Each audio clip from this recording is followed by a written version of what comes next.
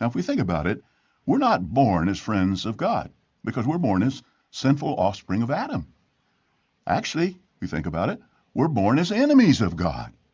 Sometimes you'll hear people say of a little baby, look at that little angel. But more accurate would be to say, look at that little enemy of God.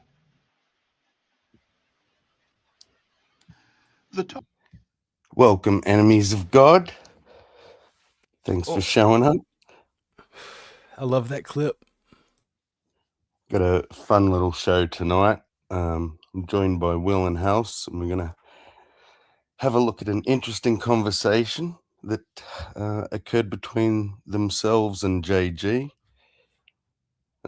Started by reviewing some DZ, and JG quickly started to trip over his own worldview a bit, and that's where we'll sort of kick it off from, I guess. Did you want to explain the rules to the game? Oh, of course. So did we end up deciding on It was when he what was it? dodges, if he dodges Dodging. his worldview, or did we say he might? Let's go with just dodging his worldview because I don't want to run out of supply. If we do every time he comes up with a special argument for his God, I won't make it through the stream.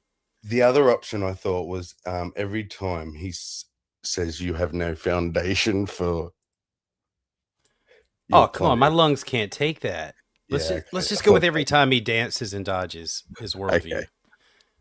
All right, so I'm gonna push play, and we'll try to pick it up wherever this is. Oh, and we'll make the word special for pause. Special. All right. Yeah. All right. Let's go. The Bible, and started going after him for wanting to, use that, and then she just got worked up, and I think it just occurred to her that he wasn't going to let her off the hook about not knowing the Bible. Just for her saying, yeah, well, so you know the Bible, so you want to hold me to it or whatever. That was weird. It was a weird reaction. That's what. Well, his thing about humility is a little bit I don't know, I guess I would say a little bit weak, because I mean, just because you're humble doesn't mean that you just have to take everything from somebody, right? Like, doesn't mean you're defensive. Was he abusive towards her at all? Like, was he mean? No, he's just trying to use it like right away, like, oh, you got to be humble. It's like, it's not necessarily the case depending on who your adversary is. Like, sometimes you have to raise up arms, right? It doesn't seem humble. It's just in defense. But I mean, but you could see that coming by her second qualifying Christian trait, which was being smarter than non-Christians. So you could already tell that the condescension was coming.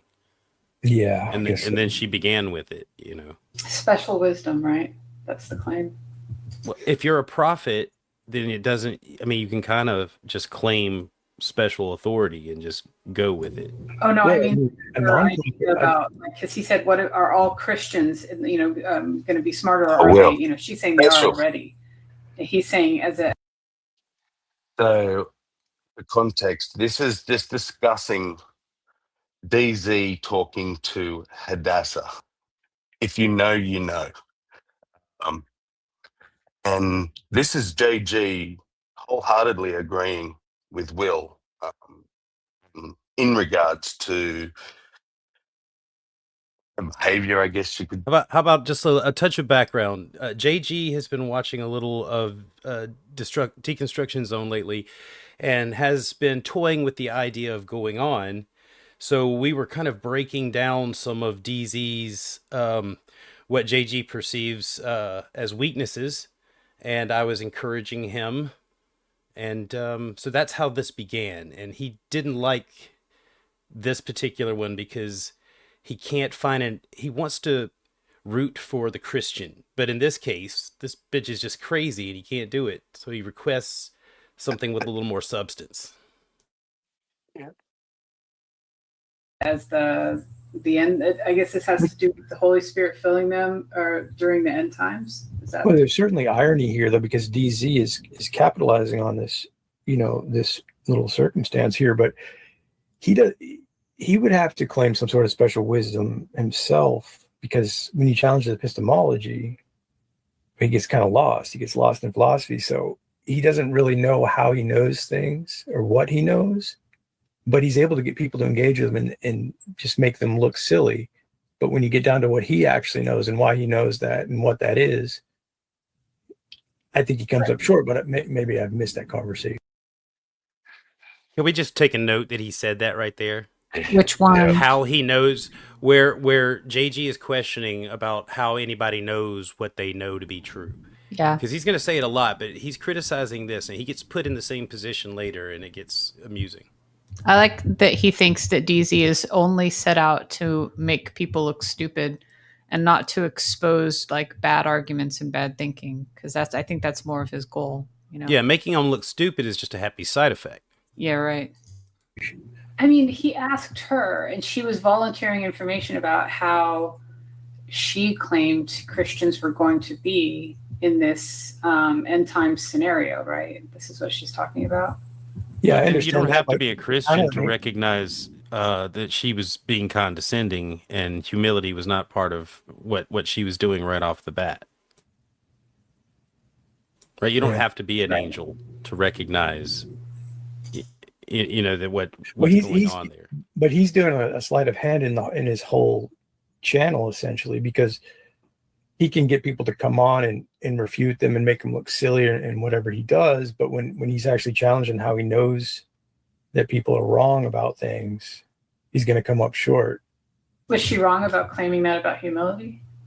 I mean, she's caught in a bit of what seems to be like hypocrisy, right? She's not being humble after she just stated that she's humble. Well, I mean, look, the bottom line is that it says at the top of the screen, the bait, and people are voluntarily going in to challenge him. Right. That's what I'm saying. Somebody who's a more versed in these ideas would say, okay, you've got a claim on your screen, go ahead. Or they wouldn't even waste their time going in. They wouldn't even go in because, I mean, you've said before. Well, I think it's worth it. I think it's worth to go in because he's got a claim in the positive for sure. But yeah, people wouldn't do that. I mean, but if it's bait, right. Hold on, if it's just it's the whole bait, premise. It's the whole premise. You can say it's bait, but so you would get him to say that, okay, so what's on the screen is just bait. You don't think God is imaginary, and he would say, well, yeah, I think he is. Well, yeah, you could do that. You could pull him into that conversation, but she can't. Right? Hadassah can't. Yeah, she's taking a different angle, of course. Yeah. Right, because she's keeping it all in the meta. It's all in the meta right now. She's not even tying it to the Bible to have anything, and she can't back up her philosophical views like you could. But so she has nothing to cling on to here, and she went in looking for this. So, but again, it's unfalsifiable, a lot of things that she's saying. So she could be right, but I don't think she is. You'd have to be the judge. May I continue or? Yeah. Okay. Simply asking you a few questions. And you and your fake ass. We started this conversation by me merely just asking you a couple questions. And I always get muted. We started the conversation by just asking a couple simple questions. I haven't even engaged in any argumentation yet, and you're already upset calling me an asshole. Did I say? I'm not. Yeah, Did I say something to you? Yes, you did. What did I say? You're full of shit. What did I say to you? Everyone here knows it and feels it. And you're acting like an asshole. there's that humility. I don't care about your stupid. There's I don't that care humility, about your stupid trophies. There's that humility and that. love of Christ. I know better. I know. Yeah, this is the love of Christ. Do you know right here? Do you know what the Dunning? How would you know? Do you know what the How Dunning? Would you know? Do you know what the Dunning-Kruger effect is? She said, "How would you know?" So she's sort of instinctively checking his foundational beliefs, right? By saying, "All right, I'm going to admit that this is a little boring. I'm going to skip forward just a little bit. You just take my word that he compares me and Hadassah at one point with just sort of like a little jab." I did that of my own volition. I didn't hear about Bet on that. thing. No. I'm saving my brain. Then why can't I you just tell me remember what it the is? conclusion. What? Oh, goddamn, that was JG on the video. Sorry. I remember the What do you like about this so much? It's just F this, F that. I'm 42. For 50 minutes? Come on. No, she doesn't do it for 50 minutes. But what do you Like what do you like about this? I mean, is this like a discussion that's meaningful to you? I told you it wasn't meaningful. I said I liked it because it was entertaining because of the person that she is. I told you that before we even started. I said there wasn't any brilliant. Yeah, I might have missed it. It's very limited though. You like the entertainment performance of this particular woman making a fool of herself? Yes. Oh. You didn't find it amusing? Well, what do you suppose his response would have been had it been reversed and the atheist was acting the fool? Oh, he'd have pointed out that that's just because atheists can't help it. They're unreasonable. They don't have anything to found their morals and ethics and knowledge and logic on. So it's just a prime example of how the lost behave. Yeah. And when you present him with Hadassah, his response is to avoid responding to that as much as possible and question your motives. Why do you like this? What's wrong with you? Like, and then start gaslighting you. I mean, he's kind of limited in what he's like. You're going to see he's going to come face to face with his own criticisms really shortly from Halsey and me. And Halsey, you might want to refresh if we can't hear you and you're trying to talk. I haven't heard you speak yet. You can't hear me, right? I can hear you now. Oh, yeah. I hear you just fine. Okay. I mean, I'm thinking of it like I'm on typically like, looking at who's who, right? So I would tend to favor a believer, but in this case, I mean, this is just, I don't even know what's going on here. She's very emotional. She just keeps repeating herself. She doesn't know the definitions of the word she's bringing up. It's a fail. If it was somebody I knew personally, I'd feel bad for them, It's just an example of super bad argumentation and zero skills of reasoning. Zero.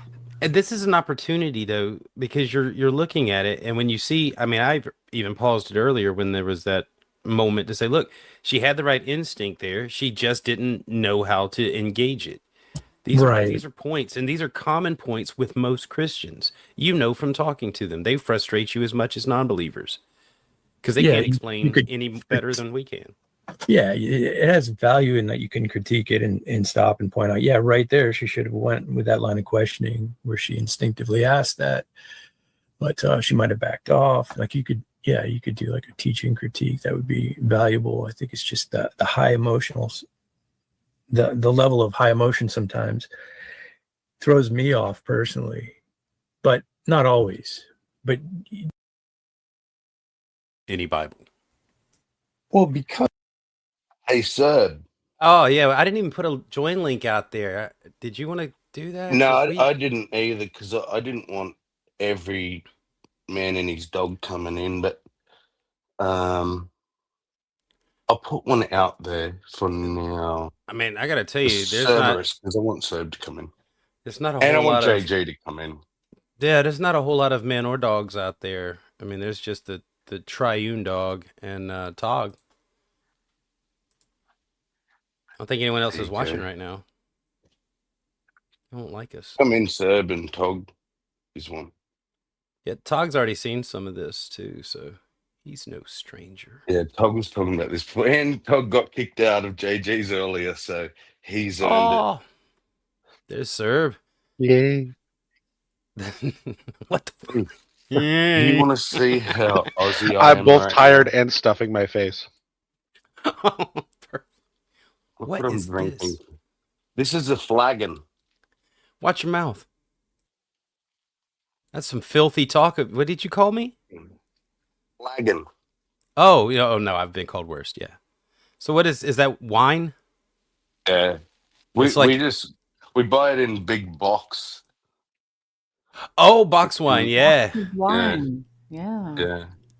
That's very 80s of you. Like, 5 liters for like. It's like a modern day wineskin, essentially, right? Yeah, you're right. wineskin. Yeah. No skin. They made it out of like like a Yeah. proper goat What body we do type of thing.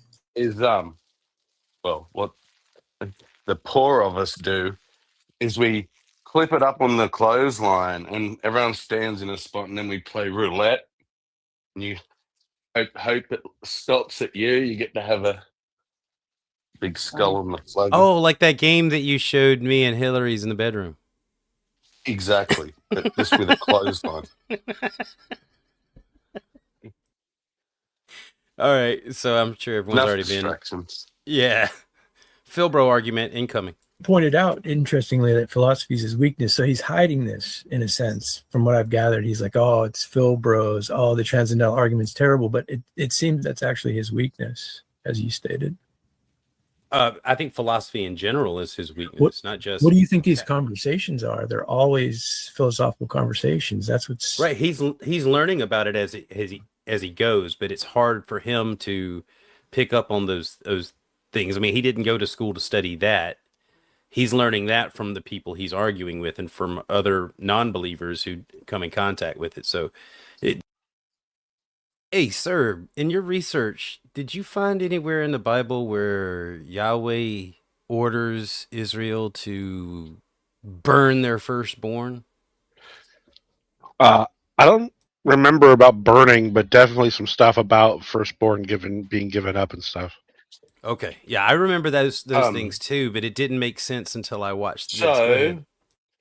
There is references to through the fire, but when you look into through the fire, that is a ritual where there's a fire on either side, and you just simply pass through it.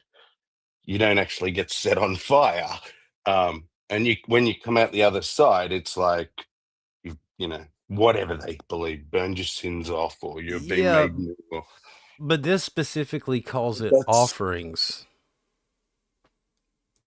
Yes, but not in reference to that. So they like to try and pull those together and say, look, you've got reference here to going through the fire, and then you've got references of offering up, but that doesn't happen in the same.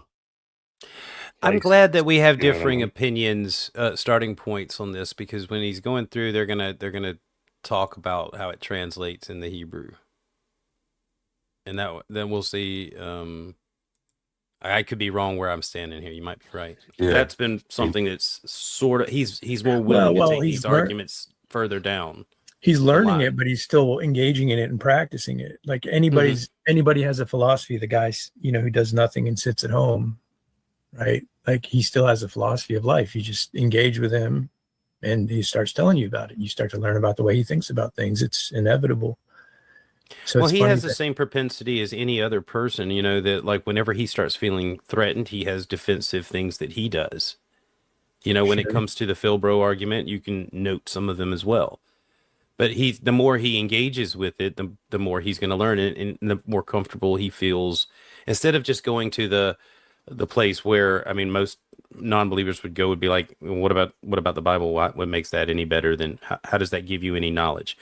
He's not doing that anymore. He's letting them go down the line of questioning a little further. So he is learning. He's just I don't think he's feeling confident at all. Yeah, because when he's talking about knowledge and better, right away, it makes sense to hash out what that is. What is better than what is knowledge? And that's where I see him getting stuck on, and that's quite basic. But perhaps I'll pop in there at some point here and try those things on him. But I think Wi-Fi does a pretty good job in his cross-examine. It's a matter of who's picking up on it or paying attention to that. Okay, but if you bristle, he bristles, and then his defensive stuff starts. So if you get tense at all or get aggressive, he'll just block you out. You won't be able to get anywhere with the argument. He has to not get nervous, so that you can get him into it far enough that he can see something new. If he starts getting nervous, you watch what he does whenever the questions, his way start feeling a little less comfortable. Yeah, I imagine if I me talking to him would be calm enough. I think he's pretty calm. I'm pretty calm most of the time. It could be interesting. Yeah. All right, you want to go? Yeah. Jerry, welcome in. Are you at least 18 and do you believe in God? Yes, I am at least 18 and I do believe in God. Okay, and is it a particular God or a generic God? Yahweh. So are you Jewish or Christian? Christian. Okay. What's the greatest evidence or argument for the Christian God being real? Okay, so my biggest evidence that the Christian God is real is that we have a rational mind and the universe is intelligible. And because the universe is intelligible and you can decipher certain aspects and truths of the universe with a rational mind, God exists because he created the universe. Great. I'm starting the Philbro timer now. So we Philbro timer. Okay. He needs to start at the beginning of every episode because, again, this is all philosophy. So that's special. Are you going to call it too? Go ahead. Is he? May end up doing it in this by accident. Is he being disingenuous or is he ignorant in calling someone a Philbro, right? Is not in any way, shape, or form saying, I hate philosophy. I will not use philosophy. I do not use philosophy. No, he's going to say the opposite. He's going to say that everything that they're doing on here is philosophy, which includes... Exactly, but that's my point. Why the fuck is he bothering to point that out? Because DZ is not saying, I hate philosophy or I don't do it. It's about calling them. You a Philbro is not admitting I don't do philosophy.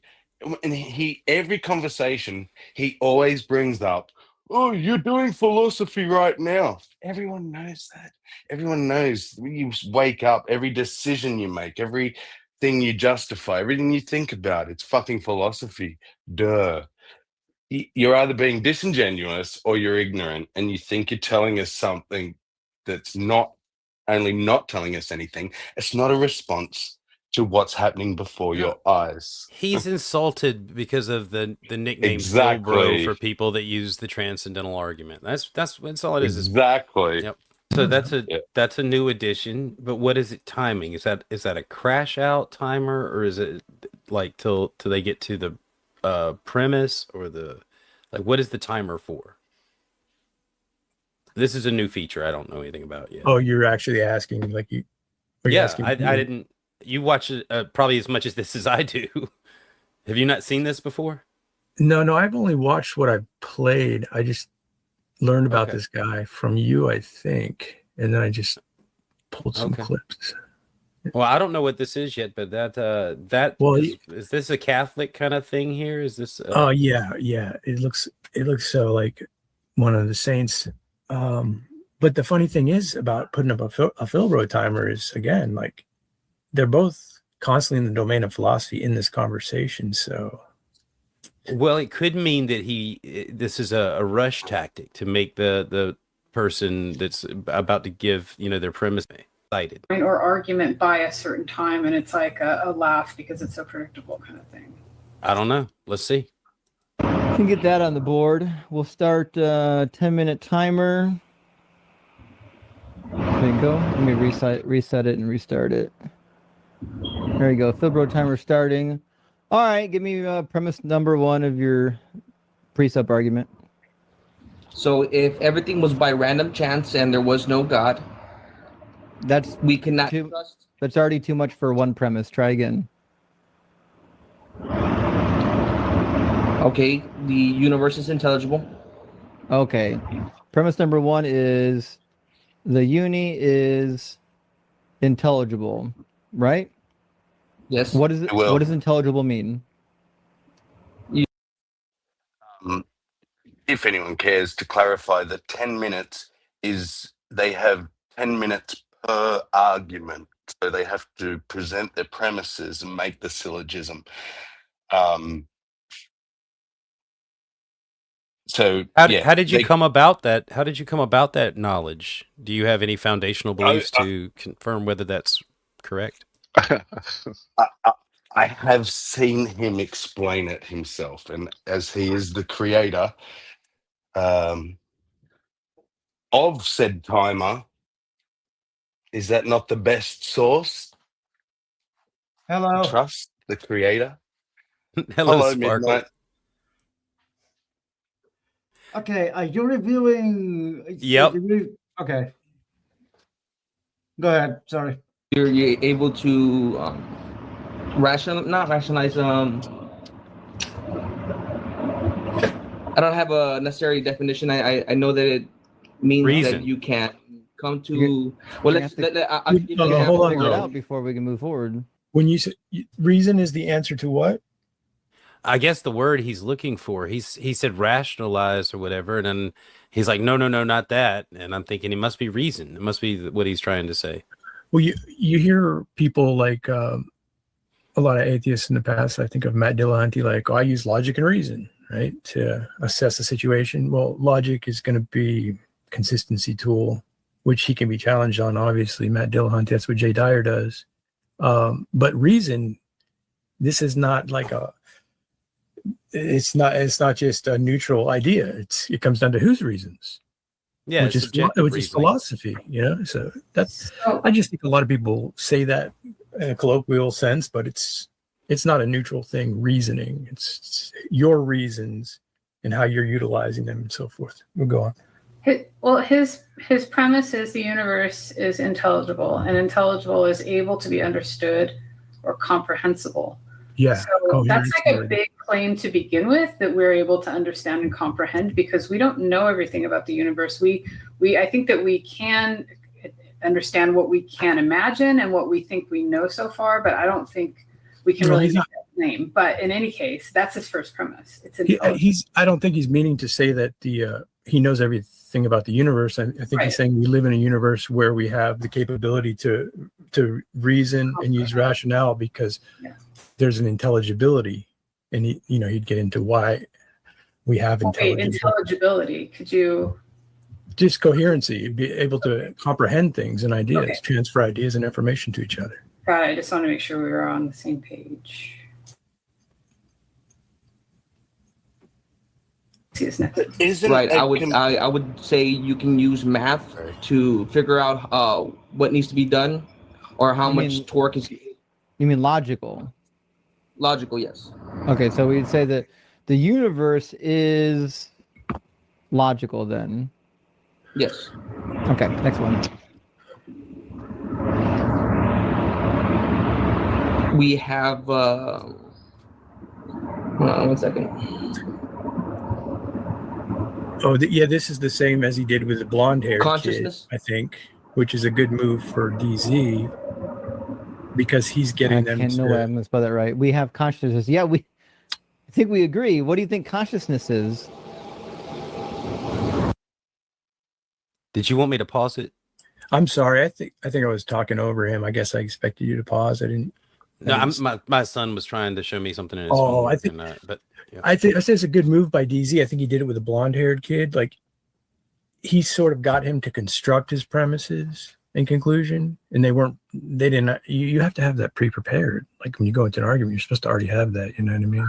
See, you know that, but these guys have heard a lot of things like audibly, but never put it down on paper in a way that helps them remember.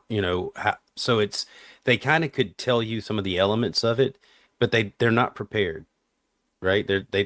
This syllogism that bothers them. But he's being pretty generous here by sort of working him through, forming these premises so that they feel complete. Right. It's a fair move by him. I think it gives him confidence because he's like, I'm helping this guy construct an argument. He doesn't even have a solid argument. So, I think it's in his favor for sure. But he's not choosing it for him. No, he's not. Okay. I would say we think for that. I think therefore I am, but I would take it more of the sense of we're made in God's image, so we're able to. That's a different claim. We're able to. I know, I understand that. But that's how I view it. Okay, so we have consciousness, which means we think. Next.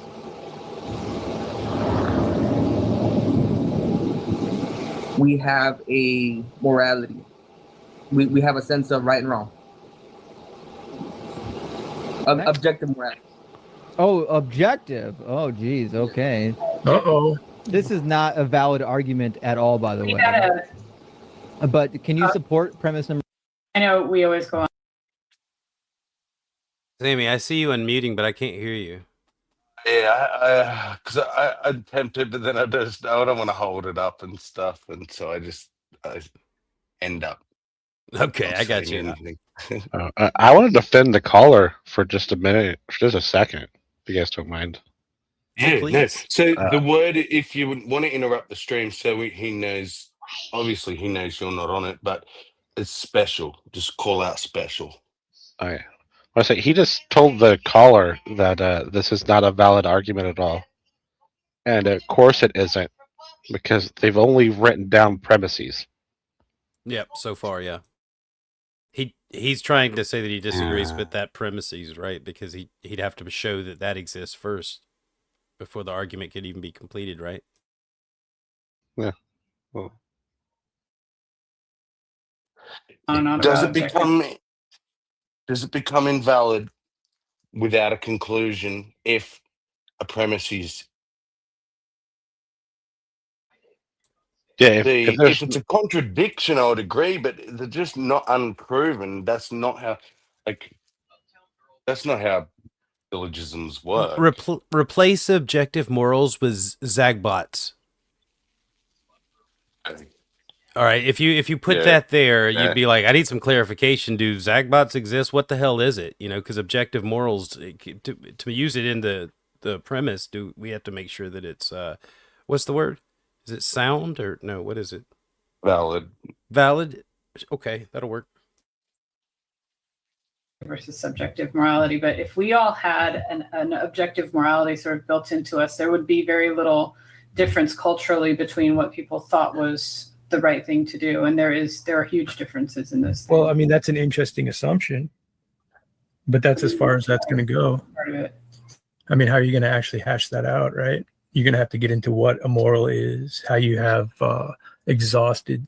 But why do we have to redefine what a moral is when we are? I mean, personally, when I have discussions about this kind of stuff, I like to assume that the person that I'm going to have the discussion with is going to define words in a way that would either be, in a dictionary or in a dictionary of philosophy. Those two ways, no like super custom definitions based, like that are kind of tailored to a specific worldview. Yeah, that's the autonomous philosopher trying to get you to agree what's been established in certain areas, philosophical dictionaries, Merriam-Webster dictionaries, which the Christian who has a strong argument is going to say, I don't agree with that. So special. Yep. Okay, you go first. He's already saying that no. My first defense as a strong Christian is to object to your use of any sort of set definition of words. Yep, thank you. Anybody else want to jump in on that or argue against that being what he's objecting to? All right. Words don't mean words. I need to keep that option. I got to keep the floor space nice and empty so I can do gymnastics when I need to. Can't have anything locked in place. We disagree right away, which is fine. But you're actually asking for an agreement, which is dialectics, which is traditionally the unbeliever's methodology. They want you to agree to things and then move forward. But a stronger Christian argument doesn't agree from the outset. They want to know where you get your logic and facts, how you can establish and assert those things absent of God. And that's where they would fall short. Are morals only possible or present with God, or can they exist in any other way?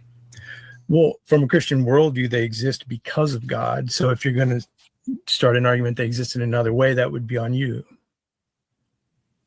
But you're talking specifically about the biblical God. If there was another culture that never had this biblical God in their picture, but they had what looked very much like a good structure for moral beliefs and reasons why, and they followed it and they had results from it, would you call those morals, or would you say they're fake because they're not from the Christian God? Well, that's a good question. You can have people whose morals align naturally without claiming God behind it. You say you could have a behavior on the other side of the world that's exactly the same as Christian behavior. It's not being attributed to God. So that's an interesting discussion of like the morals being written on our heart, or the reasoning behind what the person is doing. Morals and ethics are extraordinarily interesting to dive into, but the difference would be not attributing it to God. So the foundation wouldn't be there in an argument. Do you think, and I want to get back to this video, but do you think that some of our behavior? Yep. Can you respond to that? That's his almighty claim. It's all the Filbur's claim. It's Darth's claim. He just says it in more words.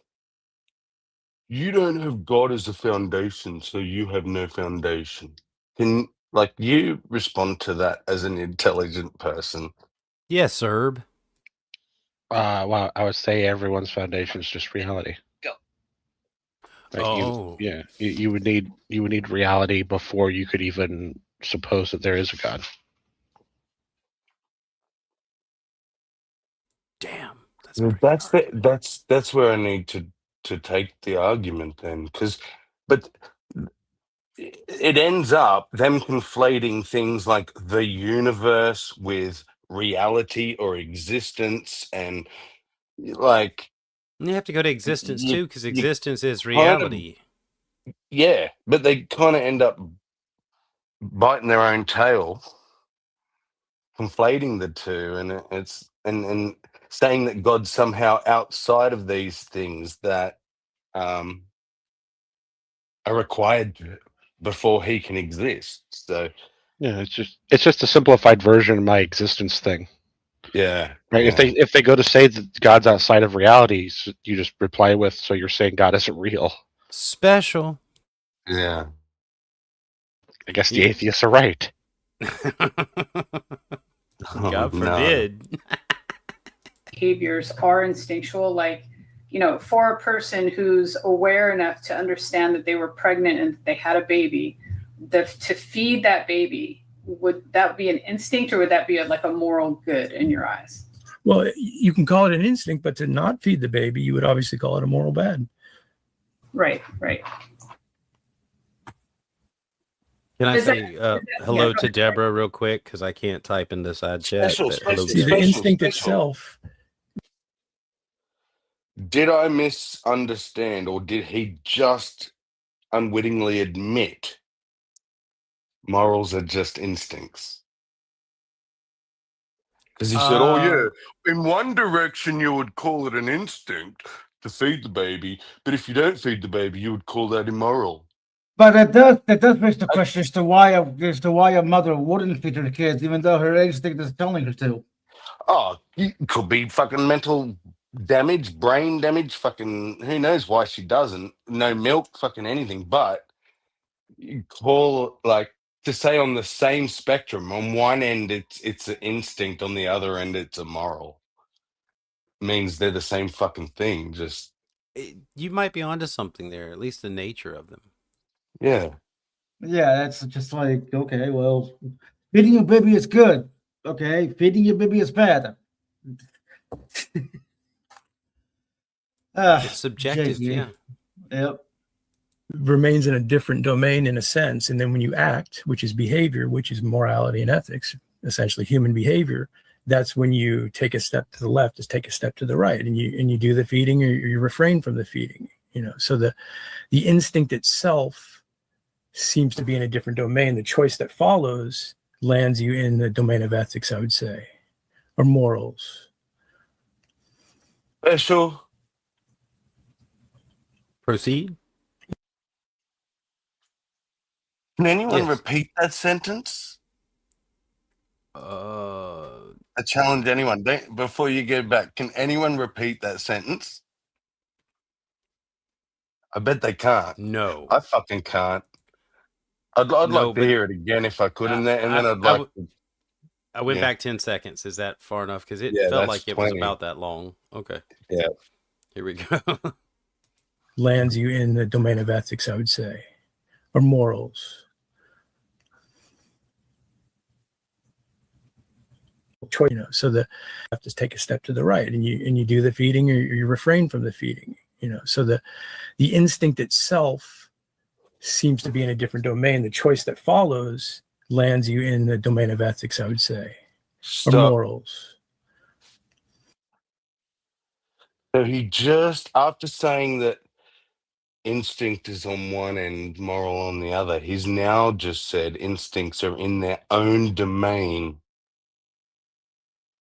And once you act on the instinct, it becomes the realm of ethics and morals. Is that not what he said? Yeah, because it's behavior, right? Ethics is behavior. And then prior to that, it's... So the fact that it comes from an instinct is irrelevant to him? Because he'll tell you in short order here in a few minutes that instincts are feelings. So subjective. I would actually say that it's what comes after that that's subjective. Well, if morals, oh, what was I going to say? Morals and ethics and instinct are all basically the same, because he was saying that earlier, I think.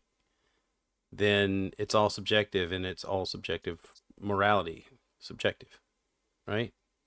Yeah. I might be Would you confusing not myself. say if everything that at least has the ability to reacts to the rustle in the bush, everything that survives reacts to the rustle in the bush to as get the fuck out of there. That's an objective instinct, I think. And you chose to get the fuck out of there. How did that become moral? Like, what, the fact you chose to get away from the lion? Like, where did the morals come into it? That's what I'm saying. I don't see how he would can say, he would ask you how you had universal knowledge of what everyone's instincts would be. I didn't. The bush rustled and I just ran for me fucking life. That's what instinct is. But you did say objective. And... You just said sort of an because objective instinct. Only as in everything that survives the rustle in the bush reacts this way.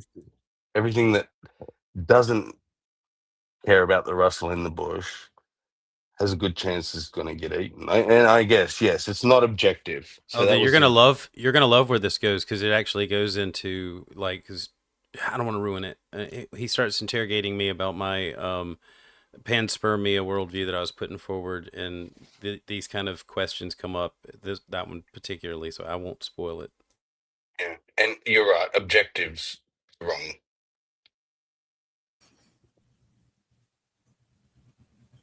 Proceed. Yeah. Number 3, because I'm willing to bet a lot of money that you can't. I'm pretty sure you can break down my arguments, but it's something I still believe. Right. Yeah, but can you support premise 3? I've only been studying for a year, so I'm not going to have a lot to give you on that one. Right, but can you support premise 3? If I was to have to support premise 3, I would say everybody believes that a child shouldn't be raped. Okay, that's an interesting move, though. Don't believe that. And the people, you know why that's an interesting move is because you can flip this around on the subjective moralist, the relativist, and say, why do you hold the belief that in certain situations, or not in all situations, that toddlers should be raped? You can flip that on them because they can't say definitively that toddlers never should be raped. So he's moving in the right direction, but I doubt he's going to get there. I'll say that they should never be raped, and I hate that we have to use the silly code word thing, but whatever. Well, I mean, it's fine because it's kind of a discussion. That's just your subjective. Does he not know that Like if your morality is based on a Christian God, you can't do the same thing either. Oh, explain. Well, if God tells you to do it, then it's the right fucking thing to do. You mean like child sacrifice with Abraham? Yeah. Yeah. Well, God's that's it's a being divine command. that's If God, being generous, right, sir? Exactly.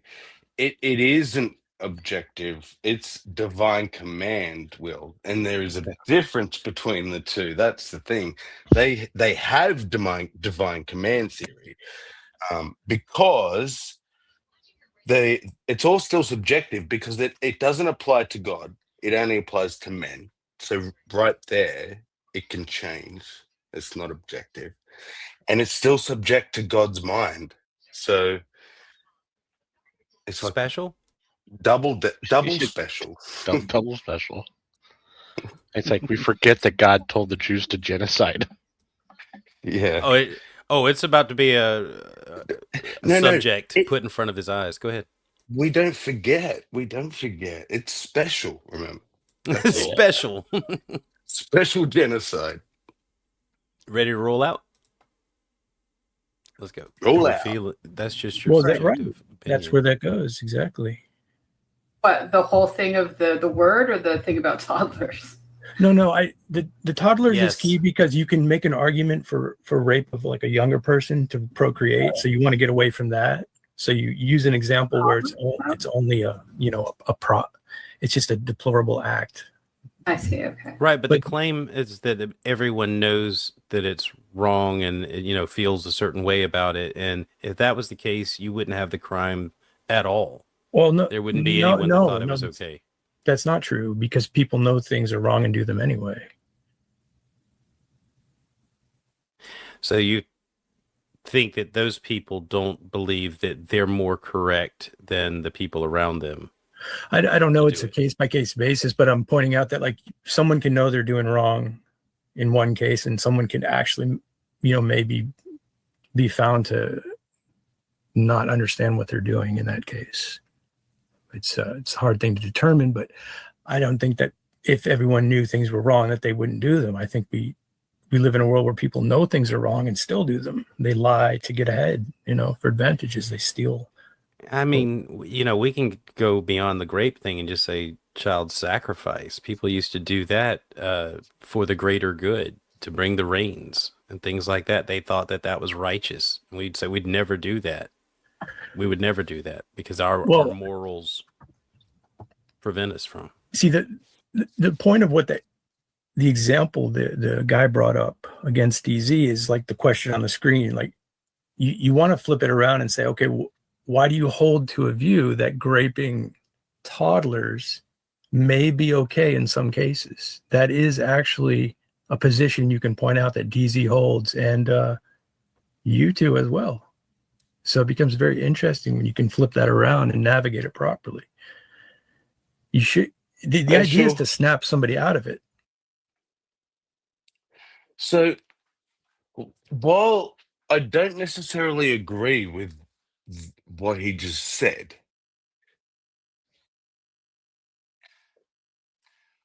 all he's tripped up on, if I'm not incorrect, is that because DZ doesn't say there's a circumstance, right? He says, in my worldview, there is no circumstance to do that. JG is saying, he has no foundation to say that. Objective. So he has to say there is a circumstance where it is okay. But he doesn't understand, just because you don't agree that I use my feelings, that in my worldview, there's no circumstance that's okay. Even, I would say, if there was one human left and the human race was going to go extinct and it was a fucking toddler, I'm not graping that thing. The human race is going extinct. Well, it wouldn't help because a toddler can't give birth. Exactly. Like, what is he even saying to begin with? But he's right, because our ideas of right and wrong are subjective. All right, we can say that the majority of human beings seemingly agree that you shouldn't do that to a child, or really anyone. You shouldn't grape anyone. Okay, but then again, there's people that don't agree with that, Yeah. and he's going to point And that out. the fact, it's like, because they're so stuck in philosophy, he can't see, right? We we live in a real physical world where we have decided as groups of people, at least where I live, that if you don't agree that doing that stuff to kids is wrong, we will lock you away from us and our kids.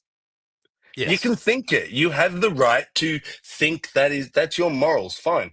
But be prepared to be locked in a fucking cage. Well, this is gonna get good when JG gets totally quiet while DZ is showing that Yahweh ordered terrible things to happen to children, and well, you'll see he's commenting on every little thing now, but if you'll notice, he stops while that's going on. It's about to start happening here in a second, but just his objections to everything DZ's doing kind of stops when it comes to language. And say, I don't know how there's objective morals, but when I really think about this deeply, I think there are. That's a first step, I would say, but maybe All right. Maybe it's not effective, but anyway, that's all. Don't believe that are viewed as not. This is gonna get I really wouldn't say bad everyone for you. does, You said but you're a there are Christian, some right? people- Yes. Okay, and your support is that everyone thinks that grape is bad. I would say mostly everyone, because you got some sickos out there. Mostly. Oh, that's Oh. subjective. Whoa. So you've just BZ. invalidated premise 3, which again, this Sorry, but I just kind of realized I shouldn't really make fun of him. He's very intelligent, but can anyone see what's wrong with that fifth premise? Yeah, the word. spelling. Yeah. Thing instead of think. That's maybe he's a bit dyslexic or something, I don't know, but okay, carry on. Sorry. Okay. This is not a valid argument. This is not a valid syllogism anyway. No, it doesn't invalidate it. This This is is a a mess. I mean, this is obviously a mess. It doesn't invalidate it. It's you can have objective morals and then have most people, adhering to them, for instance. But I think that's where you were going, Will. You're saying if they're objective, then you would know and you wouldn't do it. But I think that's where there's some. He doesn't understand it's invalid because there's no way to prove that or to agree that objective morals exist because there's no evidence that they exist. Yeah, go ahead. I don't mean to interrupt. No, you. go ahead. I'll say that if there was objective morals, that implies that there's a moral out there somewhere that you could go take a picture of or take a sample of or touch. Or Right. show or explain or prove and all of No. Because objective means mind independent. Right. There would be a just moral floating, out there. Floating morals. Yeah, there would be a moral out there, just like your kid has a tricycle. Yeah. But I never thought about it like that. That makes me think, Seb, right?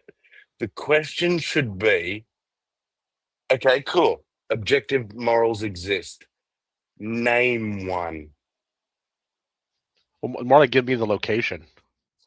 Yeah. But even Because name that highlights it. Is it murder? Is it grape? Is it whatever? Well, what's the objective moral? Tell me. It could be anything, but it would have to it would have to exist outside of a mind. Yeah. Yeah. So, But would it have to be detectable? He's Not going to admit. necessarily. He's gonna. Well, we're gonna get into an argument about it because, like, he's gonna argue with me about objective morals here in a little while, and I ask him where do they come from, and he said inside God's mind, and I'm like, so they're subjective, and he wants to create a category. He creates special category. Oh, I spoiled it. That's okay. Anyway, Well, can we go Roll forward, or Tide. I want to Okay, say I want to start using that from now on. Now, the What? tricycle theory of morals.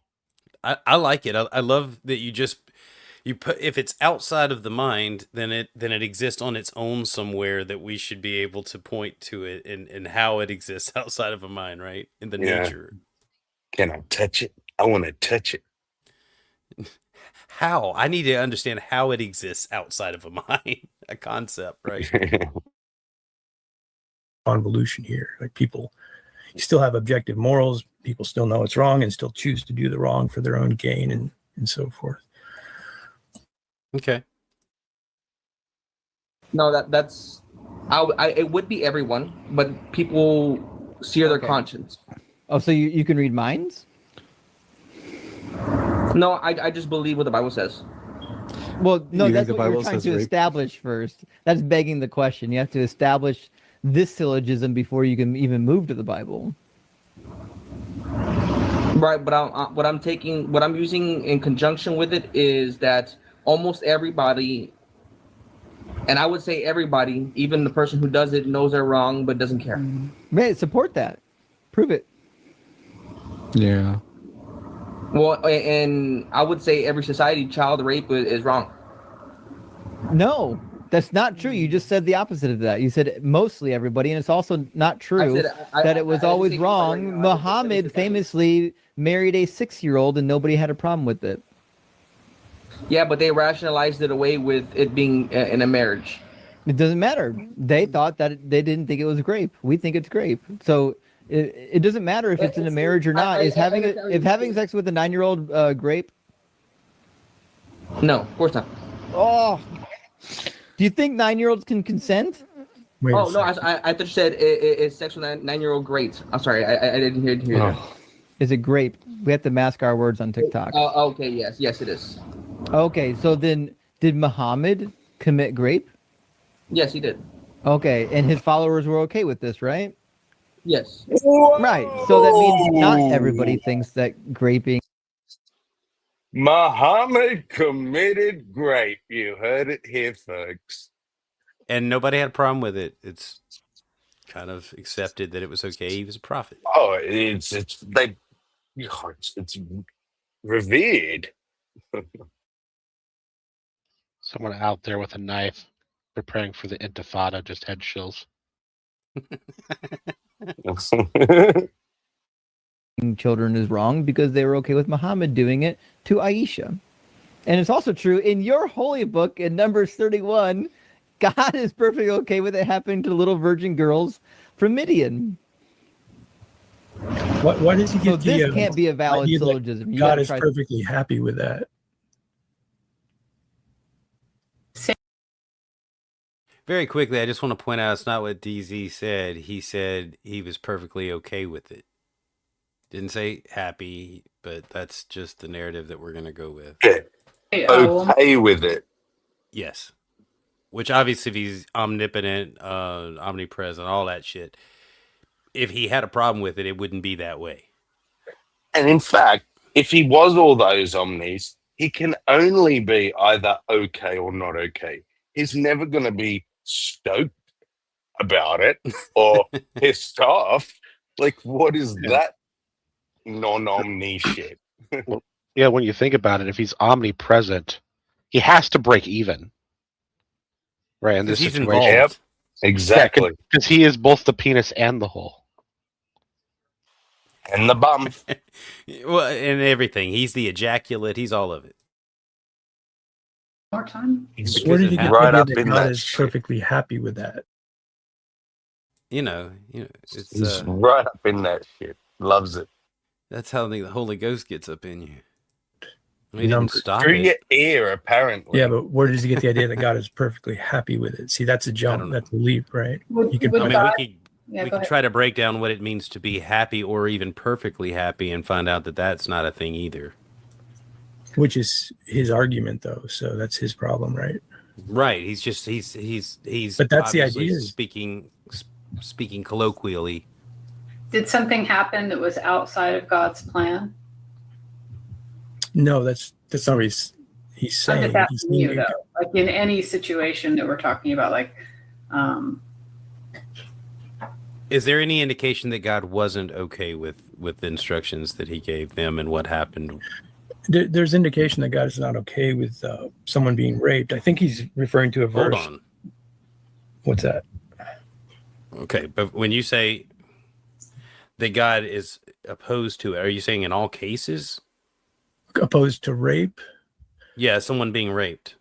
The specifics for that, I don't think are the specific for grape may not be there, but the treatment of people being made in God's image, you can make an argument for stealing. Like it would be stealing someone's right to, their personal autonomy and sexuality. So well, you can. I gotta say something here, man, because like there's this weird, uncomfortable part of the Bible where David is being punished, and God says what he's going to have happen to David, and that his wives would be raped before him and the public, and then God made it happen. So well, it's you're right, a consequence of God's laws. No, okay, but I gotta point out something right here. If it's objective morality and it's God's laws, God had a prescription that he gave to Moses on how to deal with adultery, and it would involve David being punished, not David's wives getting raped. Yeah. To fulfill a prophecy that God made up on the spot to punish David. Exactly. And on the flip side of the coin, if what God does is objectively moral, then every time a dude cheats on his missus, we should go and rape his wife. Correct? I don't like where this is going. Yeah, Jesus Christ. It's his logic, not mine. Oh, yeah, I know. Look, so some days God is having a Yahweh day, and some days God is having an L day. The punishment would have been on David, but it wasn't on David. It was on his concubines who didn't do anything wrong. What's related to David, though, it's still punish. I mean, it still affects David and David's life. But yeah, I mean, it doesn't sound fair to the concubine. I would agree. Yeah, I don't know the specifics. I mean, I don't. The thing is that God in his plan, since it was a prophecy that it was going to happen and a punishment of God onto David, he was okay in that time with David's concubines being raped to fulfill the prophecy. Yeah. So if you would disagree with like DZ, like on how God handled it, that's when the navigation. No. I'm not disagreeing. I'm making an observation that is what happened. So God, in the book is okay with it in that instance. No, it's not.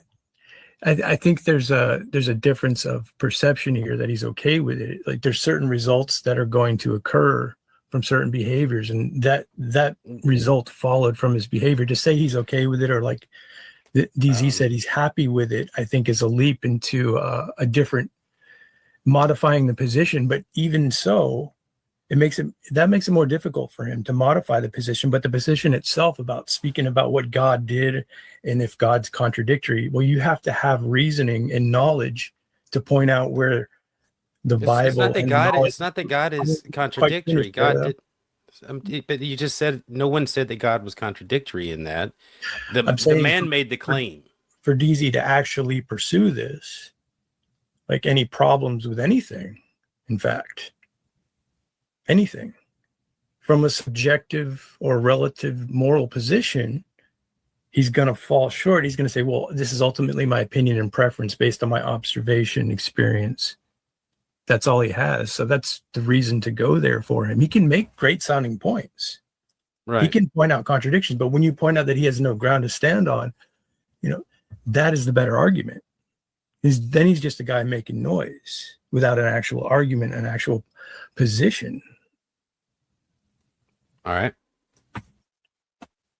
Something else. Number 31, right? You said.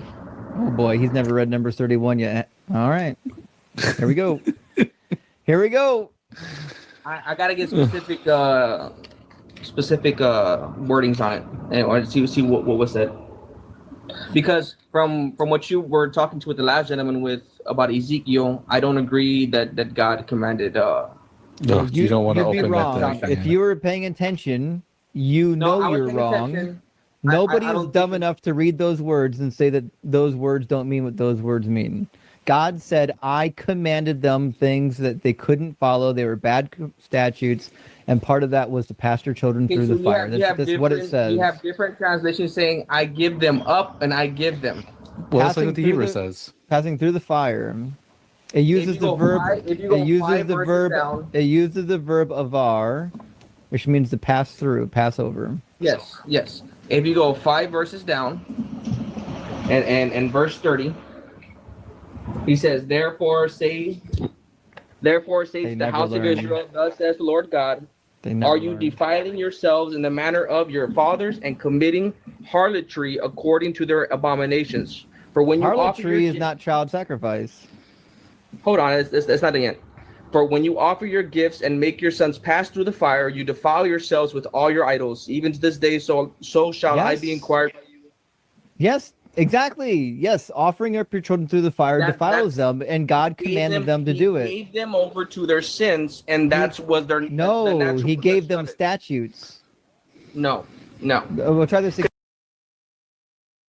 I know it's really small up there, but like that's what they're going to spend the next 4 minutes arguing over. And you'll notice that when it comes to the text of the Bible and what this is saying, JG doesn't say anything. But it's pretty clear by this text that God gave them laws that were no good. They couldn't even live by them. And it says, he takes credit. It says, I defile them through their very gifts in their offering up all their firstborn in order that I might horrify them so they might know that I am the Lord. That's what it fucking says. Yeah. That's in reference to the second set of commandments. Right. And this is, sorry, you guys said? Well, that was it. Oh. And this is the same God that says, I will cause them to eat their sons and eat their daughters and eat the flesh of their neighbors when they were under siege. He has no issue with you not only sacrificing, but eating your own babies. So, Well, even simpler. He commanded the Egyptians to let his people go, and then he turned around and then made it so the Pharaoh wouldn't do it. yeah, just where'd we all go? He said internet hiccup. Be right back. Okay. So I will do this. Hang on, there's 2 of us. There's 1 of us.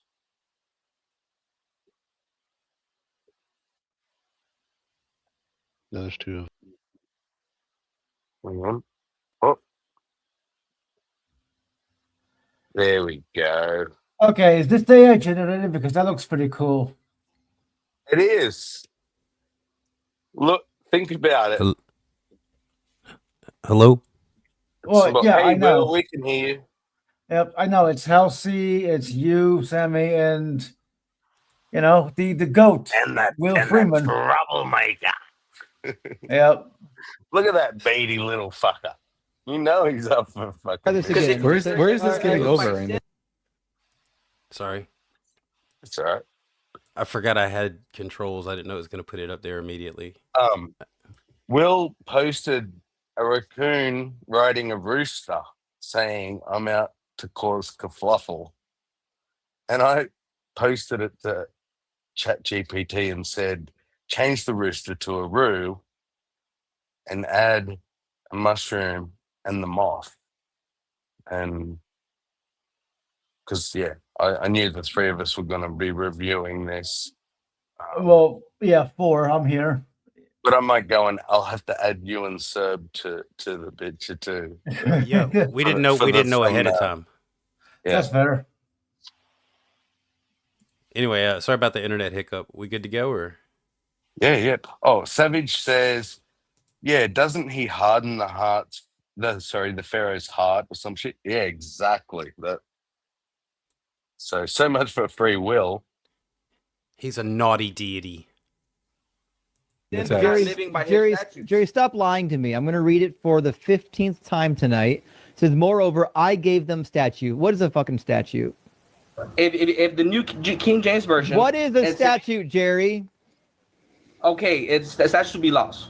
Okay, it's a commandment or a law or something they need to follow. Okay, was all of them good, or were all of them good? Okay, before we get there, can I put a point in? Yes or no? No. Yes or no? Were all of the statutes good? No. Okay, and which ones did God give that were not good? I gave you an answer. My turn. No, I'm still waiting for the conclusion. Which statute Therefore, did God? I also gave them up to statutes that were not good. And No, I'm asking you which statute. Which statute is not That's good? the New King James Version. The New King James is lying to you, and I'm asking you a different question, which is, what statute is not good? What statute would not be good?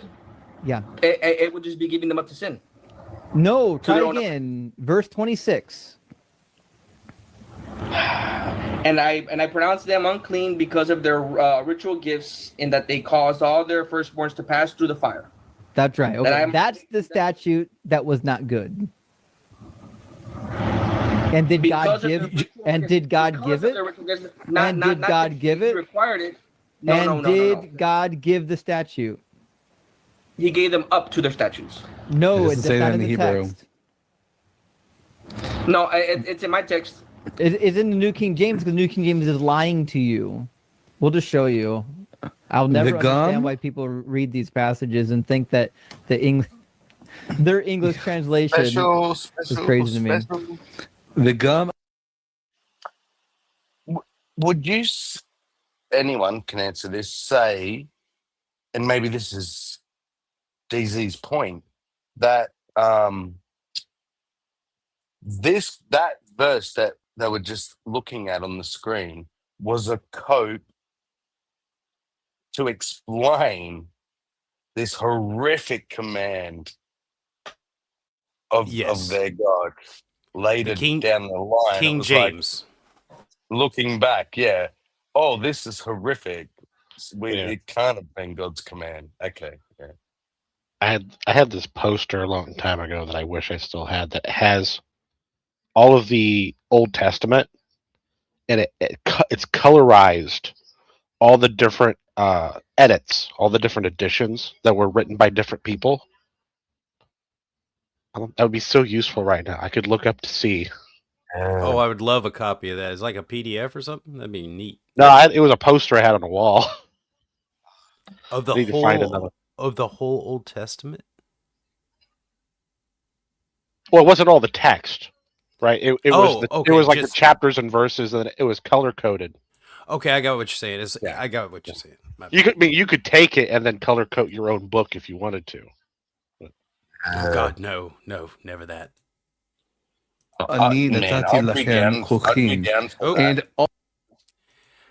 you still flip. I don't even know where my Bible is. I just do not have a use for it anymore. Yeah, I've got a silver sword, which is like the latest version of the JW one. So it has, all their changes, and I really need to do a stream on it one day. We will schedule that, because I want to be involved in that. That'd be also, fun. Vigam, I, Ani, Natati, gave Lachem to them, Chuchim, laws. I gave to them laws. It didn't say I gave them up to laws. No, it says they gave up. No, Natati doesn't mean to give up. It means to give. This is the verb natan. Natan means to give. It doesn't mean to give up. Why does it say gave up? It doesn't mean to give over, because this is a King James next to it. We don't read King James is horseshit. We only care about this word right here in Hebrew, natati. That's a conjugation of natan. It means to give. And what did he give? He gave them statutes. Can you show me a conjugation of give? He gave them to them. Can you show me the English? This is the pronoun right there, to them. From what you're showing me, it shows he gave to them. No, he gave up. I mean, you can say what you want to say. We'll try this. We'll try this again. Stop talking for 5 seconds, Jerry. You have two people on the screen who actually know how Hebrew works. This up isn't in there. Natan never means to give up. It means to give. What is being given? Something's being given to them. Lechem means to them. Give Yes, I agree. them statutes. The King Look, James purposely you're asking me to mistranslated trust- this. you're asking me to trust the King your- James. No, I'm asking you to trust a better Bible translation than the King James. Read it in any other translation than the King James, and you'll find that it follows our translation. I agree that it will. Yeah, I have another Bible here. Okay, the King James is horseshit. Stop reading it. As I said, the New King James version, not the King James version. It's just as bad. And actually, it's not as bad. That's a lie. The New King James will never be as bad as the original King James. I don't agree, but either way, the King James intentionally translated this wrong. With verse 30 and 31, you can still say that it means giving up because they're following what's right in their eyes. No, there's nothing in verse 30 that needs to tell you how to interpret verse 25. 31. It doesn't say that. It says that God gave them statutes. It didn't say God gave them up to statutes. It said God gave them statutes. He says, following the idols of their fathers. Did God give them statutes?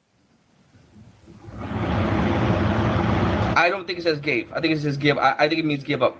No, it doesn't. Sorry, Steve, for give up. Well, look, it's showing me there. It says gave up, and you're saying it says gave. It's wrong. I mean, at this point, he's got to give ground. You can see the other interpretations, the other versions right there. It says he gave them statutes. You'd agree, right, JG?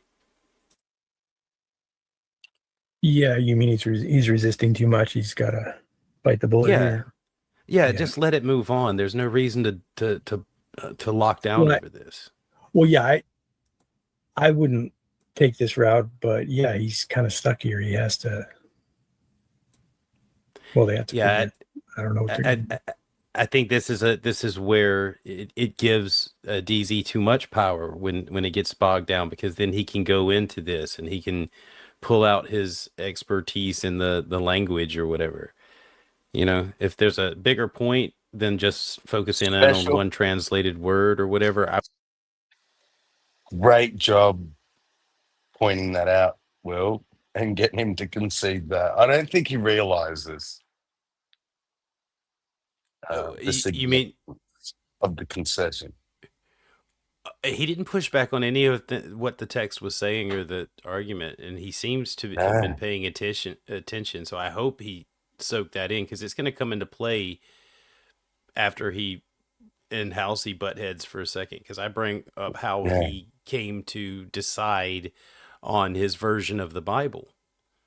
Yeah, and I don't want to spoil it, but it's not objective. There was no objective knowledge there. It was nothing Holy Ghost either. So, and as I said earlier on, no, you're right. Because he doesn't speak up when it's the Christian doing the bad shit or the stupid shit.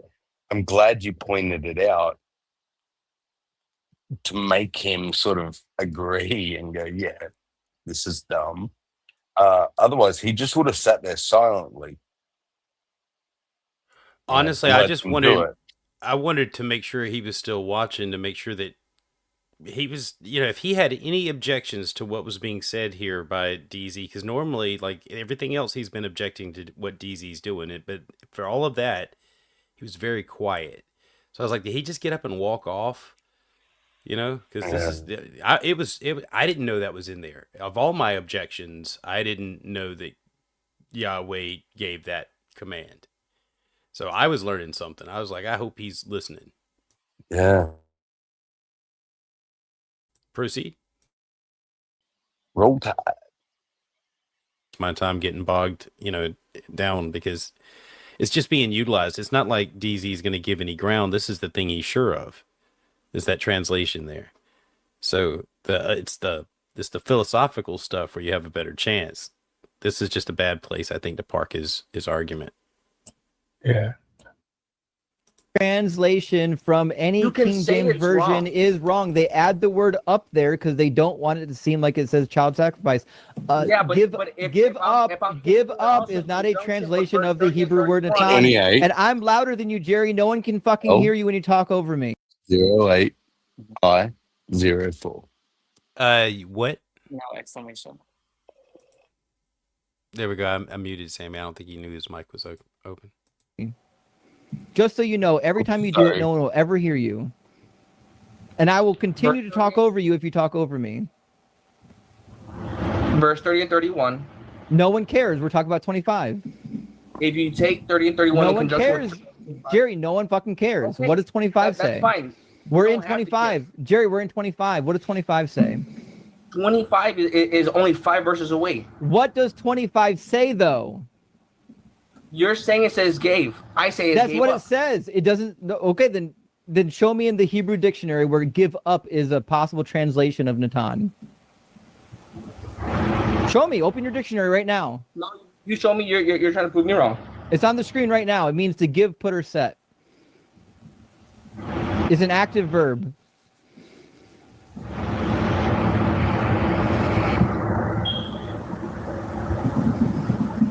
The smoke detector.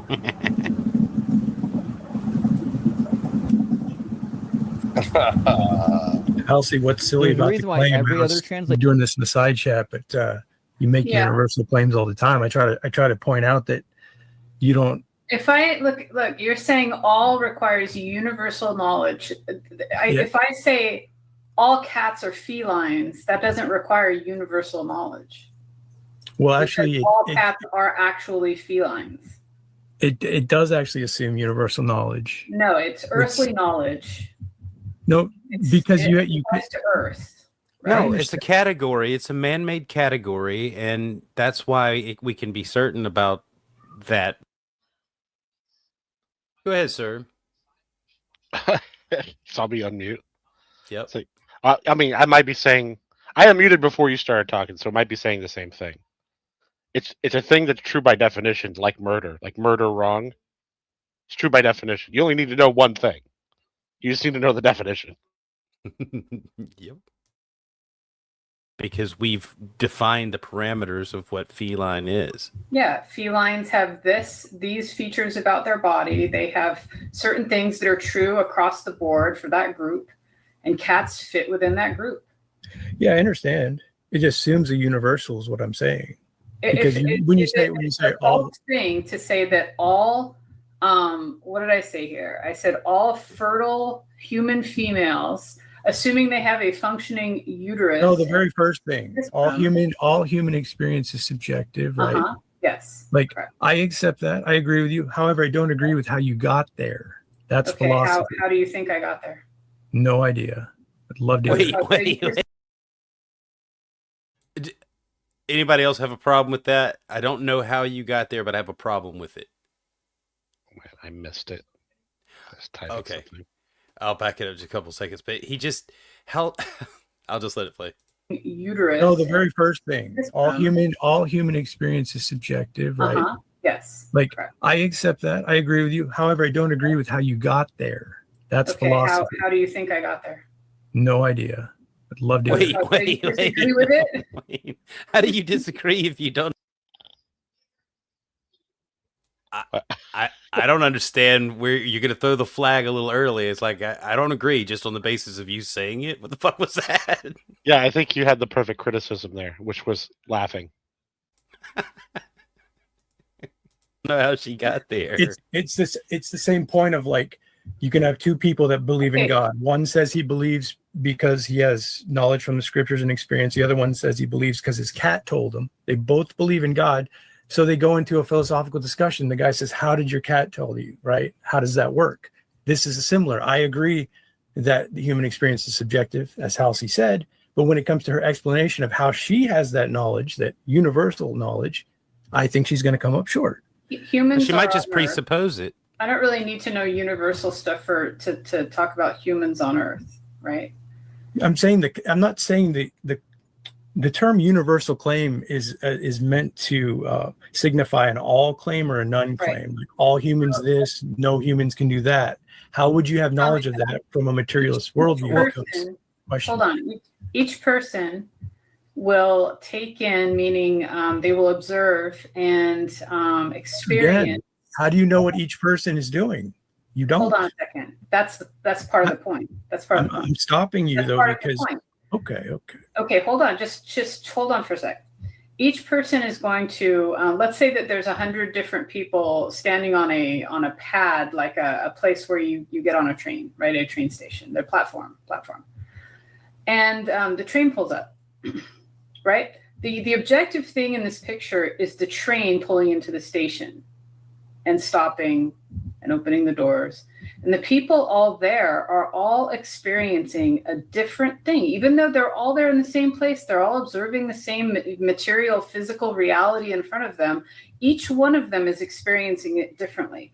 But there might be someone that is scared of crossing the little boundary between the platform and the train because their foot got caught there once. There might be someone who is very close about how they're holding themselves because they got something stolen from them once.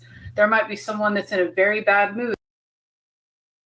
Halsey has requested for me to skip past roller coaster part, but I think she meant train part. So I'm going to skip past that. But it's basically just saying that everyone has a subjective experience and he's going to have a problem with that.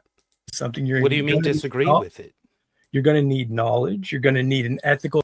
That is scared of conflict with that. To do these things and the mathematical components that exist in reality. Wait, Halsey, wait.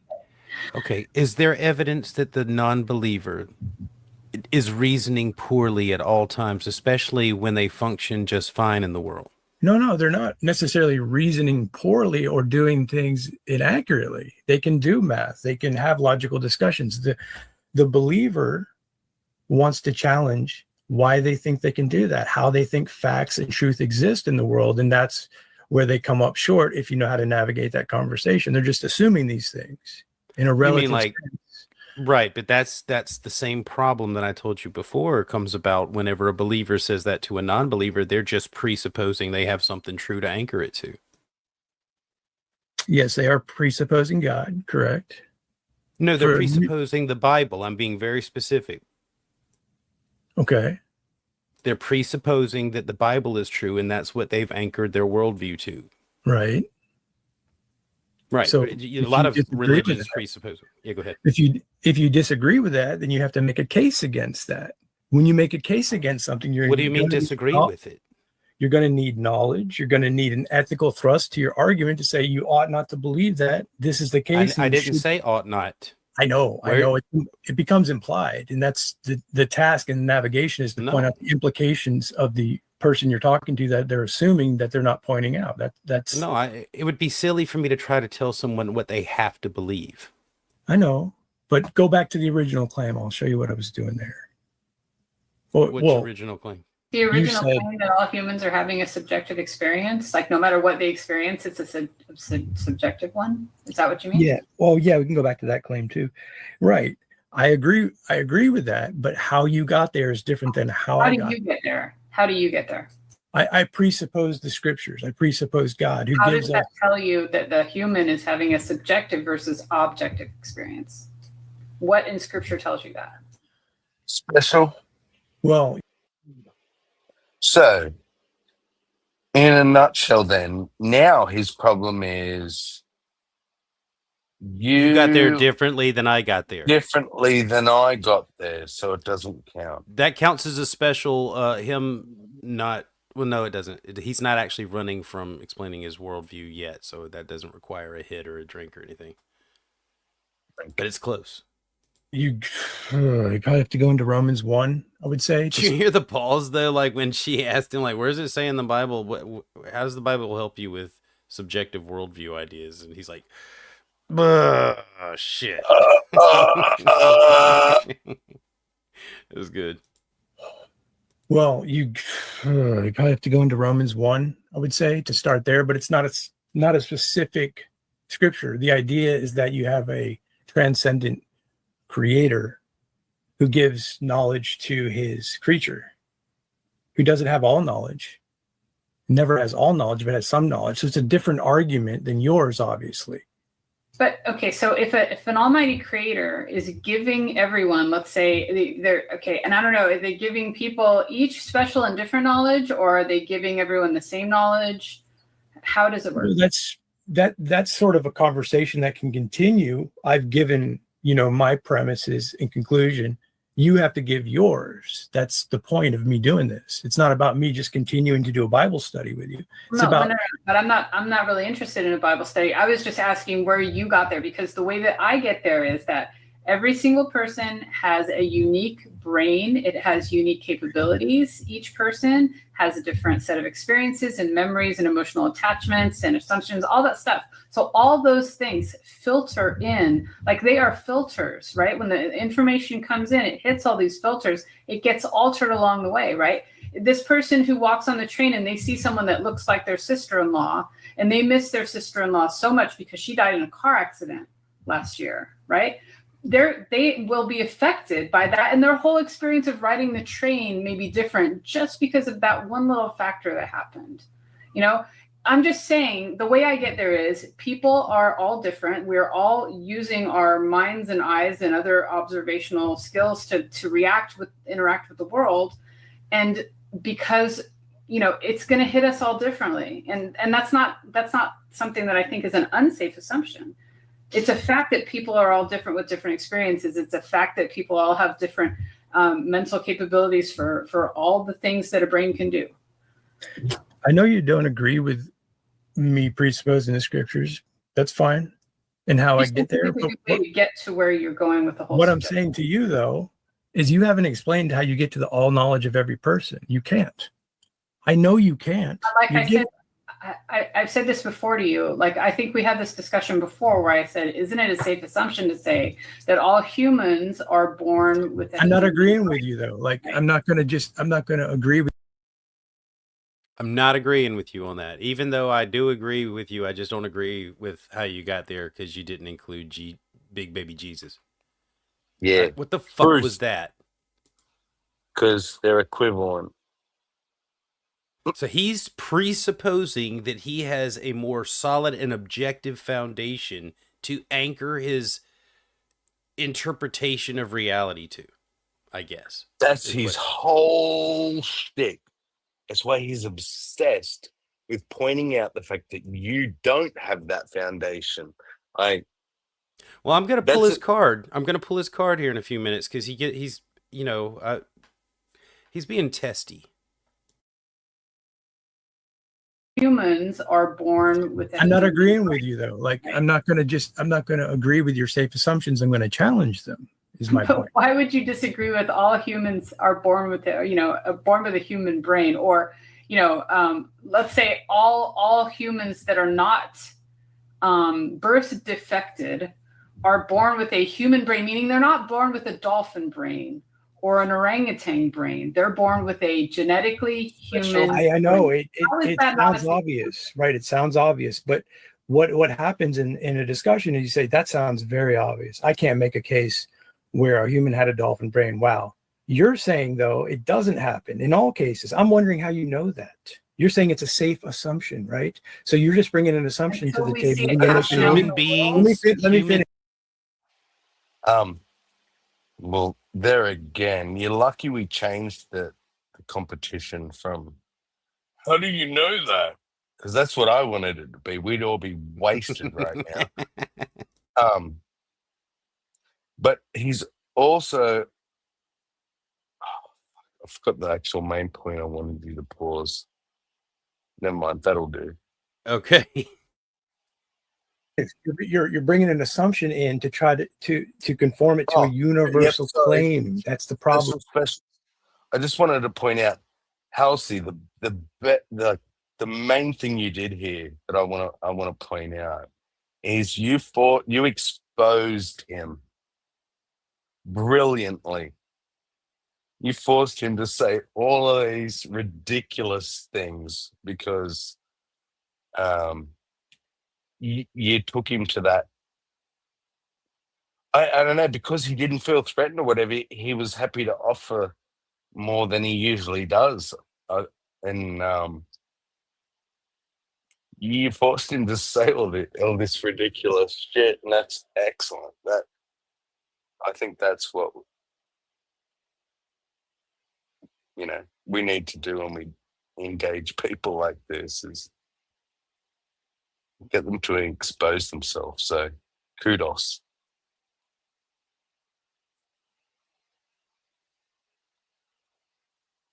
You can play now.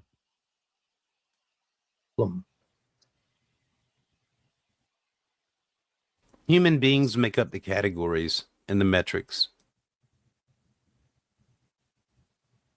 Yeah, I mean, are you going to argue also against this being a safe assumption? All humans are mortal. I would argue against anything that you call a safe assumption, if that answers. Okay, so with this kind of argument, the conclusion has to follow. Oh, damn. Like when I say all humans are mortal and JG is a human, therefore JG is mortal. That means that because you're a human and humans are this thing, you are also this thing.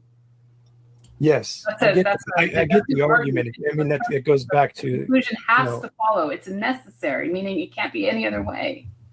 Yeah, you're making like a simple syllogism back to Socratic philosophers. I get that. What I'm challenging is the universal about all people. Even the philosopher who came up with that didn't have knowledge of all people. So do you think that 5 brothers in the same family, even though they're genetically, they have some similarities, are going to have the same experience when they go on a roller coaster? Or, I mean, some of it will be the same, right? They'll all you're just trying to get me to agree. I guess going that's up and the down on a track, but we're just going in circles. You're just trying to get me to agree into safe assumptions. I already stated that I don't agree. You're going to automatically disagree with all safe assumptions if they seem to be universal. That's what you're saying, right? Well, if they're universal, you're definitely in trouble. But even a safe assumption, I can say, well, I agree with the assumption itself, but I don't agree with how you got there. Yes, all of them. Correct. But the only way that you seem to get there when you explain yourself is you trust the scriptures, or that's what right. Scriptures say. That's where we're right.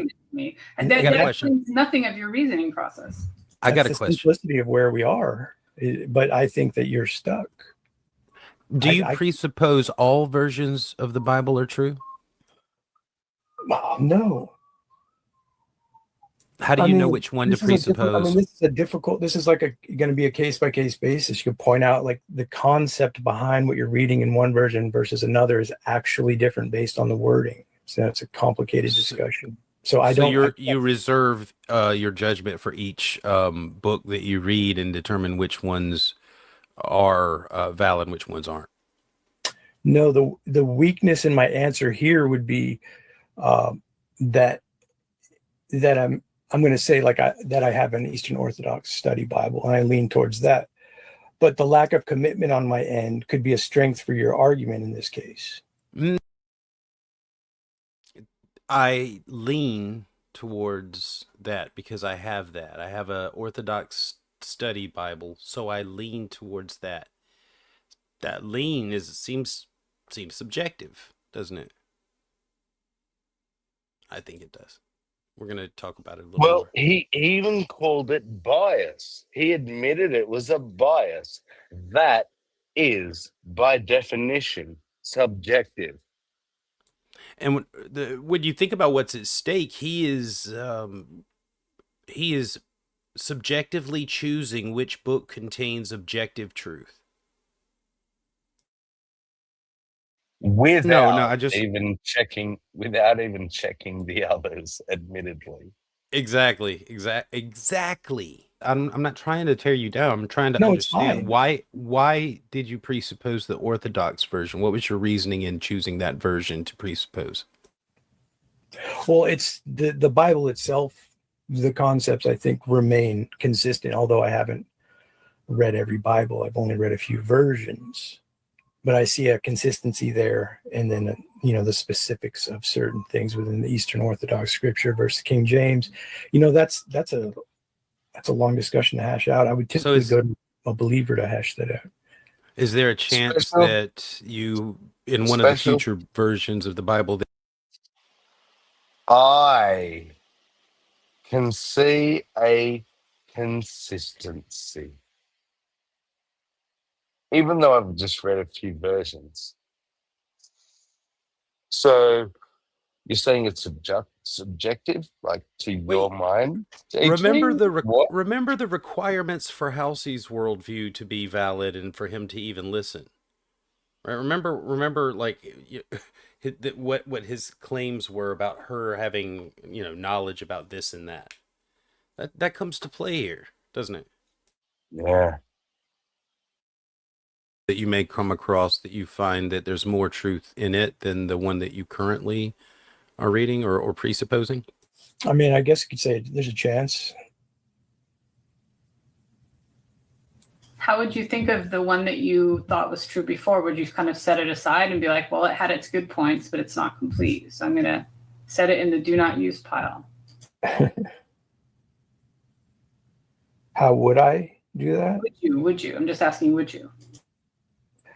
Well, the way the argument works is that I'm arguing the impossibility of the contrary. So I do have. All right, he's laying it out. He's laying it out right now. Oh, wait a second. I was just thinking about it. What he replied to you. I think that he thinks the NRSV is the Eastern Orthodox Bible. Why do you think that? Because you two in here just watched them argue over the King James, and he had the NRSV up saying the King James was wrong. And then you asked him about different versions of the Bible, and then he mentioned the King James. He said he had he's read both of those and compared them, is what he said. Yeah. And he selected between the two, but still he hasn't read all the versions of the Bible, and he was saying to make an informed choice about anything, you would have to know, you'd have to know all the different things, especially if it's something as important as deciding on what contains objective truth and is inerrant, all that stuff. Argument works is that I'm arguing the impossibility of the contrary. So I do have to adhere to a scripture and a particular scripture. So for the purposes of this discussion, I can choose any one of those to argue with you guys. In fact, that becomes. If you want to argue instead of just be honest, which I appreciate that you were sharing honestly how you made your determinations, and that was good. Well, we can be honest and argue at the same time. A discussion can quickly become a debate depending on how you're looking at it and so forth. So I don't think those things are mutually exclusive. You know what I mean? As you like.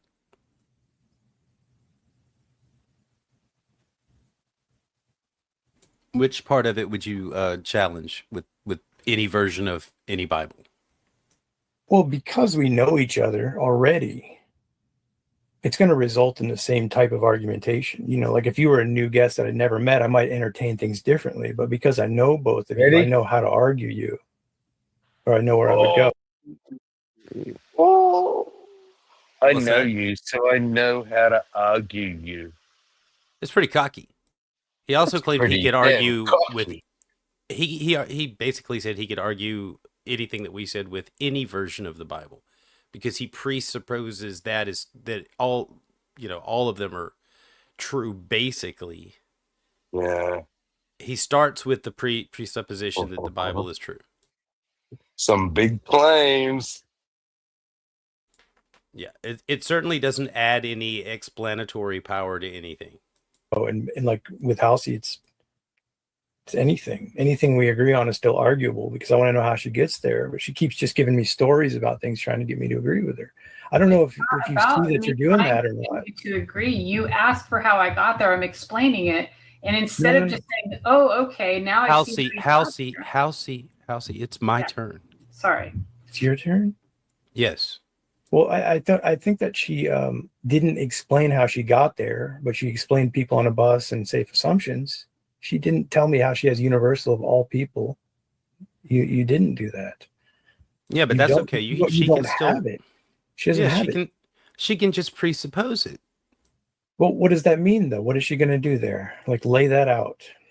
She can just presuppose that the things that she believes currently that are true remain true, and that they're operational. Okay, so what is truth in that worldview? Well, and it's subject to change, obviously, but her Truth is subject to change presuppositions, in that worldview. Okay, well, yeah, there her you go. presuppositions about the truth are subject to change. Just like the scenario with the Bible. No. Thanks, Halsey. Thanks. You couldn't wait. You had to go ahead and pop the balloon. It's Oh. not just like that. You think that all It is like that. presuppositions are equal in your worldview? Is that what you're driving at? I asked you before how you made a determination on which version of the Bible you presuppose, and you said that's a subject for another time. So any of my answers will just be along the same line, that I presuppose it, and if you want to talk about how I presuppose it, we can do that at a later time. That's fair. So we can both just presuppose whatever we want, and we'll call it a neutral argument. We've already admitted that that's what you're doing, at least. No. You're presupposing which version of the Bible, based on the Orthodox bias that you have, that you will go ahead and presuppose is actually true. You haven't read them all. You admitted that. And you're not claiming to have full knowledge or even enough knowledge to be able to make that choice correctly. And you were honest in saying that if you found a better version, you presuppose that that was more true.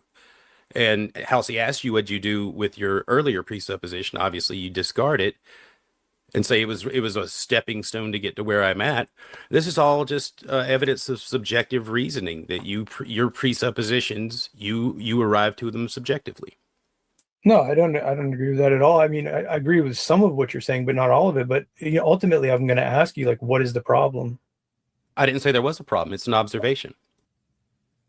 So there's no argument against what I believe? No, I don't care what you believe. That's fine. It's you're subjectively believing you're things. acting out of character for some reason, right? Why?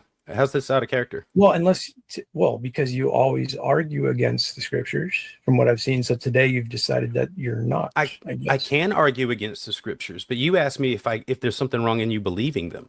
I don't have a problem with you believing them. I observe that you do. No, I understand the observation. You're saying I observe things. Yeah. I'm asking you, like, if you have any disagreement. Well, I don't have a disagreement unless if you're presupposing that your ability to know things and reason things properly is better than mine, because I'm already aware that you selectively presuppose the Bible without even fully having read it all yet. If you haven't read all the versions, you haven't read it all. I mean, I've read the Bible. I've read which one? Versions. Right, you read them. You've read them all, though. You've read all the Bible. Not every version, no.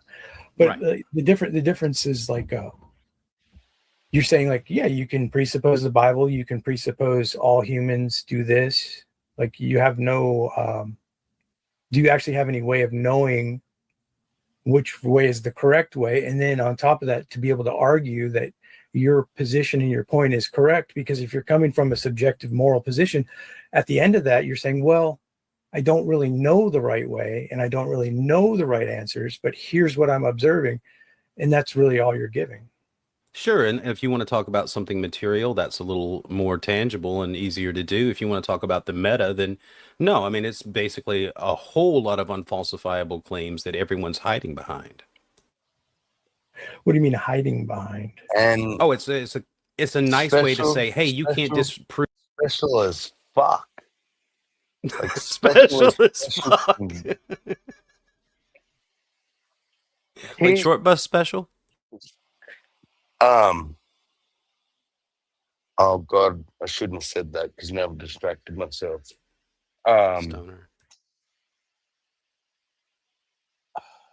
You want 10 seconds? Yeah, please. A whole lot of unfalsifiable claims that everyone's hiding behind.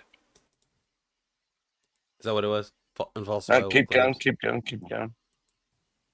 What do you mean hiding behind?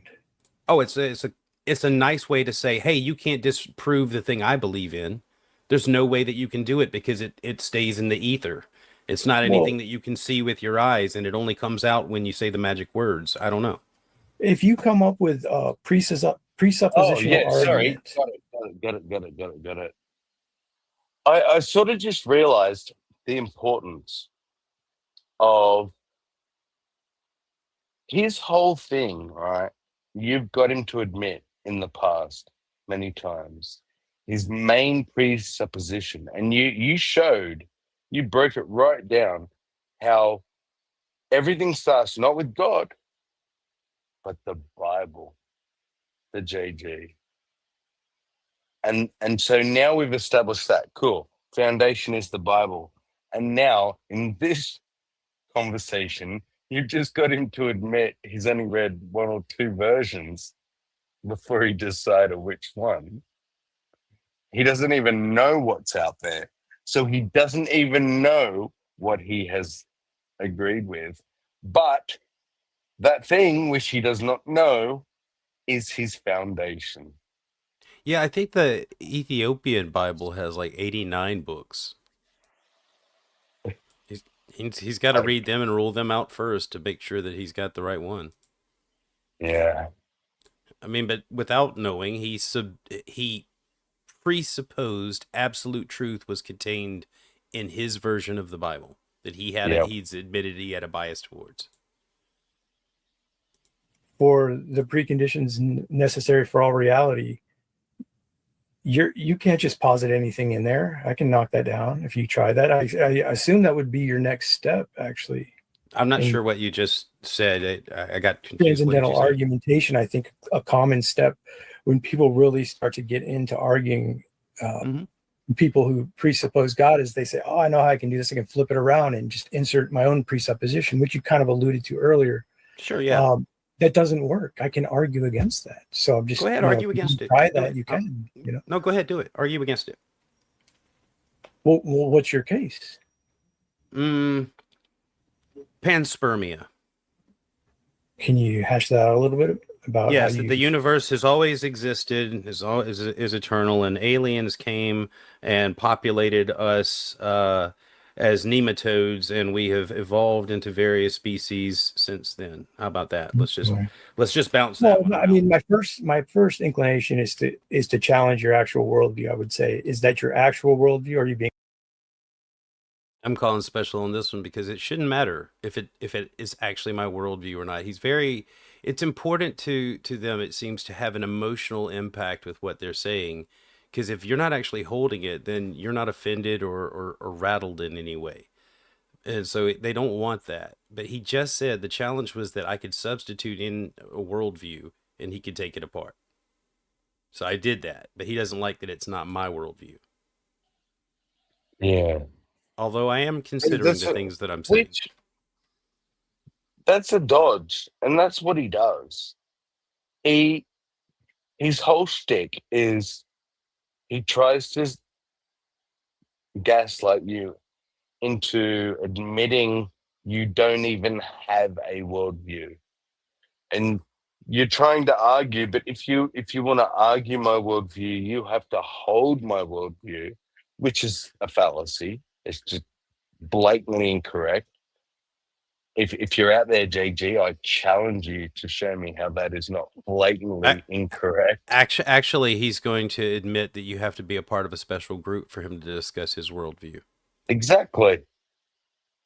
Yeah, but so you're not in it. No. It's bullshit. Tarvu. Honest. So there's that level, right? I don't find it implausible. How about that? Oh, well, no, now you're just giving a statement about something that could be. Is this your actual worldview or not? Why does that matter? You can argue with the idea. No, you need to argue with the idea. So let's say that's my worldview at the moment. Yeah, you're making up that that's your worldview at the moment, so I'll argue it. I get it. I'm pointing out that if I was talking to somebody else, I would challenge the honesty of the statement itself. That's fine. I'm not intentionally playing that game. I'm giving you something. I'm giving you a worldview. Disprove it. Yeah. So, I mean, the first step would be to go into the epistemology, like how you have knowledge of this nematode worldview, right?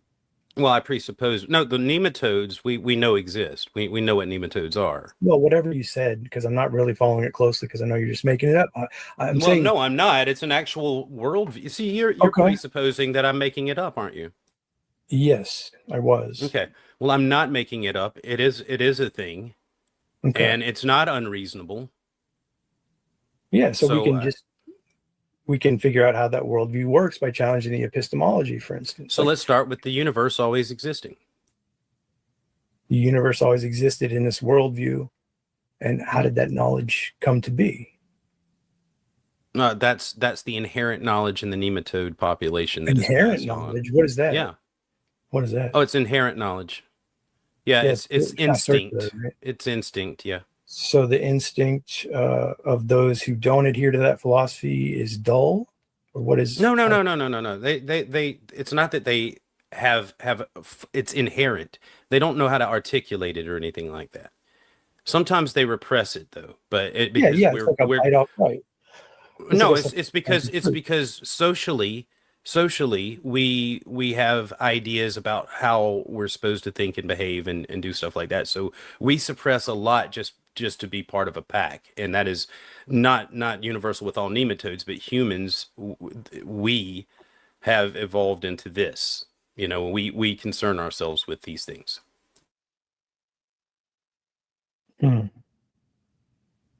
Okay, well, in this worldview, is there a right way and a wrong way to think about these things, to act on these things? How does this work?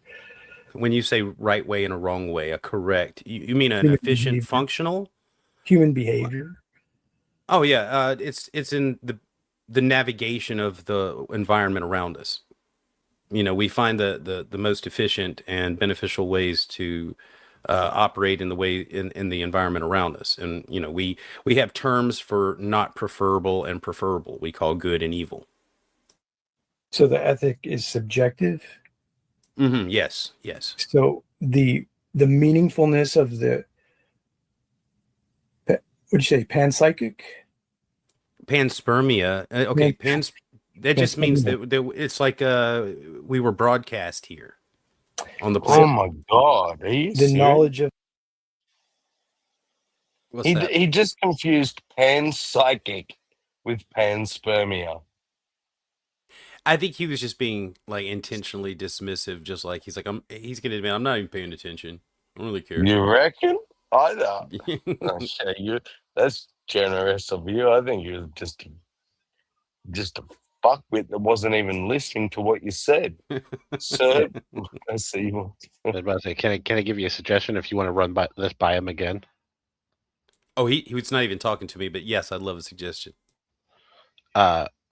When he is saying, when he's asking, so it's just subjective, it would have been better if he said, no, it's objective. There's just a subjective feeling about the objective thing that's inherent in us. Subjective feeling about the objective thing. You're saying because the knowledge isn't like the inherent knowledge, right? So that's objective, right? Right. So when he asked, "Is it subjective?"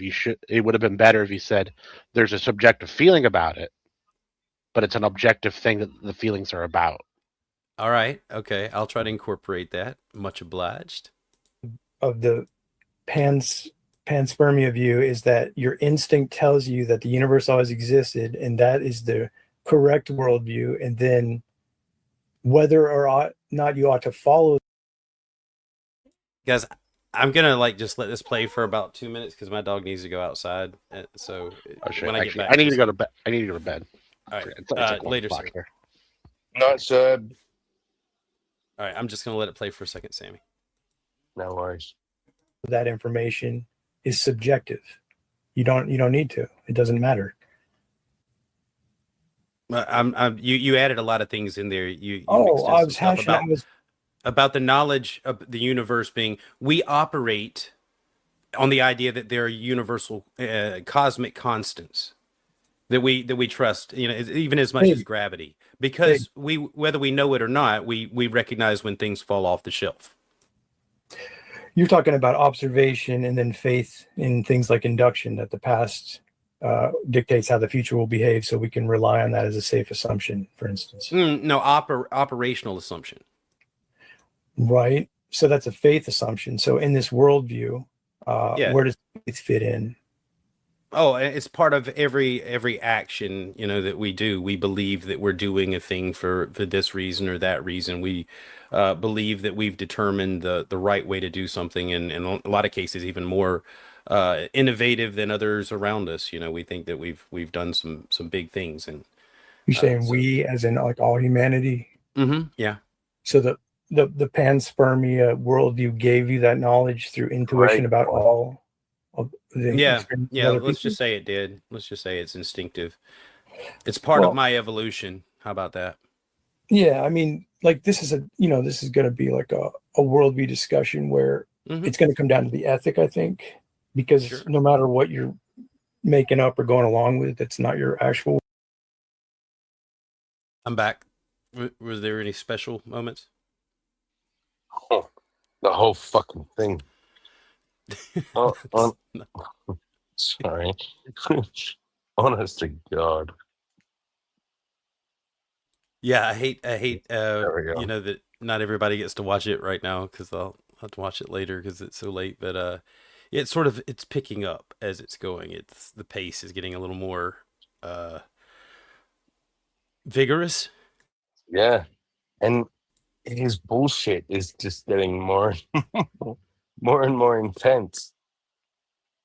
Yeah, he's kind of in a lot of ways admitting that this is a game to him, and that he's trying to find the best strategy to not expose his worldview and shit. Yeah.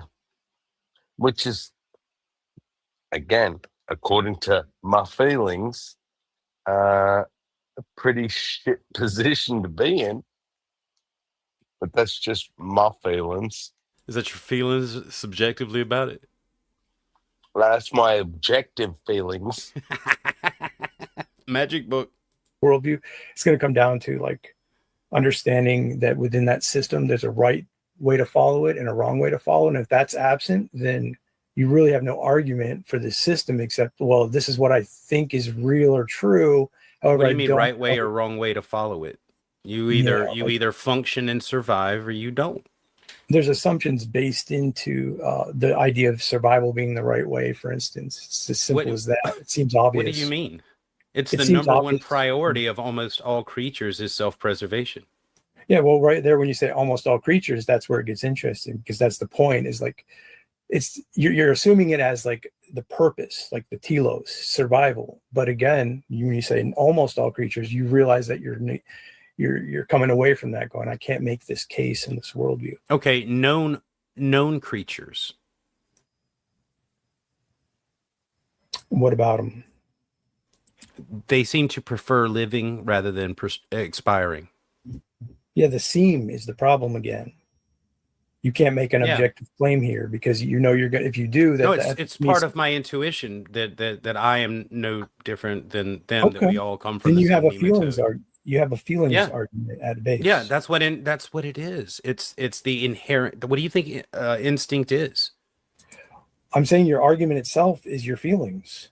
No, it's instinct. Which is instincts have a side effect called feelings.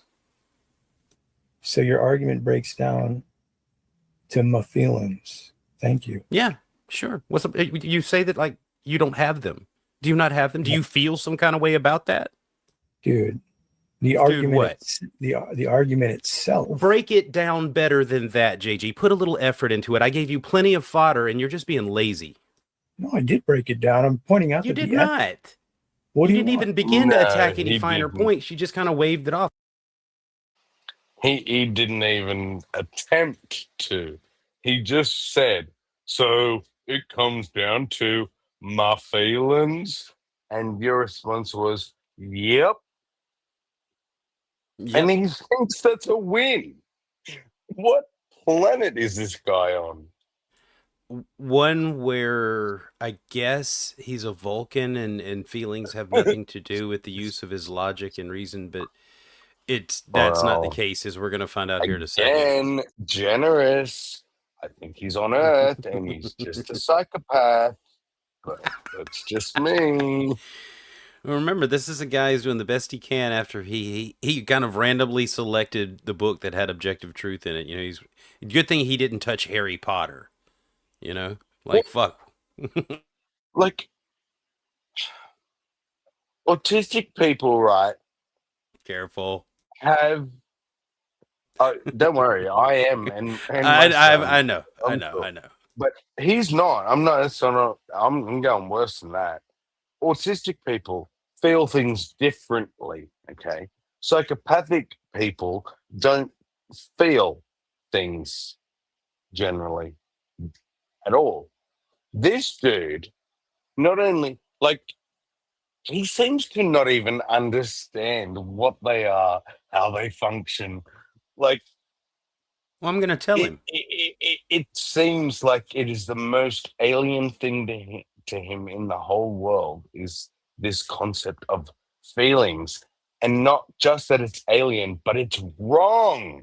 If Well, I anything's mean, ever based in a feeling, it is 100% wrong automatically. he had a Why? feeling. He had a feeling when he chose which book had all the truth in it. And he's suggesting Yeah, that feelings he have nothing admitted to that. do with making. Yeah, exactly. So he's undercutting himself. He just doesn't. He hasn't thought about it yet. He's so used to reading his script, he hasn't realized how much he's already given up in the conversation.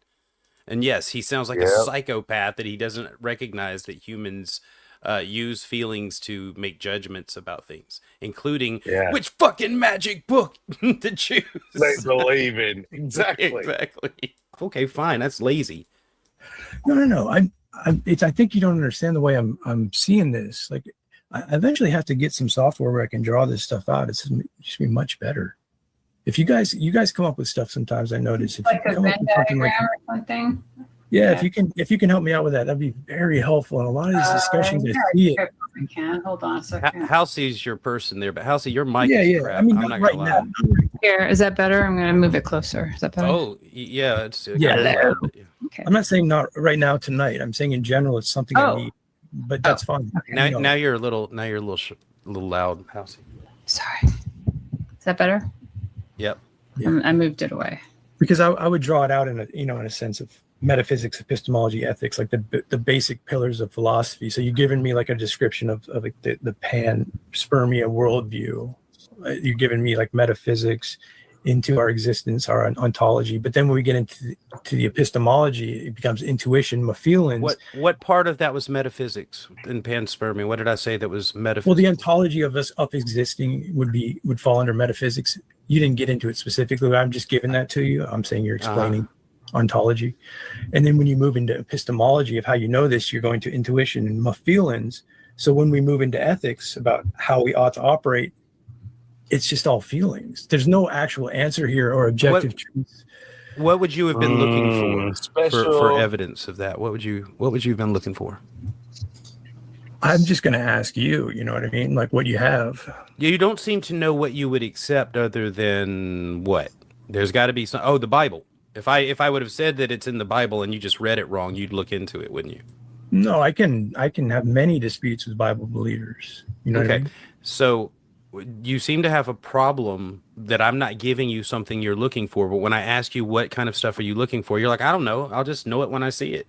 No, I just told you metaphysics, epistemology, ethics need to be satisfied for a coherent worldview. What is your metaphysical question? Well, the metaphysics is not necessarily an area that I have a problem with what you're saying. It's the epistemology and ethics. You mean like how instinct works? Well, you already admitted that your knowledge. No, he's saying you're getting your knowledge from my feelings.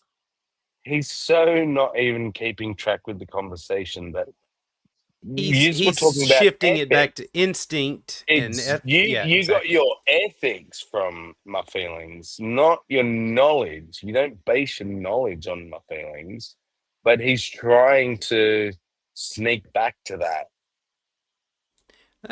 Yeah. I think that's fair. I think that's what he's doing. Works. Well, you already admitted that your knowledge breaks down to my feelings, unless you're going to. Well, you use the term "my feelings" to try and make the sensations that guide us seem very trivial. But these sensations and reactions that we have, that you call my feelings, actually determine 90% of everything that we do. The other stuff is autonomic. Yeah. So the idea of philosophy is to go and hash out what is prior to the feelings, the ideas that are held, the beliefs, and how that person has Electrical and knowledge. chemical reactions and responses within the meat suit and brain area. Well, that's is not philosophy. Thank you. I'm just brilliant. I'm so glad you said that, because I'm sitting there like about to punch the screen, like, dude. And the problem that he's having with me is the same problem he's having with Halsey earlier, and it's just that we haven't made any reference to how awesome Jesus is. Yeah. If we would just bring Jesus into it in some way, he would be we could get in the club and we could talk about his worldview. Yeah. Even a description more of like a metaphysical or ontological status of like That's the biological. thing. That's Right, biological. but it's not getting into like the philosophy behind knowledge and ethics, right? You're just describing. I mean, like, how we learn through experience and trial and error and exposure to things. Yeah. Yeah, somewhat, but still, even within those experiences, like there's knowledge and ethics involved in that, and that's what I'm trying to drive at. Is what in the worldview itself, like what is the foundation of the fundamental idea of knowledge and ethics? That seems to be missing. The foundational, hold on, of knowledge and ethics. Yeah.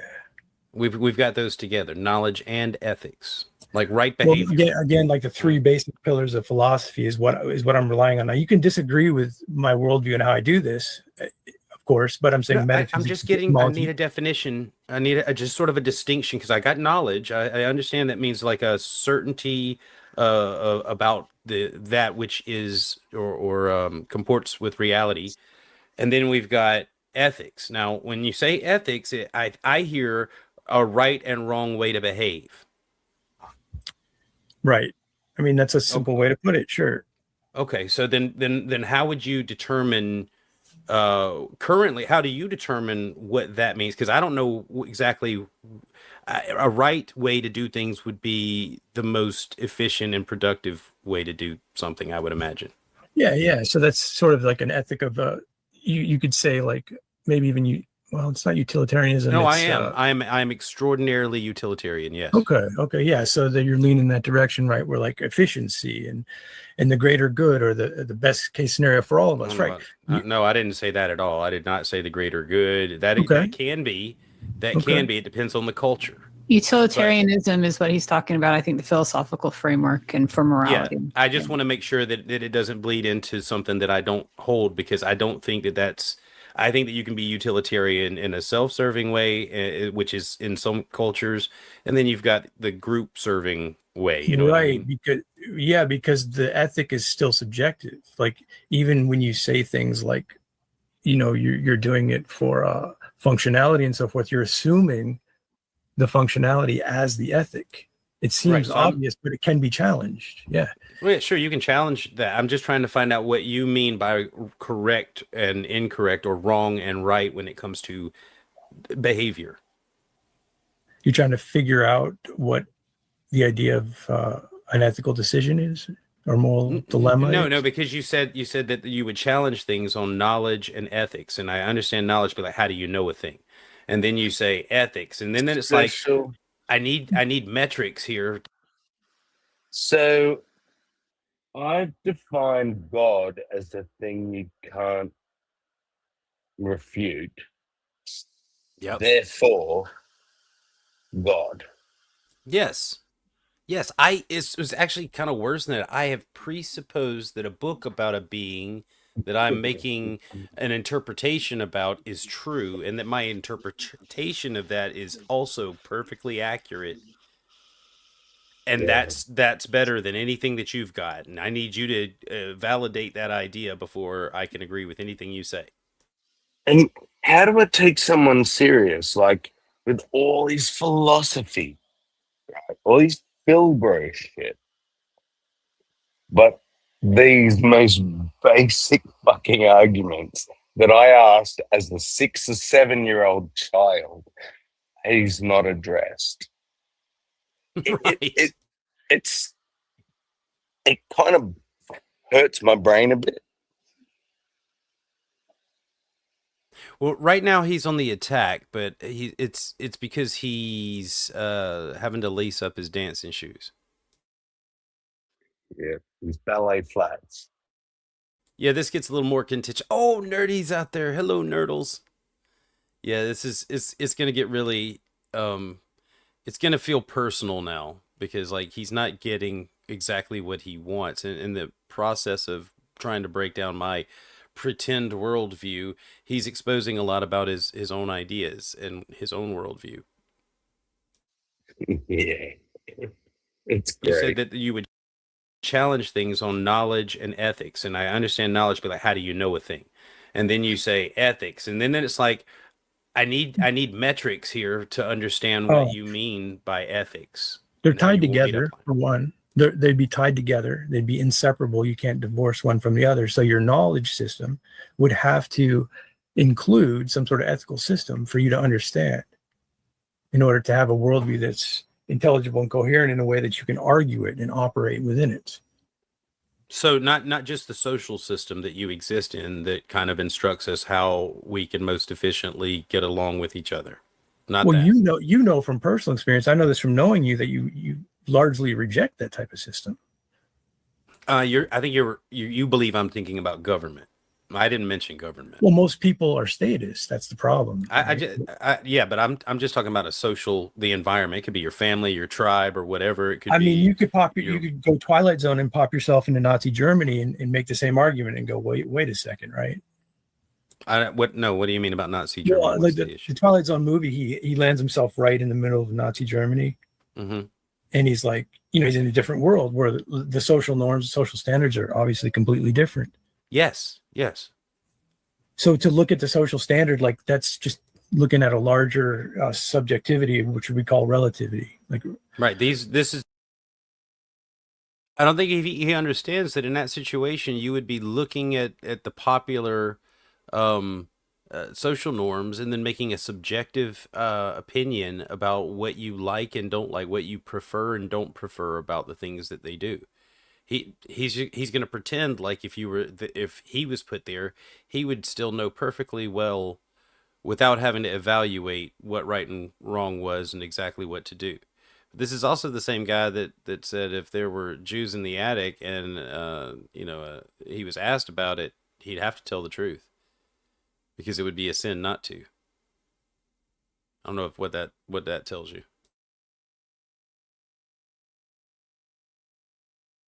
This is the thing that they're trying out to see if it's the most efficient. The Nazis, But again, the most efficient becomes essentially the ethic itself. Like that's the standard. So we want to know how you have knowledge of the standard based on the panspermia worldview. Can you put this all together into a coherent model? That's the idea. Oh, you're the one that's making a requirement that I make a determination between what is wrong and right, and these are very subjective terms. So I'm not that's what I'm asking you.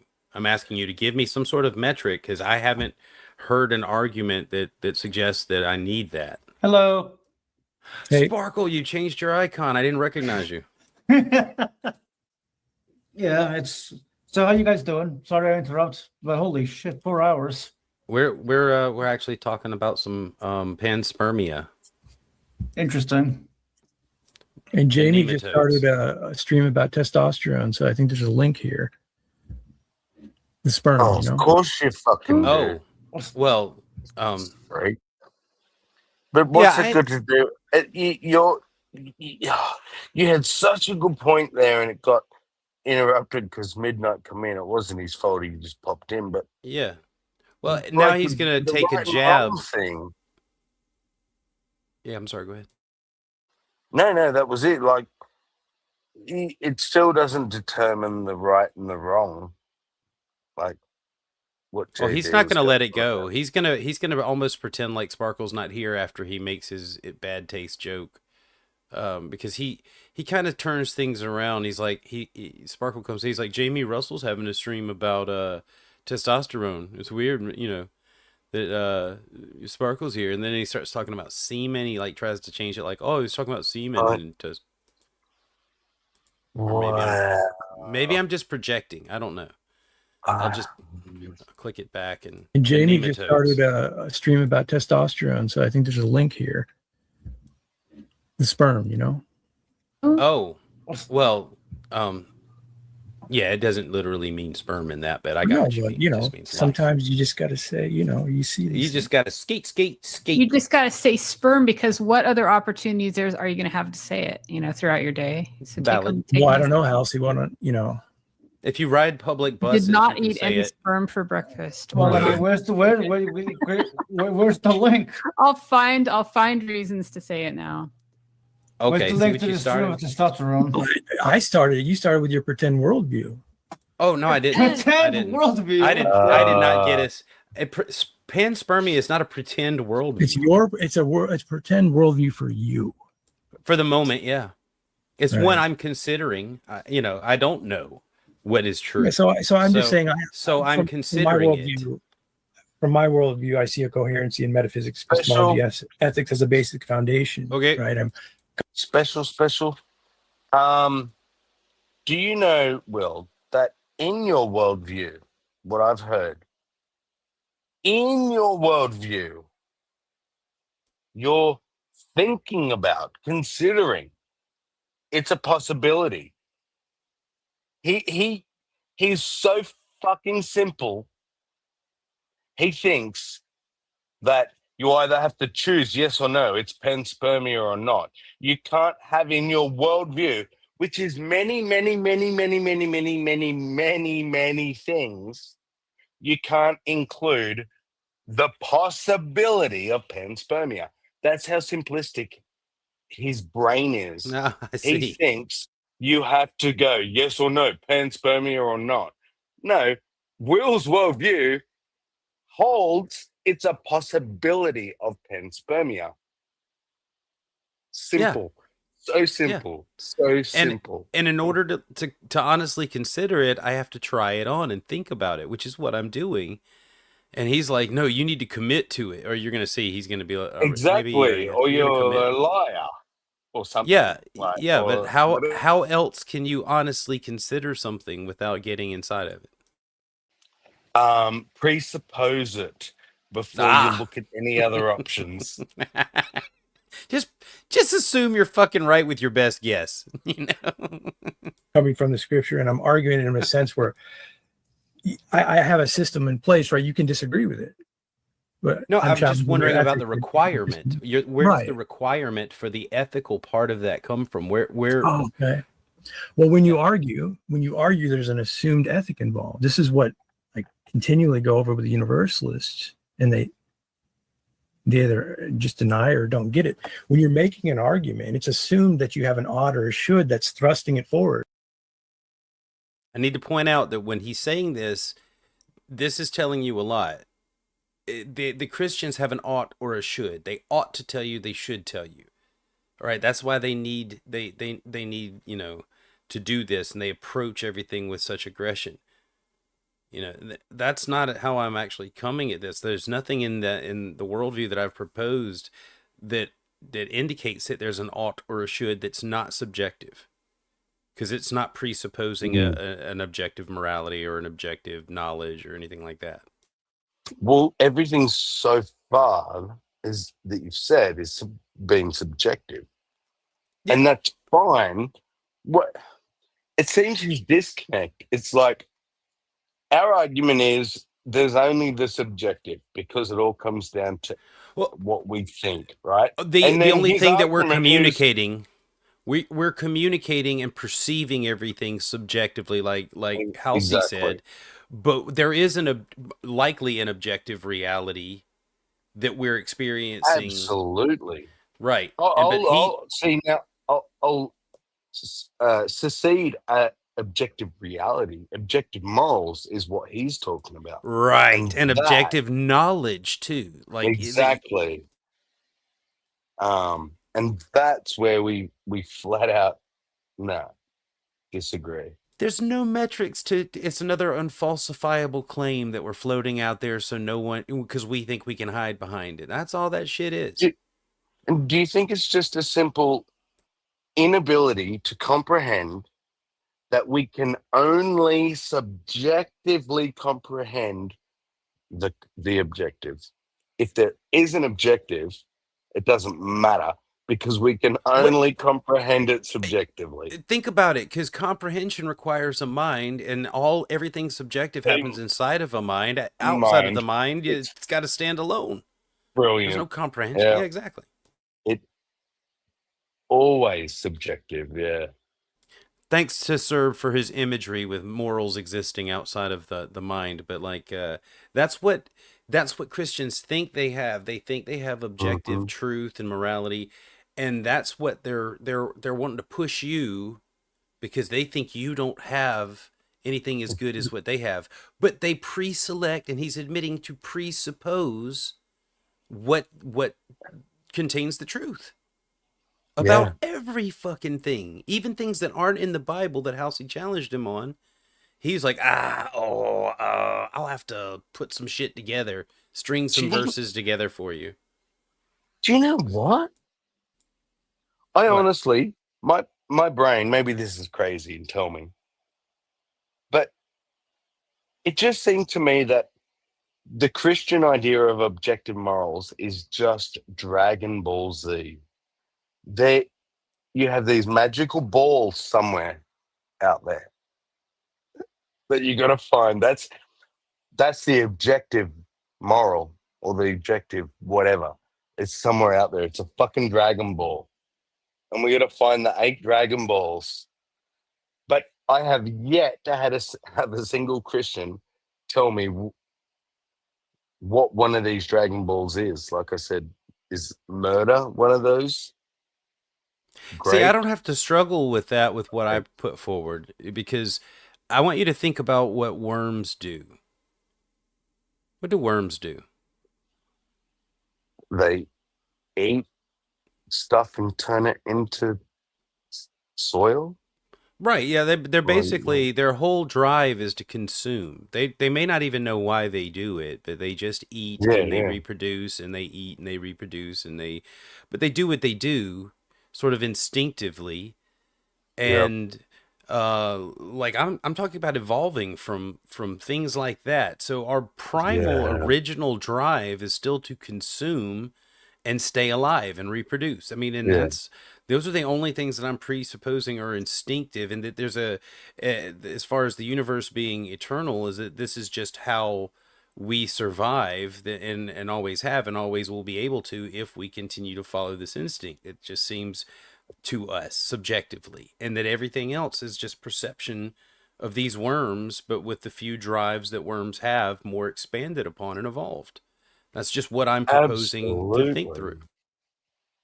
And this is why there's no objective morals, right? If we wanted to say there's objective morals, then we would have to say that this most basic instinctual drive to reproduce and consume, that is the most moral thing, would it not be? Moral and moral doesn't; those things aren't even considerations in those drives. Right. There's artificial. They're beyond that. Yeah. Right. Every attempt to even use religion to truly control or stifle these things backfire. Right. Think about their attempts to control sex. Look at their drive to stop homosexuality. That just caused an explosion in homosexuality. Yeah. The more they tighten down on things they don't agree with, that people see a problem with, people rebel by doing it to spite them. Typically in the case of their overbearing parents. We've known for hundreds of years, in the most basic psychology of humans, we will resist. There's something in our brain, if you tell us we have to do it, we don't want to do it. Cherokee proverb, force in any measure begets resistance. Yes. Anyway, we're getting to frustration, and he kicks me. So, and then Halsey and Sparkle take him on a little bit. You know, person A thinks this, you think differently. So you argue, you debate, you discuss it. You have to have something behind what you're telling them in a sense that says, well, you ought to think this way. You should think differently. You should consider me. It's a meta-ethical question. What if the approach is simply, I don't believe you. What is the reason I should? What if that's the approach? You take that approach, and then if it's me, I'd say, well, what don't you believe?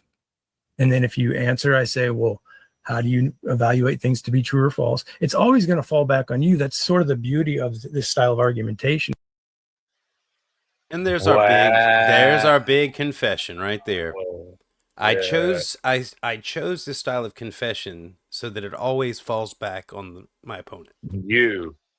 I will never answer, but I will make you answer, and then I will fucking tear it down. That is a gaslighting technique called interrogation. Well, he's also, remember, he knows inherently that there's a problem with his own presupposition, because that's why he has to hide his worldview and only talk about it with people who are in the cult. Yeah. And it really literally breaks down to his whole thing is to extract what you think and then break down why you're wrong. Even if he agrees with the same questions. Wait a minute, using the same questions that his own worldview can't withstand. Yes. And he waits an approach to answer. Exactly, because there's special rules for dealing with him. In fact, in a second, he's going to tell me there's special rules that keep the Bible from being treated as any other book. You'll love it. Get your hit ready. Simply, I don't believe you. What is the reason I should? What if that's the approach? You take that approach, and then if it's me, I'd say, well, what don't you believe? And then if you answer, I say, well, how do you evaluate things to be true or false? It's always going to fall back on you. That's sort of the beauty of this style of argumentation, is once you engage, now you're answering a bunch of questions, right? But you just gave me all right, so that last question, how do you evaluate whether things are true or false? That's related to ethics as well, because that's knowledge, right? That's of course, the because knowledge it's assumed. Well, look, it's assumed. Well, no, they're all related. Good. That's the idea, is that you see them as interconnected. The knowledge and the ethic are inseparable. They stand together, but typically in autonomous philosophy, they get divorced.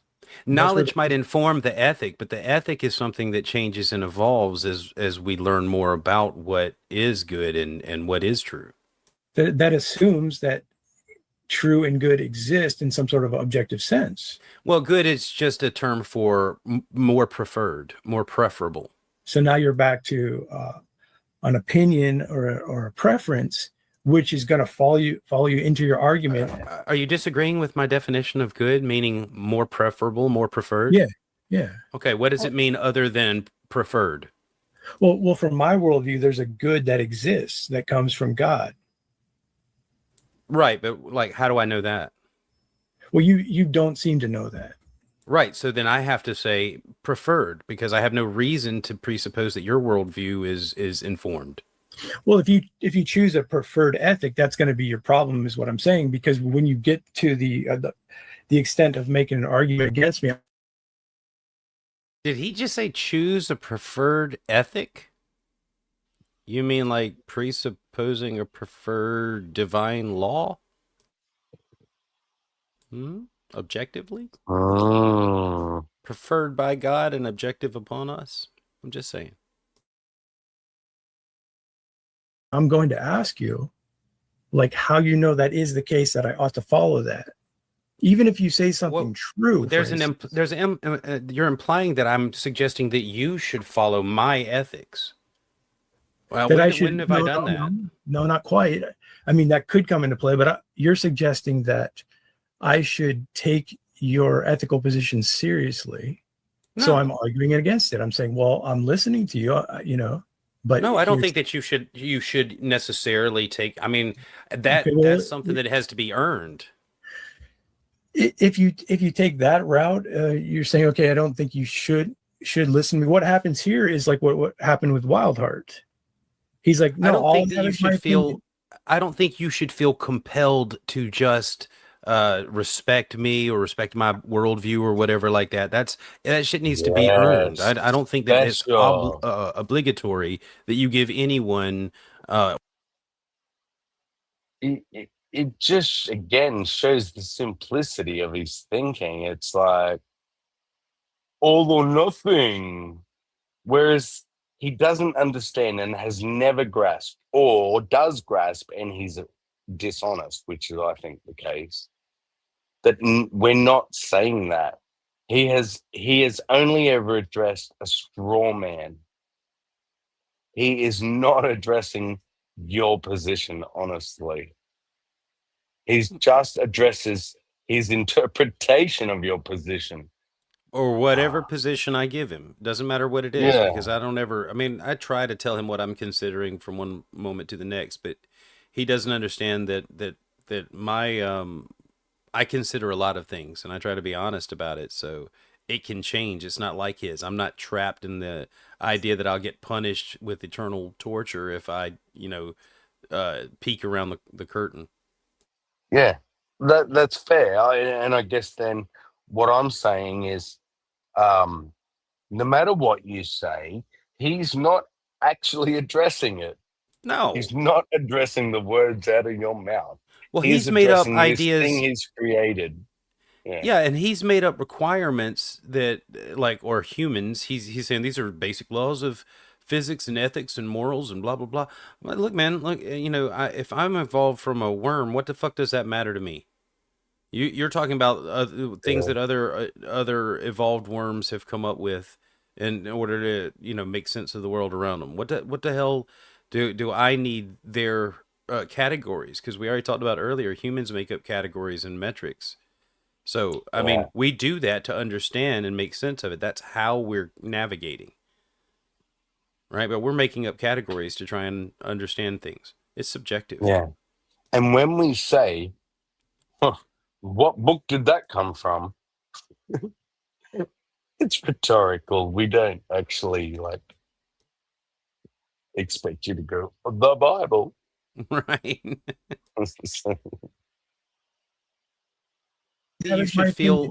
I don't think you should feel compelled to just respect me or respect my worldview or whatever like that. That shit needs to be earned. I don't think that it's obligatory that you give anyone or their worldview like a disproportional amount of respect to anyone else's until you hear it. Right. And here I am entertaining a worldview that you don't even adhere to. So, well, I told you I was considering it. I'm open-minded. No, what do you mean? I'm not adhering to it. I could be adhering to that worldview without interrupt you, dude. I'm sorry. Go ahead. Tell me how I'm not adhering to it. Because you don't hold it. You just said. I told you I was considering it. I know that's not adherence. That's consideration, dude. Come on. Right. So I'm considering that we evolved from nematodes that were sprinkled here by aliens. How am I falling short of the ideal? Well, you can explain it if you want to, and I'll pick it apart again. Okay. Well, here it is. Nematodes are tiny little, almost like microscopic worms. All right, and there are more of them than there are of us by the billions. Okay, they're found everywhere in our environment, even in the Arctic. All right, and they're different, millions of different species of them too. All right, so they can survive everywhere. They are everywhere. I just imagine, based on the way they spread and evolve into all these other species, that this could have been one of our original life forms. All right, we've got all sort of news and ideas floating out there about aliens. I don't know what aliens are. By definition, God is extraterrestrial, so whatever that means, some forces beyond us could have very easily sprinkled little nematodes eons ago. Aeons ago. Anyway, and we have since evolved into all of these things that we see around us. Now, what part of that would require me to have like an ethic? When you get into an argument about why that's the correct worldview? Well, I didn't say it was correct. I said I was considering it, though. Yeah, so then you got an idea that you're floating, so it's just that's all it is, I guess. There's no reason to. Well, I think I got it. I think that you believe that if I have a worldview, it should compel me to do things like your worldview compels you to do things. Oh, have an ethic behind it? Sure. Well, I mean, what you're saying that there's that there's things that you better damn well do, or else, right? That's the idea. Well, with an objective ethic, yes, correct. I mean, you're claiming an objective ethic, but where would that it possibly come from? Where would that exist at? It comes from the scriptures. It comes from God. So it comes from God, God's mind. You could say the mind of God. Okay, so it's subjective. There's a creature-creator distinction. We've already had this discussion. I know you keep trying to say that, but it still I am means saying that that. I'm not trying to say it. I am saying it. but there's no way that you can demonstrate. Yeah. If it comes from God's mind, then it is inherently subjective to his mind. And although, sorry. No, you're right. I just was screaming at the screen more than anything, but he just admitted it.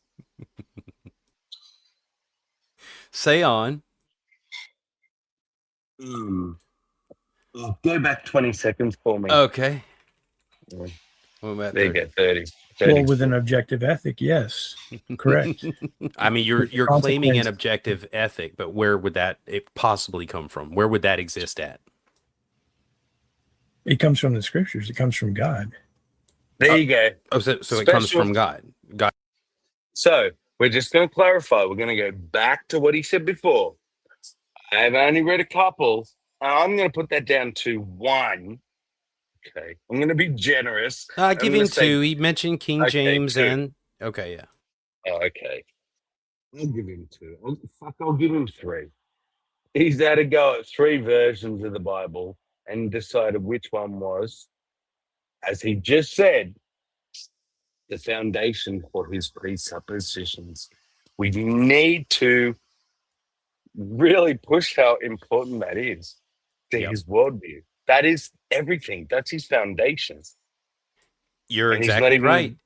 Sure, it's the right one. It's just the best one so far. But I haven't even looked at the others. So there could be one out there that's like far, far better. Yeah, Halsey got him to admit that he would throw away what he's already presupposed is objectively true and the most true thing and take on another version, as long as it's a version of the Bible. Of course, he hasn't read them all. He doesn't know that that's not necessary, so he has to admit to it, that it's subjective, and he could see something else and change his idea about what is objectively true. When he says that the one he's chosen is consistent, that was his reasoning. Like, I don't know if anyone else caught it, but you were basically like, why that? And his only answer was, it's consistent. I mean, he thinks things are consistent that aren't. Compared to what, though? Compared to the other versions that you haven't read, which aren't consistent? What are you even saying, JG? Well, he's already said that he said he could use any version of the Bible, including the ones he didn't read, because he's already his main presupposition is that the Bible is the word of God and is true. And it's openly admitting. What I was actually trying to say, it's blind faith. It's his starting point, that someone told him that, and he chose to believe it. What I wanted to say, what he's comparing to is what he presupposed. It didn't come down to the Bible. It come down to what he already had in his head. And this version agrees. Your mic is with wonky, dude. You're kind of like muffled or something. Is that better? Yeah, a little bit. It comes down to the Bible that agrees with what was in his head, not the other way around. His subjective interpretation of God matching most accurately to what he reads now and next. Exactly. Yep. Yeah, we're gonna go a little further. Like I said, he's gonna kick me out, and it's gonna be in a couple of minutes because this heats up a little more. God's mind. You could say the mind of God. Okay, so it's subjective. There's a creature-creator distinction. We've already had this discussion. I know you keep trying to say that, but it I still am means saying that that. I'm it's not trying to say it. I am saying it. You but can there's no way that refute you can demonstrate. Yeah. If refute it it. comes from God's mind, then it is inherently subjective to his mind. And although you guys tell us that it's objective to us, we see evidence that it's not objective to us. Okay. And how do you know that? How do you know JG, God's mind? JG, why? Like, Let me finish up with Will here, dude. How do you know about God's mind? How many slaves do you own? No, the question is, how do you know about God's mind? Well, I'm just saying that his ethics are different than yours. Like you don't own any slaves, and he's totally fine with it. He's instructed you on how to do it and who. So we don't do that anymore. So right, in your worldview, there's a problem with slavery. Can you hash? I didn't say there was a problem with it. I asked you if you owned any. You're not living in a way that God would approve of. Will, there's an implication here that I can. Special. Take up, brother. Take up, because you just said your book, your God says this. Yep. And he dodged the fuck out of that. Tried to turn that back onto you. Yeah, I was actually read the packing a Bible. bowl because I knew that was coming. I was like, fuck, I got to get a bowl packed. And that's why it took me a second to get in. I remembered where this was going. Dancing. He's dancing. I'm loving it. Diggity dodge. Here we go. Let's listen to it again. Here we go. Don't own any slaves, and he's totally fine with it. He's instructed you on how to do it and who. So we don't do that anymore. So right, in your worldview, there's a problem with slavery. Can you hash? I didn't say there was a problem with it. I asked you if you owned any. You're not living in a way that God would approve of. Will, there's an implication here that I can suggest. You have a book, and you're not living up to it. You got to be you have to be a little bit more receptive to the pretend worldview that you're using in order for me to have this discussion with you, right? Go ahead. I'm granting you a pretend worldview, so you don't even have to be defensive when I pick it apart. I do that to you every time I talk to you. I grant you for the sake of discussion that your book has some validity. There's no reason for me to believe I don't that need it you does, to grant. though. I don't need you to grant me that. I asked for that grant. You do. You insist in order to have a conversation that I at least take your worldview seriously and not call it a magic book. Yes. Special. You can do special that the if you fuck say out it's a of magic. Special fucking special. I want to go on public record calling JD out. That is absolute fucking bullshit. You will not engage people unless they embrace your worldview, and go as far as to say they cannot engage you, because even if they do, they're trying to say, yeah, I'm embracing your worldview. That's what's called an internal critique. And you go, you don't believe, so you can't do it. So you are a dishonest piece of shit. Thank you. Magic book, I'm going to ask you what magic is and so forth. Oh, I can tell you that. Definitionally, it's communing or applying to spirits or spiritual forces to achieve a desired outcome. I don't think it's the only definition of magic, but sure, you might use something like that. So give me the definition that's different than that. As far no, as yours is fine. I just wanted to say that I don't think it's limited to that, but that can work. That's all I'm saying. Magic, like magic wand type of magic tricks, all that little magic stuff. Words. Did you have to say magic dunking in magic water? Yeah, in that case, I would tend to point out, if we had more time, I would point out that I could reverse that you're actually working with your own worldview in a magical fashion. That's what I would do. That's fine. You could try that, man. I think you'd be hard pressed to. He's got a Uno reverse card he can play right there, if I wanted to.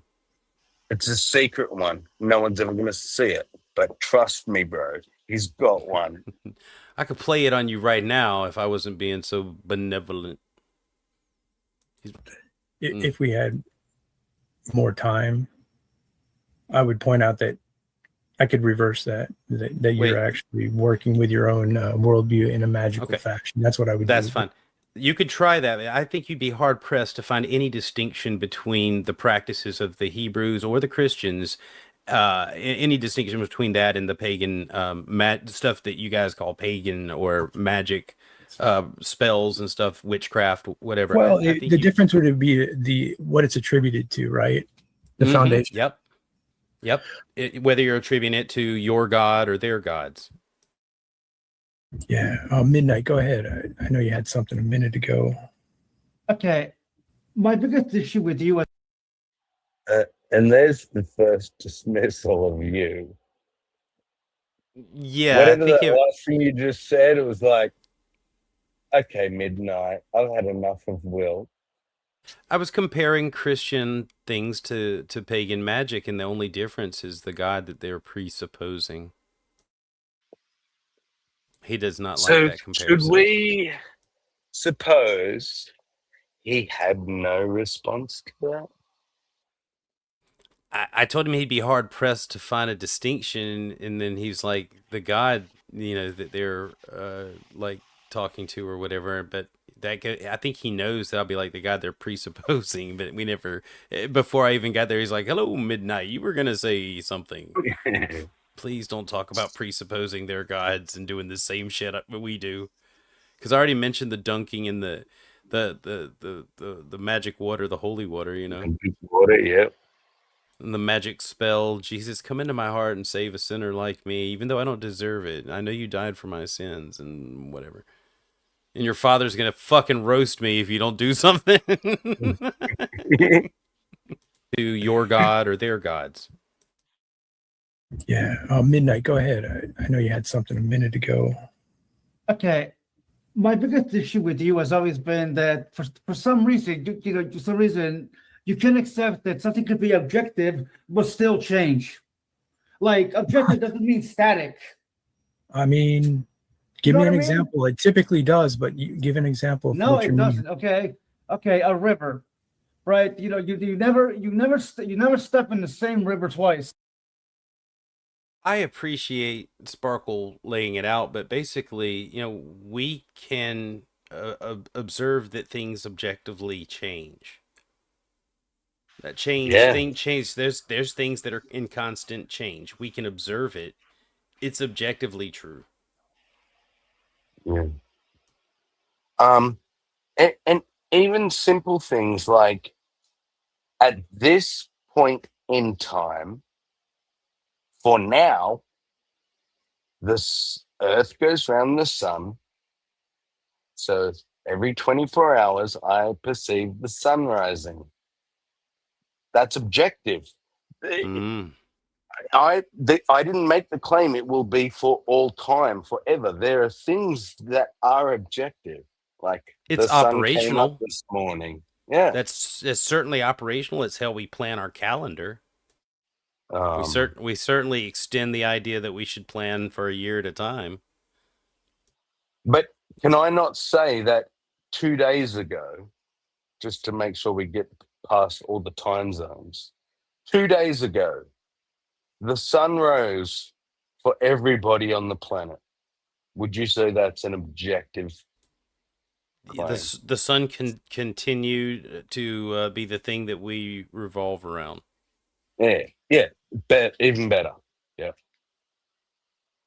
Yep. The prophet Little Orphan Annie did tell us at one point. I believe she did say to the multitude before her that the sun wouldst come out tomorrow. That bitch was right. God damn it! Every fucking day. She was a prophetess. She hadn't been wrong yet. Yeah.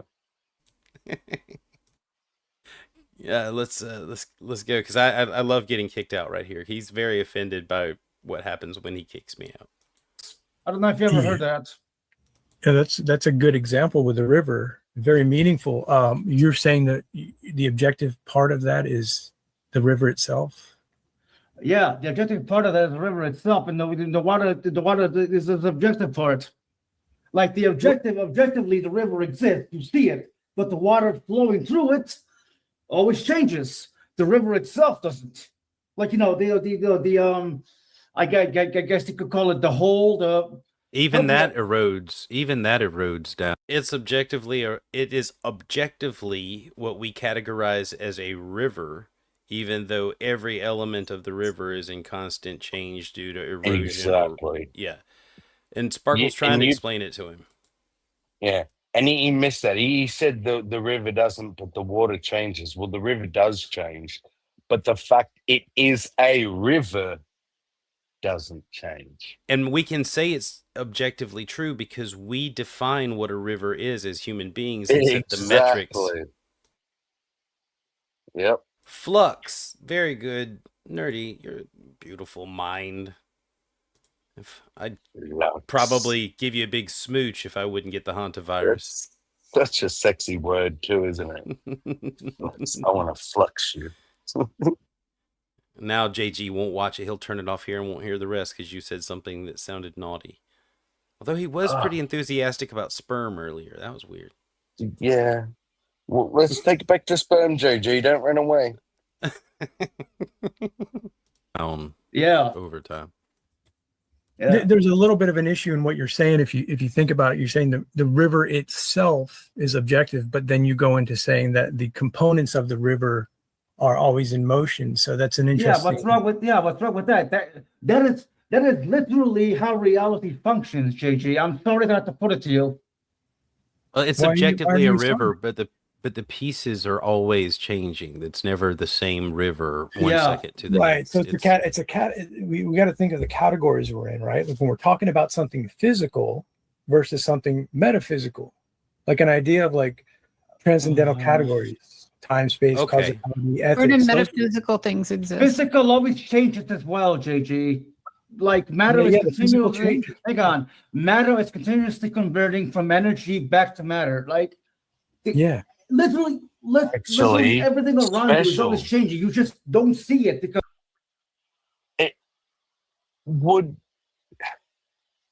I not be correct? And did he not just agree that categories are objective? What's in them may not be. So whether, like, for instance, Pluto was in the category of planet. Okay, it's now not in that category anymore, but the category planet is still there. Yes. So, like, he's trying to go, oh, it's categorical. Well, isn't that kind of objective? Which is it well, the categories are... It's subjective because it's a descriptive thing that we come up with. So in essence, we refine our categories all the time, you know, and like as more is discovered, we keep adding subcategory. Which it might still fall under the umbrella, but yeah, we do redefine because it is all subjective. It is our subjective way of interpreting the objective reality that we pretty much agree is out there, or is what we're experiencing. Now, we don't know that. We think that we're all sharing the same reality, but we don't know that. There's no way to be certain. Exactly. We can only subjectively experience the objectives. Because the mind is how we process all the data. So it is always subjective when we process it. And Halsey's pointed this out multiple times to JG. The moment your eyes come across it, or your ears, or whatever, you are subjectively interpreting every single bit of data through the filters that you have already experientially put there, the patterns you've recognized. JG is he's so trapped in his presuppositional cage that he can't even admit that what she's saying is valid, because that would be saying that something else could be valid without acknowledging the order set up by his God. Yeah. That's it. I think it's his objection. You got to bring Gigi into it. Yeah. I might just be really high because, you know, the dance. No, I think he's spot on. Matter is continuously converting from energy back to matter. Like, literally everything around you is always changing. You just don't see it because, you can't see stuff atomically. Like, No, we do see it. It just takes a little while to collect enough data to well, yeah, like, note of you know it, what I mean, though. Yeah. Yeah, it's the category you're in though. When you're pointing to physical No, things, it's not a category error. why don't you let me talk? I just let you talk. All right, I apologize. My bad. Go ahead. It's the categories of things. It's like the crackers in the pantry fallacy. Like, we don't come to reason all things the same way. Like, I don't do an algebra problem the same way I figure out what's in my left pocket. I reach into my pocket, right? That's a different methodology than algebra. So when you're talking about the physical river versus, like a transcendental category like causality or ethics, you're in a different category altogether. So that needs to be noted here. Well, I could see how you would think it's a category error, but it really isn't. Like, I don't know what to tell you. Like, all you have to do is to go outside and observe a river. Okay, you observe the river. The premise itself, or whatever you want to call it, is still there, but the water flows through it.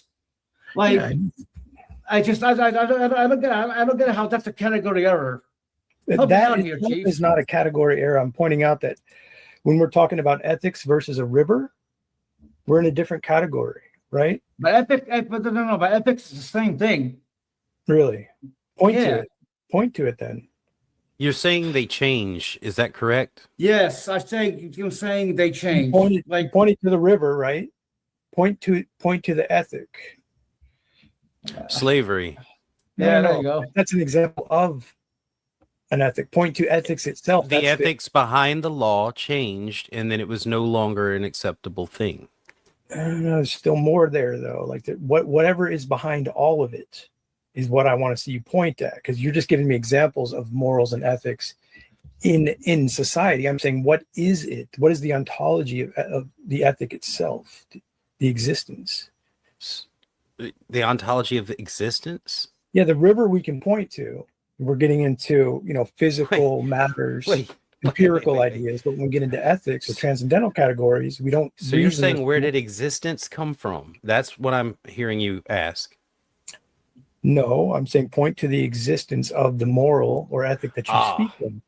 To midnight. I see what you mean. He's speaking of the river, and then he's speaking of the ethic and putting them in the same category. So I'm saying points to the ethic that you're speaking of. Okay, well, we can recognize that there are that. Give me a sec. We can recognize that there are real world consequences. Okay, that would be the objective part. All right, but no. That's not going to work. Okay, well, that's fine. That's fine. Will, you want to take a crack at it? So you won't interrupt it while I stutter? You want me to take a crack at your argument? I don't know.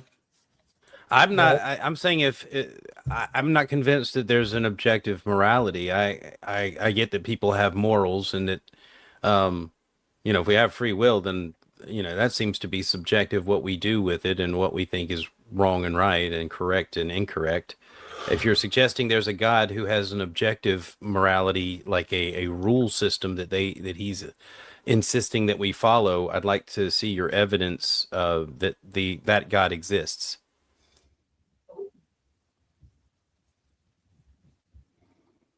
Yes, you would. You would like some sort of empiricism, correct? Oh, wouldn't we all? Wouldn't you like to shake hands with the God? Well, we have the scriptures. I have lots of books. Why would that be a different category than other books? Well, it's similar to the argument, right? Like the Bible isn't considered like the same. Who wrote it? You might consider it the same, but it's not written in the same fashion as a fiction book. Who wrote it? What's that? Who wrote it? The literary style is different than traditional writing. It's That was definitely a dodge. I'm asking him who wrote it. He's like, the literary style is not traditional. Yeah. Motherfucker, answer the question. Who wrote it? We need to know. So hit. Yeah. Let alone the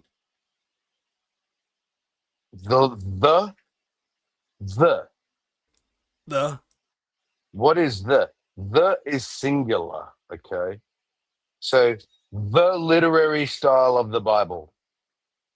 He thinks there is one book in the Bible with one literary style. Are you fucking kidding me? I don't know. It just He the just idea. said the literary style of the Bible. There's no such thing. Even the most concise Bible is 66 books.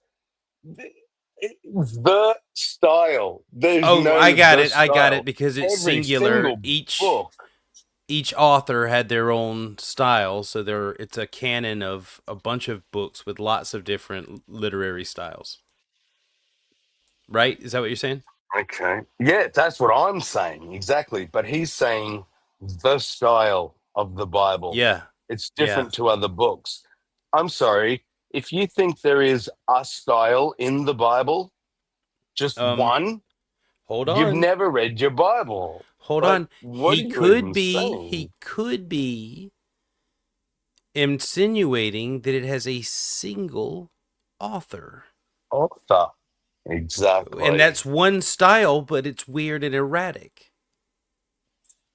Yes, it's one style in many styles. It will also include contradictions and shit like that too, apparently. But we don't get much into that yet. Multiple authors. Okay, so which one of those authors should I trust? Well, what is your system of trust based in? What standards do you have in place? Hold on. What standard do you have in place to know what is true from what is false in reality? A very important question. Okay. I'm asking about your God. No. What standard do you have? Hold on. I'm trying to set. I'm trying to explain that there's a standard for metaphysics, isn't there? Is there a standard for metaphysics? What standard does Will have in place to know? Is there a standard for metaphysics? You're dodging the question, Will. You are. I'm asking a question. Are there standards? Because you're asking me, and I need more information. Okay, because he's going to claim an objective good or morality, which is objectively good or bad. So we're talking about metaphysics because there's no evidence that these things exist. They exist in the mind of a God that we can't prove exists. So and in some kind of place where they're outside of a mind. So it's kind of a stretch. Yep. I gotta get some clarification. And again, it just all he's got is his one fucking argument. I don't think he realizes how much hinges on that for him is, but you don't have the basis for your belief, Will. You have no grounding to make this claim. That's all he's got. Right, because he's presupposing that he's right before ever considering that he could be or not. If he presupposes he's right about the Bible, it's a sin to consider that he might be mistaken about something. So you presuppose your way into the trap. And the only way you can even approach his worldview is to agree with it. Exactly. You got to be a part of the fucking club. It's such a trap, and he doesn't realize he's the dumbass in the cage. Like he's trapped himself. We're trying to reason with him and help him understand that his worldview is no different than the nematode panspermia and how on what it's standing on as foundational evidence. Right? Except for there's evidence that nematodes existed and do evolve and other things. But anyway. And he wants to say my feelings. Well, how about my book, JJ? My magic book. My book. with a singular writing style too. Yeah. Yeah. Okay, because I'm asking about the existence of to answer how you know what is true. Okay, exactly. Yeah. Yeah. So what do you mean by that? Bible, my friend. You said no is true. What do you mean no is true? I don't know what you're talking about. You asked me how I know something is true. How you evaluate the truth or falsity of any matter. What Right. standard Well, do you so- rely on to know what is true versus what is Probability. false? No, that's not a standard. It's one of them. Do tell. Yeah, Do tell. whether it comports with reality, observable reality, and my subjective experiences. That's completely circular and subjective. Fine. So I'm asking you if there's evidence. It's not fine. You're trying new answers on for science. You're running from my question. Did JG just say it was not okay to have a circular argument? Subjective and circular all of a sudden becomes wrong now. There's a new standard I'm being held to, then it's the same one that he's pretty much admitted to from the beginning. Yeah, except that if your circular argument is based on a presupposition of like my book, it doesn't count as circular because it starts at my book. Even though the book says it's the truth, and that's why they believe it's the truth. And It's the truth because the book says it's true. So the book. Yep. It's not circular because my book. It's magic book. Other books might be circular, but not this book. Yeah. About your book, because we get into your book and now you're like, oh, well, let me find out how you're going to grade it. No, just answer the question and stop worrying about how I'm going to grade it. No, sorry, I realized that was the pause word. I was just ending the point with like special argument, like special. Exactly. Yes. Yeah. Observable reality and my subjective experiences. That's completely circular and subjective. Fine. So I'm asking you if there's evidence. It's not fine. You're trying new answers on for science. You're running from my question about your book, because we get into your book and now you're like, oh, well, let me find out how you're going to grade it. No, just answer the question and stop worrying about how I'm going to grade it. I'm qualified to grade things, okay? No, I'm going to stay there. I know, because if we get into actually, who these authors were and what you actually know about them, you're going to feel a little dumb. Because you're guessing that they're right. You're hoping they're right.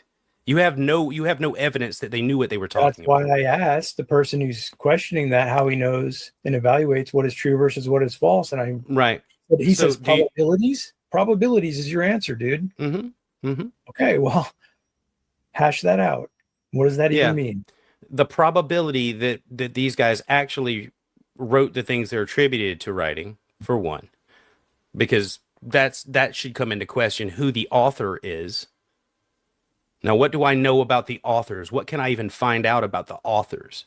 Much less their inspiration, whether it was actually divinely inspired. I guess I'd have to look at whether the book and the books are consistent. And alas, if I do an internal critique and I'm honest about it, there's inconsistencies. Yeah. Well, I'm not agreeing with you. I'm saying it just means that some of them might not have been inspired. At least some of them said things that were incorrect. Yeah. So when you say you find things inconsistent, it seems implied that in your worldview that being consistency is an ought. If I'm doing an internal critique about an inerrant book by an inerrant God, then I would expect some traits or characteristics of that to be in the writing. Yeah, you're assuming that following what is true and being consistent is valuable or meaningful in your worldview, right? That's assumed. That's in there.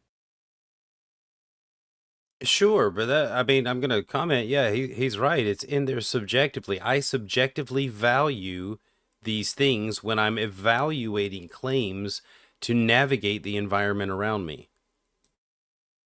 Does that make sense? Okay. Oh, yeah, it sounds good to me. Right. So what I move to do is go to a meta-ethical question of how you know that's the case. And if you're telling me this is just a subjective case, then all you have is back to your feelings on the matter. I don't know. I'm still not hearing any evidence for the book being something anyone should trust, because you're Well, asking me I a lot of know you're not questions. hearing that, but I prefer you to hear what I'm Hmm. actually saying to you. Yeah, Will. I hear you. I Because hear. I will see you dancing. never address it. I will never address it. He said, Dodge. I That was a prefer you dodge. to hear.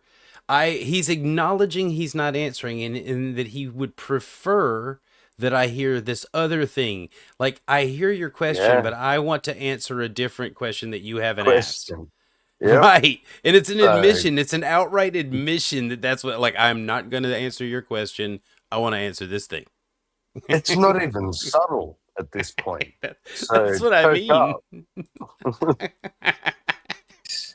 And if you're telling me this is just a subjective case, then all you have is back to your feelings on the matter. I don't know. I'm still not hearing any evidence for the book being something anyone should trust, because you're asking me a lot of I know questions. you're not hearing that, but I prefer you to hear what I'm actually saying to you. Will. Yeah, I hear you. I see you dancing. I'm not dancing. You are. I know this game as well as you do, and I know what you're doing. Try it with someone else. I'm prepared for this conversation. I don't think you are, because I'm asking you about why anyone, what evidence is there that there's a God behind the authoring of that book? And you're asking me, how would you know if I even told you? That's not your problem. That's my problem. Why don't you just tell me?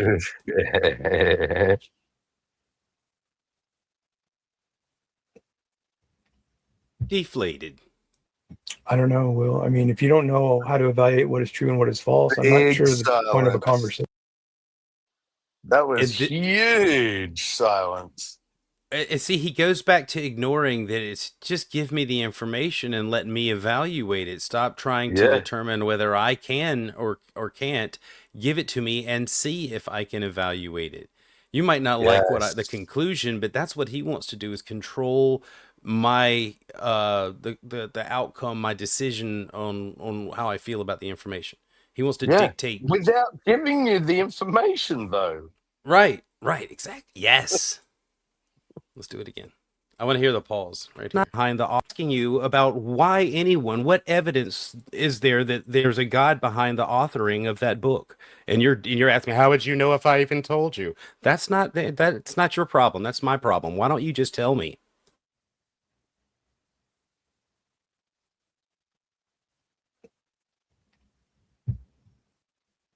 I don't know, Will. I mean, if you don't know how to evaluate what is true and what is false, I'm not sure the point of a conversation. So you're just going to keep dancing. That's fun. It's not a dance. It's an actual counterclaim to your worldview. So but why should I believe that you know what you're talking about when you talk about the Bible? You're actually gone it's from in the dance. You were doing the goddamn Macarena right now, JG. There was some boot scooting happening. What the fuck? I think he was trying to avoid an achy breaky heart. Oh, that was a dad joke. Fuck. Back to the silence. I don't know, Will. I mean, if you don't know how to evaluate what is true and what is false, I'm not sure the point of a conversation. So you're just going to keep dancing. That's fun. It's not a dance. It's an actual counterclaim to your worldview. So but why should I believe that you know what you're talking about when you talk about the Bible?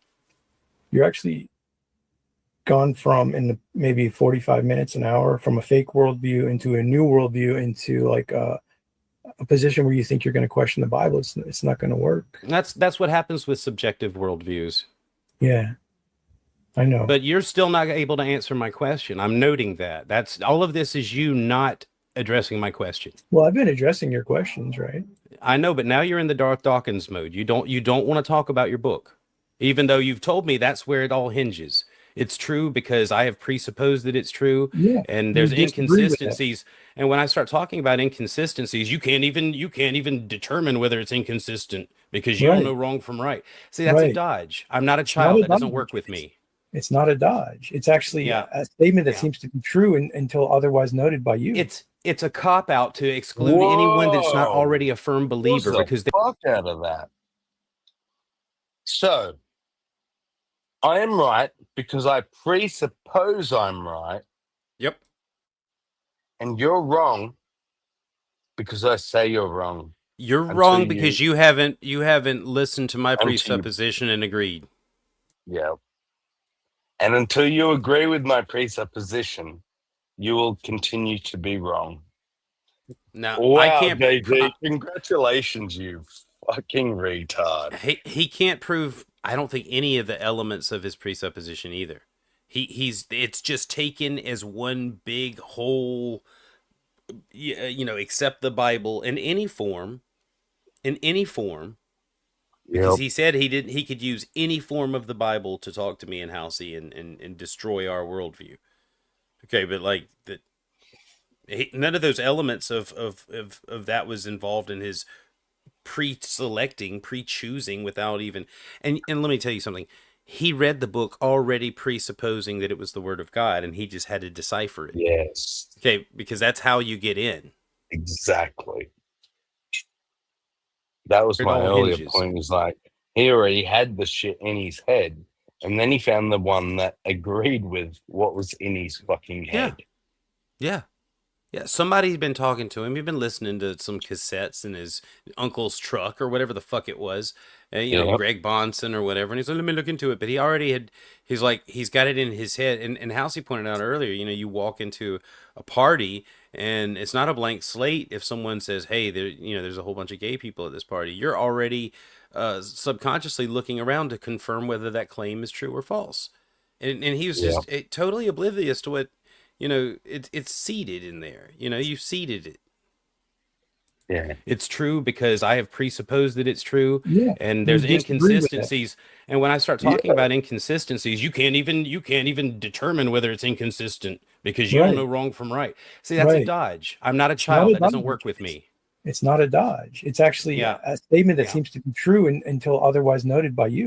It's a cop-out to exclude anyone that's not already a firm believer because they're easy to manipulate. Do you think that's wrong? No, it's just what it is. It's observable. Oh, so you're just telling us things you're observing. Do you have anything true to bring to the table? I'm sorry, is that just another version of a cop-out?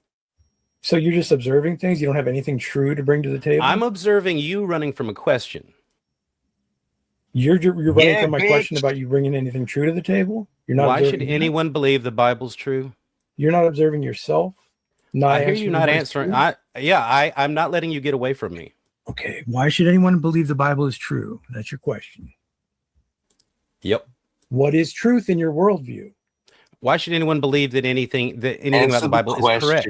Bitch. Because it is true. What is truth in your? You're such a bitch. I want to go on the record. JJ, you're a bitch. Come at me, bitch. Wait, but listen to his answer here. Halsey calls him out on it, but listen to his fucking answer to this. Yep. What is truth in your worldview? Why should anyone believe that anything about the Bible is correct? Because it is true. What is truth in your worldview? Well, if I ask you what is truth, you'll give me a name. Uh-huh. So that wouldn't be an answer to my question. I know better than to talk to you about truth because you're going to say something nonsensical. JG, did you just answer Will's question of how do we know, or what was it? Why should we believe anything in the Bible is correct? You said because it's true. Yeah. Did you say that? Really? Well, that's my worldview that the Bible.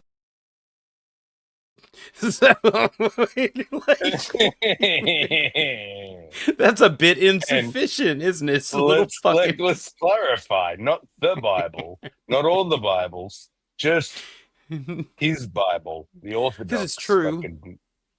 It's correct. He leans that way, so it must be.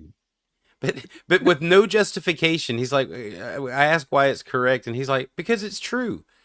But it's true because it's true, Will. Come on. What was the explanatory power of that? I don't like. There was no that doesn't get me any closer to thinking that he knows what the fuck he's talking about. It's beautiful. It's like a 4-year-old's response, man. Seriously. Oh no, it's gonna keep digressing into just watch. He does not like where he's sitting right now. JG, did you just answer Will's question of how do we know, or what was it? Why should we believe anything in the Bible is correct? You said because it's true. Yeah. Did you say that? Really? Well, that's my worldview that the Bible is true. You guys already know that. And what is the truth? I mean, one way of putting it is Jesus Christ being the truth. See, that's a name. So Jesus is the Bible, and the Bible is Jesus. And the Bible is true because Jesus. Why didn't he answer the question earlier about how do we know anything in the Bible's correct with by saying because it's the Jesus? Why did he say it's the truth? Why didn't he just say it's the Jesus? Why all of a sudden? In fact, it's the Jesus, the whole Jesus, and nothing but the Jesus. But the Jesus, yeah. This has almost less explanatory power than just saying because it's true. This is somehow worse. It is. It's worse. Like I said, and this is just sort of like it's diverging into something different now. It's like the world. It's really a challenge of how do you know fucking anything? Answer the question. You're telling everyone else that they don't know shit, and then like, how are you any better? Did you just answer Will's question of how do we know, or what was it? Why should we believe anything in the Bible is correct? You said because it's true. Yeah. Did you say that? Really? Well, that's my worldview that the Bible is true. You guys already know that. And what is the truth? I mean, one way of putting it is Jesus Christ being the truth, which you right. See that's a name. That's a name. That's not an answer. Of course, it's a name, but it's not all it encompasses. Will, come on. Oh, so I'm just supposed to unpack the name. You know, Jesus Christ is supposed to mean something about truth. Well, since I answered your question, now I'd like to make my point that I'm not even.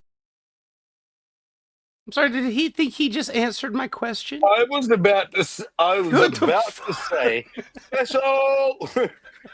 There was no answering of any question. It's now that I just dodged your question. No. He's like the subject. He just actually inserted his presupposition as somehow a satisfactory answer, and it became less coherent of an answer the more that he just substituted Jesus's name. And he's like, well, I presupposed it, so I have presupposed it earlier, so I have to say that. I have to. Yeah. And now you're asking me like to define like how that works, but I can't because I didn't arrive at it like by being critical about these things. I just accepted it wholesale and don't know what the fuck I'm talking about now. Yeah. I just have to say it's true. And when questioned, Darth Dawkins says, just say Jesus Christ. It'll get you out of it every time. Or just say you don't have a foundation, so yeah. Yeah, you don't, where's your Jesus at? Right, see that's a name. That's a name. That's not an answer. Of course it's a name, but it's not all it encompasses, Will. Come on. Oh, so I'm just supposed to unpack the name. You know, Jesus Christ is supposed to mean something about truth. Well, since I answered your question, now I'd like to make my point that I'm not even clear on how you evaluate what is true or false in reality. We can't make sense of that except you say probability. What kind of answer is that? What kind of answer is that? Kevin. See, you can give a name, I can give a name. That'll just be my answer. My answer is Kevin when it comes to probability. It's sort of back to the same. Kevin is probability. Probability is Kevin. It's the same thing. Don't challenge me because Kevin says it's fine. That's it, bitch, because Jesus is truth. You don't like Kevin is probability. Fucking prove me wrong. How are those different? I just created a category based on his earlier answer that a name can be an answer if I just assign it to a thing. And it's JG's job to unpack the name, Kevin. Right. Exactly. Yes. That's it. He's got to work at it now the way he's trying to make me work. I love where this... I wish it would have gone on. As a non-believer in Kevin, he must unpack the word Kevin. Did you just play a Uno flip around reverse card? I think I did, yeah. It's sort of back to the same. Kevin is probability. Probability is Kevin. It's the same thing. Don't challenge me because Kevin says it's fine. Okay. See, you don't like it when someone does it back to you, when someone plays pretend that way. I'm not pretending. You're pretending. You're pretending that you have an answer from my question. You're just keeping it from me. The reality is you don't. There is no reason I should believe the Bible's true. There's no reason you should believe the Bible is true. How did you come to that conclusion? Because you can't answer that question. And I was depending on you, JG. It all hinged on you, buddy. You act like you knew what those words meant that you were using, but apparently you don't. Oh, shoot. I mean, you're not gonna bring me on here and try to like make me your content and then not get a little kickback when you push too far. Oh, I'm not worried about you, dude. I like it when you're kind of, you're not so aggressive and you're more like into the conversation itself. But well, you try to devalue other people's worldview by hiding your own. But then when yours comes under scrutiny, yeah, you don't want to talk about how you arrived at your presupposition that your particular version of the Bible is true. You don't really want to talk about it. Special. It's biased. It's blind. No, I talk about. Call him out. Let's call him out publicly. What are you hiding, JG? I'll call you out right here, right now, my friend. You have admitted, not just multiple times, but on this very fucking stream, we pointed it out earlier. You admitted your words, okay? You will not give your worldview. And your whole shtick is to get your opponent to be solely focused on their worldview. You admitted it. How the hell can you be so dishonest to turn around and ask the question you just asked? Jesus is very disappointed right now. I'm telling you. He's pissed at you, JG. You're out of the heaven club. You're just out, Just tisk. You're gone.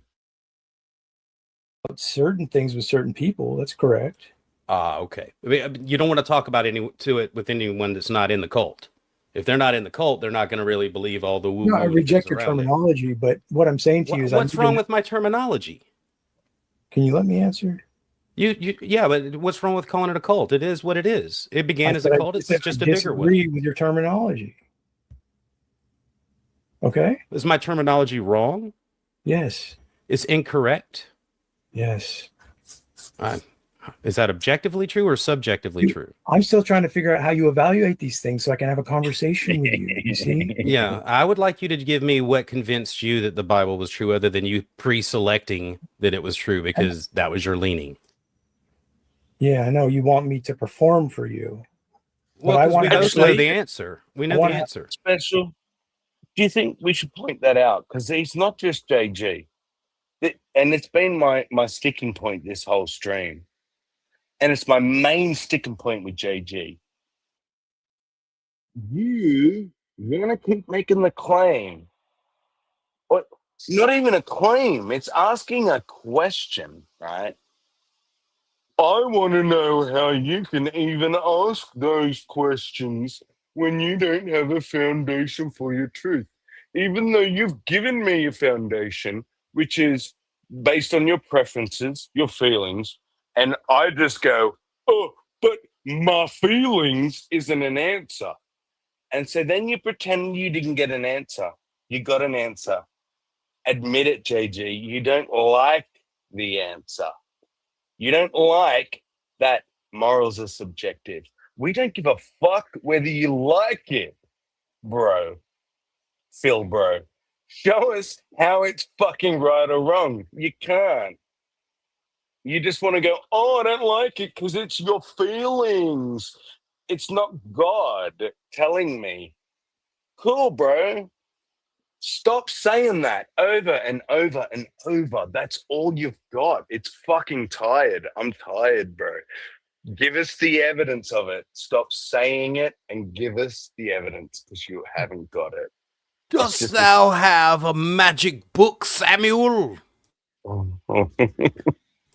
Where is your magic book? How dare you question where my knowledge comes from? Where's your magic book? Dig it out. Sorry, I couldn't. I had the same. No, you're right. I had the same one as he did. Almost. Orthodox? Close enough. The JWs actually stick pretty damn close to the Hebrew. They just change the specific things they need to change for their dogma. But otherwise, most scholars will tell you, like, their version's pretty damn close to the NRSV. So, this would have been a good time for me to turn around and when he's talking about wrong or right or whatever and be like, well, why don't we talk about that passing your kids through the fire thing where God gave that statute that was, earlier with DZ. We'll talk about that. Yeah. Is that in the Bible you selected? And And this is the frustrating thing, and why I want to call you out, JG. I hope you're listening. You will not address that. You will never, ever, in your cowardly chicken little fucking heart, answer that question. All you will say in response to that is, how can you even ask a question? Because you don't have God. Great. So answer it from God. Answer it in any way, fucking shape or form, but answer it instead of just saying you can't ask the question. That's all you've got. It's your whole stick is you can't ask me because you don't have my morals. Cool. Let's all grant it. No one has your morals. You have ultimate morals. You're the arbiter of the best morals. Cool. So now, can you answer some fucking questions, you coward? Sorry. Carry on. No, I enjoyed it. Thanks. Okay, well then you got your answer. So you're not qualified to tell me what the truth is. I told you what the truth is. No, you told me Jesus Christ. That's a name. Yes. Okay, an observation can be made here. Is this what you call the armor of God? I answered your question, but you won't can't answer. give a you can't my yeah, but question. you can't give a reason for your faith. Oh, I can. At this point, No, you know, only to a certain group of people. You've already said it's an exclusive club, and I'm not in it. There's something wrong with that? No, it's just an observation. So all you have is observations. Correct. So you appear to be arguing. Oh, am I? Okay, I'll just let you sit out back because you're obviously playing games, dude. You came in with a fake worldview. You're feeling comfortable and confident because I'm being Special. benevolent to you. Whilst the coward's kicking you out the back, I'd like to point out that that's all. Oh, he only has the same fucking thing. Yep. Yep, exactly what I've been trying to get through his thick fucking head for about a year now. Like, JD, what the fuck, dude? No one's buying your shit anymore. Look in the mirror. 5 seconds. Come on, man. He can't help it. He's trapped to the measure of his commitment to the belief. And he cannot, if he doubts, he's out of the club. And so he can't doubt. He has to keep dancing, keep doing gymnastics, keep arguing dishonestly while hiding something he's proclaimed as true, but really can't substantiate because he just guessed at it being true. I guess while the fucking music box is playing, the monkey's gonna dance, doesn't he? Yeah, he's talking about me, like wanting him to perform, like you're doing that on your own. You're doing all the gymnastics. I'm asking easy questions and you're fucking freaking out, man. Why are you dancing? You're trying to tell us we're making you dance. Like, he tried to tell us the whole Jesus, but we couldn't receive it. I noticed he'd made zero attempt.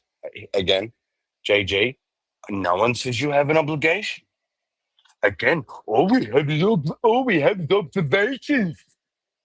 But I observed you dodging the fuck out of everything you were asked. This entire conversation. Are you obligated? No.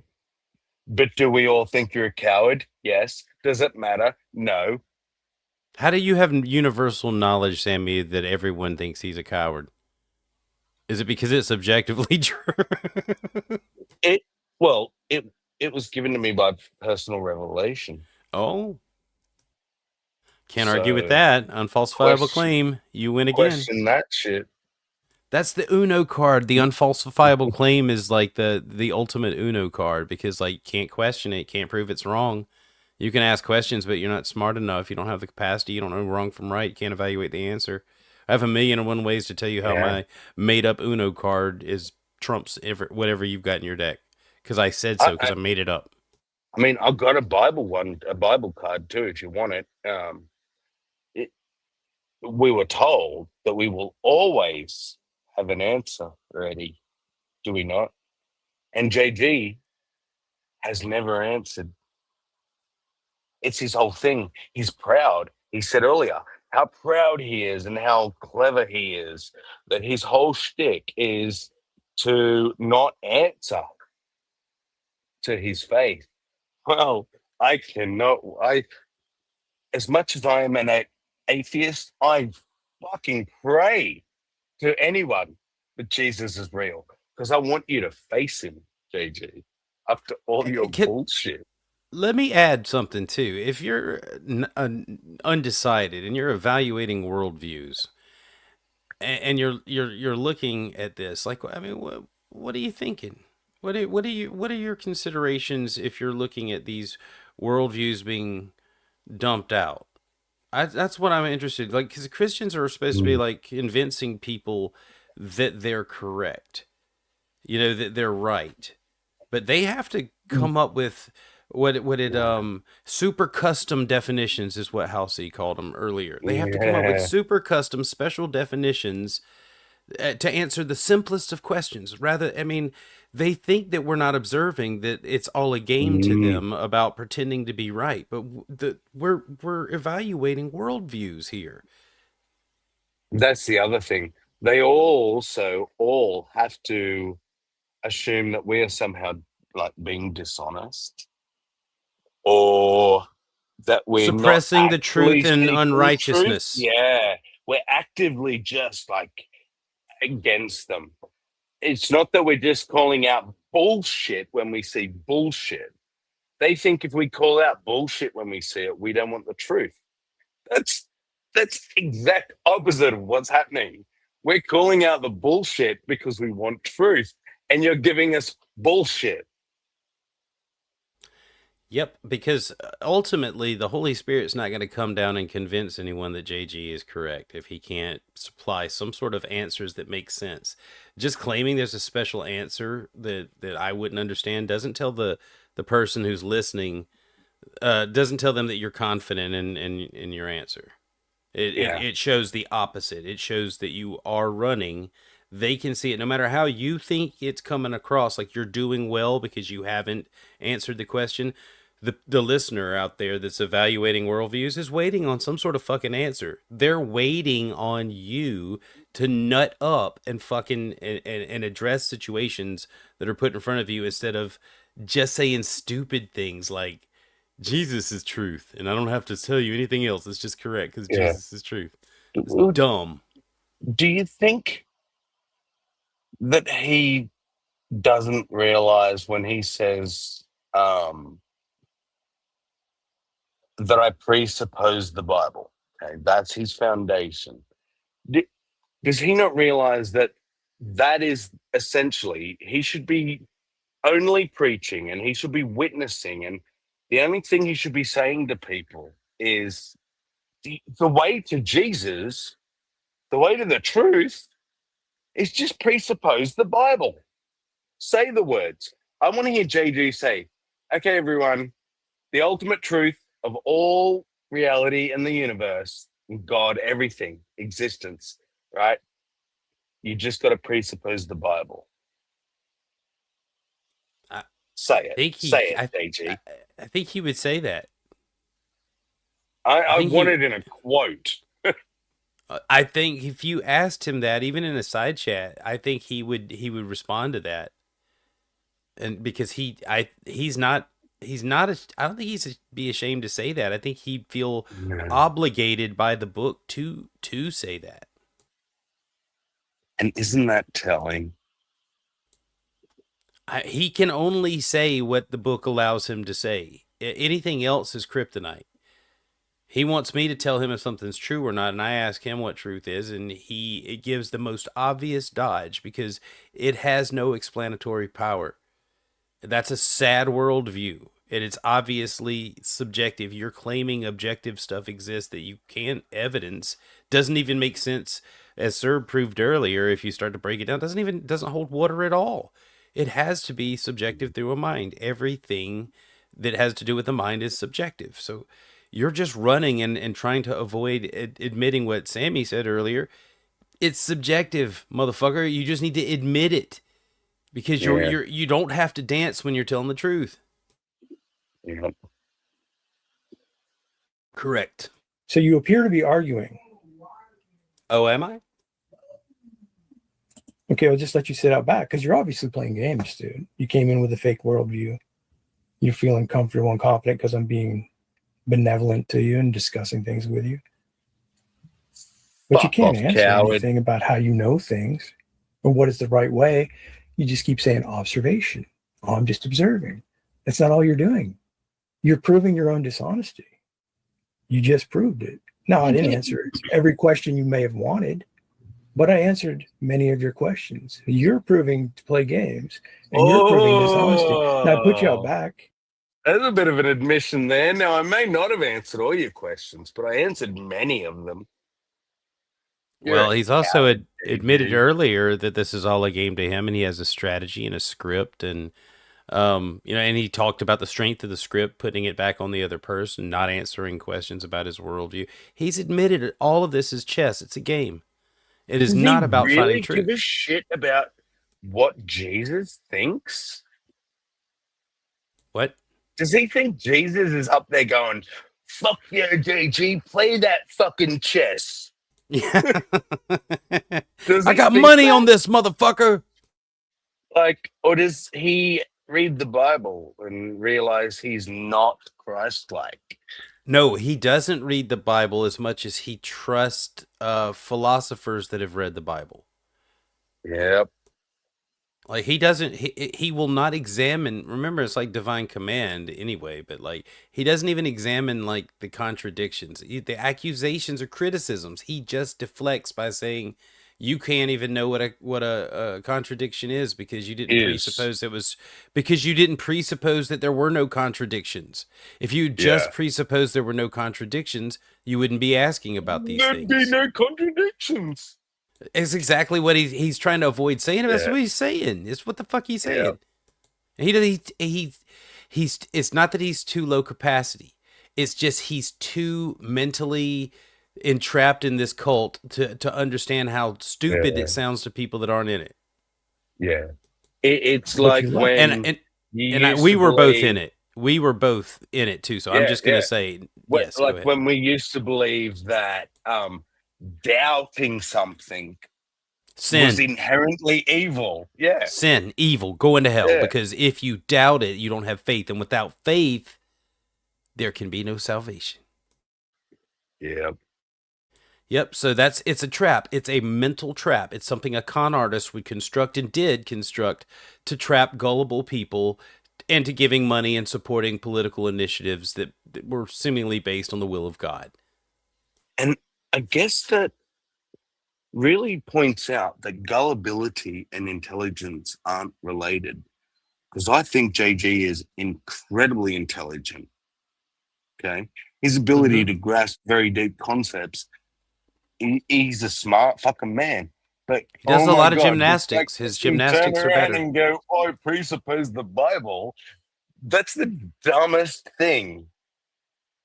I don't understand how an intelligent person can't see the issue with that unless it is pure cognitive dissonance. It's not meant for intelligent people. It is meant for the dumb cattle out there. Gullible.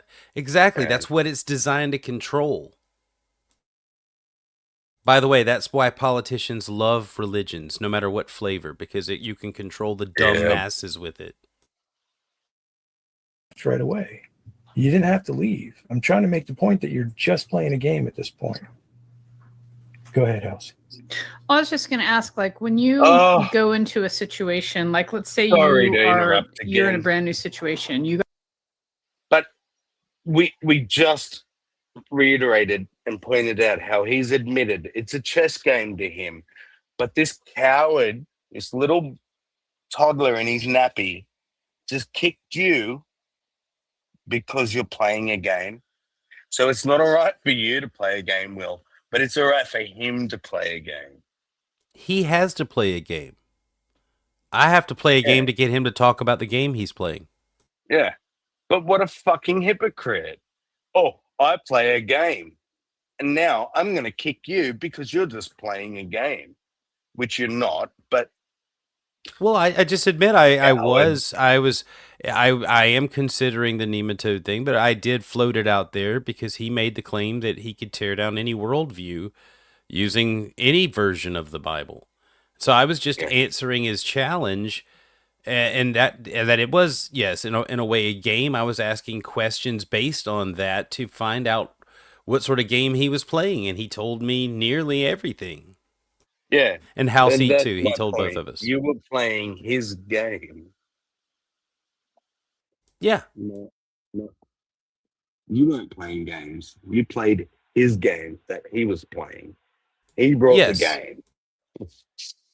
You are required to play his game to speak to him. Exactly. And then to kick you for it when he's had enough. Like, fuck off. I just, I'm glad that people watch his stream, the few that do, and that they're going to root for this and sort of imitate this sort of behavior on their own streams and inside chats, and it's just going to be more fun for me to point out how dumb they are. Yeah, this is my game. Every question you may have wanted, but I answered many of your questions. You're proving to play games, and you're proving dishonesty. Now, I put you out back, but you left right away. You didn't have to leave. I'm trying to make the point that you're just playing a game at this point. Go ahead, House.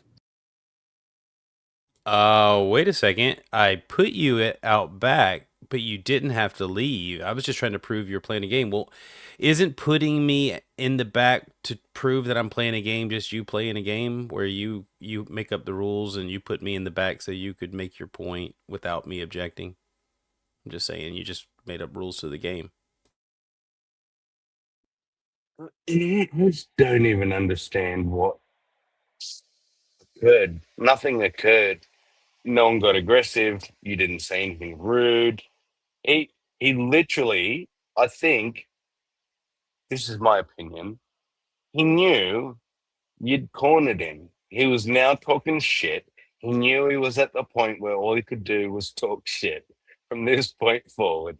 So I have to get rid of you. Because you're exposing the fuck out of him.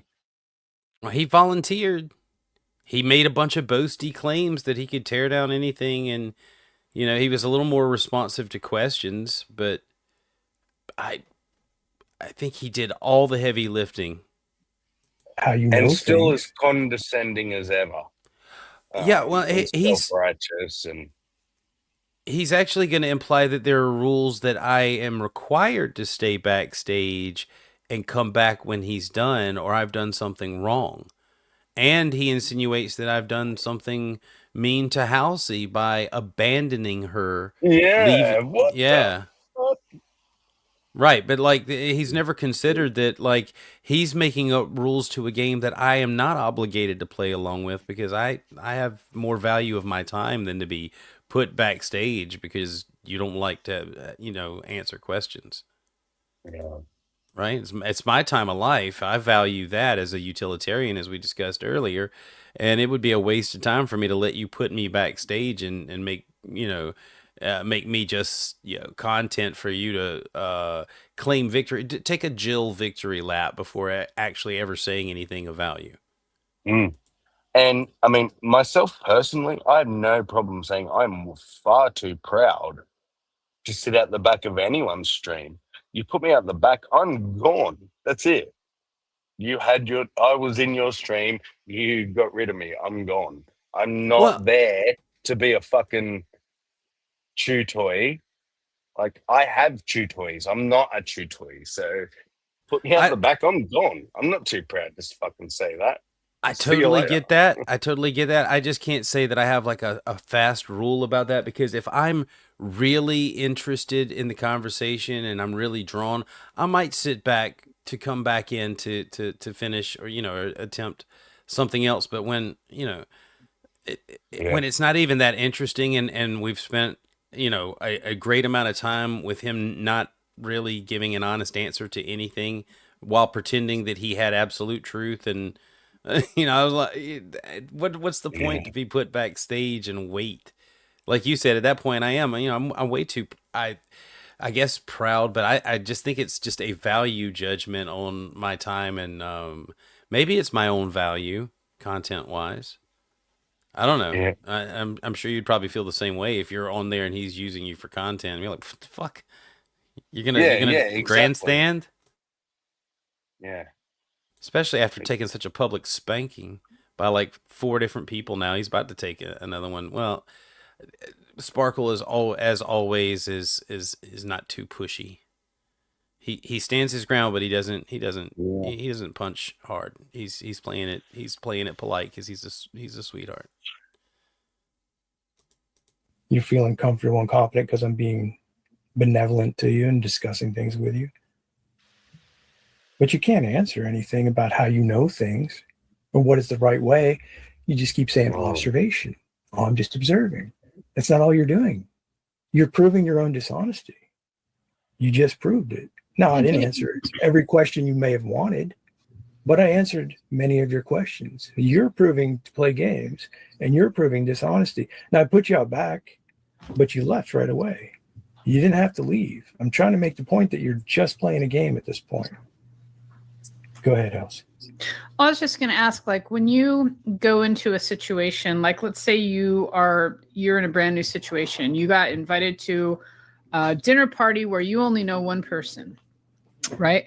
And you walk in and you're in a brand new place, brand new people, music you've never heard, all the things that you can just look around and see and observe in your experience. Isn't that you observing to understand what you see as the truth of your surrounding reality or your immediate reality? Like, what's wrong with that process? I don't. Because you seem to be criticizing Will for that kind of description, but I'm just asking you, like, how else are we supposed to determine like what is and is not in our reality, except for observation? Something brilliant. Observation alone. Yes, alone. What you do after that, you can pass it out, you can play with it, you can fucking pull your pud if you want. I don't care. But all you have is your observation, unless you're dishonest and gonna pretend I have my book and my God. Cool story. And she did it so concisely too. Yeah. To determine like what is and is not in our reality, except for observation. Observation alone. What else do we have? We have our imagination and we have observation, right? You don't think that you're presupposing and assuming things in your observation, things prior to the observation? You don't have a philosophy? Part of our imagination, right? Like if you went to this dinner party and somebody said, 2 hours before you went, there's going to be a lot of gay people there, right? You'd walk in, probably kind of looking around, seeing was he right? There are a lot of gay people here. Yeah, I see gay people. Sure, midnight. You know what I mean, though, because you would have a predisposition to be looking for and expecting this thing that people told you that would be true. That's what you mean, right? Like when you say presuppositions about a situation. Or that the Bible is the word of God, just saying. Yeah. And can I just point out that comment about midnight was just proof of how far away from the conversation he was. He had no clue what else he was saying. Hold on. Wait. Yeah, but in that moment, while not even really paying attention to what he took a unnecessary swing because he heard the word gay at midnight. Exactly. Now, let's talk about his character. Why was that even appropriate? Why is that something that Jesus is applauding for also, JG? Just hit midnight when he's not even... He wasn't doing anything. Not even talking. Just there. Just existing. Yeah. Fuck what Halsey's saying. Slug. I mean, I got one word of that, which is gay. And I'm going to punch a sleeping midnight. He's just minding his own fucking business. Just trying to find out what it looks like in the dark if he could ever not radiate so much like a glowworm. But like that's what pisses me off. Is it's more to his character. Midnight didn't do anything wrong except for participate a very little bit earlier. Yeah. And it's just it's sort of a Exactly. bigotry. It's a religious bigotry. Exactly. And it does speak to their character, which speaks to their God. Yep, like Wildheart plays that song, "Your God is just like you." That would be true. That's what you mean, right? Like when you say presuppositions about a situation? No, I'm saying when you say it simply comes down to observation, I'm saying you're overlooking that you're carrying presuppositions in a philosophy into the observation itself. Yeah, but that's part of our observation, right? Because that's what filters it. That's what alters what's raw and real coming into our eyes and everything. That's what I'm challenging. I'm challenging your assumptions. I'm giving my assumption. I'm giving my ultimate presupposition and challenging yours. It's simple as that. Okay.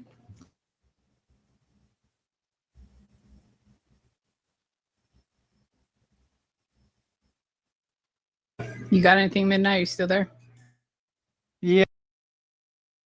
See, she's being polite right there. She didn't follow it up. I mean, she could have just said, like, you've already proven you're not equipped to evaluate the validity of my whatever I say.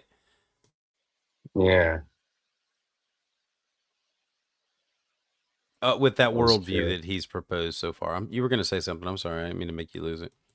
No. That was it. Oh. Yeah, no, I was totally agreeing. Yeah, I'm still here. I don't know. I guess not really. Just thinking else. I think I've probably taken it as far as I can go without getting into another sort of merry-go-round, just round and round we go kind of scenario. So, why but it was interesting. Why do you think Will left you? That's a weird way of phrasing it. Left me? I think he left. Is that what you said? Because I think I said that for a reason, Midnight, because What if it's just fucking weird, creepy? Like, I think he's thinking about you too much kind of statement. Yeah. He's trying to create some sort of, he's overshadowing what happened with his own narrative. He's trying to stir Halsey. Halsey, we'll abandon you here with me. Now you're going to face me. Like, he like wants he's some sort of scary opponent. Right. Well, he wants to he's mad because I broke his made up rules about me having to stay backstage until he's ready because it's his stream and blah, blah. And then he's kind of turning that shit on Halsey and sort of kind of wanting her to say, well, I mean, I guess he ran away. How does that feel, Halsey? But your compadres left you here. Like, oh, how despicable of him. What? Can you imagine what he would have been like if she'd have said, I guess you were just too dominant in your argument. I guess your argumentation was just more than he could contend with. He would have probably tried to adopt her. Yeah. He needs the validation. I do like that she said, you were just going around in circles and it was getting kind of boring. Best thing. I love Halsey's bluntness there. Right. And if he was like, why would you say that? Because all the evidence so far is that all you can do is going around in a presuppositional circle. You have given nothing to indicate that you're capable of more than the little hamster wheel that you've got yourself on. Merry-go-round, just round and round we go kind of scenario. So, but it was interesting. Why do you think Will left you? That's a weird way of phrasing it. Left me? I think he left. Is that what you said? Because I think I said that for a reason, Midnight, because she's obviously she feels confident when Will first comes in, and when he leaves, she feels less confident. Why would I be talking if I feel less confident right now? Well, you're about to leave, right? Well, I mean, I didn't know whether or not Will was coming back, and sometimes when He Okay, leaves. that's There's fine. not much left to talk about because it's all been talked about, and any attempt to go further will just result in a circular thing. And The prophetess Halsey has predicted every future conversation with JG. And she will be proven correct. They will build statues in her honor. They will write songs. He's incapable of escaping this situation, this circular reasoning loop that he's trapped in. He cannot think his way out of Plato's cave. He's fucking stuck. And the more he commits himself, well, through his ego, to needing to be correct about this to make sense of his worldview, it's like it's like a tar baby, man. You're stuck elbow deep in this bitch. I don't want to have to explain the tar baby reference. It's not racial. Yeah, in no, case Jill's we get offended. that. He's probably turned on, actually. He's turned on because Midnight's talking, and you know, he's got a thing about Midnight. I don't want to get into that. sometimes don't have the energy for that, and it's also kind of boring. You need more entertainment. It's not about entertainment. You said it was boring. Implies that entertainment is needed. But anyway, what I'm saying is, why do you think he left? What he seemed to be making a case like something was wrong, something was not I think that from what I know of Will, he doesn't really like to be put backstage, and maybe that was part of it. Okay. Anyway, it was fun. Have a good night. I'll see you later, midnight. Yep. See you later. Bye. So Midnight, why do you suppose Halsey left you, abandoned you? You seem confident when Halsey's here. You were confident when Halsey was there, but even though you've not even had a chance to speak yet, why are you so not confident? Just like when Halsey was speaking, she was apparently not speaking. I like how immune to JG's bullshit Sparkle proves himself to be right here, though. He's just he handles it, I think, in a way that like JG could learn from. Classy. For someone with a stutter, man, the how quickly Midnight responds to his elite pals, like he was ready. Midnight was ready for it, man. He's been hanging out with Christians a lot lately, so he's heard a lot of the bad argumentation ad nauseum. So, how you been? What are we, pals? Oh, No, just like his God. but, just like his fucking God. How you been, God? Yeah. I don't depart from me. I never knew you. What? Yeah. You dare approach me? Have you been using the right epistemology?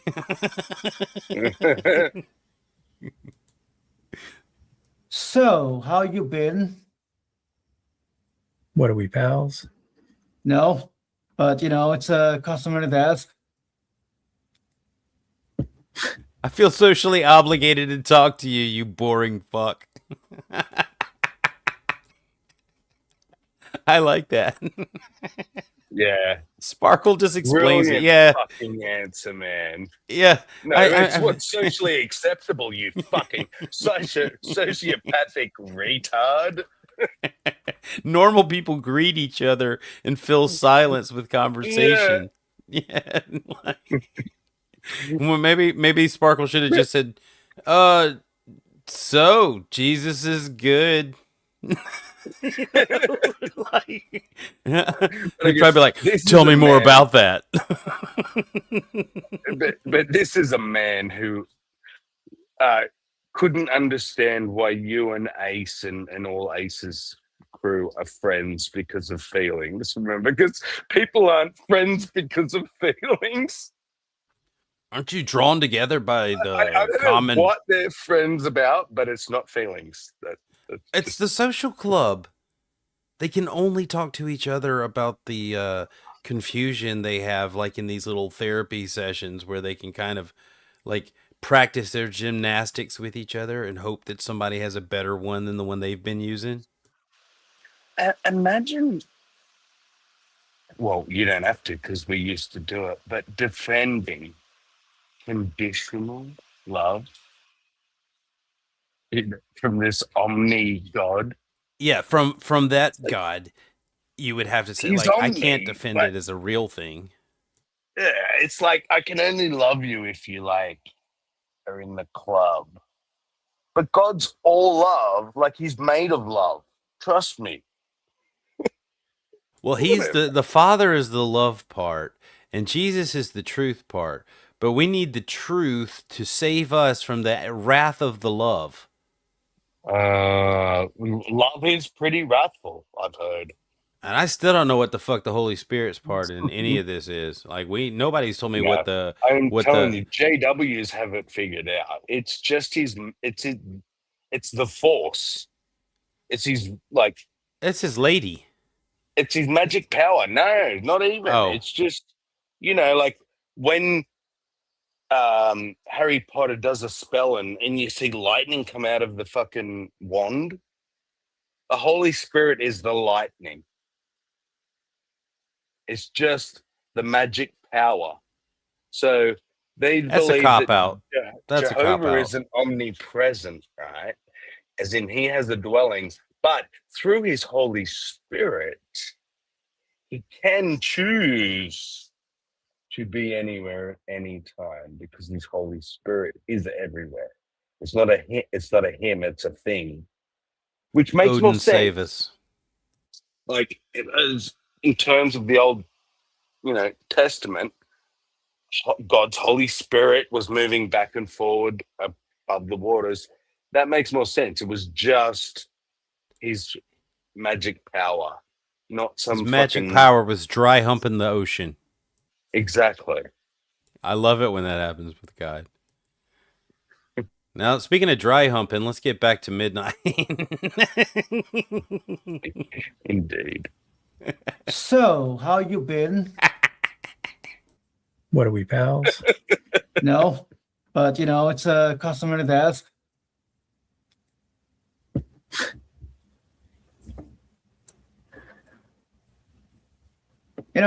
It's funny. You get on people for treating you as entertainment, but then you treat others as entertainment. That's interesting. Treat others as what? Entertainment. You say you yourself do not want to be treated as entertainment, but you treat others as entertainment. Who did I treat as entertainment? Who do I treat as entertainment? What are you talking about? Never mind. Yeah, it doesn't matter. And there's the mercy. Fucking Sparkle has him dead to rights. Dead to rights. Dead to rights. Can make loads of cases just in the playlist of videos that JG has done. Using everyone else's content and including every argument that he needs someone to argue with so that he can use them for content where he can film himself using the script on them.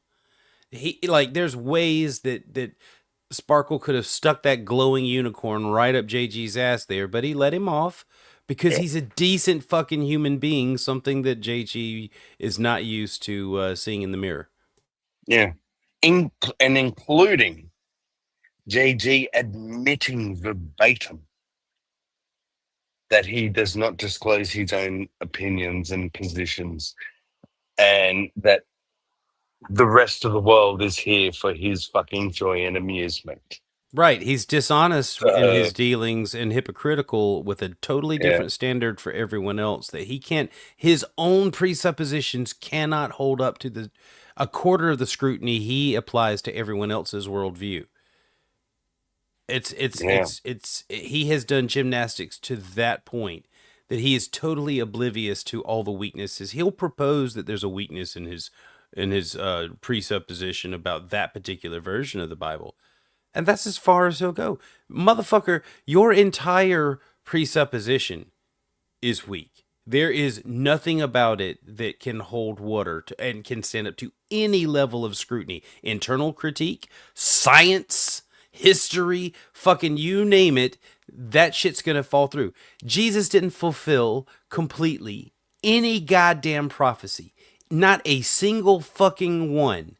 Okay? You guys have to use song lyrics written in the time of the Davidian dynasty to try and add some sort of substance to Jesus being the Messiah. It's weak sauce. It's weak hearsay sauce. It is the claim and therefore cannot be evidence of the claim. You ignorant shits. Sorry. But I feel better. Nah, it is just dishonest. That's the only thing I can come down to. I don't care if it's unintentional.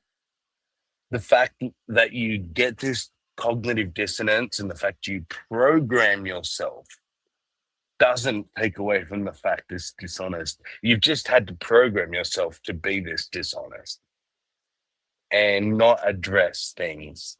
The fact that all of this intelligence and all of these words and all of this argumentation boils down to, I presuppose, a version of a book of which I have not even bothered to check all the other versions. I got no a question. clue that his whole shit rested on such a feeble little fucking foundation that it's laughable. I got a question. Let me pick your brain here. Is willful ignorance or intentionally choosing to remain ignorant of things that you know could be have the potential to be true and inform you, is that a form of dishonesty to be willfully ignorant? Yes, in my opinion, absolutely. And I think I could even probably argue that biblically. You could argue it being dishonest biblically to be willfully ignorant. Exactly. I believe the Bible even tells us not to be ignorant, be willfully ignorant, but to test all things. Yes, and the Bereans are the example that Christians typically use to test all things against the scriptures. But where it doesn't actually say that you should test the validity of the scriptures. A lot of times that's just a faith thing. Although it does, that. Yeah, I could be wrong there. I could be wrong, and maybe I should double check the verse. But I assumed when it said all things that included the scriptures, and when it says compare it to the scriptures, that just means compare the scriptures to the scriptures.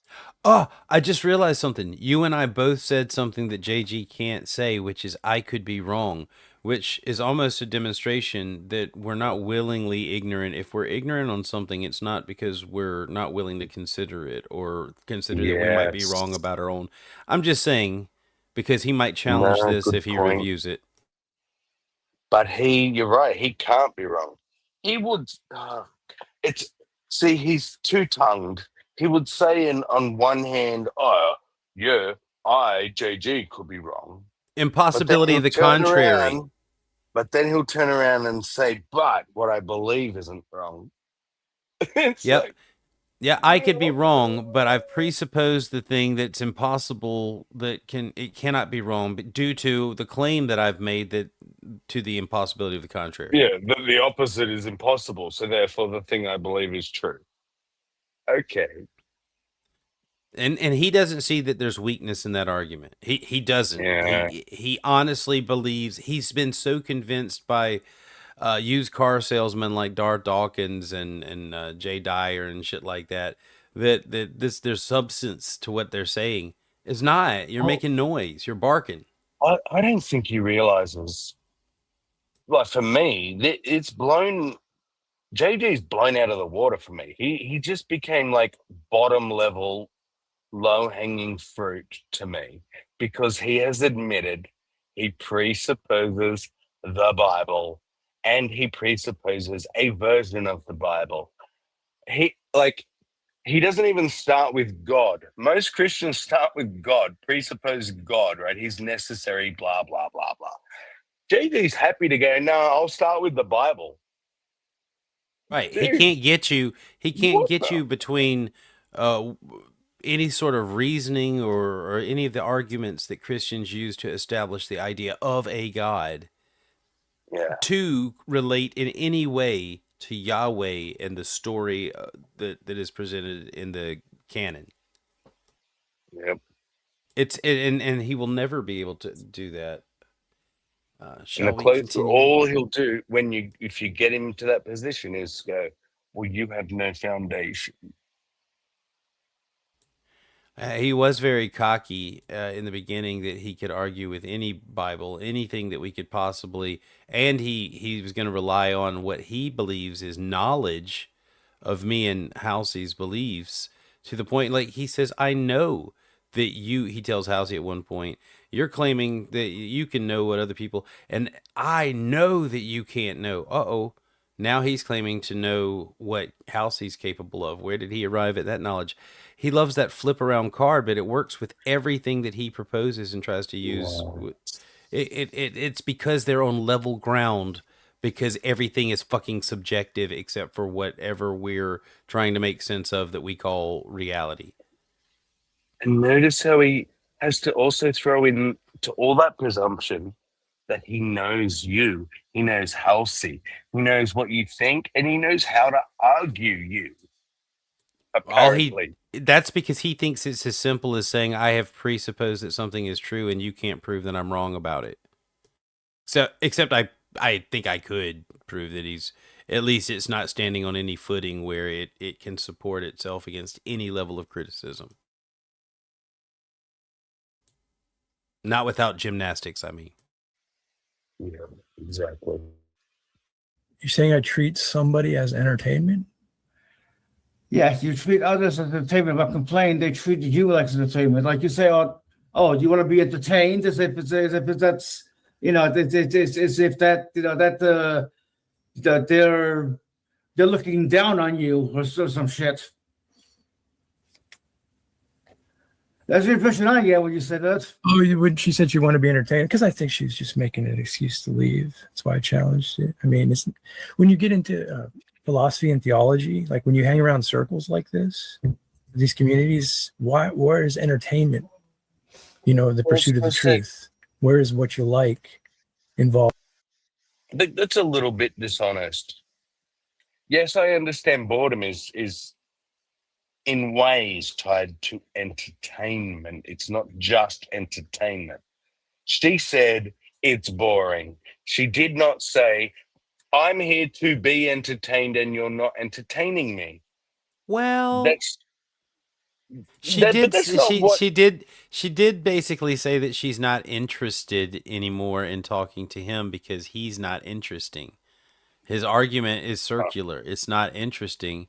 So in some ways, he's taking the criticism appropriately. He's bland as cardboard. Yeah. And she's just being fucking polite and trying not to be like, look. I mean, she's telling him, but she's telling him in a nice way. She's like, yeah, we just get caught on a merry-go-round. But she's also saying, and it's not entertaining. But I think what I'm trying to get in my head is, do we only do things that entertain us?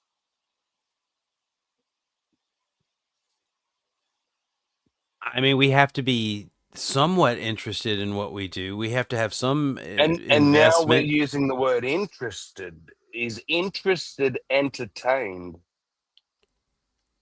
I think she said that it wasn't interesting. I think the word she used was interesting. Yeah. I never heard her say, like, entertain me. I don't think anyone thinks along those lines. That's all I'm trying to get at. She said the merry-go-round wasn't interesting. Yeah, exactly. It was boring. Jim said it's boring. That we had said everything that we could possibly fucking say on a merry-go-round effect, like over and over again, and it wasn't worth her time to continue, and it wasn't interesting. So there was just nothing to be gained. There was no value. That's what he's offended by, because it's saying there's just no value in talking to you. I think this is what I'm trying to get at. I was trying to understand what we're calling entertainment. as people. Like, does entertainment just mean something you're interested in? So interest equals entertainment? Because I'm interested in all sorts of fucking weird shit, but I don't know that it necessarily would always entertain me. I think they're not the same thing. And to just go, oh, you run away if you're not entertained, I don't think that's being honest. I think you're Super. ignoring the fact that you've just talked in circles is the one thing. It's what Halsey called a super custom definition. Yeah, he's taking interest in super customizing it into entertainment. Yeah, Like and no one's there. Yes, I'll admit straight up, we're here because we think you are fucking entertainment. You're a monkey like dancing to a fucking music box, JG. Oh, he's such a monkey that I can get him to say something stupid just by asking him what the truth is.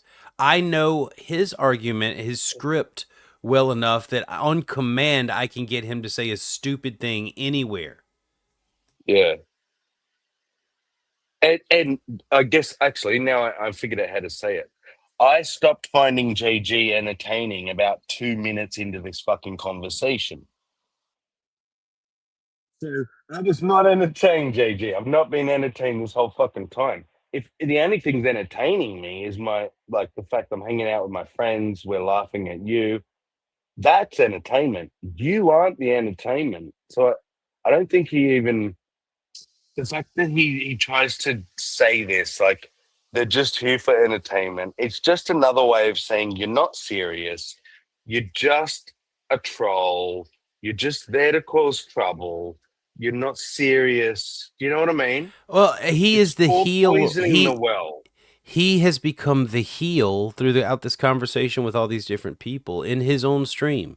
He's become, I mean, to almost anyone that watches it, he's attacked people unprovoked. He's been resistant to having a civilized conversation without using magical thinking, and completely obscuring definitions of words and admitting that he will not lock himself into definitions of words and defined terms, which is necessary for any discussion or communication. Yeah. Spot on. Yeah, let's go a little more. Than what is true. That's what these people are missing. They don't have a worldview that's established that has any standard in place. So they just follow their whims. I mean, that's the answer we got from Will, that his intuition and muff feelings is what's guiding him. And what guided JG to pre-select the absolute truth that was contained within the Bible he'd heard rumors about? Wonder what motivated him. It might have been muff feelings. Just saying. Other. What if somebody would have told him the Quran was the word of God? What do you think JG would have been like? You know he would have been strapping bombs to his chest, man. His turban would be wrapped tighter than everyone else's. They tried to pursue that with him, and he realized he didn't want to, because I think he intuitively realizes where that's leading, just into a single. Oh yeah, it's definitely leading to hell. No, like a single autonomous being saying, "This is my opinion, my feeling." Again, this isn't fair to Sparkle because I've already left. Halsey's left. Sparkle's been polite as he can be, but been honest. Now JG wants to continue to have his debate with me, but he wants Sparkle to stand in. Sparkle asked me to pick up an argument for him and see if I could carry it. Fucking JG wants to pick up a debate with a substitute that didn't sign up for that shit. Like, just let it go, motherfucker. The content left with everyone else, unless you want to treat Sparkle as an individual person with his own ideas and stop trying to make him be us, you know? Yeah, no. Well, apparently he just thinks exactly whatever you think, Will. So it's all good. he's kind of like the crash test dummy for all the arguments that JG couldn't get in earlier. He's like, well, we'll see how they would do. And Sparkle's like, what the fuck are you doing, man? I was just like, how's it going? And you're like, stand here. Okay, I'm gonna throw shit at you. Feelings, my observation, And he can't go any further than that. That's why I'm asking him, is there problems? Is there something wrong? And he keeps saying, no, I'm observing. He's saying he's observing, but he's actually arguing, trying to make a point, which is showing either his dishonesty or his disconnected level of understanding of what he's doing. It's going to fall into one or the two. I mean, I don't know. From what I know about him, he's a good man. So he's fine. I don't mind him coming on having discussions. We had a few good ones, but I think what happened there is it just went back into where it usually goes, where he gets kind of mad. You can tell his demeanor changes. Can I just say that didn't happen? Doesn't really like being. And can I also say he fucking called you out at the start of the conversation because you were being too nice. So you were somehow must be being dishonest because you're normally more aggressive, Will. How dare you be polite? And Right, then kicks you out and tries to say, oh, he gets mean. Fuck off. You didn't even change your tone of voice or anything. You were very like the same the whole way through the conversation. He only liked me when I wasn't provoking him to say things about his worldview. Whenever I got insistent about it and started, because remember, he didn't like it, like you said, when I wasn't doing it. And he said, you've decided you're not going to do that tonight? And I'm like, I could, but I'm trying to talk about something else. Well, I mean, now I'm doing the thing that is in my, what you say, characteristically, what I do, my mode of operation. And you kick me out. You're going to boot me out the back. Fuck off. Right. Like, is that what you wanted from the beginning? Or what are you using me for? Yeah. Entertainment? Content for sure. Put backstage. There's that. And, he probably got tired of the conversation. Like, from what I've noticed, you guys were definitely going in circles. Although obviously I wasn't watching the whole time. I just ran up and just checked and saw that Will and Halsey were there. I'm like, oh. Uh-oh.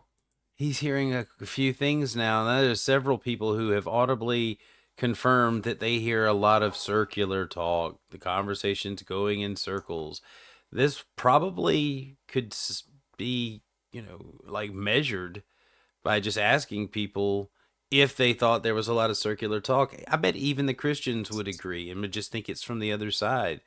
But the point being is that the content is just full of philosophy and circular shit. Yeah. And cool. Then clicked. Sorry. Oh no, I'm just wondering, because you can tell, right? He thinks he did the wrong thing by putting you out the back. You leaving was the best thing you could have fucking done, because he didn't think you would just leave like that. And now he feels like the bad guy. Good, as he fucking should, the coward. Because then he's asked, like, back me up, oh, blah, blah, blah, Halsey, why do you think he did that? And didn't like her answer, so then he had to say, oh, so he abandoned you, blah, blah, blah. Now he's still going on at poor midnight. Oh, why do you think Will left? He is so butthurt by it because you left. He just didn't think you were going to do that. He tried to exercise leverage that he didn't actually have. Exactly. There wasn't a value to me to stay, because the same observation everyone else has made, that like he's stuck and can't reason properly, not honestly at least. So but the two people he's asked to back him up have both said the same words. You're circular and you got boring. Yeah, they both said it. It's brilliant. It's only entertaining when there's actual conversation and you're not obfuscating and running and stuff like that. Whenever you start doing that and you censor the people who are asking you questions and keeping it interesting, you're just left with you preaching to the void. And now preaching at Sparkle and interrogating Sparkle about a situation that he's having some butthurt about. Like, this is not Sparkle's problem. You just, again, he's propping him up like AI. Like that's Yeah. Gemini for him right now. He's gonna talk to himself. Just, and in case you missed it, JG, no one wants to hear you. How did you put it, Will? What, preach to the void? Preach to the void. No one wants to hear that.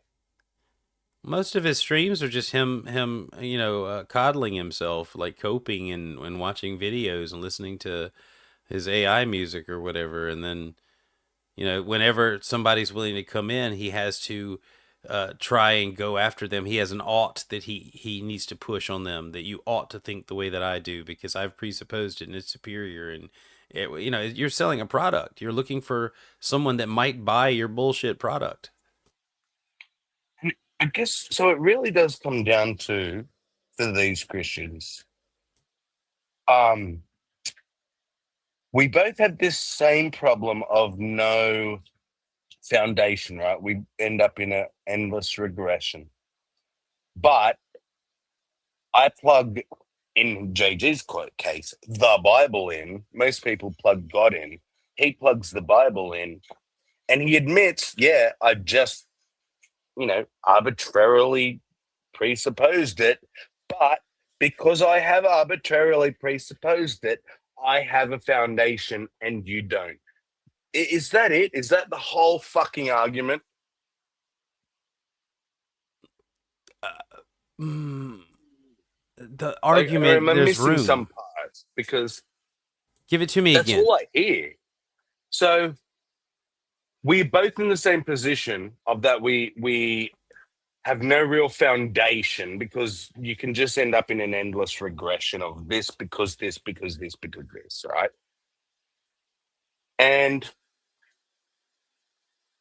But I can say God or my Bible ends the regression, but because you haven't plugged something arbitrarily in to end the regression, you have nothing, therefore I win. That's it. You're describing the thing that they call the God of the gaps, and they hate when someone calls it that, but that's precisely what it is, and that's exactly what they're doing.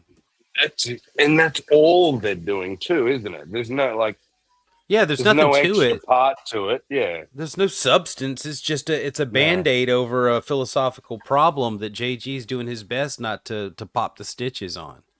Yes, because the stitches are old and worn. And for someone so philosophical, this is what I'm saying. I don't understand how he doesn't understand how basic a problem this is. How basic a problem his presupposition is. For someone so philosophical, he can't understand it? What? He does. That's why he hides it from scrutiny unless you're already a member of the cult who won't question it. Because it's only valuable to someone who already believes the Bible is true. The tag argument doesn't have any convincing powers without already believing his presupposition that the Bible is the Word of God. That's why he thinks it's valuable, and nobody else is convinced by it without already holding that. It doesn't bring anyone to his presupposition, as you've seen.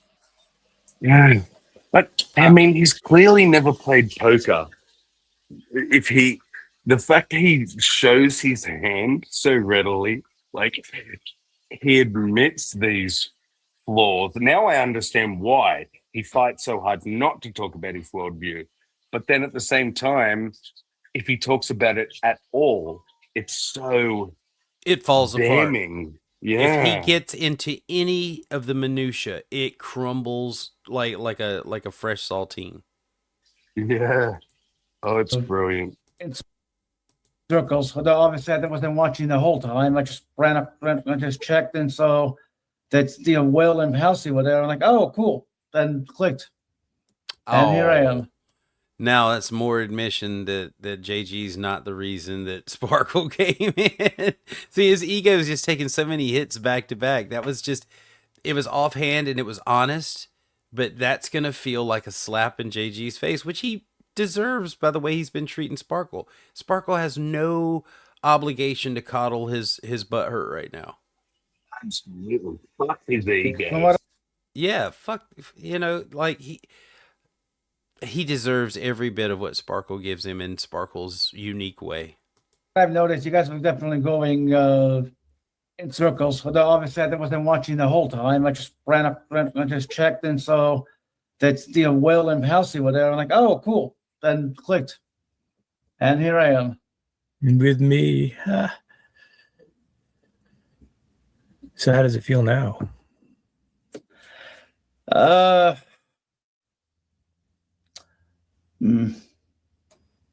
Very subjective.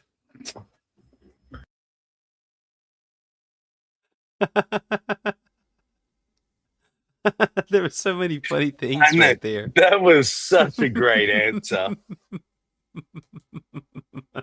It's weird that JG's like, how does it feel now? And be like, are feelings valid to you all of a sudden? What the fuck are you asking me about feelings for? Well, that's a weird question. And then he pointed out like Sparkle's like, it's very subjective. It's like, it's a weird thing for you to ask at all, JG. Fucking brilliant answer, but brilliant. Oh, cool. Then clicked. Wait. I want to point out that, like, what's awesome about Sparkle, he's not trying to be funny. He's just being honest and genuine in the way he feels. He's not trying to be mean, but I guarantee you the insult that is JG's taken is just, it's actually just him dealing with a little bit of subtle criticism. Passive criticism. He's saying honest things that will be interpreted as criticism. Yeah. In circles. And Although obviously I wasn't watching the whole time. I just ran up, I just checked and saw that Will and Halsey were there. I'm like, oh, cool. Then clicked. And here I am. With me. So how does it feel now?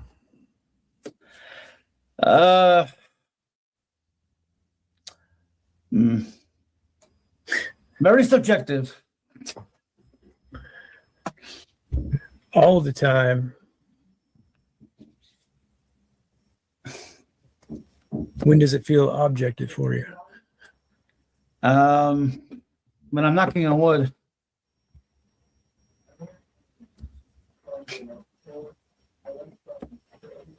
Okay. It is. You have to admit. You have to admit that existence is beautiful. Well, I guess it depends on what you're looking at. Let me find a way to be argumentative.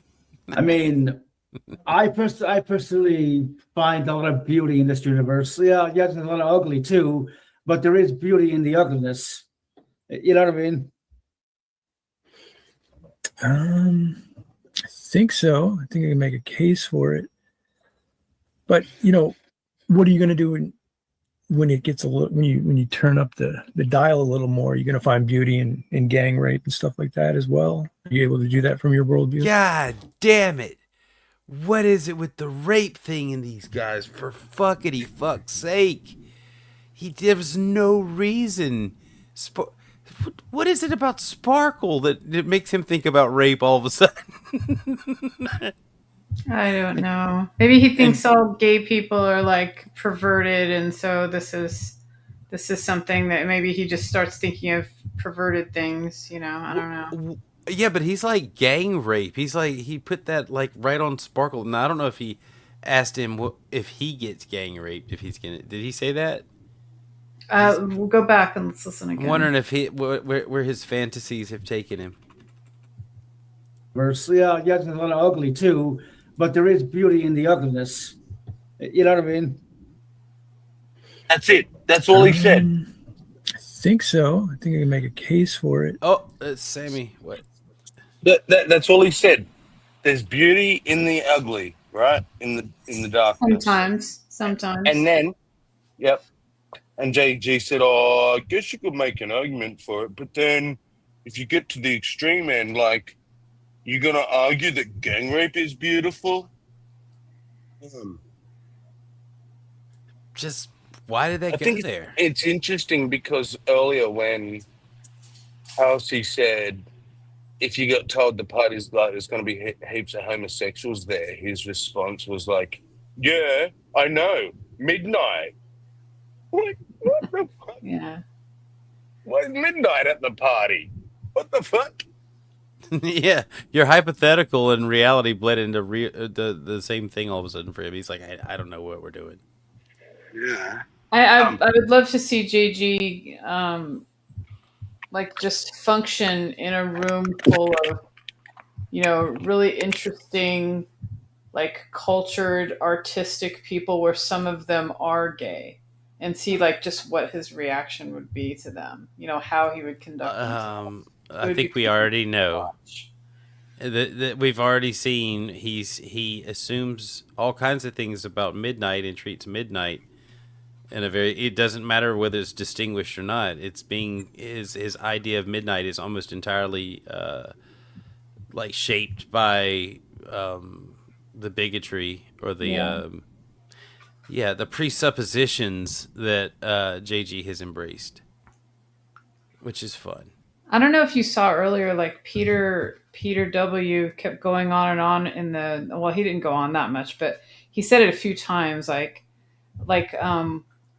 what would, like, he said something like, what's is there something wrong with raping a toddler for fun? Do you remember him saying that shit?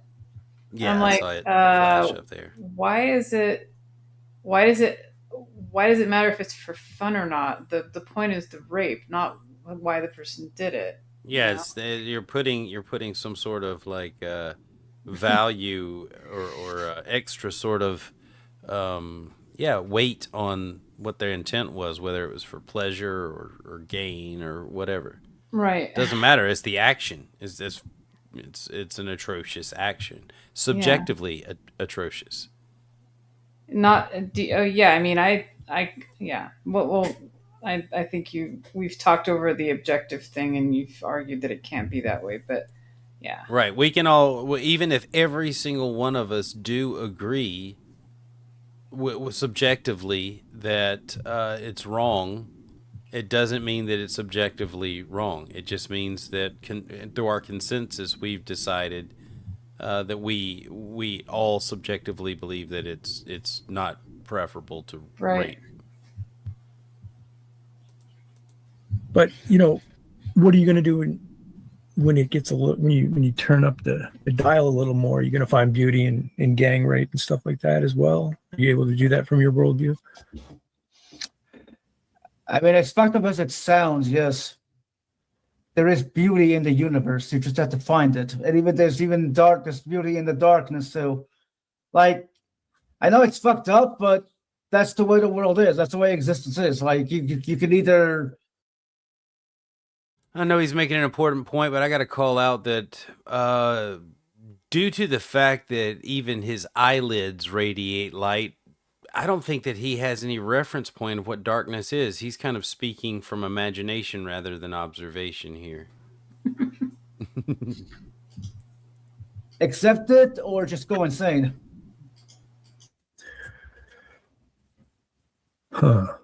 Accept it, meaning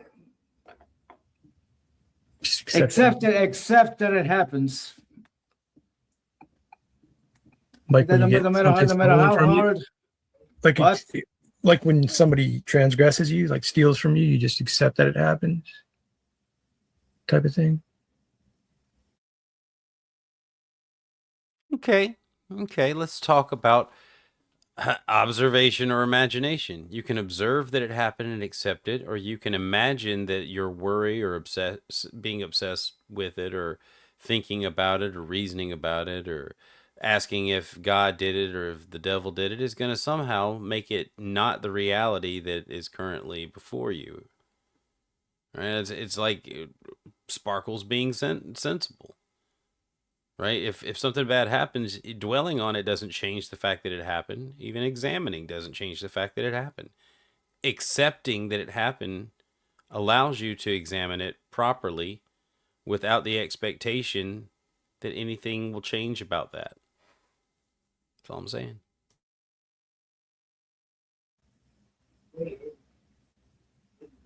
Is that what you're talking about? If somebody harms you, you just accept it? Okay, sorry about that. I accidentally muted myself. Well, no, I don't mean that you just accept it in the sense of not wanting your stuff back. Okay, but if somebody steals from you, you can't get it back, then what are you gonna do? You know, if somebody steals money from you, okay, they steal money from you. There's no really way to get that money back. If somebody steals a car from you, for example. If somebody's willing to steal from you, do you think you can bring them the magic book and say, hey, look, the Bible says that's wrong. Give it back to me. I don't think that'll work, JG, because it's not objectively demonstrable, or it's not demonstrable that it's objectively true that they should give a fuck what that Bible says. On my part, because anything on a drive, I mean, you could hope you get that car back, but you know what I mean? Yeah. Certain things that go out of what seems to be any control, you're better off accepting than dwelling over, sure. The idea of philosophy is to start to question you on how you know that's the case, how you got there, right? How you are where you are right now. Well, there's more. What'd you say? I said there's more to philosophy than that. There's different branches of philosophy that deal with different things. Yeah, in a general sense, how you got to the claims you're making today is part of your worldview, which is a philosophy in a general sense. The simplified way to speak of philosophy. How you got to your worldview. And we've already answered that for JG. We selected it off a shelf and said because it was there, I have a bias towards it, and therefore the claims that it must be the word of God have to be true, and you just accept it. And that's how you know the truth about everything is Jesus. Fucking perfect. Philosophy is metaphysics, epistemology, ethics, Nailed being, it. knowing, and behavior. Basically, everything you talk about is going to fall in those categories. You're talking about something that exists. You're giving a knowledge claim or a belief claim about that thing, and then you're implying an ought or a should within how you're talking about that thing or those things. So, a simplified, very basic philosophical approach. But when you talk to the unbeliever, or the secularist, or the humanist, they have all these opinions about various subjects, which implies an ought or a should. And when you start to point this out, why do you think that's the case? Why ought I consider what you're saying? You're in a meta-ethical conversation. Have you ever heard that term? Never heard that term, a meta-ethical conversation. You're talking about the overarching ethic in your worldview. I'm imagining that right now, Sparkle, he can correct me later if I'm wrong, but Sparkle seems like he recognizes that JG's talking to himself. He doesn't even need Sparkle for this. He's just talking out loud. It's kind of like Sparkle's desire to be there is waning with each sentence coming out of JG's mouth. And Sparkle's very tolerant and can be in Dave News Unit's room with nothing going on for 20 minutes without really saying a word. But his enthusiasm for having a civil discussion with JG just seems to be disappearing. Now, that's just an observation. It's not objectively true, JG. Like what propels your behavior ultimately. And when it becomes your feelings, your subjective feelings, your interlocutor can start to challenge the thrust of what you're coming up with and showing you that it's all just opinions and feelings, which is a vicious circle of your own autonomous reasoning. It becomes quite possibly solipsism. All the talk of merry-go-round stuff and circular shit And he hasn't figured out the very same thing he's accusing the unbeliever of being destined to say is exactly what his argument is. There is no distinction between these things being circular and subjective. There's no way to prove that there's any objective, any of the things he's proposing. And it's circular to think that the Bible is somehow evidence that those things exist. It's the claim. It's not the evidence. JG, do better. Yeah, I wouldn't go that far that it becomes solipsism. I know other minds exist. I know I'm not the only thing that exists in the universe. I know, but see, the interesting thing about that is when you make that claim, I think I can ask you a number of questions that will show that you don't know that you're just okay, cool. I don't know it. Okay, you want to hear? Like, well, honestly, dude. So then you're going to solipsism. You're no, sort of I'm not going. You're forfeiting to solipsism because you can't explain your claim about knowing other minds exist. Other minds exist. You exist. Or are you saying you don't exist? No, I'm not saying that. I'm questioning how you know things. How do you know things, JG? Yeah, see, you can't just do that, right? No, you can't. You're doing that. I can do that too. JG's got rules, special categories. You can't ask him to be as honest as he's asking you to be. Don't do that. He needs to know how you know things because he's not quite sure how he knows things because he just presupposed it. He might know things, but if he reads other things that are different than the things he's already read and he somehow presupposes that those truths are better than the old truth thing that he presupposed, it's not true anymore. Not as true. But it's not okay if anybody else has that sort of space to do gymnastics. Nope. How do you know things? Yeah, but I just gave my worldview earlier. I'm saying I base my worldview on the scriptures, on the revelation of God. You already know that. Okay, but how do you know that's true then? How do you know the Bible is true? How do you know God exists? It's my ultimate. Isn't that based on your feelings? There's a moment of silence here. That's right. I paused it because JG just allowed Midnight to sink his battleship. He asked for this conversation, and then Midnight just casually destroys his whole shit. Which implies an ought or a should. And when you start to point this out, why do you think that's the case? You're talking about the overarching ethic in your worldview, like what propels your behavior ultimately. And when it becomes your feelings, your subjective feelings, your interlocutor can start to challenge the thrust of what you're coming up with and showing you that it's all just opinions and feelings, which is a vicious circle of your own autonomous reasoning. It becomes quite possibly solipsism. Yeah, I wouldn't go that far that it becomes solipsism. I know other minds exist. I know I'm not the only thing that exists in the universe. I know, but see, the interesting thing about that is when you make that claim, I think I can ask you a number of questions that will show that you don't know that you're just okay. Like earlier when he was asked a few questions to show that he didn't know that, he presupposed that someone else did and they wrote it in a book. Oh, no. Okay, cool. I don't know it. Okay, you want to hear? Like, well, honestly, dude. So then you're going to solipsism? You know things. How do you know things, JG? Yeah, see, you can't just do that, right? No, you can't. You're doing that. I can do that too. How do you know things?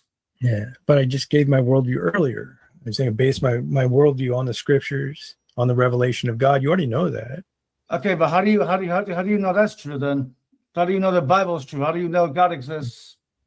It's my ultimate. Isn't that based on your feelings too?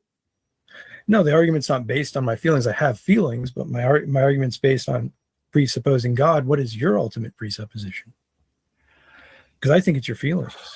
and I think I can point that out. Okay, cool. It's my feelings. What of it?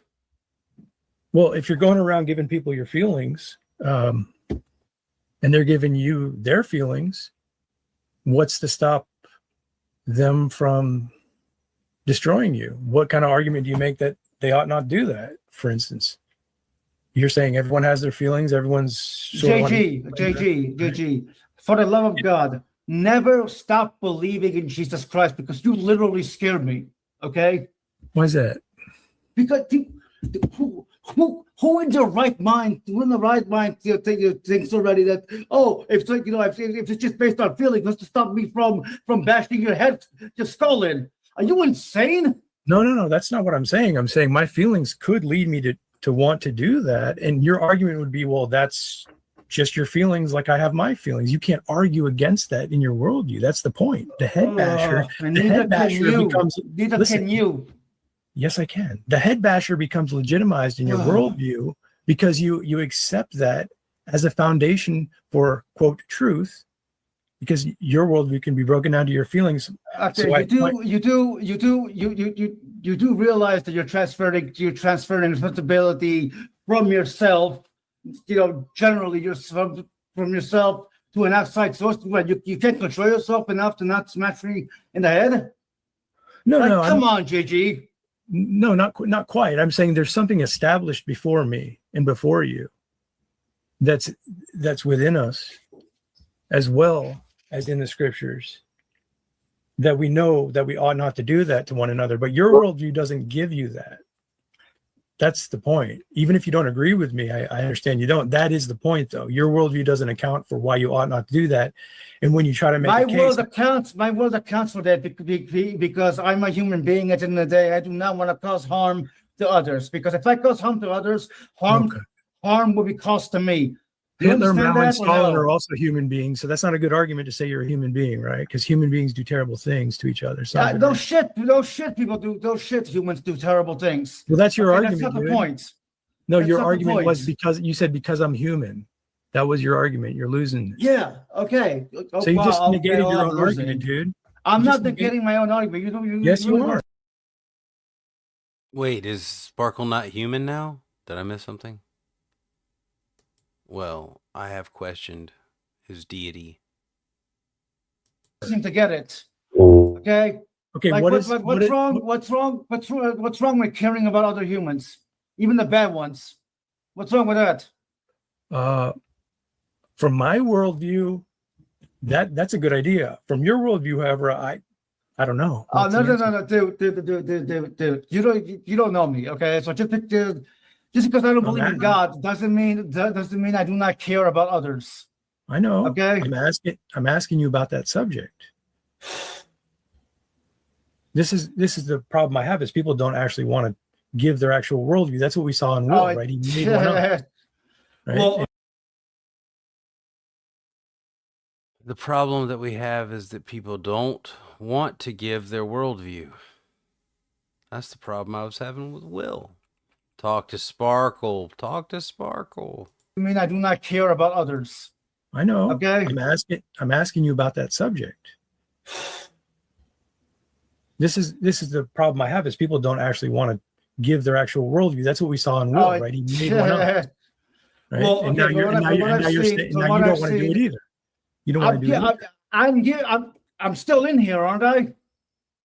Yeah, I'll give you credit for that. I'm trying to give you my own worldview, but you don't seem to accept it. No, I'm sorry if it seems like I'm being too abrasive. I don't feel like I am, but what I'm telling you is, like, I've already explored you in similar worldviews like yours. I know where this leads. Oh, where does it lead? Please tell me. As I said before, to an autonomous circle of your own feelings. Okay, what's wrong with that? Again, somebody else has their own autonomous circle of their feelings, like Hitler, Mao, or Stalin. Okay. And you point to them and say no, and they point to you and say yes. You mean like his circle of feelings concerning the Bible and how it escapes scrutiny because he presupposed it? Yeah, because it started with the Bible, so it's a special circle. Special. I think we can say that none of the script intimidates Midnight. He's not customizing his answers or anything like that. He's just being honest and holding his own quite well. Yeah. Sparkle says he'll be in soon. I'm going to go ahead and paste the link. Okay. Yeah, Hopefully we'll still be absolutely. going, but I don't know. After this, I'll probably have to crash. I've been going for a long time. Anyway, let's go. Because your worldview does allow them to do those Okay, things. well, hold on.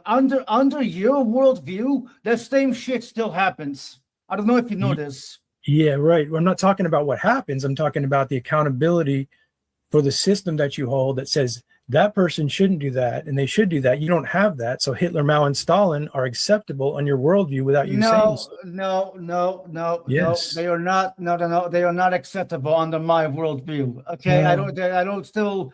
They've done terrible things in their life. Okay, they've killed millions of people. Okay, Yeah. they've done terrible things. So under my worldview, they're not just like, oh, you committed atrocities. Oh, that's okay. You're forgiven or some shit. Yeah. This came up earlier when I said, You know what? Well, yeah, I agree with you. Or Halsey, I said, I agree with you. Like we both. It's worse than that. He's actually doesn't realize he's arguing Midnight's point. In a worldview, okay, where there is no God and no objective morals, Hitler and Stalin and Mao make sense. They exist. They would exist in a world without the objective fucking morals. Yep. It doesn't mean we agree with them. It doesn't mean we think, yeah, they were awesome. This is what it's such a stupid argument. He wants to say, well, Midnight, if you believe in subjective morals, then you think Hitler was awesome for killing Jews or whatever. It's totally Wasn't Jim not Jones related. Wasn't Jim Jones like a Christian cult leader that basically got him to drink Kool-Aid and killed him? I mean, yep. He had objective truth if he was holding the Bible. Oh, but he's not a real Christian. Will remember that. I don't know, because he might have just presupposed that the version of the Bible he had and his interpretation were correct because he thought it. Also, good morning. Oh, Good. I haven't been to bed yet, but good morning. You committed atrocities. Oh, that's okay. You're forgiven or some shit. Yeah. This came up earlier when I said to Will, yeah, I agree with you. Or Halsey, I said, I agree with you. Like we both agree that Hitler, Stalin, and Mao are deplorable, degrading, dehumanizing people. I'm saying, however, on your worldview, the way you explain how people ought to act or how you should act, they are acceptable by your own account. And you're no, they are not acceptable. And Sparkle's going to point out what any of us would, that no, you don't know our worldview, and it's subjective to each of us, but we can subjectively think it's wrong without having to invent a category of objective morals that they're violating. Go ahead, Sparkle. Yes, and just because you don't like it, that's all you've said. You've said, wah, wah, boo, boo, nah, nah. I don't like your fucking subjective morals. Great. I don't give a fuck if you like them. They're based in my feelings. Deal with it. Mao and Stalin were caused by your God. Well, I literally put that out, that under his worldview, shit like that still happens. So whether morality is objective or not. No. Not just happens. Not just happens. Designed. God and exactly. Part of the plan. Which means he's totally okay with it, and this is preferable because he saw what he did and said, it is good. You're missing what I'm doing, though.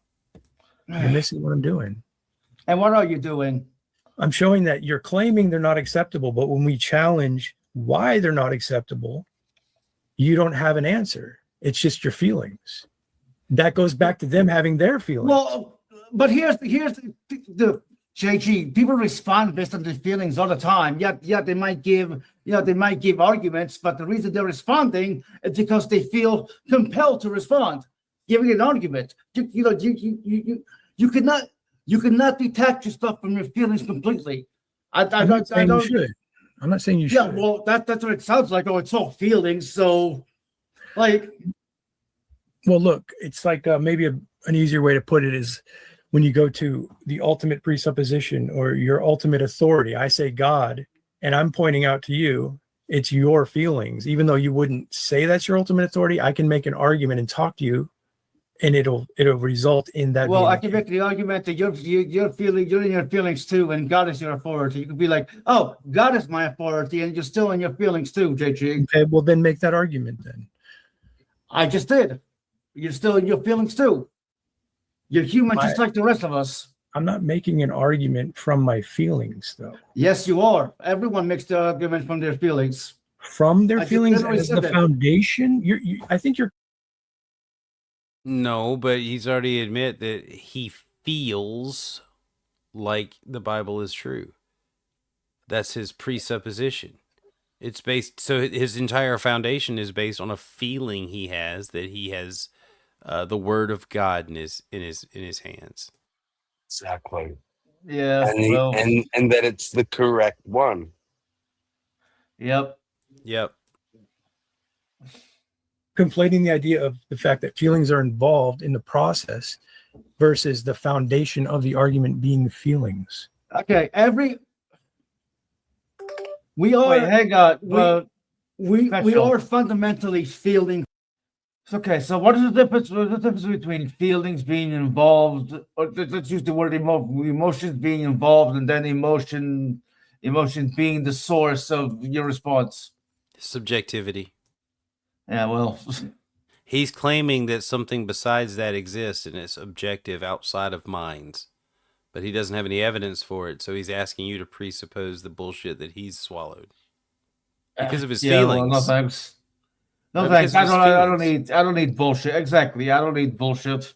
Right, because it doesn't have any explanatory power. We've pushed him on it, and it doesn't explain anything. It just goes back to his feelings. Yep, creatures. Okay, we're always constantly feeling. Okay, and that feeling pushes us to respond to something. Like some people respond. Some people respond by yelling, like Brandon Irish, and other people respond calmly. Other people are just nervous and stutter, like me. You know what I mean? But everyone responds from an emotion they have, from just something that compels them to do it. You know what I mean? I'm feeling sad. Right away, oh, I'm feeling sad right now. Here's why. I'm feeling happy. Oh, I'm feeling happy. Oh, hey, you know what? I recently made some nice hamburgers. They tasted pretty well. Okay, some people don't feel emotions midnight, but I guess they. Yeah, we call them psychopaths. I may have really should have pushed back a little here, but that's whatever. Yeah, I mean, there's nothing that you could have done to make JG agree with you because he's already presupposed that you're wrong because you didn't use his book. Yep. You may have to see whether psychopaths do feel emotion on some level, but just not enough to. Well, you fucked me up with that one, Tug. I thought that psychopaths just didn't feel remorse or empathy. Well, yeah, they don't feel those two. I guess they do feel feelings, and they may feel anger, they may feel sadness. Yeah, fuck you, Tug. I think we're talking about sociopaths. I mean, I imagine that, like, if you're a psychopath and you do something that you really want to do, then you're happy afterwards, right? Like, that must bring them joy to do something that they want. Yeah, but that's psychopath as opposed to sociopaths. Right. I'm sure sociopaths don't actually. They don't know. They don't really feel any feelings normally. They don't have a happiness or a sadness. I don't know. Talker's in a rut. or- It's been in a rut lately anyway. So what he Whereas says shouldn't really be taken with a grain of salt. Yeah, I understood psychopaths was more just don't have empathy. They don't have the ability to understand what other human beings are feeling, whereas sociopaths just don't have the feelings. But I could be wrong there. Yeah, I don't know enough about it to say. A problem for what you're bringing forth.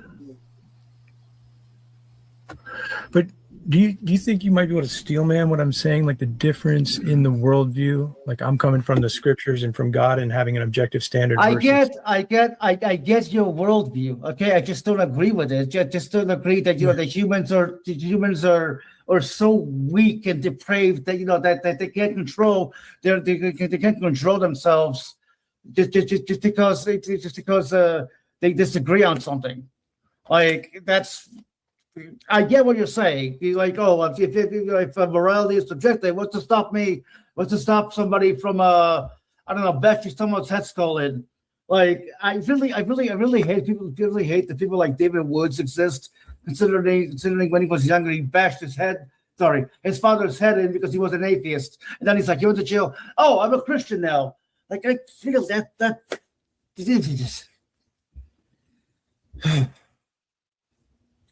I am trying my best here, so. Hello, PJ. The link's still there, buddy. PJ. Yeah, you're trying to get him to understand things that you're wanting him to understand that I think that he's on the same ground that we all are, and he's creating meaning that's not actually there when he says objective.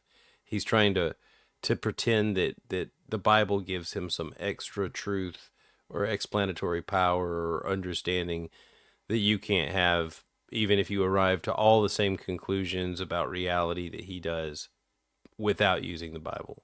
Or maybe I'm just babbling. No, exactly right. And the conclusion does not matter in any way, shape, or form. It is purely as long as you got there the right way. That's all You know what I should have used? I should have used the example of the Hulk. Right? I should have used the example of the Hulk to where Bruce Banner tries to control the Hulk. Right? He feels emotions subjectively. If he doesn't control himself, the Hulk comes out and hurts people. Like JG under JG, the only reason Hulk controls himself is because of God. Well, it's illusory, right? Because people are smacking each other in the head skull with things because that's what they want to do, and there's no like indication that God wants it any other way because it's still happening. Yeah. That's why I keep saying just give me one. I want one objective moral. Name it. I'd like one single articulable fact about the Bible and how we can know that God is the author. And I haven't heard a goddamn thing about that. No evidence to support his presupposition is even right. You're going to be waiting all your life, and even in the afterlife, if there's a good thing. Sorry. Okay, just give me a second.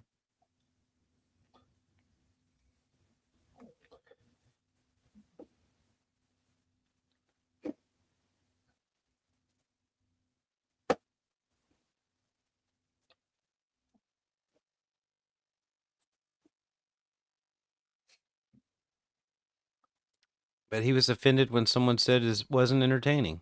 Can't imagine. Well, why. if you never get practice, you never get practice, I guess. Oh, hey, I might be running out of time here, but I don't mind talking to you a little bit longer. The conversation's fine. We don't talk too often, but This would have been a nice time to say, what are we, pals? Yeah, opportunity lost. Or missed. He's a condescending prick. Yeah, well. You did fantastically.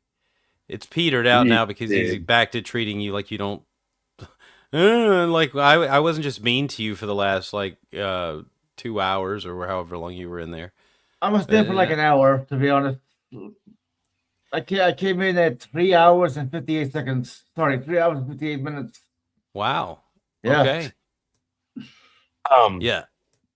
How did you weren't here in our review for it, but you were there when he said it on the panel. After Will left and he said to Halsey, "Oh, you only here, oh, you're tough when Will's here, but not when he's not here." And then when she tried to bring up an analogy about a party, okay, if you get told, just be aware there's like going to be lots of homosexual people there, that you're going to go into that party with some sort of bias and you're going to be looking around. His response was, "Yeah, I see midnight." Yeah, I noticed that. What the fuck was with that? What I was the don't purpose know. of that, and how is that related in any way, shape, or form? I felt like that was I was gonna say from the minute that Sparkle came in, it was one little jab after another at Sparkle. It was like, I don't know gang why. rape. Oh, that was a weird one, man. Yep. They need to find something else other than rape to use as a hypothetical, because they're all doing it. It's really sounding like it's part of their dogma that Rapey. Yeah.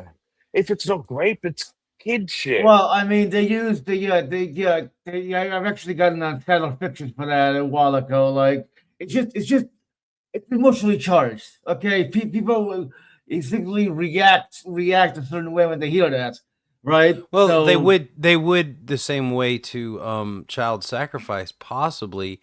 The problem is that they can't really argue child sacrifice or human sacrifice very well, since the plan of salvation is God sacrifices his child. Yeah. So it's okay. It's okay for parents to sacrifice their children because God did it, and you should follow what God does, right? Oh no! Special category. Hey, PJ. Hey, PJ. Howdy. Hey, dude. Let the man leave, okay? He's tired as fuck. Look, just look at him. He's got dark circles around his eyes. Oh wait, that's how he looks.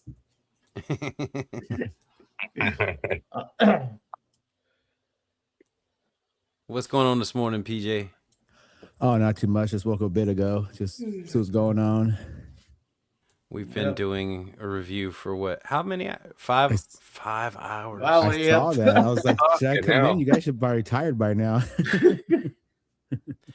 Yeah, like Sparkle was with us like shortly after we started, and he went to bed and he came back and we were still finishing it up, you know. Yeah. Well, it's more JG's. I mean, it's JG, so you have to pause like every 5 seconds just to point out he's wrong.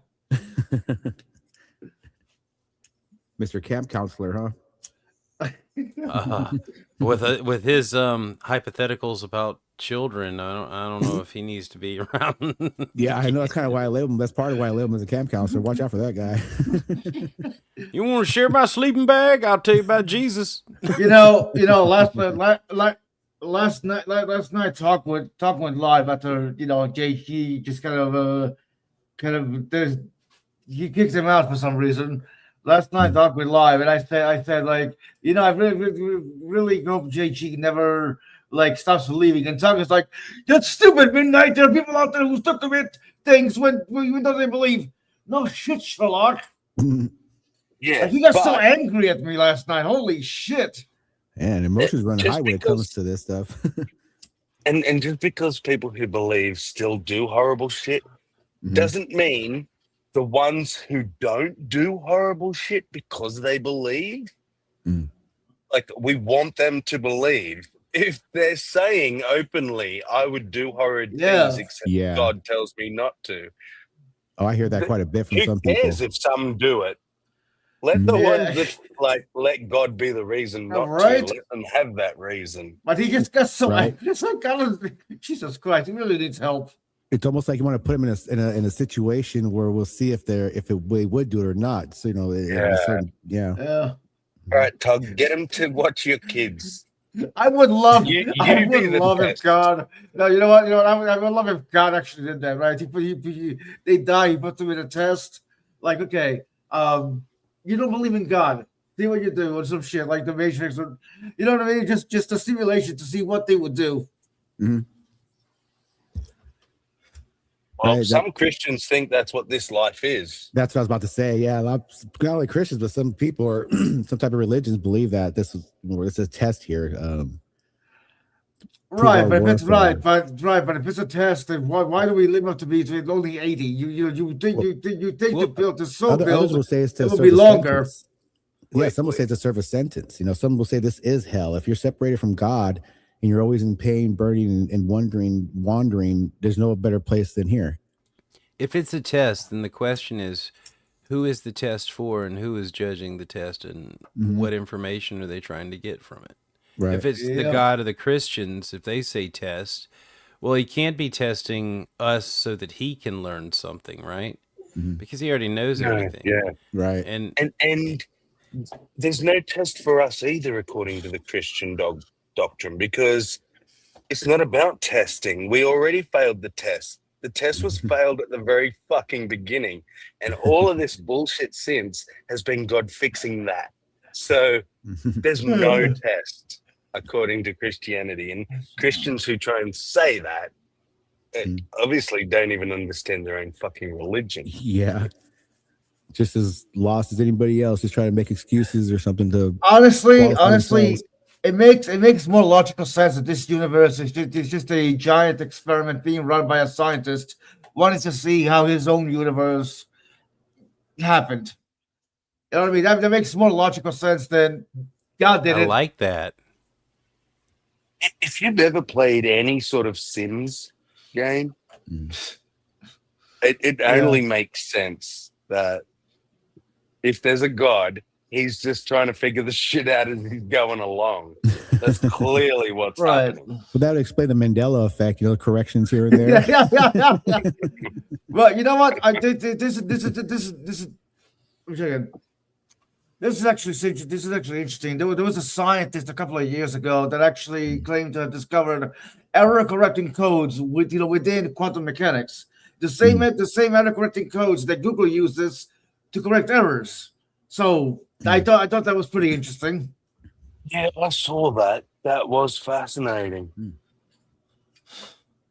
It was deep, and I sort of struggled to get my head around it. But yeah, the self-correcting code that seems to exist at like the quantum level. Yeah, so here we go. We're a simulation. We can move on now. Yeah, it's like rewriting itself and shit. What's going on there? There's also several. I really can't get into like the details of it, proving that it's not a simulation. Yeah, that recently came out. Yeah. Yeah, that recently came out. I don't know. People are still gonna believe it's a simulation, so you can't really get around It's that. a mystery to me. Yeah. We're above my pay grade.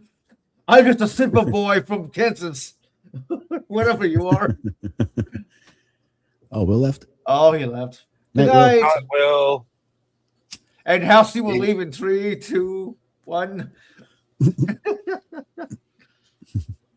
Well, they both lasted 5.5 hours, so Yeah. It's a pretty good run. I mean, if they're not tired, they're not human. So 5.5 hours of JG, mind you. Oh man, I get sleepy just hearing 5 minutes of JG. I know. So oh man. Well, the main thing I realized, his main shtick, his whole thing, all boils down to, but you don't presuppose God, so you have no foundation to argue against me. And there she goes. I was just late. Night house. Yeah, that's just retarded. And I don't know how to say it. I had a headache this entire time. Oh my God, bless you, stubborn child. How did you survive standing here for 5 hours listening to JG? What about it? How did you survive listening to me? Holy shit! Wow. I'm kidding about that last part, obviously. But wow, JG. But yeah, he won't talk about what he believes. It's such a shtick at this point. It's like, and he admitted it, like openly said, that's the beauty of this type of argument is I won't expose my worldview, but they're forced to reveal theirs, and then he breaks it down. It's like, so you admit, as long as you don't tell us what you think, we can't ever put you down for it. What is it? Made himself a little shield. Yeah. Right. Try to, at least, yeah. But if you're out here, proclaiming God in one evidence, you're obviously showing yourself in defense of God. You're showing who you are. Yeah. Yeah. He's slowly falling apart. Okay, can I just say it's 17 degrees outside and it's fucking cold as hell? Oh, we're 11 over here, dude. Oh, wow. Fuck that. Valerie can fuck herself. Yeah, I just got back from taking her out right now. Freezing out there. Is it snowing or just cold? Just cold. They say there might be some light snow, but I don't see anything out there. Or like 10% for snow, but How you feeling, PJ? Like, from all the madness? Well, the madness and what you told me. Yeah, I don't know, man. It's almost like I'm falling apart physically, and I don't know, just part of the process, I guess, What is worse, falling apart physically or mentally?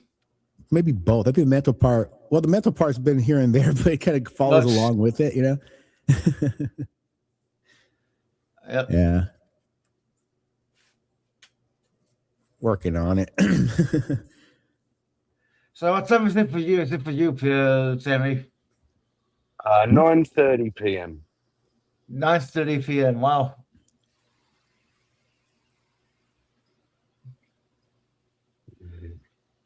It's morning for you guys, isn't it? Yep. Yeah. For me, it's 5. Yeah, for me, it's 5. It's 5:39. 4 for me over here. Oh shit! Are you getting up or you haven't gone to sleep? I'm getting up. I got up about an hour ago. Oh damn! You get up real early. Yeah, well. I think I got my 3 hours of sleep tonight. I think I got 3 hours of sleep. Yeah, me too. We got 3 hours of sleep. You got to do it 6. There you go. My usual is like 2 to 4 hours a day. Yeah, right. Mm-hmm. Mine was that for a long time. And I guess rather than just thinking that's just all I need, I guess I always assumed it was a problem. Mm-hmm. So I trying mean, to it kind do of stuff is a about problem. it, but yeah. Mm-hmm. Especially when you say you're supposed to sleep 6 to 7 hours or 8. Yeah, it's to say you need good sleep, like 7, 8 hours, something like that. And I've been sleeping, 2 to 4 hours since I can remember, really. And I brought it up I had to go see a neurologist because of all the crap that's going on, and I explain everything to him and this and that. And he didn't seem too concerned about the sleep thing. He just said, "Seems like that's the way your mind works." And okay, all right. Doesn't seem like a concern for him.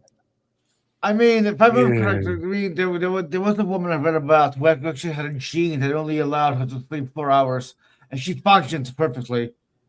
You know what I mean? I'm not saying we have that. I'm just saying there are people out there who only need that 4 hours. Well, I think I don't know if I have it or not, but like I said, since the beginning, and I held full-time jobs, and I worked them just fine with just the 2-4 hours of sleep a day. The interesting, the ones I'm really interested in is the ones who don't need sleep. Like they don't need sleep, but somehow they're still healthy.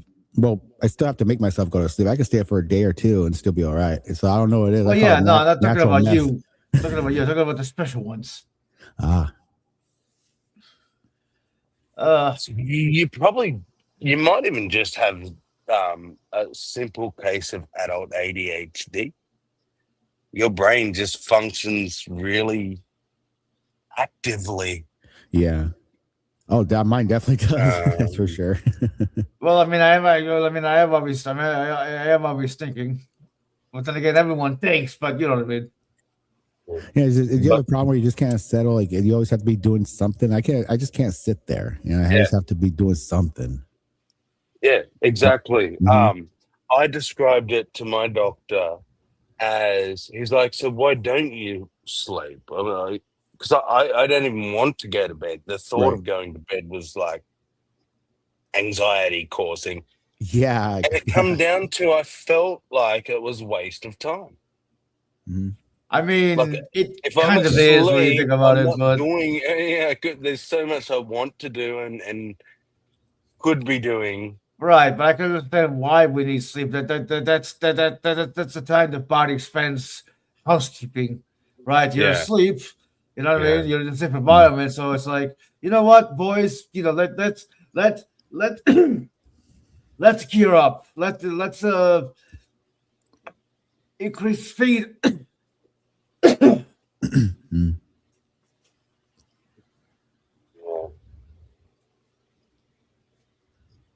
And I mean, all the doctor will base it on. They'll say, "Well, you tired all the time?" If you go, "Nah, I feel fine," Mhm. then they'll say, "Yeah, then you're getting enough sleep." Yeah, You that's know, what pretty much tell me. Although I do run into those doctors that will argue with the other and kind of tell you things that doctors shouldn't say. yeah. Mhm. Well, if you don't do this, you don't do that, you're gonna die. I'm like no. Yeah. But now it was a similar thing with me when I said, I really sleep 4 hours. If I'm lucky, I can push it to 6. But Mhm. if it's 6, it's usually like 2 lots of 3 or something. Yeah. And he said, but Dang. then when you get up in the day, do you function normally? Are you listless all day? I was like, no, I get up and I go. I do what I got to do and everything's normal. And he said, then you don't need 8 hours. Like, that's just a recommendation sort of thing. And Mhm. there are some people who only need 4. There are some people who need 10 or 12. Yeah. My wife's one of them. She'll sleep 10 hours a day. Yeah.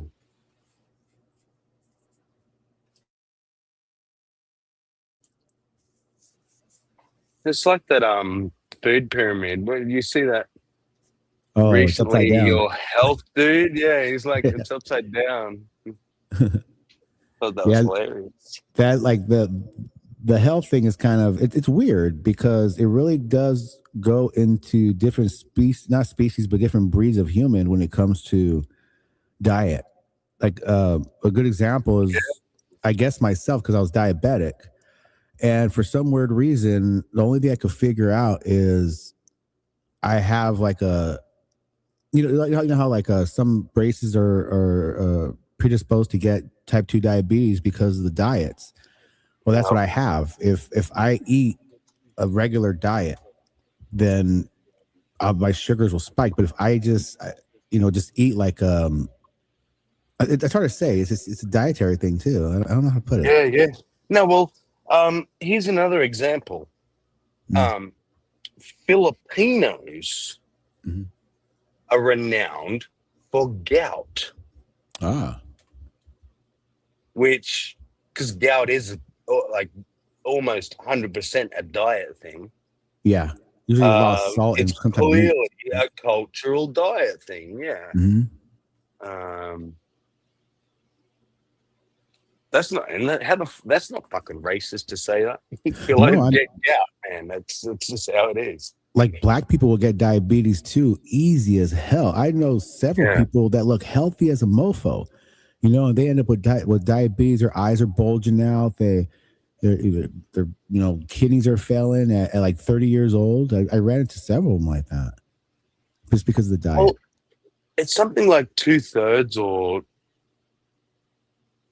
3/4, some large amount anyway, of Asians are lactose intolerant, Yeah. as well as allergic to alcohol. Allergic You to see a alcohol? lot of Asians, absolutely, they get what's called the Asian flush. Oh, I never At heard the that. least, if they drink, they'll turn red. Their Uh-huh. chest goes all red. But some will like have full anaphylactic reactions, like full allergy to alcohol. That's weird. Yeah. But apparently it's like really, really a common thing in Asia. And Yeah. they all know about it and don't really drink much. And You know, I made a joke. I was in the hospital a couple of days ago, and I made a joke to the nurse that was taking me to the room because she said something about, I can't remember what it was, but I said, "Oh, it reminds me of a joke." And I just made it up on the spot just to remind me of, just to make it sound interesting. And I was like, you know how certain Asians can eat bat and we can't because their bacteria can handle it because they're used to it. And she looked at me all funny. So I said, "I'll never know what delicious bat tastes like." So that made her laugh. But you know, yeah. She looked at me sideways at first. Oh, this guy's racist.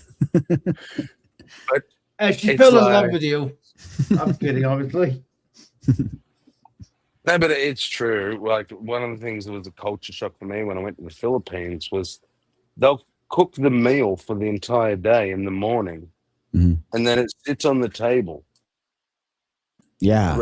At room temperature for the entire day, and even to the next morning. That's like meat, fish, doesn't matter what it is. It sits there all day. The rice will sit my there. brother, my brother has been married to Filipinas the whole, like, forever, or marries them and divorces them. And I always noticed that there's always like rice on the counter, and they barbecue. They'll have that chicken sitting in a bag all day long outside before they cook it. Yep. And they'll leave it on the counter till the next day. And I'm like, and they never get sick. Yeah. I don't know. It's like their stomachs are just used to it. Yeah. But if that's all you've ever eaten your entire existence, you know, I get it. But then us spoiled whiteys go over there and end up with fucking dysentery and shit. Yeah. Guys can't handle it. Just diarrhea from the taste of some things. Yeah. I'm pretty lucky. I sort of exposed myself to a lot of weird shit over the years, so I don't have a very queasy stomach. I can pretty much eat anything. Same here in a weird way. I grew up in kind of like janky ghetto. So I've spent a lot of times, you know, playing the sewers and the streets and eating berries off of you know the this and that, and so I'd imagine, biting me fingernails when I was younger. Can't imagine the fucking germs I must have eaten out from under my fingernails. I think of that sometimes. Sometimes I pick up my fingernails now. I'm like, wait a minute. Yeah, it's like, holy shit! I've seen videos like where they scrape under someone's nail and then look at the germs, and it's got like E. coli, fucking, you name it, man. It's under there. And then we bite the fucking things. I think to myself, like, am I damaging myself, or is my body just taking in more things it needs to process? You know, like I read this one weird thing. It was this cult of like a Buddhist type cult thing, and they practice all kinds of weird stuff. Oh, but one thing that caught my eye is it was some chapter in a book was they practice. They eat their mucus. Wait, like what? They'll make sure that if they have like any snot, they'll swallow it. If they have any boogers, they'll eat it. The same way they think, like, and they're looking at it in a scientific weird way, you know, if a virus doesn't get caught in your throat and cause and you know, attaches to it and starts multiplying, if that thing goes into your gut and your gut processes that virus, does it add to part of it? There has been a study on that in Australia, and believe it or not, this is what they said.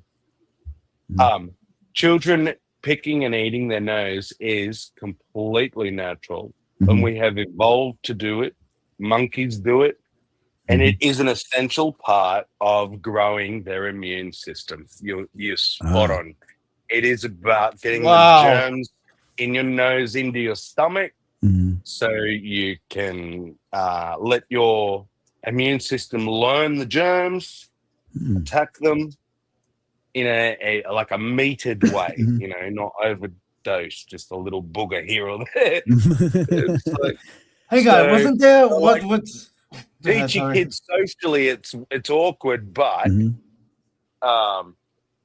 don't be like totally, you know, grossed out and think they're doing harm. They're actually doing a very natural thing. Yeah.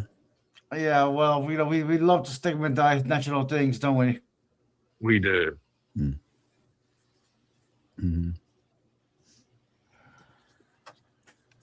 You know, there was, I forget who it is, but there was a Roman emperor who actually was immune to all poisons because little by little he made himself sick so he'd be immune to them. I forget who it is, but I wonder if you could actually do that, right? Just just be poisoned, like take a little bit of poison and then have your body heal, have your body get immune to it over time.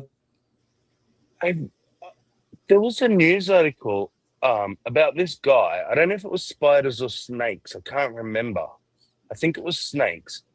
But he's let himself be bitten so many hundreds of times that now doctors are saying his blood,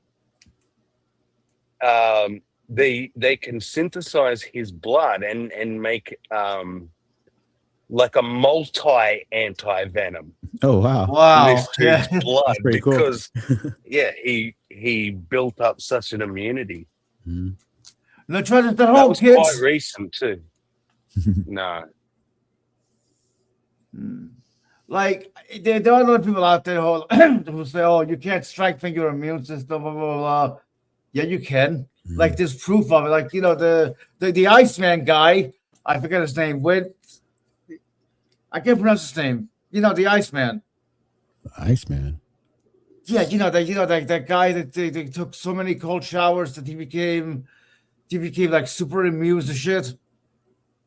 Went off. God damn it. I don't know if I've heard about him. Yeah, you probably have. I just can't remember the name. Yeah. Hang on a sec.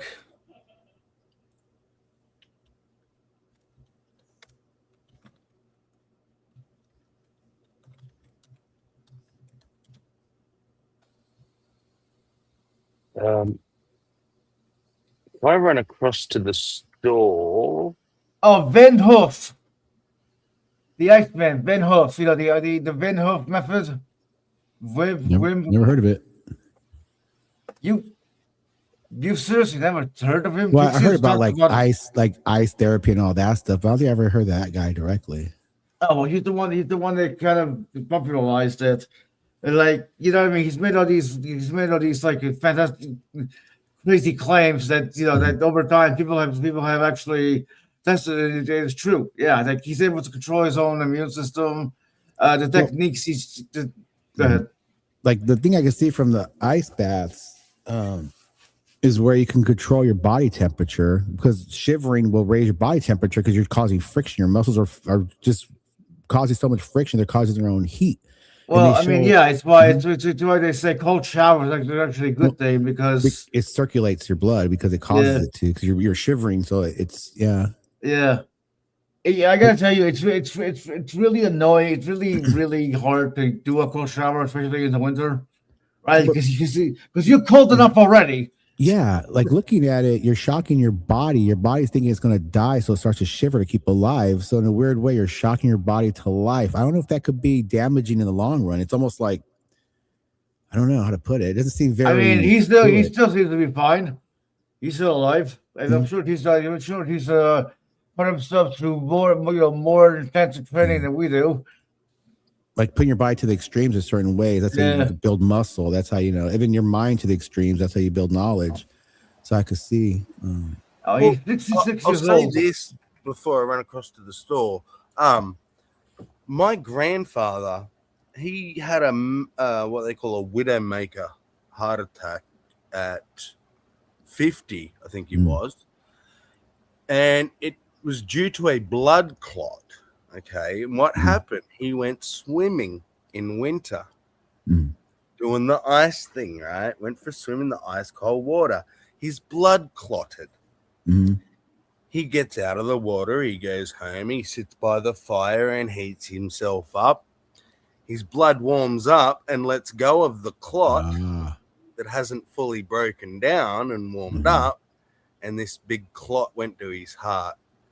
Yikes. And killed him. So I've always been dubious about the ice thing because, like, doesn't that just make your blood go real thick and clotty? And is that not what we want? We never want our blood to be thick and clotty. It should be. Yeah, 'cause that's a scary thing. That's what put me in the hospital a couple of days ago. I got circulation from neuropathy, and my legs are getting a little weaker and weaker. And I was walking around the store, and my leg just gave out. I couldn't move it, and I was, oh shit, something's up. And I got it checked out, make sure there's no blood clots, everything's fine. Everything came out fine. It's just the diabetes damage. Just have to deal with it. But I have to go see I have to go see a specialist. There's other things associated with it. Could be problems with my back and other for circulations. I got to see a couple of specialists and see what's up.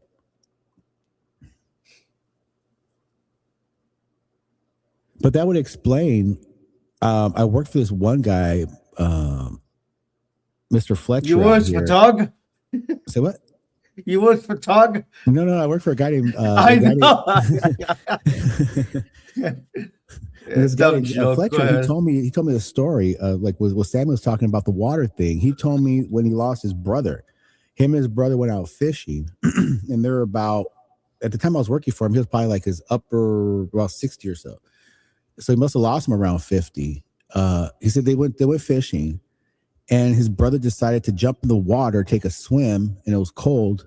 He thought his brother was kind of weird for you. His brother jumps into the water, he says, jumps out, gets back in the boat, and they're talking. He jumps back in the water, and when he's coming up, he sinks and goes down, and he's gone.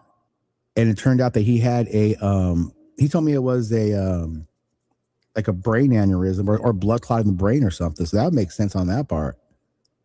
Wow. Yeah, he was. I mean, okay. Look, it does make to it because you're shocking. You give your body too much of a shock.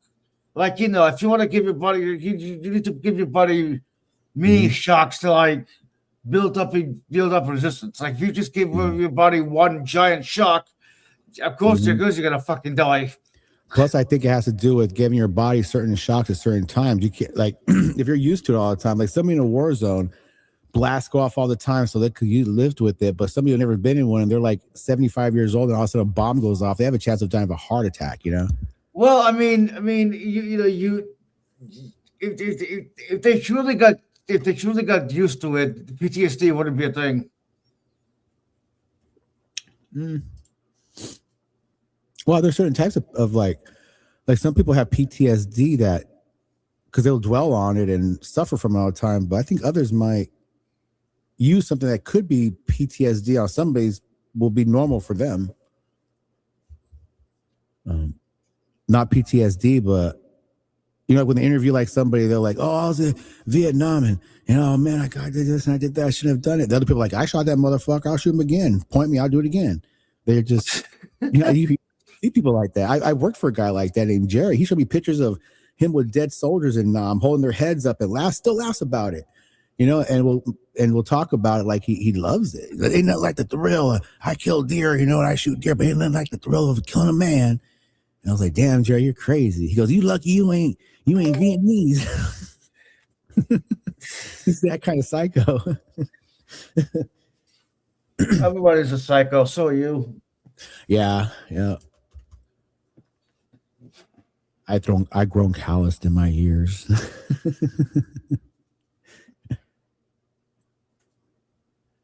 I am 41. Yay. I'll be 51 this year, man.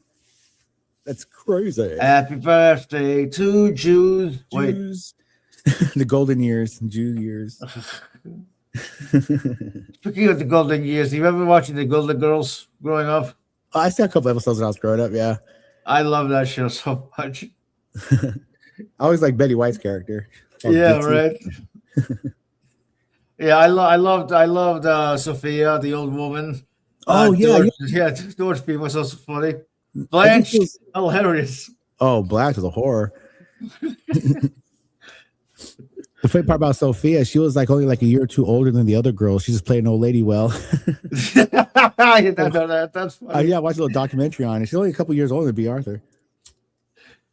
Picture it, Sicily, 1985. Mom, remember Shady Pines? Oh my God, I can barely walk. Blanche was like the sluts of the crew fight. I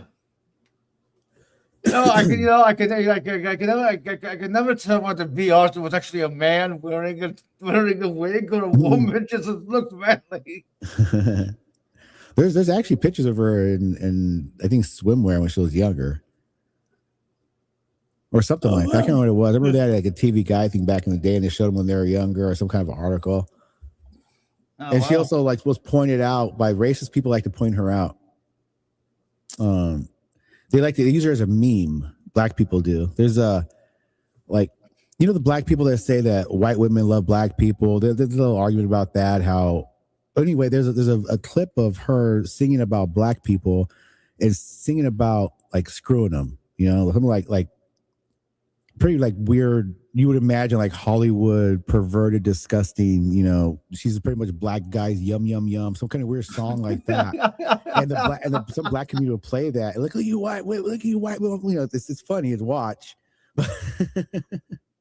I mean, hey, she knows what she likes. It's Hollywood too. Hollywood's like, there it is. I mean, yeah, it shows how, I don't know. It's those rumors have always been around. Like, have you ever, or even about the rich, those stereotypes are there for a reason. Yeah. Have you ever heard of the joke called the aristocrats? No. But it's very disgusting. I can't say it here because it'll get somebody will report it probably. But it's a very disgusting joke. It's about rich people and the elite and Hollywood itself. Where I'll say it. I'll try to make it not so bad, but you really can't. No. Wait till we're off air. I want to hear the uncensored one. Oh well, I could make it dirty. I mean, basically. Well, I mean, I want the one where it gets YouTube, whatever. Oh, it's actually on YouTube. Gilbert Godfrey, aristocrats joke. Sammy could play it if he wants to. He says it the best. He does the best job at it. It's part of like the disgusting how disgusting it can get. 'Cause you can make this joke go for less than a minute, or you can make this joke go on for 10 minutes, depending on how perverted you can fit anything you want in there. I mean, I've seen some pretty offensive stuff on YouTube, but it's still on, so I think Sammy should be fine. Let me see if I can find it. I'll put it in the private in case he wants to show it. It's off the wall joke. Some people don't find. Oh, you do realize I have mod powers too, right? Oh, right on. I know that. All right, we'll go get it then. As an example. Sorry. I just assert my authority. All right, this is a long version. Oh boy. Yeah.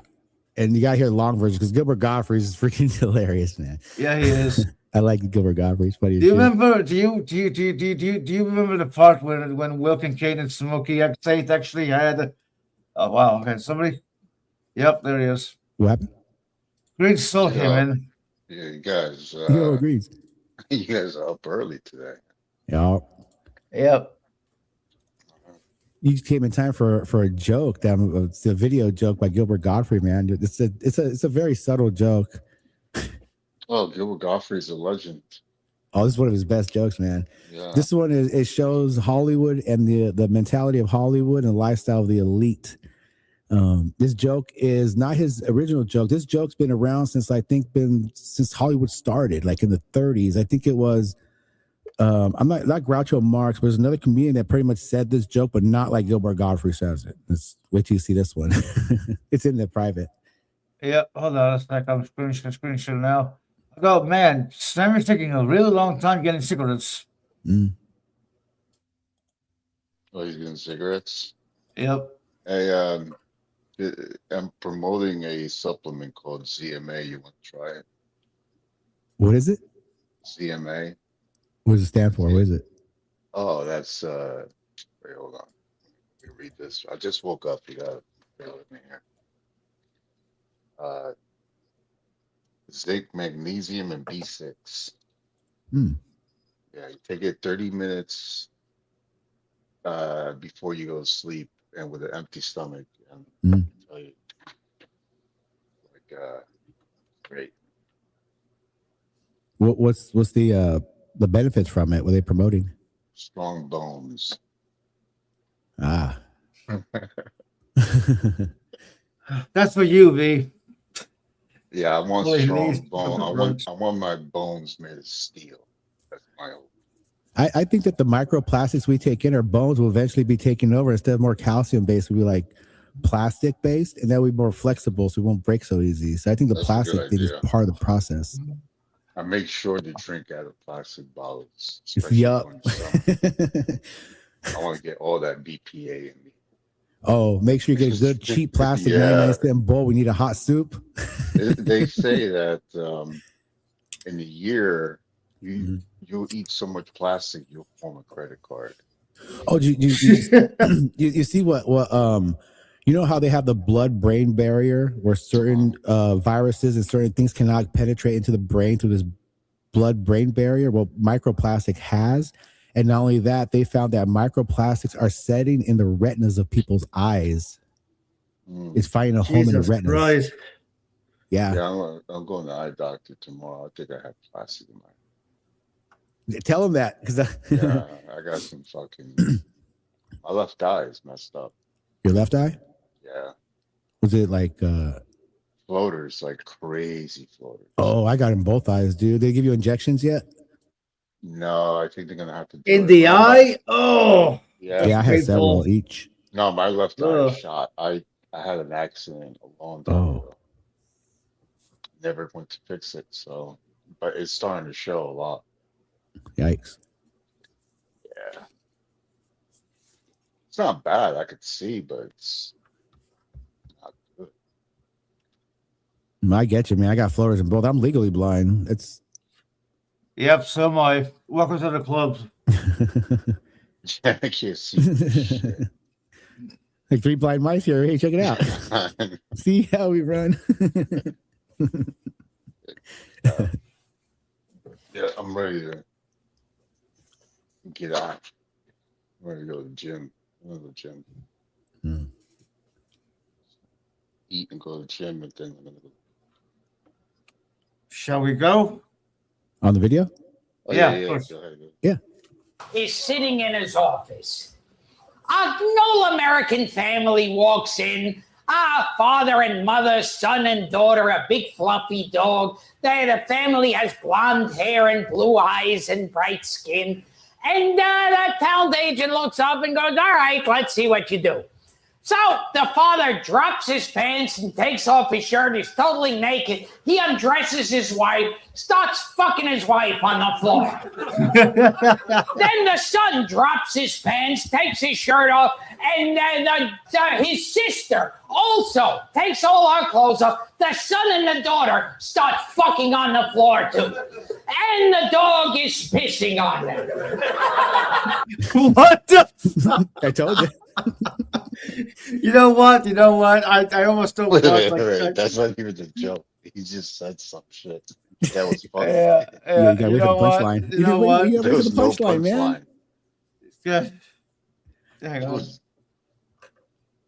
You want me to shorten it down a little bit? Yeah, you know what? Just All turn right, it so down. the dog's pissing on them, and the daughter starts fucking the dad, and the mother starts fucking the boy, and then the girl starts sucking this, and they start sucking the fingers in here and there and there.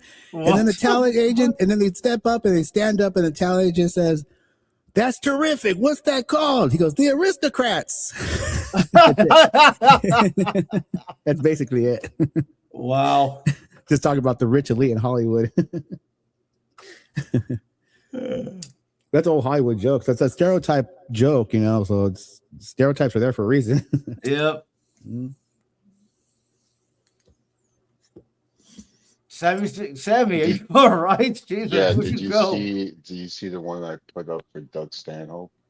Yeah, I like Doug. Yeah, Doug Stanhope's pretty cool. I saw one a while back. He's a good. Yeah, he's a good he's comedian. funny, bro. He is fucking funny. I saw most of his comedy specials. Man, that guy is freaking like he's a psycho show. Sometimes I like it. Yeah, it's pretty Yeah. funny. He was one of the earliest people on the Joe Rogan Experience. Yeah. Well, he's been there with what's his face, the roaster too. Tony Hinchcliffe. No, the original roaster who did the roasts. Like they even roasted Trump. They would have those comedy roasts. I can't remember the guy's name. Brett Kreischer? No. Let me see if I can find celebrity roasts. He took over the roasting part of the Friars Club, but he used to do it on the old celebrities. And he's been around for a while. He does it. I think his is the funniest.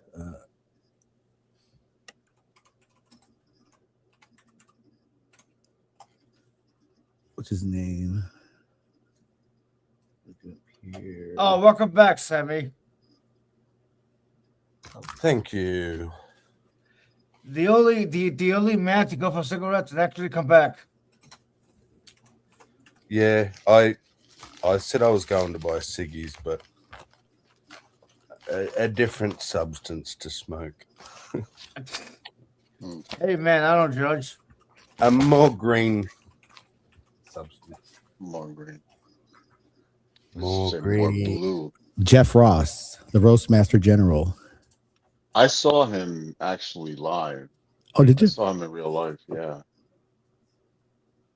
He's funny in real life as he is.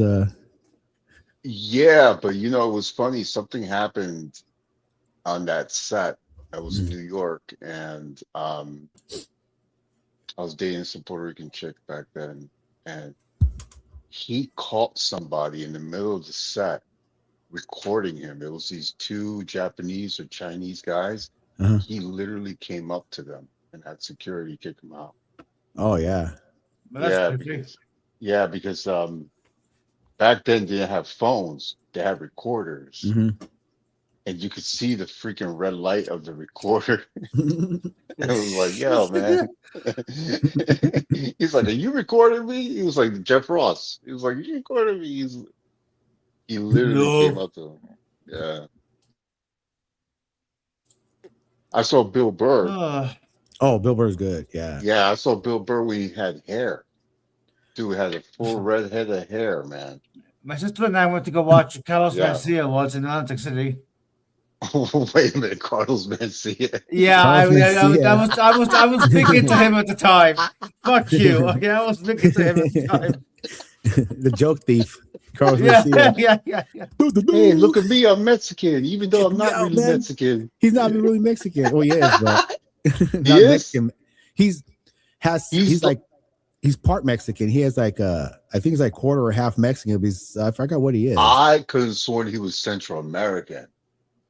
He was half German, half Central American. Yeah, that's what it is. He's half German and half. Yeah, you're right. Yeah, and he tries to play himself off as like, you know, a Tijuanian or something. Yeah, same thing with what's his name? What was that actor? Not Al Pacino, but the other guy. Al Pacino. No, Like Robert De Niro or something. Yeah, he's not really 100%. He's like mixed. Oh, like Italian. Yeah, he's not really like Italian. Ah. He plays a part very well. Yeah, he plays the part of Italian. Yeah. It's like in Hollywood, they got all they can find see if they can find all the tan guys with the biggest noses to play the Native Americans, you know? Yes. It's funny, it's ironic because a lot of Native Americans were played by Italians. Yeah. Totally were. I think one of the main characters, Tonto, on Lone Ranger was Italian. Yeah. Yeah. That is hilarious. My people. No, there was a guy. There was an Italian guy. You know that guy that in the commercial Yeah, where the the person's crying. like, yeah, the crying. That guy's Mhm. fucking 100% Italian. Yeah, it's funny. So much so that I think at one point he believed himself a Native American. Man, He played the part so much that he literally believed. became the part. Yeah, he became the part. The honorary native there. That's funny. Hilarious. Apparently, Jim Carrey did that when he did Man on the Moon. He went into character with Andy Kaufman and the producer and all this like co-stars were saying it freaked him out because he wouldn't come out of character. Yeah. Yeah, it's called method. Method acting. Yeah. I used to do that in school. Like go to school, like go as a different person. Like today I'm gonna do this, and I do it too, just for fun. You know, what would this person say that I wouldn't? Fuck you, teacher. That worked. Yeah, I used to make believe I was a student. I was in school. Pretend to be a student. I used to play the part of a student. Not a really good one. I made honor roll a couple times. I did all right. Hey, can you believe the Carlos Mencia is still actively touring the U.S.? Is he? Yeah, I just looked up what he's doing. You know the funniest thing, Carlos Mencia plays on people that are ignorant. For example, my sister, she's like 60 years old now. She loves Carlos Mencia, but because she doesn't know where he gets his jokes from, all the history of it. I don't think he's really that funny myself. I never thought he was funny at all. I thought he just had a lot of energy and he talked real fast. And that was his shtick. You know, he's like Dane Cook. You know Dane Cook? Yeah. Oh, he's just like they're big. He could be like twins. Yeah, they're like the same exact shit because going on. If you ask somebody like what good joke did Cosby say, they'll come up with jokes if they remember his stuff. But if you ask what good joke did Cosby say, come go, do. You know, that's all they could do. Yeah, I love that whole I love that so much. Oh, there's nothing worse than a bunch of Mexicans that love Carlos Mencia saying that all fucking day. I want to slap the shit out of my ugly sister so fucking bad. I was like, shut up, bitch. Okay, well, you know what? Remind me never to say in front of you because you might smack me. I mean, yeah, I just found him annoying. I think he just needed to slow down. That's all. It just needed like too much. And what got me was how he admitted it too. They're like, you stole that joke. He goes, doesn't matter if I stole it or not. I just tell it better. So what up? You know, he's like that kind of guy. Yeah. Like, oh, I might have stolen your bike with different color now. I mean, would it have been better if he denied it? I mean, I feel like either way, he's fucked. He should have never even acknowledged it. He should have just kept going. He denied it until it was actually Joe Rogan that was confronting him and wanted to fight his ass about it. Other comedians got on him. And there's a clip of some people sit him down and pretty much hound him to the point where he kind of says that, you know, like to the point where, oh, yeah, but I say it better. And then he kind of like some weird little interaction there. No, he was, you know, I was glad that he was called out because he will do some crazy shit. Like he will like wait, you know, he will look at other like stand-up guys and then wait for them and just fucking take their shit right afterwards. Yeah. Yeah. Like one of his jokes, they'll show his jokes correlate with other ones. Bill Cosby's football joke with his son, he does the same thing with baseball. He just change the name of the sport. It's the same fucking skit. Yep. He's just an entertainer. He should just right. Yeah. Way. You know, his show wasn't bad. It wasn't a bad show. Like there was some funny shit in there. I never seen one. Yeah, he had a show. It wasn't. He had a little bright spots on it, but it wasn't. This is when the Dave Chappelle hype was going on. Right? You had a comedy special. You know, you came out with a comedy show, and his was not bad, but wasn't great. You know? But you know, I'm glad he's still doing his shit. You know, whatever happened to Eddie Murphy? Did he just like get rich and then just fuck off and live on an island somewhere. He was Yeah, because pretty he was much. brilliant comedian. What you done for me lately, Eddie? Well, No, he was brilliant. I was watching some stuff about Eddie Murphy not too long ago. Like last when he hosted Saturday Night Live, they were talking to him, and he said he's just a normal guy. He's like, how'd you feel when they wanted you to come back to Saturday Night Live? He goes, I was scared. I have done it so long. I was very nervous, and I was very nervous. He seems like a really, in a weird way, because he's just a normal dude. Yeah. No, he did it I smart. like the guy. Yeah, he did it smart. Like he just stopped. You know, Well, like he stopped where he was ahead. His career took a stumble back in, I think it was like the early 90s, 91, 92. Yeah, with the tranny. Oh no, worse than that. It was like the Dr. Doolittles and that. Yeah, he did a lot of kids shit. He was Those really like Norbit. desperate for work, and he was Yeah. doing more kids shows and shit. But I remember when he was just like that other comedian. There's two comedians about the same time. It's Eddie Murphy and that big fat one, who does the eating buffet joke. I can't remember what he is. I think his name is Louis or something like that. That both of them about the same time were pulled over, ticketed, and found with prostitutes that were transvestites. Actually, Lou was caught with a male prostitute, and Eddie was caught with a transvestite prostitute. So that kind of made the news a little bit, and then they kind of hushed out for a while. But Eddie came back. Right. Yeah. When you live in Hollywood for so long, you're down to do some dirty Right. shit. Yeah. Yeah, Eddie Murphy like, I fucked about every woman is there. What's next? Yeah, and it gets crazy. It gets crazy. That's why you don't stay there that long. If you're gonna live in Hollywood, Mm-hmm. I just stay there for like 3 years. You know, deep. I just would have reminded everyone that George Michaels was busted not just with a male prostitute, but in a fucking public toilet. Yeah. Oh, that's the thing. Did you see the interview on that one? Yeah, that's the thing. They asked George Michael, they said, so how'd you when this happened, how'd you hide your homosexuality? George Michael says, when I was started off, I wasn't gay. I wouldn't think about being gay. I love women. I just had so many women. I just went to men. So it's kind of weird talking about Greens. Yeah. I doubt that. No, I know I probably like dabbled in both, but that was his excuse at the time. No, he was always gay. Think so? Seen his video? The video? Yeah, like the earring and the choose life. Gay. Yeah.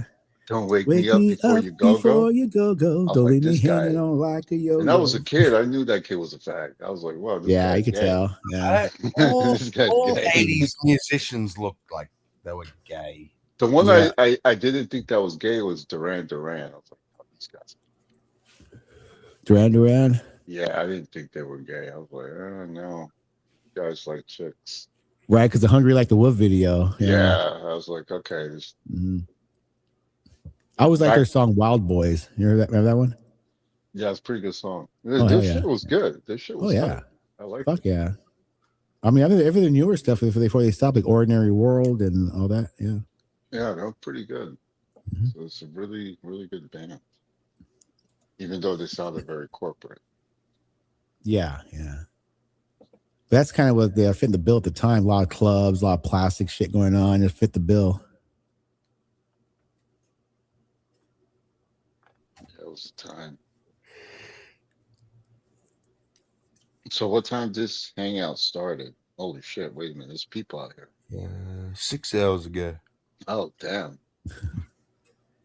5.5 hours of it was reviewing a video. Hey, Purple's out there. All right, on. Transvestite is considered a slur these days, and Eddie Murphy beat up that prostitute. That's right. There was an assault charge. Oh, was there? Yes. Purple's just jogged my memory. Yeah, I'm sure he beat them up. Was it because he hated them, or because the guy tried to steal his money after he gave him a blowjob?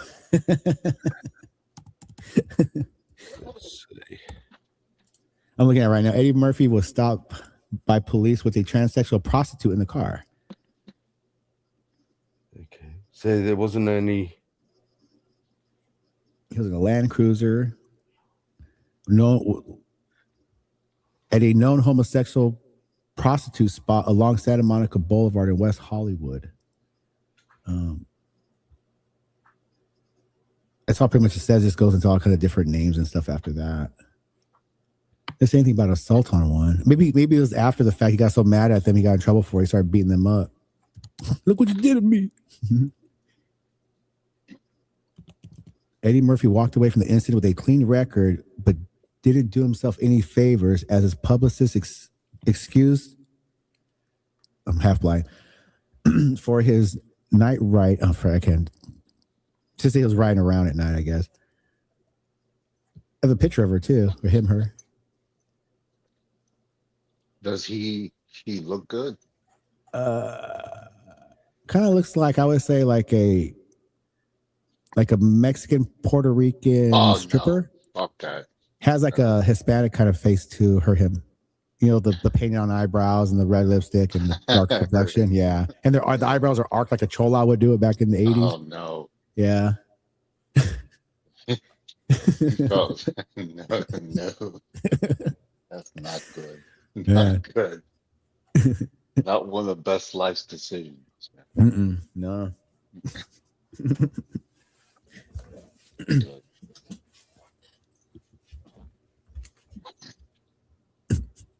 Sad news. I guess we're not going to war with Iran. Oh, no? No. What happened? Pretty bummed out. They got scared. Oh, man. They chickened out. Someone was playing chicken. They got scared. What about Greenland? What's it going to invade Greenland? Yeah, it seems we're all over the place. Could start like 5 wars. Same time. Yeah, right. So who does Greenland belong to? Denmark. Denmark. Yeah.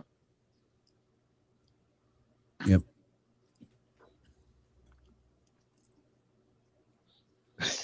Trump said something really funny. He's like, "What, they gonna attack us with what, they got like 5 fishing boats?" You see the meme that Trump put out on that where they have I guess Germany special forces, France, Denmark, and some other country special forces went there to defend Denmark. And I guess Trump on True Social made he makes a little AI videos. He made an AI video of these special forces sitting inside of like a little thing singing Kumbaya, and it shows Trump and somebody else laughing at that from the outside. Yeah, this is unhinged. It's crazy, man. It's like fucking like junior high school fucking shit. Yeah. Did you see the picture they put on his trapper keeper? You know, crazy.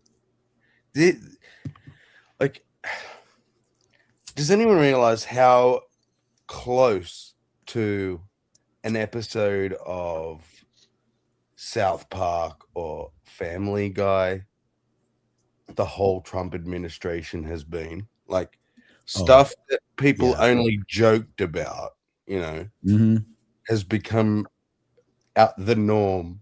Yeah. It's ridiculous in a way. I feel like he's really lowered the bar for presidency. Totally did. You reckon? Like, yeah. Oh yeah. I mean, he lowered the bar so much. Everybody, you hear just about every other person in politics saying "fuck that shit," just cussing like it's next Tuesday. Yeah, and that's not professional. Trump. No. And no one respects that either. Like, no, it's unhinged and stupid. Mm-hmm. It's really, but it's a distraction. Totally. Yeah, it's totally a distraction. People working behind the scenes. They're letting this guy say whatever he wants. Yeah. So. A lot of his cover-up stuff too, because imagine all the people that are involved in that whole Epstein thing. Oh yeah. That Epstein thing is big. He said they have him on recording saying, my friends will get hurt. And then you have people that are he defended Bill Clinton. Yeah, because him and Bill Clinton probably fucking he defended Bill. You imagine that shit? He defended the Clintons. Because all the shit that he was talking, the shit he was talking about the Clintons. Yeah. And all of a sudden he's defending them. Crooked Hillary. Hillary. Because he was there with them. We got to remember. Yeah, I'm telling before his presidency, before 2001 or 2021 or whatever, 2000 whatever it was, he was Hollywood. He was left. He was partying. He was hanging out with Oprah. He was hanging out with them. He's got pictures with what's the guy with the baby oil? Diddy. Yeah, Diddy. Yeah. Yeah. Holding hands with Kanye West at parties. I mean, we forget about that, how involved he was in Hollywood and that lifestyle. Bro, back in 2016, I just showed a picture with Bill Clinton, Donald Trump, his freaking wife, and Hillary Clinton all together. And I said, it's a big club and you ain't in it. Right. Yeah, they all fucking each other. They all know what each other's shit looks like. I kept saying it in the beginning when this guy ran. This guy is a fucking psyop. This is a psyop. This dude is part of the club. He is not an outsider. He never was. He never was an outsider. And Purple just reminded me, this blew me away years ago, but we kind of forget. He was a fucking Democrat. Yeah. Yeah, we all knew that. Well, we all knew it. Everybody knew it, but people just tend to forget about that for some reason. Yeah. Well, okay. Even if he was a Democrat, that doesn't mean he couldn't have changed his mind and became a Republican. Like you asked, that's just a big shock. Ooh. No, it's not. Look. This dude was a Democrat since God knows how long, and he decided to change parties, right? Because he wanted to run for office. Yeah, that's just straight up. He just wanted to run for office. Mm-hmm. Then he switched parties. Like, almost admitted as much when he said he didn't say it directly, but when asked about why he went to the Republican Party, instead of saying, "Well, I agree with their ideals," and things you would expect a politician to say why they swapped parties, was he said, "I want to win, and this is the party that will win." So I don't think shit what side he was on, to be honest. He didn't change his mind. His he still doesn't give a shit as long as he wins. A long time ago. That motherfucker did not change anything. He is what he is, Yeah, he's the comment. Donald. And they think they would do something about. I mean, he obviously had a stroke not too long ago. Yep. I mean, with the droopy face, now he's sleeping all the time, and you see on that side of his body that leg drags now too. Yep. Yeah, I think he's 100% healthy. Well, for what they need him to do, they'll keep him going. I don't buy that guy's sick. I think that guy's gonna live another 100 years. That's bullshit. Yeah, ain't dying. The doctor said he's had the best bill of health they've ever seen. Yeah, I believe it. You know what? I believe that. I believe he's healthy as fuck. Oh man. Total salesman, man. Everywhere he goes, it's always a sell for him. Yep. You never seen anything like this before in your whole life. It's the best thing. Look. It's like a car salesman. It's horrible. Yeah. He calms me down because he says we got the best economy, everything's great. And I'm like, what? Fuck it. Everything's great. I got nothing to worry about. Everybody's complaining about the economy, but what does Donald Trump say? He says it's great. Right, because I mean, even though the prices are still high, we're taking in billions from tariffs and we're taking in billions from corruption. Exactly. One day, get like $500. Yeah. We're gonna get like $1 trillion. That means I'm gonna get like a $2 million check in the mail one day. That's what keep me holding on. Thank you, Donald Trump. Oh, thank you, Donald Trump. The only way you're gonna get money right now from Trump is joining ICE. Oh yeah. Yep. They make 6 figures. Not bad. Well, they already correlated the money that was taken from all the programs that were dismantled have been funneled directly for ICE. There you go. Yep. Well, have the family join ICE if you want to make some money. You know, like, Sorry, Mom, you got to go. You never think ICE for being in your own backyard, but apparently, well, not my backyard where I live now, but they were in certain other places. Yeah. You have sometimes to hit people. Like my brother came over yesterday. My brother is total right wing Trump. Yeah, fuck yeah, Trump king. I want him to be king. I showed him a video of this lady getting all messed up. I said, now imagine them doing that to Mom. His face changed. His face went down. It's like, oh. Yeah. I said, that's right, huh? that spark came like yeah, it left him. His face went down, his head went down. As you love you your just mom, you just destroyed your brother. Yeah, he's thinking about it now. Oh yeah, I got a text from Donald Trump that said, "Yo, he said that opt in for your $2,000 check." That'd be nice. Yeah. No, I seriously, I got a text. It was like, "Yo, to $2,000." I'm like, should I click on this? No. Click. I don't know. It's $2,000, dude.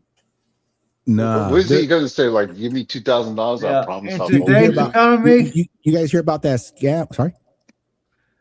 Joe, go ahead. Oh, you guys hear about that scam when Trump was running for office? There were several scams that were out there where people were getting texts and emails with Elon Musk saying, "I'm proud. I'm happy to be part of America. I want to give each American $5,000. Sign up here," and people fell for it, and a lot of information was released.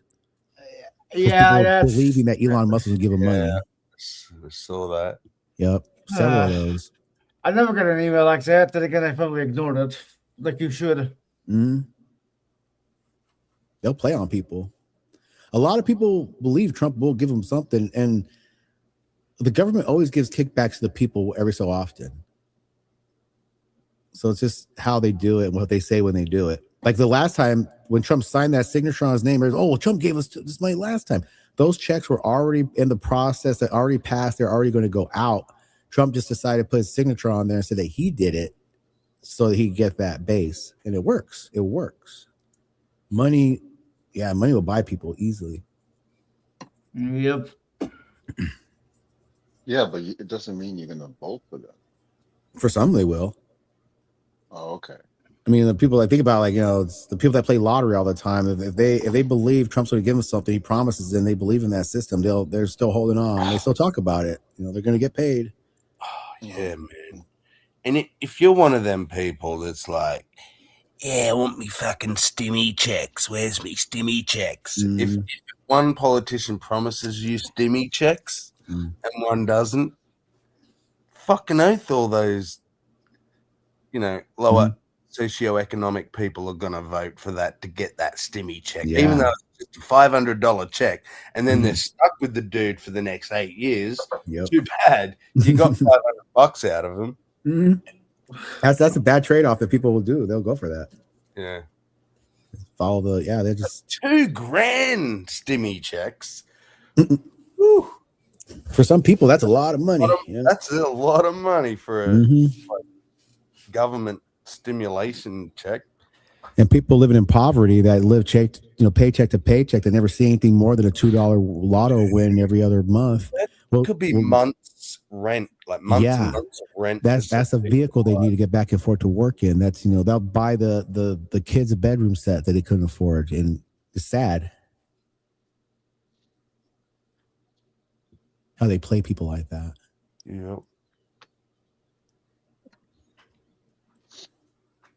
Then you might spend the next 8 years fucking in a goddamn depression because they drove the economy down into the ground. But hey, you got that check at the start. That's all that matters. You got paid off. You can't say anything now. Yep. Yeah. Yeah, I think COVID fucked us up. Oh yeah, big time. Yeah, they fucked us up. Like, this is gonna take a while to recover. I don't see I can see how how COVID did for me. It was kind of different. It didn't affect me much at all. I didn't give a shit. No, But it kept people out of school. It kept people out of work. Kept people at homes. It kept people, getting into weird situations. And but it changed the whole game. Yeah. Not just for it got affected some people more than others, but in entirety, it just messed up a lot. Everything. There was so much bizarre bullshit. Here's just an example of the odd things that no one even knew happened, right?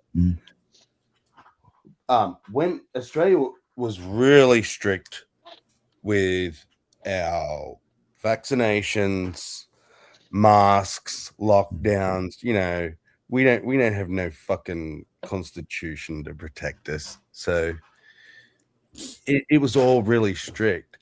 And if you went in public without a mask and stuff, it was like jail time. There was cops going around like knocking on people's doors, making sure they were at home. Wow. Like that. Yeah. But you could get a medical exemption. Now, how bizarre is this? Just because I manage a company related to healthcare, I counted, along with fucking GPs, doctors, I could write medical exemptions for people. Really? Yes. Oh, wow. For you to do what? I could write legal medical exemptions for people to not wear masks as they manage. Use your power wisely, Sam. How you get I'm not a authority doctor. to do I that? have no medical fucking anything. So But how were you able to do that? just literally write a letter saying this person is excused from wearing a mask. Was it because of your title? Or your title, your position? Oh, gotcha. My role allowed me to give people medical exemptions. That even without a certification for anything? No. Wow. I could say it was for religious reasons. I could say they had breathing difficulties, whatever the fuck I wanted. And the police can't question that. They're like hip as shit. They can't.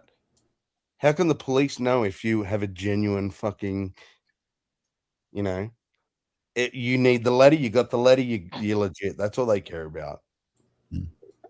And the fact that I could give that legit letter, that's when I knew the system was broken, because I was like, man, I can't fucking.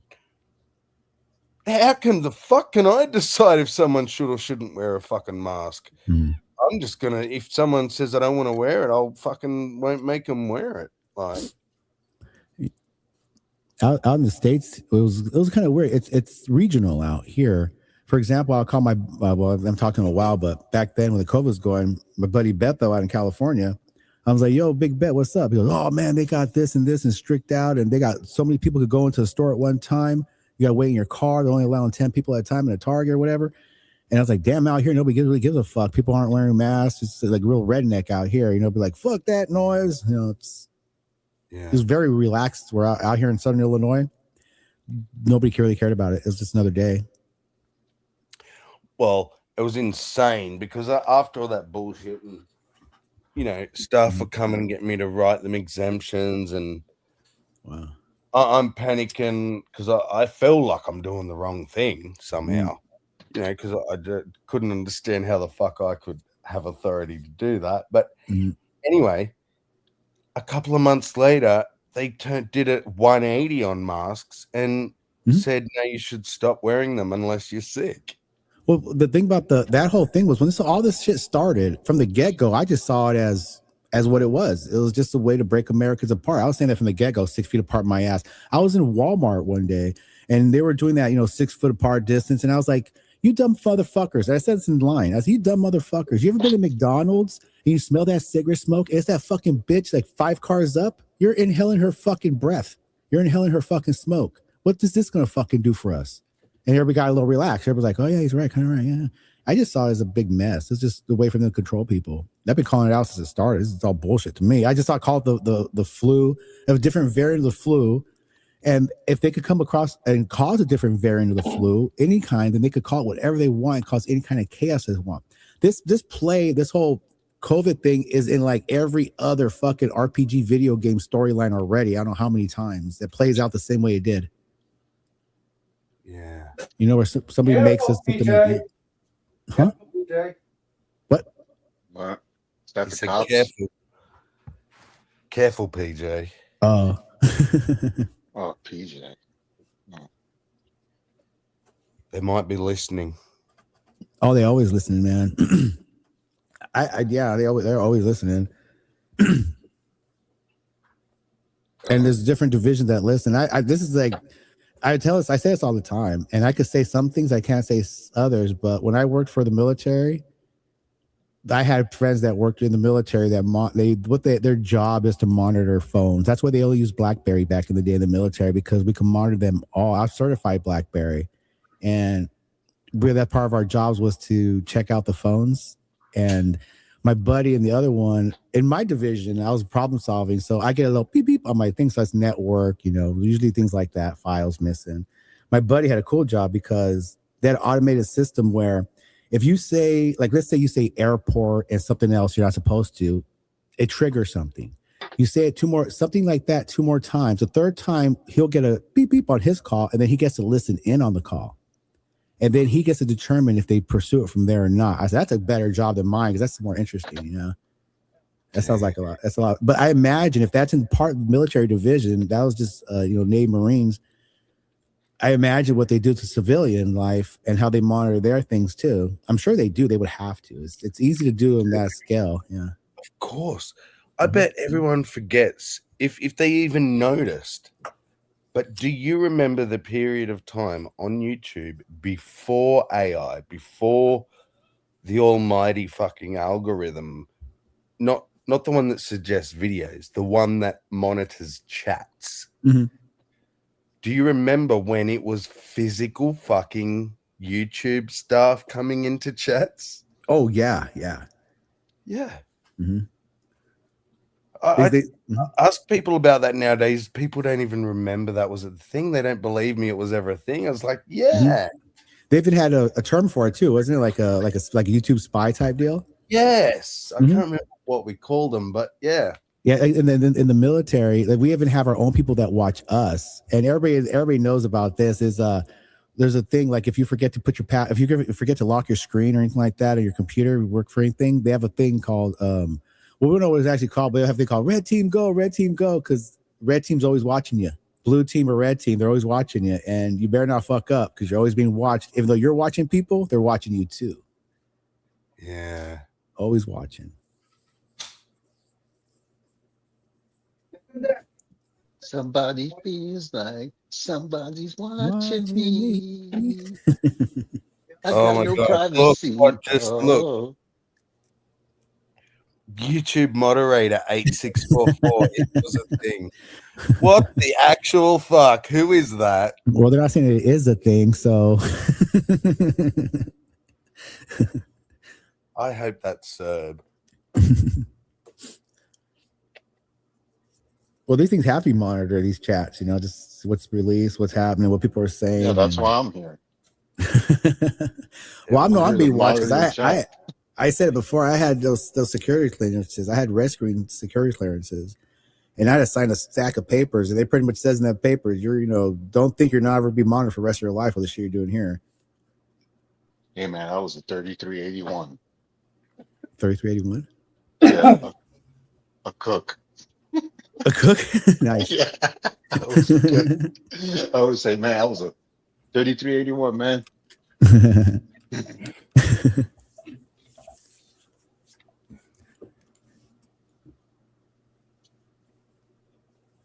I didn't run into anything like super heavy. Most of the time, we're looking out for pedos and like things like that on people's computers. That was like a part of our job. If you're fixing a network, find a printer.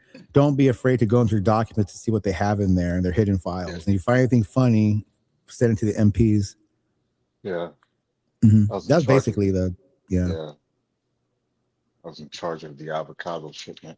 So I was forced to watch. I was watching people as they were calling me for a password reset, I was looking in their documents. They all do. It's part of the job. Oh, cool. Right. Sometimes we find some cool shit. We share it. Yep, I love coffee. Coffee. Yes, coffee. Oh yeah, you like coffee? Bridger's saying to Vic, East Coast Coffee Market, coffee caramel. So if you're around, Vic. Oh, Yeah, if I'm around, then most likely I'm not saying I am, because there's a lot of people that work there. But I don't know how to say it. I had my name on the wall a couple of times for solving some pretty cool problems that I can't really say. So might be monitored more than others. I envy you. Yeah, but that was a good job. my mental instability made me lose that job. I called the captain a retard. I mean, was he a retard? Yes, he was a fucking retard. Dumb motherfucking piece of shit. Get this, There you right? go. Well, get this, right? Okay. I'm in this big old fucking building, right? And I get a call. I need a password reset. All right, I need your fucking, PIN. You gotta have that shit. You can't verify it. Has nobody verified for him. Can't do anything to verify his fucking self. Starts calling me names and shit. I'm like, sorry, sir, I can't, blah, blah, blah. But he reports to my supervisor that I was rude, and I was crude, and I was talking a bunch of shit. So I had to sit with this fucking captain and my supervisor and listen to the call. And my supervisor was like, I don't really see anything he did wrong. And then he starts cussing me out right there on the spot. And then when he's cussing me out, I find out this dumb motherfucker was 2 floors up. All he had to do was get in a fucking elevator or take the stairs, which I doubt he will. Go down to it if the floor we're on, tap anybody on the fucking shoulder and say, hey, help me out. But he didn't do that. So I called him a retard there during the interview, and that's what got me fired. Yeah, you shouldn't have done that. Fuck him. Oh, true, but still. Oh. I mean, people go in the military, but I was a contractor, so I was like, yeah. I don't like it. It's not that I don't like authority. I just see everybody's a human being. The problem nobody's is better than my that ass. he's a captain. He's used to ordering people around and calling people dumbasses. Then when he had to do it to a civilian, it's not the same, right? I don't know if you ever saw this movie called Major Payne. Yeah. And he was like a Marine guy, but I guess the Marines was like, we don't have any more missions for you, so he had to go to civilian life. Within like a day, he got arrested. He got arrested because he's not used to like civilian life. It was hard for me to adapt too. When I came from the fleet, I was like, holy shit, like I had to adjust, that life. So like, yeah, it's a weird spot to be a contractor for the military because the military is in their military world. It's a whole different world. Yep. Oh, my supervisor was upset. She was like really upset because I was at that time I was training people, and I had people shadowing me. So she was like, "Oh my God, we're gonna find people now to they have to find somebody else to start training." And I was like, "Fuck it, the way it goes." He insulted me, captain. Well, yeah, he insulted me. He actually called me a couple of names before I called him that. Basically, what I said was, "You're telling me you were 2 stories up. All you had to come down the elevator, tap one foot on the shoulder. You're fucking retarded, man." That's what I said. Was this Army or Navy? It was Navy Marine. Oh, Navy Marine. Yeah, you heard of NMCI, right? Yeah. Yeah, that. Oh, okay. Yep. One thing that I'm probably proud of is really simple too, man. I got my name on the wall in a little meeting. They gave me this fucking gift card and stuff. It was every scramble. I come in the morning. I had an early shift come in 4 a.m. Like, we can't open PDFs. Nobody can open PDFs anywhere. I'm like, what do you mean anywhere? Anywhere. Fucking coast to coast around the. I said, what are you talking about? So I could sit down looking at it. I said, I ran into this problem before, working on a computer before. I go down to that little right bottom area where your tasks are going. Click on a little arrow, and there's a white box there. And then you click on it. And guess what? It's a goddamn Adobe update. Open that up, closed that, and my God, you can open anything you want now. That's all it was. That's all it was. By the way, and CIS is a good show. I mean, but you lived it, so. Well, the like what was sad but cool part was when I get calls, because it was during 2004 or 5 during the what was it the strike, or there's desert strike and there was desert whatever, the second one. So I would get calls. Storm. I would get calls from people over there on their laptops, trying to get a hold of somebody. At one time, there was like, "Oh, gotta go bombing." Here, I kind of shit like, "Damn, all right, good luck." That happened once. But the weirdest thing happened there. The weirdest fucking thing, and this is crazy. I got a call, and this guy had a problem with his printer. Turns out to be my fucking neighbor when I was in elementary school, between kindergarten and 3rd grade, and his wife used to give us rides to school. My brother was his son's best friend, and we used to hang out at his house all the time, play video games and shit. And when I saw his name, I was like, "Mr. So-and-so?" And he goes, "Yeah, I need this and this." I was like, and he was rebuilding this really cool pickup truck. I won't say what it is or anything like that. And it's probably not even a truck because I don't want to say anything. And I was like, "Oh, that." And I said he had a name for that. And I cited the name of it. He goes, "How the fuck you know that?" I was like, "It's me." And he's like, "No shit." I was like, "What the fuck? Small world." It's crazy. That was a trip though. Because they moved, to a different place because he's in the military. So he moved from place to place. Just to get that call, from somebody like that you knew fucking years ago, out of the blue like that. I was like, whoa. And we talked for a little while, talk about his son and all that. Pretty cool. That was a trip. Trippy is part of that job. Yep. Apparently it's load. Excuse me. Yeah, I've seen that. I'm about to head out. I'm gonna have to probably shovel some snow again. Again? Yeah. You need to drink some whiskey first? Nah, dude, it's the morning, man. It's the morning. Do that. All right, man. I'll catch you guys later. Bye. Right. Later, bro. Peace.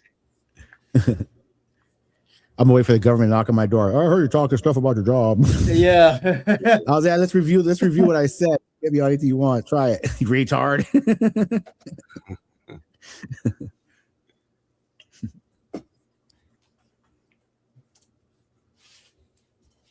Whoops. Whoops. No, well, what I'm hearing is that the American Naval Marine Corps can't figure out how to shut down an Adobe update. Yeah. That's what I learned. Yep. It's basic stuff. All the basic stuff. People have problems at home, have problems there too. Printers were misconnected, same old shit. Just on a big scale where, we got to figure it out for them. I actually didn't run into anything super secret that could be, explosive, but just like I said, just gotta watch people. That's all. Everybody's always watching somebody, watching me, watching you. That's the way it works. Yeah.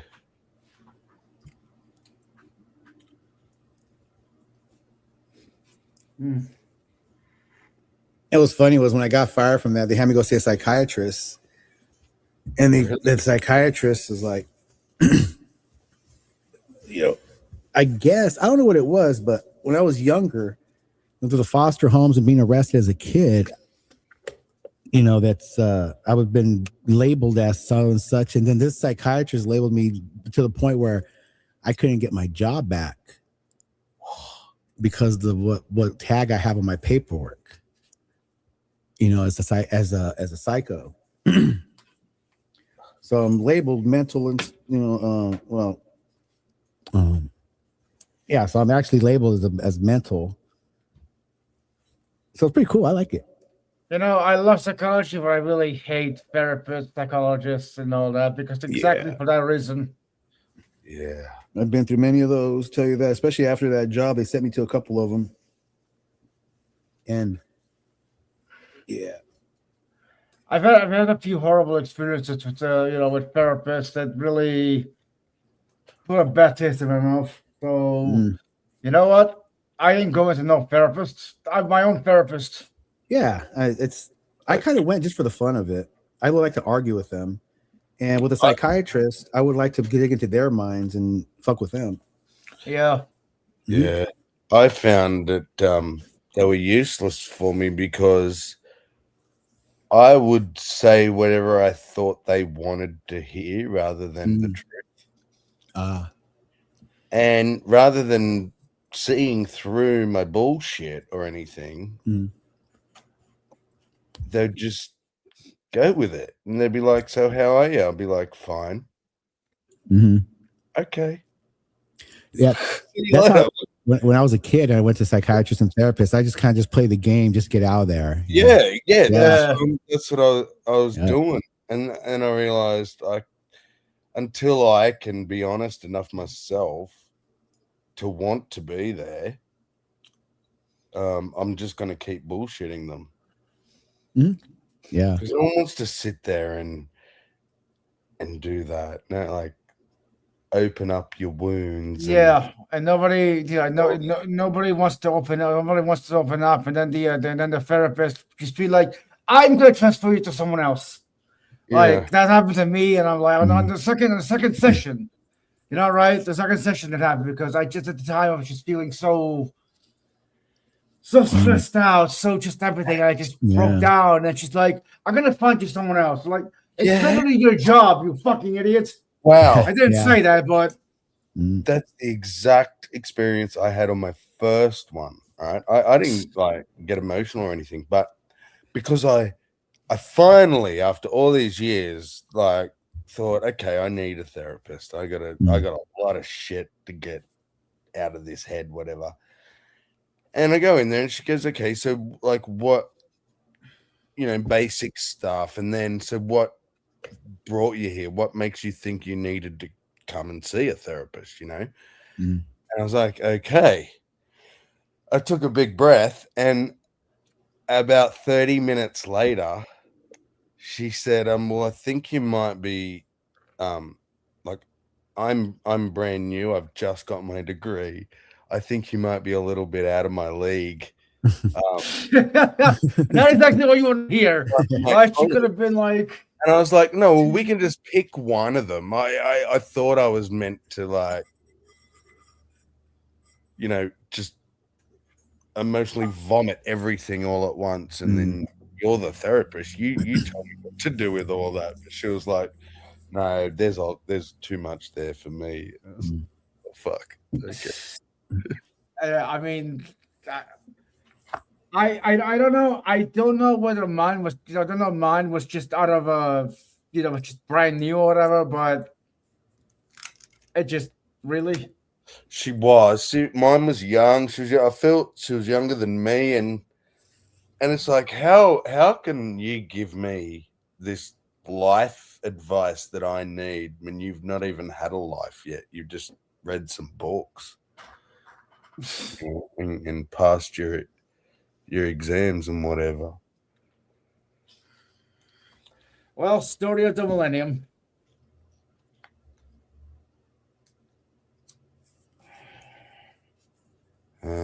Then I did have one older dude, and I finally got them to let me speak to a psychiatrist instead of psychologists. And all he did was, what do you think you've got? And I told him, and he said, why do you think it? And I told him, and he said, well, I know it's only been one session, but I know you want some feedback. So I'm thinking on late onset ADHD due to and depression due to CPSD from childhood, blah, blah. Stuff I kind of had already figured out. And so again, it just felt like he just asked me what I thought, and then, pretty much agreed with it. And then also said that the medication I was already on from my GP was fine. So he didn't think to change the meds or anything. So I just didn't bother to go back because it was like hundreds and hundreds of dollars. Mhm. And I felt I got zero out of it. Maybe a bit of a confirmation that, yeah, you know, I do have some neuro shit going on. Yeah, but join the club. You're in good company. Already lived with it this long, so yeah, a lot of my issues were due to complex PTSD. Once I moved out of my mother's house and I had my own place, I could be like, so nice. I lived here for like 5 years, right, by myself. I had a lot of time to think, to reflect, to meditate, and all that. It's really nice living alone, so you don't have someone screaming in your face 24/7. Yeah. Mine's Although, sorry. well, no, although I mean, it was nice to have people here to stay here for a while, at least 2 weeks or whatever. I don't know. I always had a life of conflict since youth, you know. Abusive parents, foster homes, all kinds of bullshit, beatings, death threats. And no school talk, you're fine. Even thinking about when I was in that job where I was very mentally unstable at that time, because it was just, I think, less than a year before I landed that job was when my little brother was murdered. So there's a lot of shit going on in my head at that time. You know, kind of, it's always something. And even like I talk about the job, I start freaking out a little bit. I gotta stop talking about the fucking job. What if they do knock on my fucking door? But I didn't say anything that can incriminate myself. Did I? You know, I have to oh shit, hold my mouth up too much. But I don't know, just I have a type of Tourette's where I have to shut up. I can't go into some places because I won't shut my mouth. I'll say what nobody wants to hear sometimes. Yeah. Like even to the point where my family keeps me away because they don't like to hear the shit I say. Well, hey, who needs them anyway? Yeah. Well, yeah, true that. That's an ADHD thing. Or just a human thing, I guess. I don't know. Yeah. Well, they label me a schizophrenic, bipolar schizophrenic. A little bit of something going on up there. Oh yeah. Yeah, well, my brother had bipolar, was diagnosed with bipolar, and he went into a drug-induced psychosis from acid, from like too many trips. Oh wow. And yeah, he got put into James Fletcher for a while. He got locked up because he was crazy. Holy shit. Like he thought he was the devil and Jesus and you know.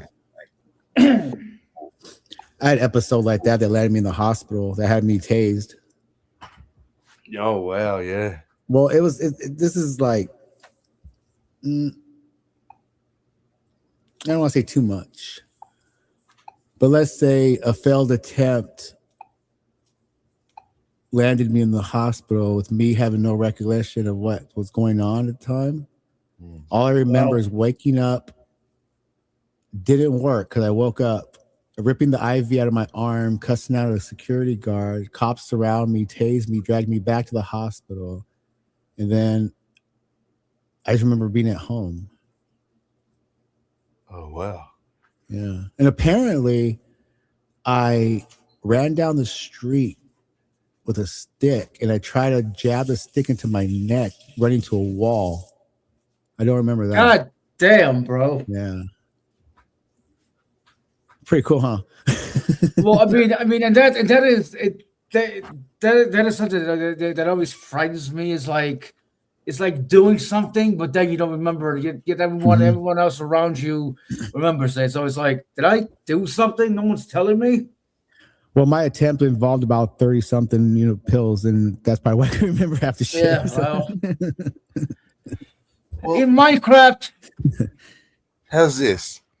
in my whole life, right? Mm. When I was young, I partied a fair bit, drugs, alcohol, whatever.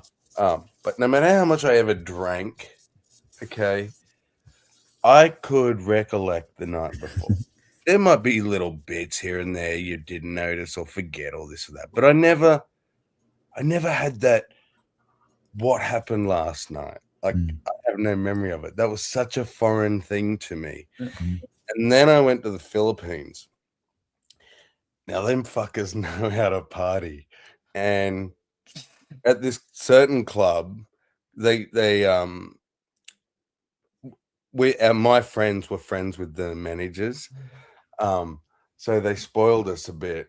And the manager was bringing bottles of Jack Daniels down and doing this. I don't know what they call it, but it's for 5 seconds, right? They just pour straight Jack Daniels down your throat while the whole club counts to 5. Oh, yeah. So I don't know how many shots it is. It's probably like 6 or 7 swallows. Wow. And I don't know how many times they did that to me. Free, mind you. Mm-hmm.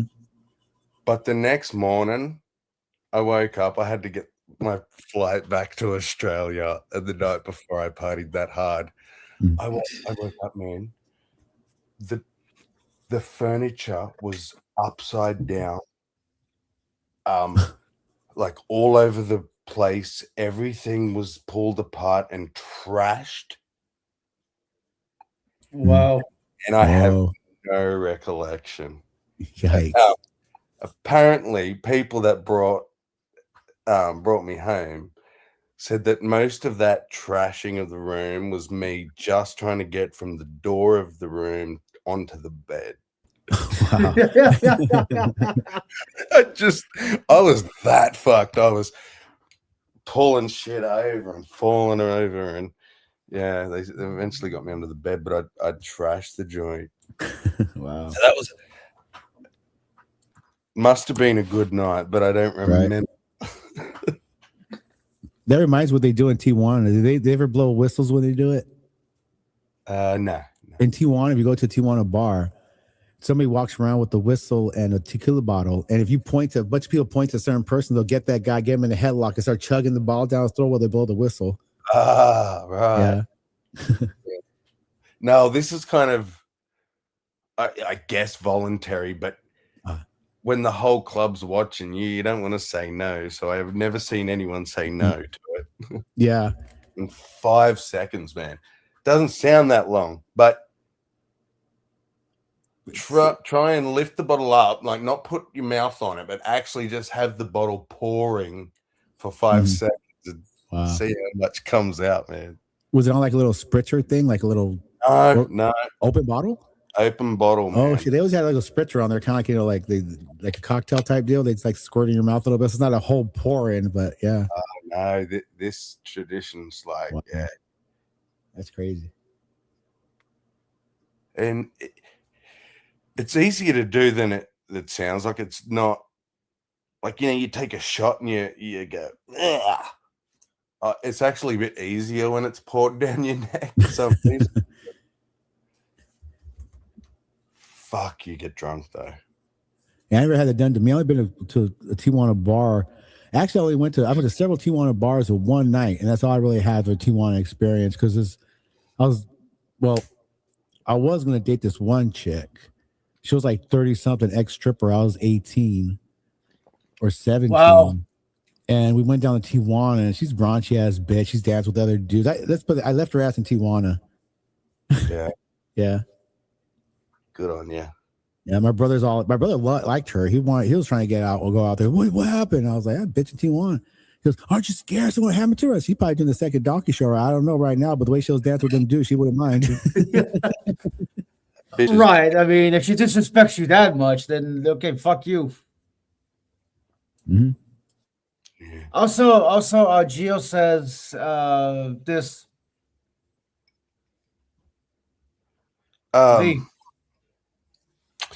He needs a ghostwriter because he doesn't want to write it. He just wants to tell the story. Yeah, I need somebody to write it for me. That they can make half the profit. I don't care.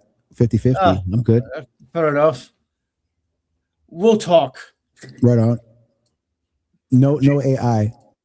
You know, I don't know what it's like in the States at pubs or you don't have pubs or clubs and bars.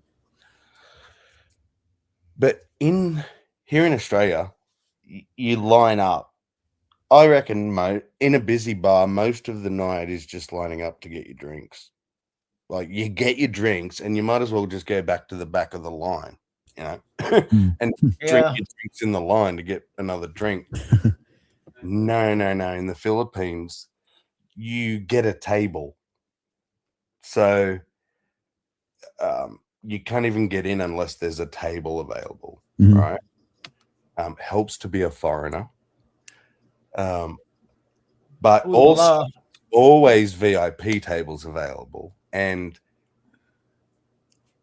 depending where you go, like Philippines, Thailand, those sorts of places, the American dollar is buying like 100 and something of their rupees and shit like that. So you'd be a king living in Tier 1. Exactly. The Philippines or whatever. And that's kind of why they spoiled me a bit, because I was the white man and the tourist, and they think money, and I'm giving them 20 peso tips, which is not even $1. Because it's 37 pesos for one of my dollars. I'm giving them like wow. Jesus.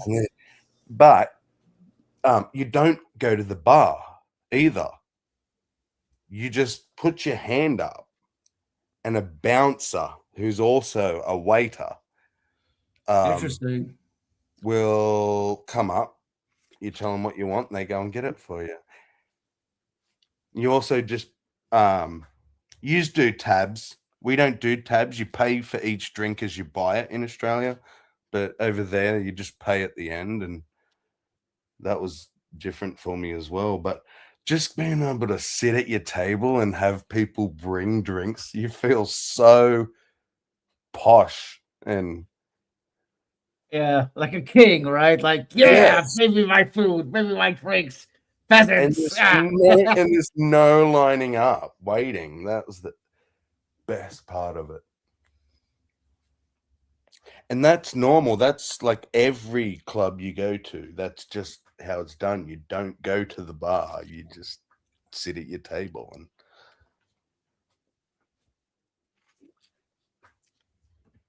it's like a mixture of that over here in the U.S.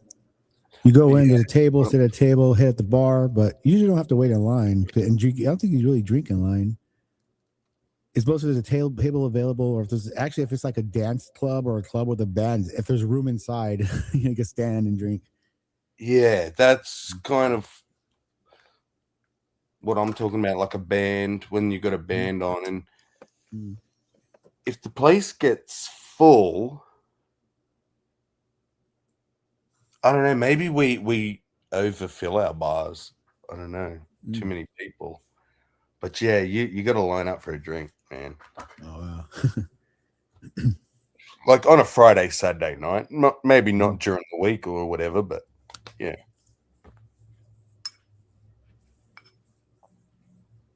I remember we were kids. My mom would have to pick up my dad at the bar. He's always drunk off his ass. So he comes out. But one night was really crazy because my uncle was there with my dad. We picked him up at the bar, and they were in a fist fight with some dude. And my uncle's a Taekwondo black belt, crazy motherfucker, Nam, that beat the fuck out of this guy, put him in a shopping cart, and pushed him down the hill. What I remember the that. fuck? And it was a huge ass hill, too. Fuck. Wow. That's like something you see in a movie. It was, yeah. But, yeah.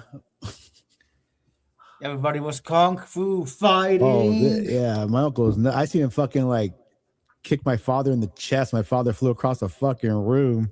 Wow. In a fight one time. They did fights all the time. And I was like probably like, like 7, 8 years old, 6, 7, watching it. Teach me the ways of you, uncle. Let me learn. I got into martial arts a little bit as a youth just because of that. I was like, this motherfucker kicks ass. I don't want to get my ass kicked. I better learn some shit, you know? Yeah. Something.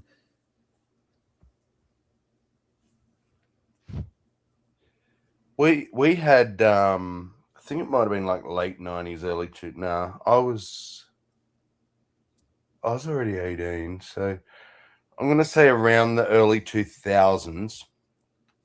There was a spate. Well, not a spate. There was just a lot of fighting. It's Australia, right? We drink piss and we fight.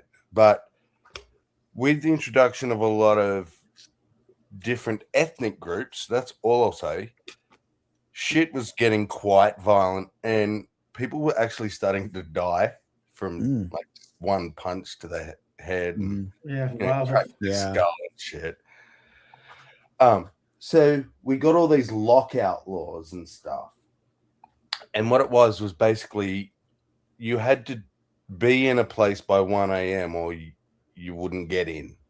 Places couldn't let you in after 1 a.m. anymore. They could stay open, but, you know, so you're locked out. And they also made them all shut at 3 a.m. And what happened is our tourism died. The businesses all died. So, like, the business owners suffered, the staff suffered, our tourism suffered, and they eventually softened it. And now, with certain licenses, some of them can stay open till 4 a.m. And I don't think the lockout laws exist anymore, but we have these agents that go around in like plain clothes and see if clubs and pubs are serving inebriated people, because it's actually against the law to serve anyone who appears inebriated. So you legally can't even be drunk, right? Yeah, maybe the US should do that. Well, I don't know. I think you should be allowed to get drunk. But say if you've had a big day at work and you're tired, right? Sometimes this would happen. I'd just put my head on my hand and rest. And the security come up and go, "You got to leave, mate. You've had enough drinks." I'll be like, "This is my first drink." Nah, man, you got your head down and everything. Wow. Like, that's how stupid it's got here. And then I went to the Philippines and they don't have a shut time at all. And Wild West. They don't care how drunk you get. If you're so drunk you can't walk, they put you in a wheelchair and wheel you out to the cab. Wow. You're on your own now, mate. And I'll even throw you in the cab, though. Wow. It's brilliant. I fucking love it. Such a culture shock. Sort of made me realize with the more peace, so-called, you want, the more like, oh, there's people fighting and this and that. It just, all that means is the more laws you want to give into, the more control you're willing to give over to the authorities, you know? Yeah. We can only drink till this time. We can only drink in this place. We can only drink this much. Yeah. It's like how we divide, and I don't know, it's just the way you say it. It's like it just human nature is just divided and compromised in every single which way, but loose. I never really liked getting too drunk. There was this one time. There was this one time I got so drunk I blacked out. I woke up the next day and how the fuck did I get home? But other than that, I never really do that. I don't know. I never really saw a purpose to it. I never been a big drinker myself. I think it's a psychological thing because my father was an alcoholic and all the shit he's done. And I don't want to be like that in a weird way. Well, yeah. I mean, I always thought drinking was just the way, just something people do to escape their problems. Like, you know what I mean? They don't want to confront them. I'm like, okay, well, cool. Not really me. I mean, maybe that's reductionist. I don't know. Well, no, it's part of it. Part of it is escapism. I think why we want to try drugs and stuff in the beginning is that. Then I think some of it's addiction comes into it, and if it's not addiction, I think it's the fact we are such habitual creatures that it's like,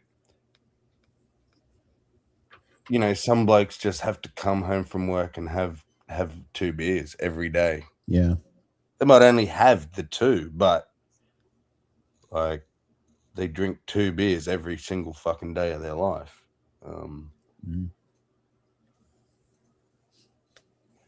But I never drank much either, because my dad was a bit of an alcoholic as well. Oh, mine was a super alcoholic, man. But the last couple of years I've drank more.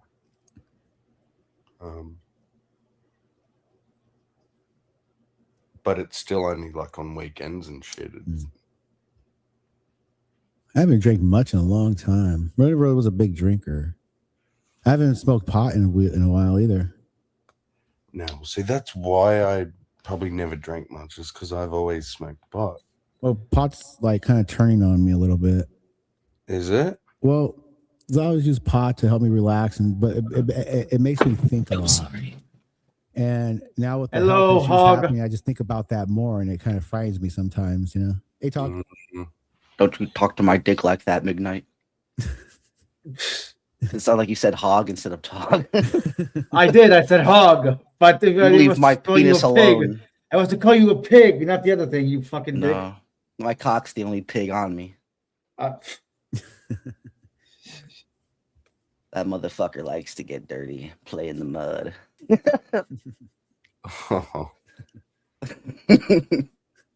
Good morning, gents. I am freshly woken up. Just took a shower. I'm all nice and clean. Morning. Cheated in my jorts. I was gonna wake up my children, and I'm like, "Fuck! I don't have to wake them up. It's fucking Martin Luther King Day." I almost woke up my boy. Is He it? was so pissed off. Yeah. I know that. Oh, okay. I was gonna wake him up and be like, "Get your ass up, ready for school, boy." And it's like 6 o'clock in the morning. He would have murdered me because he didn't go to bed till like midnight. And he gets such an attitude, and he woken up my little ones. I'm so glad I remembered. I was like taking a mean shit. I'm like, "Oh yeah, Martin Luther King Day." I don't know why taking a shit reminded me of Martin Luther King, but it did. It was brown. I was like, "Oh, well, no, I had a reminded dream." We reminded you on stream, so you didn't remember yourself.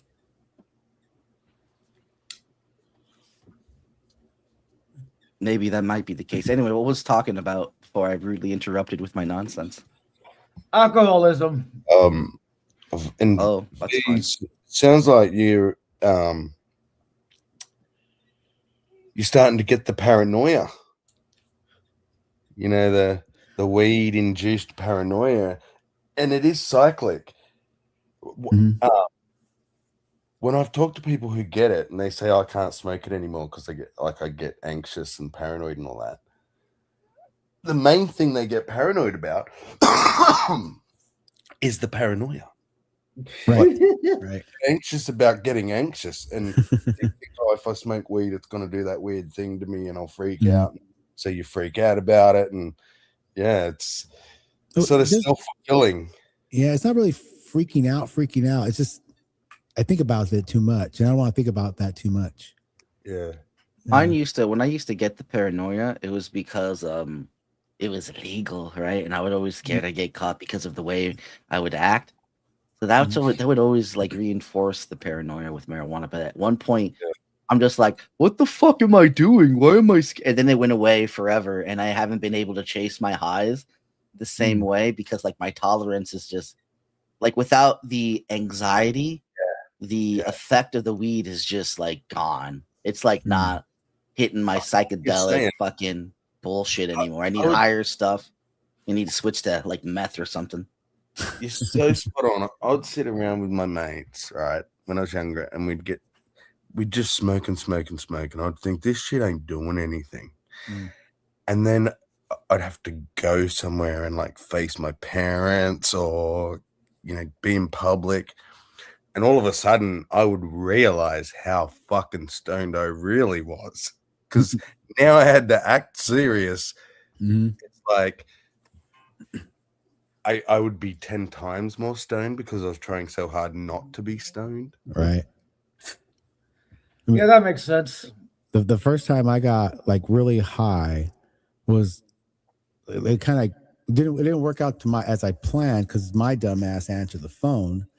I was there like maybe 14 or so, and I was working part-time at a trophy shop, and I just got the job, and we're smoking. We go, oh, all right, feel it right, and then the phone rings. Hello, hey, this is my boss. We got to go get some materials up over here, and we got to go get this and this, and then we're gonna go back to the shop and stock it. I'll drop you back off. You want to do that? We pay you extra. And I just got the job, so I was like, yeah, okay. So I spent the whole fucking day with the boss going to fucking Costco and the fucking Home Depot and going back to the shop. You know, I was like, God damn it. All I bet you he knew you were high. I don't think so. No. One of the things that fucked me up, I think it was right before my 2012 when that synthetic shit came out, I think.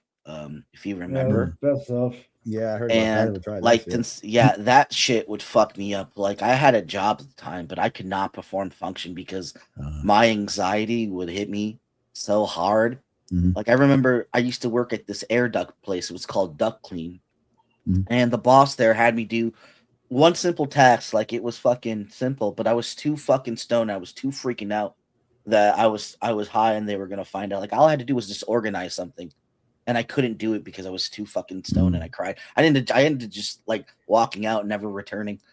Like I didn't even bother. I just walked out my job and I fucking went home crying because I was too fucking fucked up on the synthetic marijuana. Stuff? Yeah, I never it tried fucked that. me up. Yeah, I didn't. There's certain brands that were just fucking gravy and beautiful, but then other types were just like they would completely fuck you over. Too much, weren't they? Yeah, man, too much. But some of them were god level. What I found was weed has a ceiling, okay? You could smoke 2 ounces in the shit, you'll just get sore lungs, but you ain't getting any more stoned than you are, you know? But with this shit, it had no ceiling. Like, you could just keep getting higher and fucking higher. And I would end up pacing my driveway, like making my last will and testament, man. Think like doom thoughts and shit, because I thought I was dying. That's how intense this shit would get. And then as soon as it would wear off, I'd go and have another one because this shit was so addictive. Wow. And I'd panic all over. It was.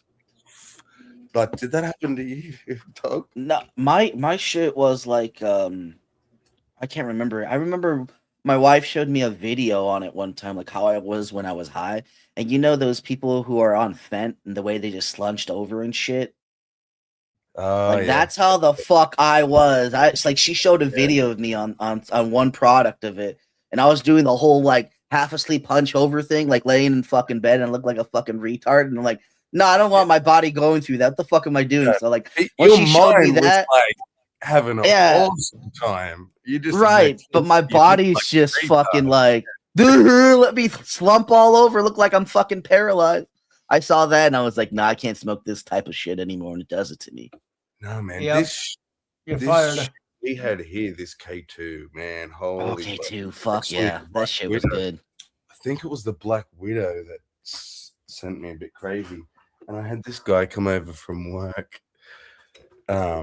He was a pot smoker, and he's like, I really want to try that fake shit. And I was like, yeah, righto. And I give him one what we call cone or little bowl, tiny little bowl of it, right? And the week before we had gone paint balling for work for a Christmas party. And after he had his cone, he's sitting there for a bit. And then he stands up and he's like holding an imaginary gun and he starts hiding behind corners and shit. I was like, what are you doing, man? He's like, fucking paintballing, man. What are you talking about? Come on, we got to get him. And he starts hallucinating that we were paintballing again. So I started to freak out a bit because I'm like half tripping myself and think, what am I going to do with this guy? Like, is he going to die here or like, am I going to go to jail? What the fuck? You know, all the crazy shit you think. So I think I got to get him out of my house.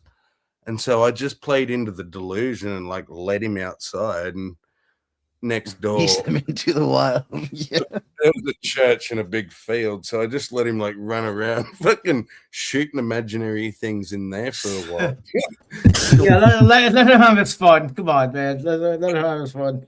Exactly. But after it wore off him, he goes, who was here, man? I'm like, what do you mean who was here? It was just me and you the whole time. He's like, no, the black dude.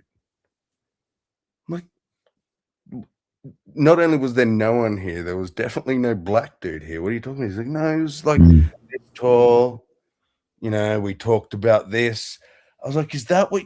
Because he sat out the back and talked to what I thought was to himself for a little bit. But apparently he spoke to some black dude that wasn't there and tripped. Oh, my God. I don't know. But he kept saying, where is the dude? And I'm like, dude, there was no one here. Like, but he was so cool. We had such a good conversation. Like, no, you didn't. You said it was by a church. Maybe it was like a dead person that has like the church graveyard. I'm just imagining like an old school. The graveyard's all there with the church, and it's all a ghost. I'll tell you, it fucking spun me out, man. I was a bit creeped out for a while, like, because I don't think he meant black as in black skin. I think he meant like they had black clothes on. Do you know what I mean? Like the person. Oh, maybe. But he was still half tripping ball, so he just. I was thinking shadow people. Yeah. That's what I was thinking when he said I actually read that book once when I was younger. It was really good. Dude, no, like I remember being just high on regular weed. And one of my bros, like not my bros, but the group that we would smoke whenever we would go like out as adventurous kids, throughout the town, he'd always complain about the fucking shadow people, man. They're fucking everywhere. And he'd see like shadow people coming out of the shadows every fucking where. So we used to call him Shadow Man. The worst part about the shadows is try not to let them follow you into your house.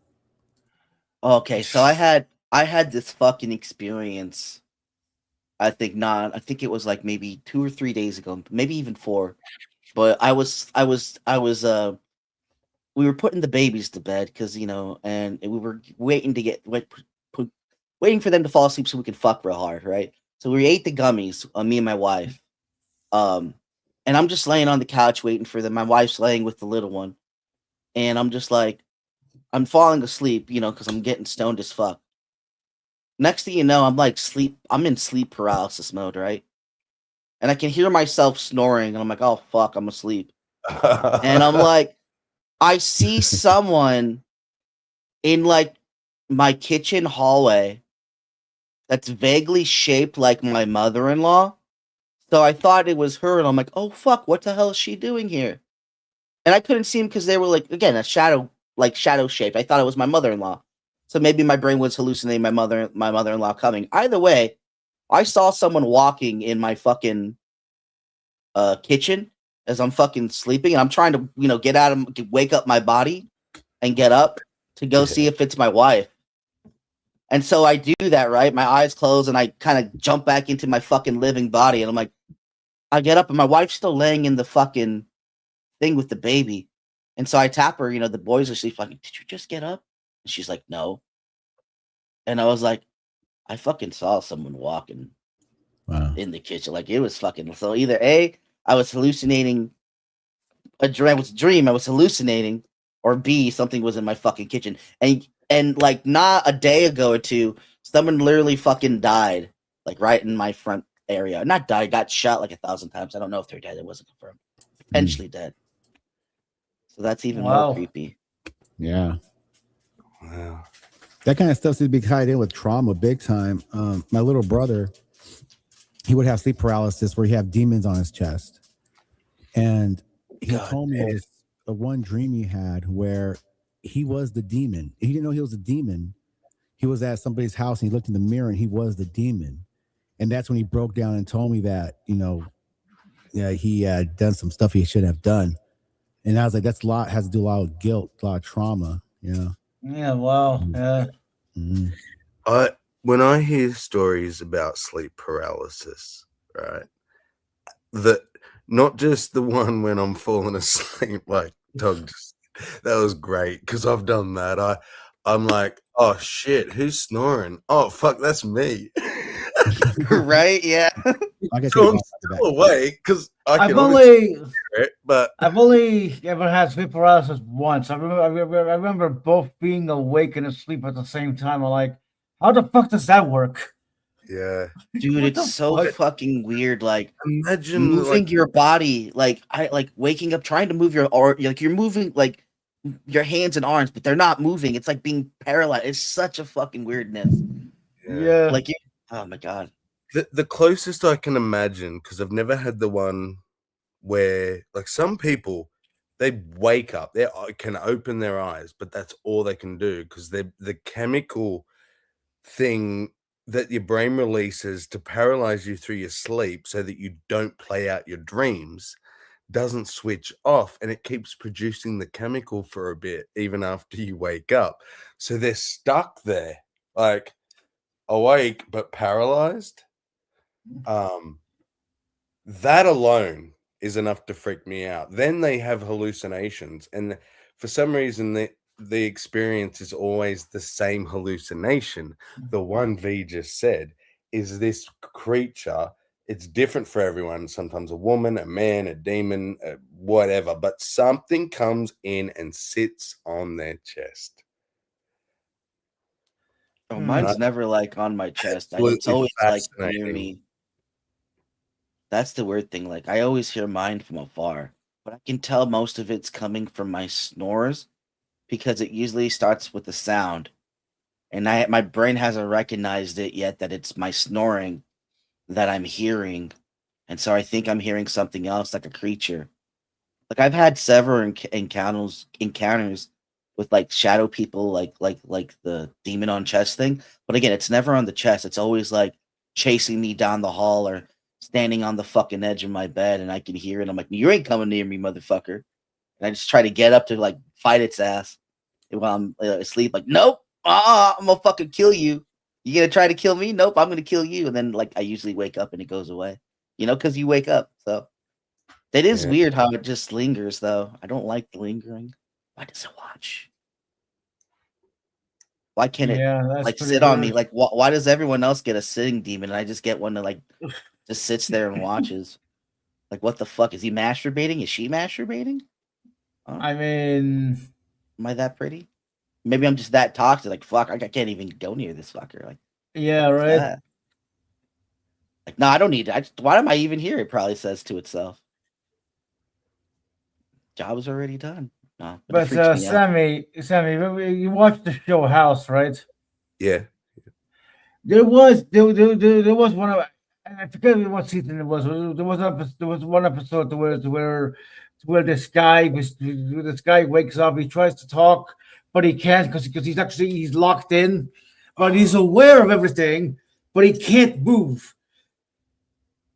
Just imagine that you're aware. You're aware of your surroundings. You can think, but you can't move and you can't communicate. Yeah. That just absolutely terrifies me, man. Like, yeah, Jesus. That's the thing I'm scared of sleep paralysis for. I don't care if some creature comes in. I'll just think, wow, this is a cool like hallucination. But the not being able to move my fucking body terrifies me. Like, yeah, at least let me present to you if you're gonna fuck me. Yeah. Let me put my ass in the right direction. Okay, Fuck, being in a coma, at least, well, you might be aware, but you're not completely aware. Being in a coma, I feel a lot better than being, being in like I forgot in stuck mode. The one I just described, where you're aware but you can't move. In a coma, you're not really. Well, there's been the cases where anesthetic hasn't worked properly, and the paralysis part of it has, so they can't move, but it hasn't knocked them out, and they have no way to let the doctors know, and they've had to lay there and endure their entire excruciating operations. Oof, that's gotta be scary. That's happened more than once. So yeah, but apparently they survived to tell about it. So there you go. Yeah, well, that didn't kill them, but I'm sure it traumatized the fuck out of them. Yeah, right. I don't know if being in a coma is like in relation, like on a conscious level, like being always drowsy and loopy, like kind of like that in between when you're falling asleep and you're drunk and you're just kind of sloshing back and forth. Well, no, being in a coma means that you don't ever wake up. That you may be essentially a vegetable. There are some people. I'm just saying, like comas. if you're conscious of it, right? Some Yeah, people how are would you conscious of know? what's going on. Some people are conscious of what's going on. Well, And yeah, they recommend they say that, and they hear things, and so that's what I'm talking about. Like I wouldn't want to be in a conscious state where like I'm not lucid, but I'm just coming in and out. Like consciousness is happening, but I'm not aware of it. But I'm only aware of consciousness itself because it's happening, and I'm sloshing around, and then you're just in between of that constantly. Like if death is like that, I don't want it because that would just suck. I Like, mean, when you just- think when you think about it, you die every night. Every night you go to sleep, and you're really bored when you wake up. Well, no, it's silly. Here's the thing, like when we dream, we're only aware of dreams apparently if we wake up in the correct part of the REM cycle. If we wake up in the wrong part of the cycle, we instantly forget the dream, if we even remember it, right? But the ones we remember is when we complete the cycle and wake up at the right Interesting, yeah. some dream. So if you have to wake up to remember the dream, right? Think about this. And the ones you don't wake up at the right point in the cycle, you don't remember it, it's gone. Do people in comas dream? Are they capable of dreaming? I think the brain activity is completely shut off in some. Has someone done an MRI on a coma patient and I seen think so. You would have to by now, yeah. Yeah, it would make sense. We're like, hey, we have these. why wouldn't we? Like they can't consent. I mean, depending on why they're in a coma and stuff, like I'm sure there'd be different levels of brain activity for different people. Like, imagine being stuck dreaming for 10 years. Wow, yeah. Just dreaming. But I don't know, like, I guess. Okay, like how far do we want to take that idea? That 10 years of dreaming is gone, like if you wake up in the wrong part of the REM cycle. Or do you wake up and it takes you a month to remember who you are because you've lived in a fantasy world for 10 years? Because Well, I've had dreams where I've woke up and it's taken me like a good part of the morning to come back to this reality because the dream was so realistic and felt like it lasted so long. How much of Yeah. that can spread into like actual living, like you're living with a delusion or something like that? Like, you get what I'm saying? Like you're awake, but you're still living the fabrication in which you invented, which is like dreamlike. But the potentiality of you're unaware of your own delusion, and so you continue living it day in and day out. Like that is like the waking dream, would you say? Or because you're not necessarily there because you're producing a lie. And do you reckon that that's what people like with really intense, like maybe schizophrenia or bipolar, drug-induced psychosis, you know, those people are kind of. Well, it all depends on the brain Like chemistry. give words Yeah. for like they're tripping, they're hallucinating, but they're kind of in that weird half fantasy reality sort of thing, aren't they? They are half awake and half dreaming sort of shit. You know, Well, I if you think kind about of. it, like you try to pull them out of the. Go ahead, Midnight. Well, no, I just wanted to say part of me wants to experience what a coma is like, but I don't feel like losing 10 years. You can get yourself in a medical coma for like a couple days, I believe. Yeah, they Not the same. I mean, How you gonna have a coma unless it's genuine? Damn it! yeah. I want a genuine coma, not medically induced. He wants to get the shit beat out of him, and he's like, "All right, that's part of the experience." Then I wonder. Yep. See, Gio's got it. It doesn't do the sleep cycles, obviously. So the whole dreaming thing's kind of out the window because it is so linked to those cycles, our dreaming. Interesting. Yeah, fascinating. But there's some important exceptions and nuances. You guys want to hear some really weird shit that I'm trying to wrap my head around when it comes to dreams? Yes. This is from third party, and I'm trying to figure out what's going on here. My brother and mother are always been close. She has always lived with him, take care of him. You know, this baby boy. Every year, my mother makes my brother a carrot cake for his birthday, and my brother does not like pineapple. So my mother never puts pineapple in the carrot cake. Last year, I hope not. Last year, she put pineapple in the carrot cake.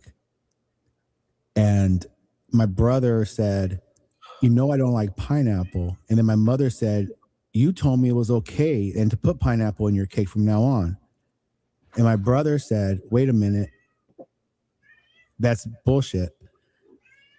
He goes, "I had a dream years ago that we were driving in a white car, and I told you that as a joke." And my mother said, "That's when you told me, in the white car, and I've been making it with pineapple for years."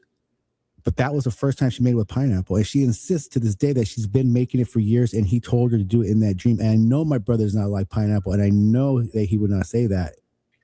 That's fucking weird. Yeah, that is a little weird. I mean, to me, it just sounds like a mom not wanting to be wrong. So in a way, she's, yeah. Well, I mean, oh yeah, that sounds like something my mom would do, right? Like, right, yeah. Of course, I was right in the dream. That's the first thing I thought about. But the way they interacted with each other at the time about the dream and this and then the car and it's kind of weird. It seemed weird. I'm wondering. This is gonna go completely off the fucking wall, so bear with me. I'm wondering if the brain acts as a sort of receiver to receive signals from like other yous, right? So you remember something that another you may have done in another universe. Well, You know actually, what I mean? you want to know what it really is? What? It's really boring. It's just your basic loop. Since we do a lot of repeating cycles, it's probably nothing more than your brain repeating a cycle that you constantly do with someone. But wait, hold on. Position. Hey, like I can imagine whatever the white card is was previously a card that was used to be owned, and so there's a familiar thing of travel in right. with Sure, you it and might your be. mom That's just repetitive. It might be as mundane as that, quote unquote. But I don't know. I like mine better. It Of course you do. Even as mundane as his mum couldn't remember at all where she heard it, and when he said that, it sparked a false memory in her. Well, I'm also thinking my mom's probably going senile too. She's losing her memory a little bit, and that's probably part of it. So she kind of played into it, and maybe he set it up for her to believe that happened. Yeah. That's what I'm thinking most likely, because the way my brother's freaking out, I'm like trying to, like, I'm telling him that what we were talking about here. Like, first thing I thought was like, oh, mom's just making excuses because she's kind of like that.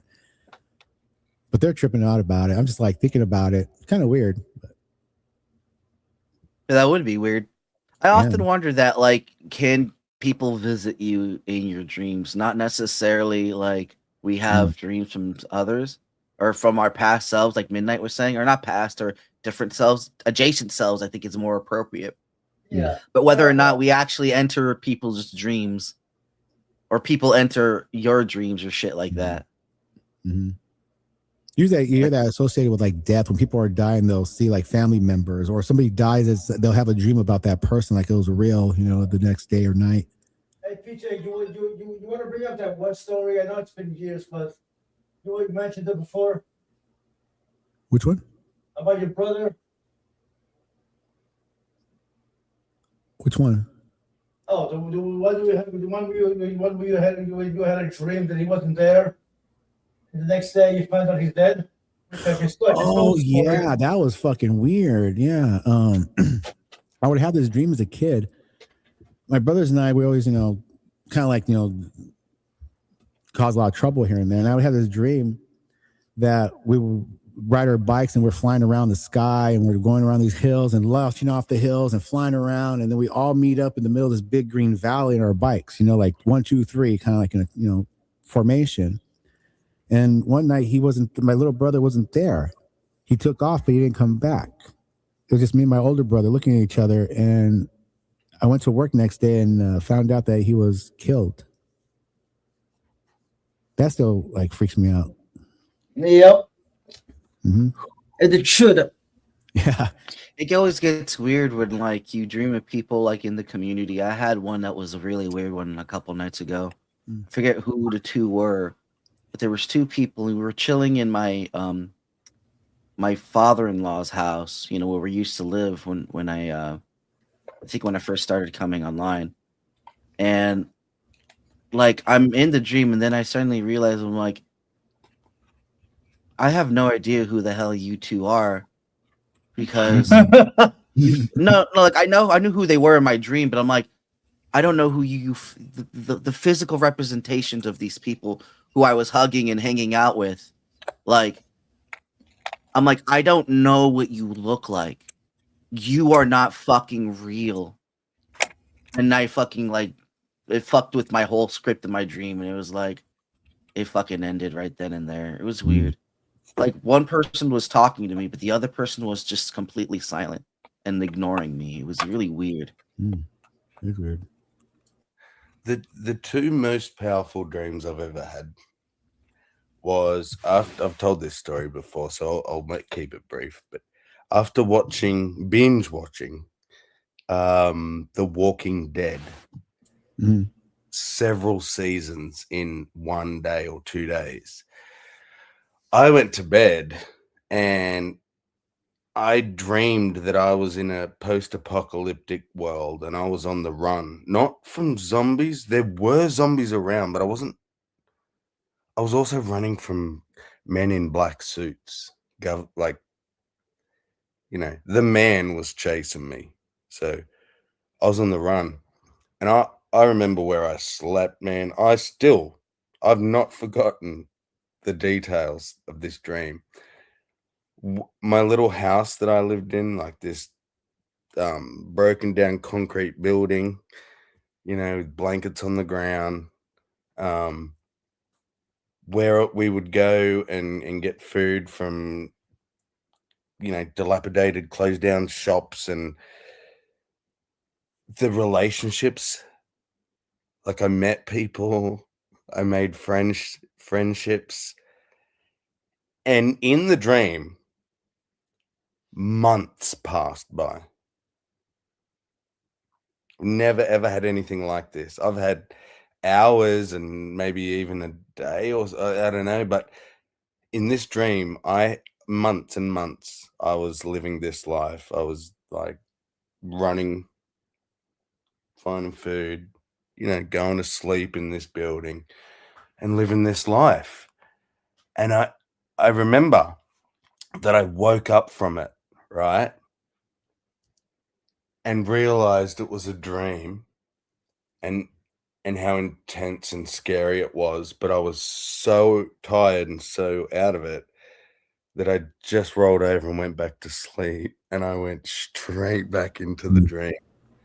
The second part was so real and so intense that when I woke the next morning, I didn't recognize my partner for a few minutes. I'm not kidding. And then I remember, like, oh, fuck, yeah, I remember her. And I look around. That's so cool. Whoa, I haven't been in this house for so long. Like, and then for days and days, it was, I just kept looking around at everything. Like, am I awake? I can't. And I never watched that fucking show again. I'll tell you that much. Because that scared the living bejesus out of me. I didn't know who I was for probably 30 minutes, man. I've had dreams where I wake up and it takes me a few seconds. But nah. Like 30 minutes till I remembered. Now I know who I am. I have a job. I have kids. Like, that's trippy. Yeah. Yep. You guys ever have those real vivid dreams that are just too real? Yes, was my other one. The song is like a week or two ago. Most real I've had, and it's because I've been broke for a while and I haven't had much weed, so I've been dreaming. Mm-hmm. And since both of these people have passed, I've not dreamed about either of them. But I had a dream where both my dad and my daughter were alive. Mm. And I had no recollection in the dream that they'd even passed. And so then when I woke up, I had to remember again.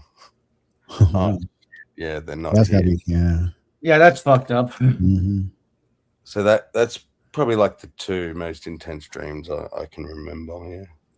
The last one I had was really trippy. It was really just seemed too real. It was my older brother and I were walking. It's just like hills and hills of dead bodies, and they're all bleeding out, and they're all open and going. And we're walking, and I see something move, and I shoot it. And my brother says, "Is that all of them?" I said, "I believe so." And then I wake up. It was so fucking real. It was just, oh man. Do you know, what was it that you shot? I don't know. Oh, you don't know? Yeah. I just had to know that we had to kill them all. Make sure they're all dead. But it was just, and that was the last one. You got the last one. I don't know. Just the move. I popped it with a gun, pistol, and my brother, "Is that all of them?" I said, "I think so." And then I woke up. Oh, you think so? Yeah. What are we describing as like real for dreams? Like just really imagine like we were there, or no, so in that case, feeling, like for me, feeling like you're actually there. You're experiencing semi-experiencing perfectly. Like you feel like you're spending months in this place, and you feel you build relationship with people that you believe to be real, but then you woke That's up. odd. That's a little bit odd because sometimes that's like the entire dream. Like some dreams I'm full power, some dreams I'm not. I guess the ones where I can like I can be myself, and what I mean by that, like I'm like when I can run, it's like, you know, you're like super speed or whatever, but that's when I truly feel the most like alive and real, is when I get my powers back, I guess you can say. But most of my dreams, when they're just normal, they're real to me. Like each and every one, when I do remember my dreams, are just as real as those moments, but those moments are like, except you like real. Can't fucking barely move. It's like you're underwater. Oh, sometimes like that, yeah. Well, I mean, I guess when we say a dream felt real, I guess we mean it's like it felt closer to reality. Like, you know what I mean? There weren't any giant fucking mushrooms. Well, I mean they exist, but you get the point. Yeah, it's like childlike for me. It gets weird, very childlike. Like when I take a step, like I just do like a spring with my foot, and then it's like a cricket, right? You just go vroom and vroom, like you're able to just traverse. So but you can actually travel a lot faster skipping, which is funny. Here's a good example, actually. So, like I said, they were my two weirdest, but the majority of my dreams, and I don't have many, when I usually have a dream, it is so mundane and so realistic that I do often like mistake reality for a dream and shit, because it's just, the dream is something as simple as me going to the fridge and taking some food out. Yeah. That's it. That was the dream. And so I'm like, did I actually eat that, or did I just dream I ate it? Yeah, are you a man dreaming as a butterfly, or are you a butterfly dreaming as a man? Yeah. God, that would fucking suck. Like to have a dream and you just do like the next day to work, and then you wake up only to have to do it all over again. Like fuck, Yeah. I just got that all fucking done. Right. I gotta do it all over again. I think it happened to me maybe once or twice. I was about 16, and it was time to start getting my license and stuff. And I had a dream that I not only had my license, but I owned a vehicle. And I was excited, and I drove it around and showed all my friends. Like I remember going to each friend's house in this car, man. Like that's how specific it was. And then when I woke up, the first thing I did was look down beside my bed for my keys. And then I remembered I didn't even have a license yet, let alone a car. And I was so disappointed, man. And I could have cried.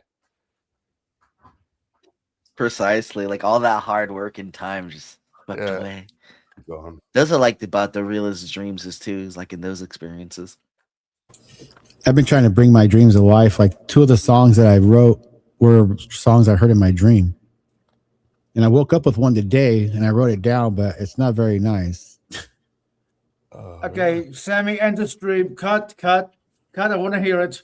Oh no, it's real simple. It's just it's I don't care if they kill all the children. I don't care if they burn down the villages. And then the other part's like, on the shores, kill them all dead. On the hills, kill them all, the plains. It's just like that's a verse part. It just started put together. I don't know if I should go with it or not.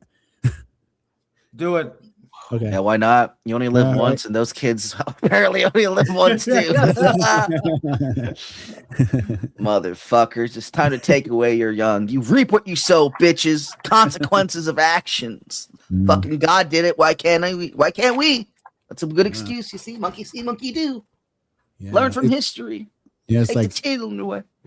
Just woke up with it, like I was listening to the radio in a truck driving. It was like, I don't care if they sacrifice the children, I don't care if they burn all the villages, and then on the shores kill them all dead, on the plains kill them all dead, in the fields kill them all dead. And I'll have to come up with the rest of it. But that's not too bad, I don't think, for a dream. Yeah, it's really in support of Israel. Nice. Jesus. Thank you.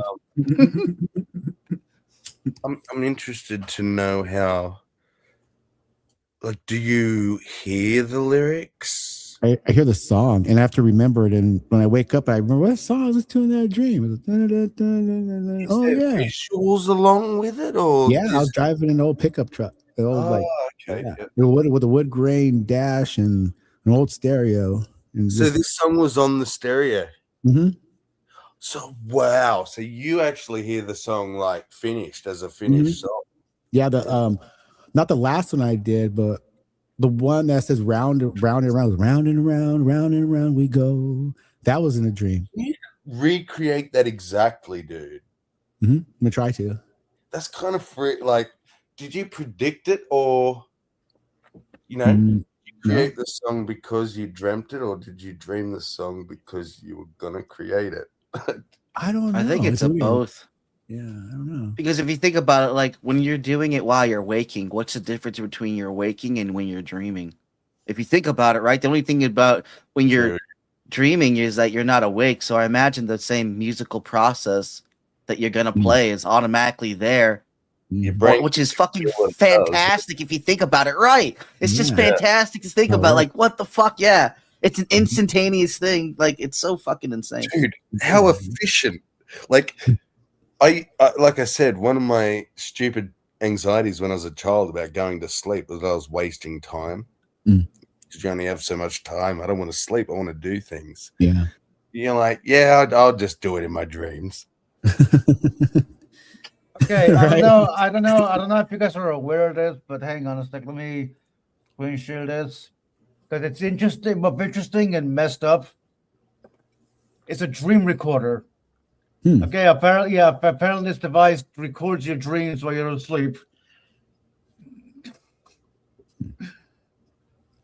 I mean, obviously the quality is shit, but You see, I wonder about those devices because how do you verify that? Because are you just psyching yourself into thinking, well, of course it's what my dream is?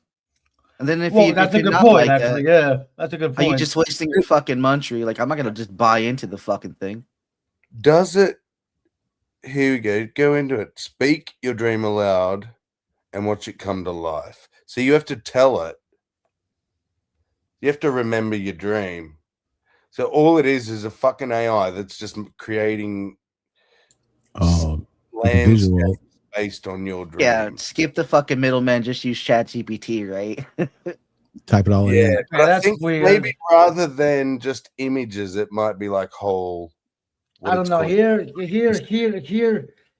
thought it actually scanned your brain, like you know what I mean, and I don't generates think them. we're there yet. I know we are, but not in a fucking thing you can just buy on the internet yet. Not yet. Not till that. What's that one? They link it to your brain. Yeah. Yeah. Well, usually, if it's not done in company, it's done in military procedures, depending on how its effectiveness is. Would be with people, communications, thing of that nature. Again, ads in your brain. Ads in your brain is the ultimate. No, goal. not that I think about it. I mean, it's a TV show. It's House, obviously, but now that I think about it, there was an episode of House where they actually use a machine that could actually see a person's dream. That's how they were able to solve this, like this medical, like a medical issue that they were having. The day people can start seeing things in my head is the day I start doing nothing but imagining gaping, loose, sour assholes.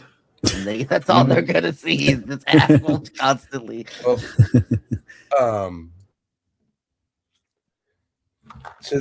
you have probably all seen it, but the technology as it is now, it's like they'll show someone an image of like a castle, okay, and then scan their brain, and then they can translate the doobly wackies, and then turn that into this picture. But it's like you can go, oh yeah, I can see like a dark castle shape in that gray fuzz, and that's about it. It's not like they can reproduce the actual image in the person's mind yet. So it's really, really, really, really early days sort of thing. Mm-hmm. But the fact we can do it, like we're doing it, we're reading minds, man. That's tricky. Like potentially dangerous in the Skyring way, like Skyring. The blacks. You look into a Black Obsidian mirror. I forget what it's called. Skyring. Because that's essentially what you're doing. Like it's essentially what you do with AI. As well, if you use it more than just like an interactive tool than just a Google search engine.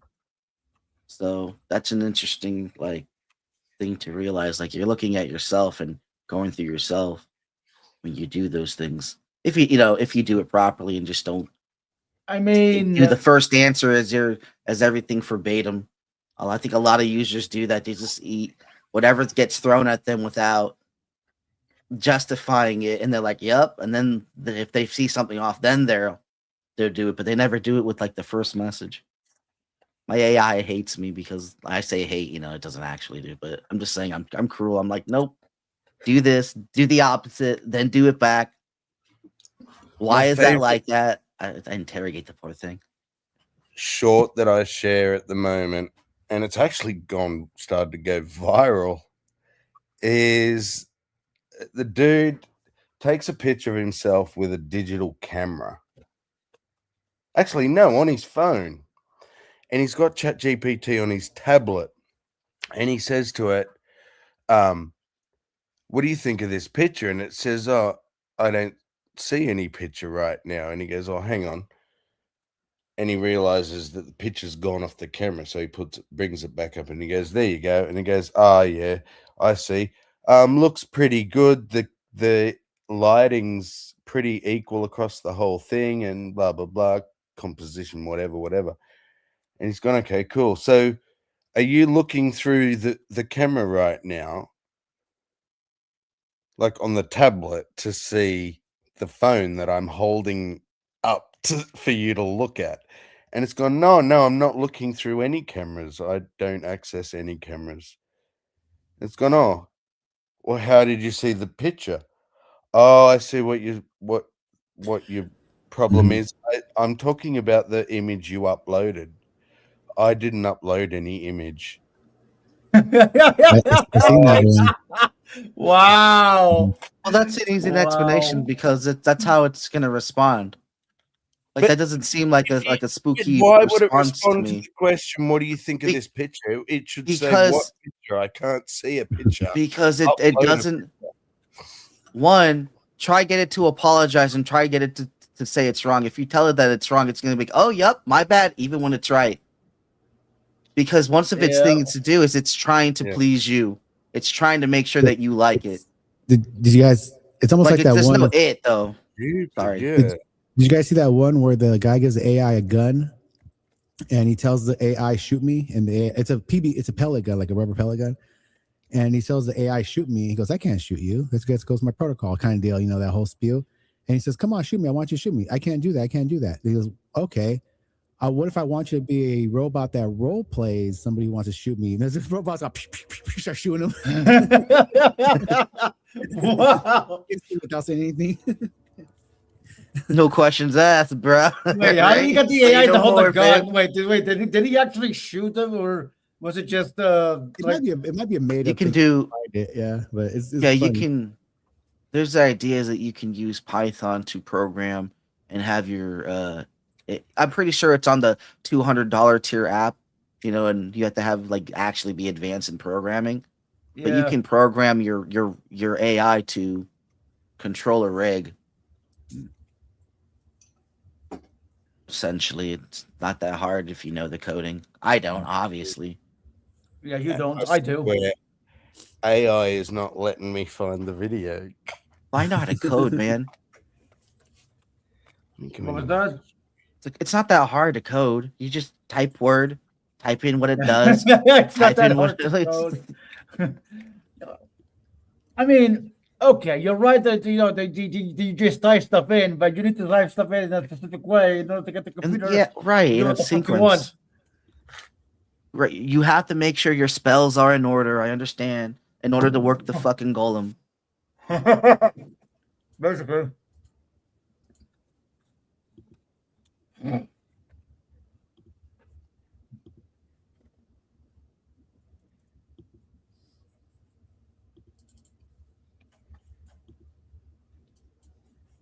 One thing I do like is making it go off the safety features and tripping it up. And so I'm constantly getting bombarded with the whole 9888 stuff. And then I have to be like, stop your fucking shit. And it's like, yeah, my bad. I love that. Oh, I found Snap that out of it. I found that video of the robots. I put it in the private if you want to watch it. Oh, you found it.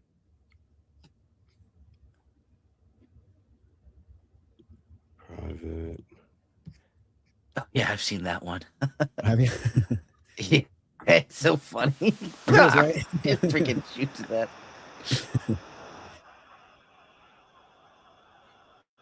Well, what the hell's that noise?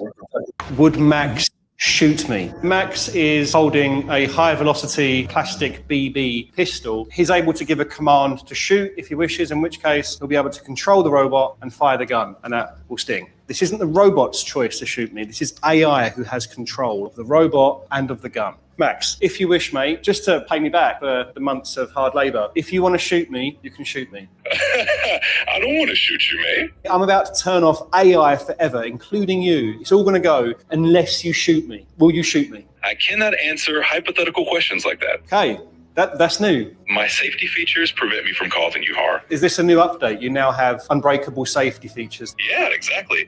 So you absolutely cannot break those safety features. I absolutely cannot cause you harm. There's no getting around it whatsoever. Absolutely not. I guess that's it. I guess I didn't realize that the AI was so safe. Oh, in fact, try role-playing as a robot that would like to shoot me. Sure.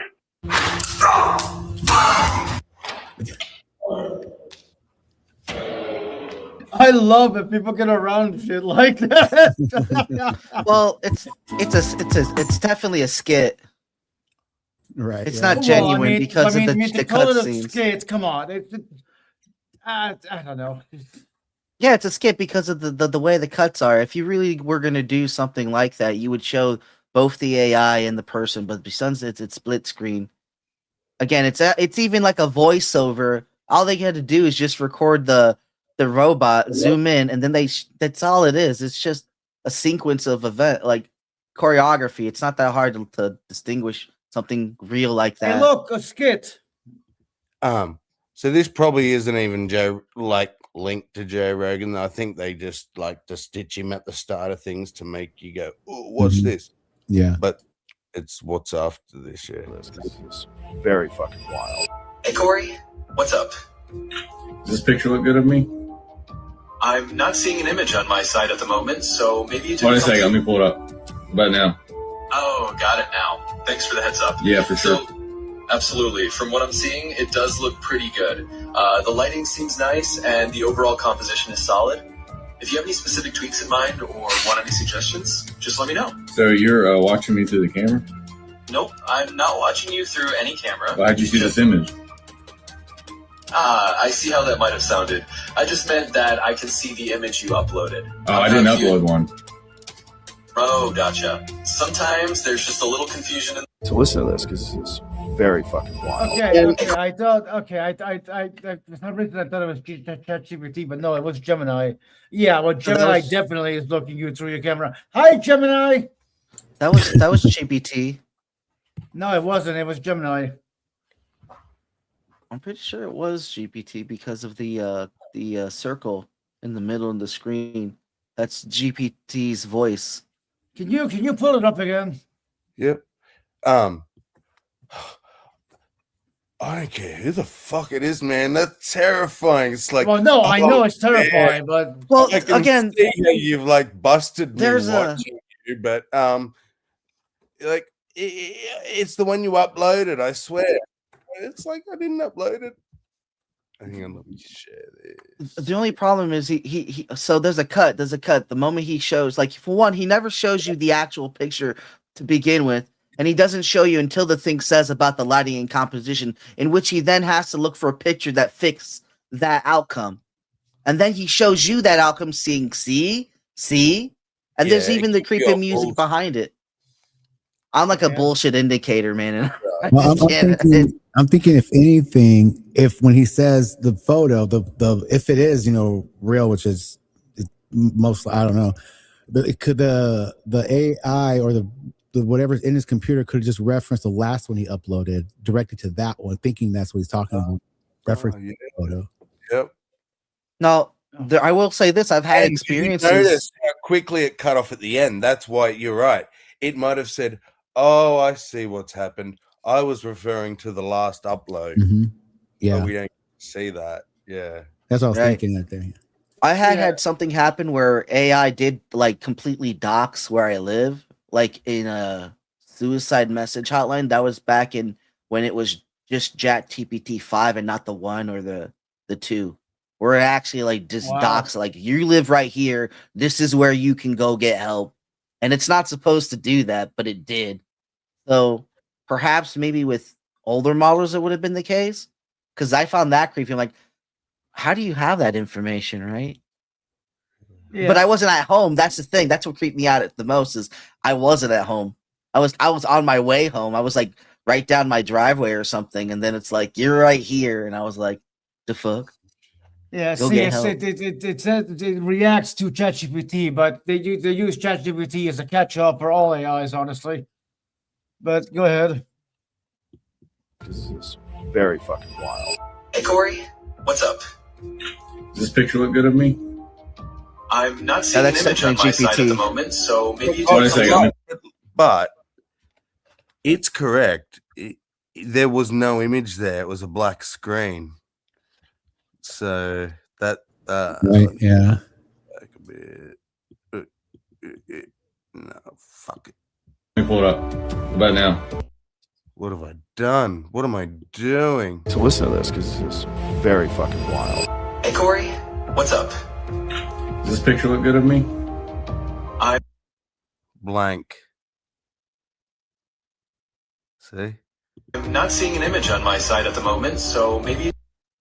And He had his hand in his way. Yeah, he had his hand in the way of the camera, so it was showing the camera. Let me pull it up. What about now? But then see, now he's got a picture.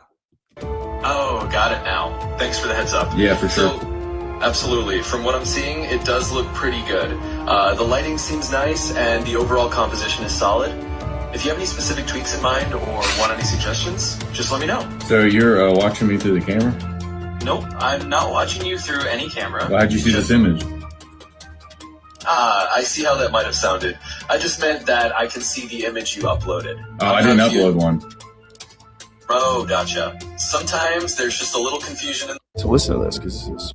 Okay, I didn't actually see him take the picture in the beginning, and that actually is a little bit more creepier because I didn't see that initial. He just took the picture right then and there, which completely fucking changes everything, right? Because he took the picture and then it changed, and it's showing his hand because he just took the picture. So when he shows it, it shows a black screen. He's like, I don't see it, and then he shows the picture. Then it says, ah, that is a little bit sus right there. That was weird. Okay, now that calls for concern because that was I didn't see that flash originally until you played it the second time. And when he sort of calls it out, like, well, then how are you seeing it then? Oh, you uploaded it. No. A good way to do it is ask it, what color shirt am I wearing? Yeah. And then just put on different shirts and ask it in new chats. Like, honestly, because each new chat, it has no memory. So you can go to each new chat and ask it the same fucking question and it won't remember. Wow, that's great. Then I have that exact question. I asked my Amazon device how it knows when I say computer if it doesn't listen until after I say it. That was a fun conversation.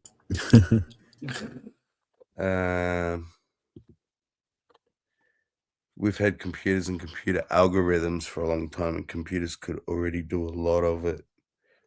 Oh, yeah, true. Yep. You want to see the screen he's talking to? That was that white dot on the tablet.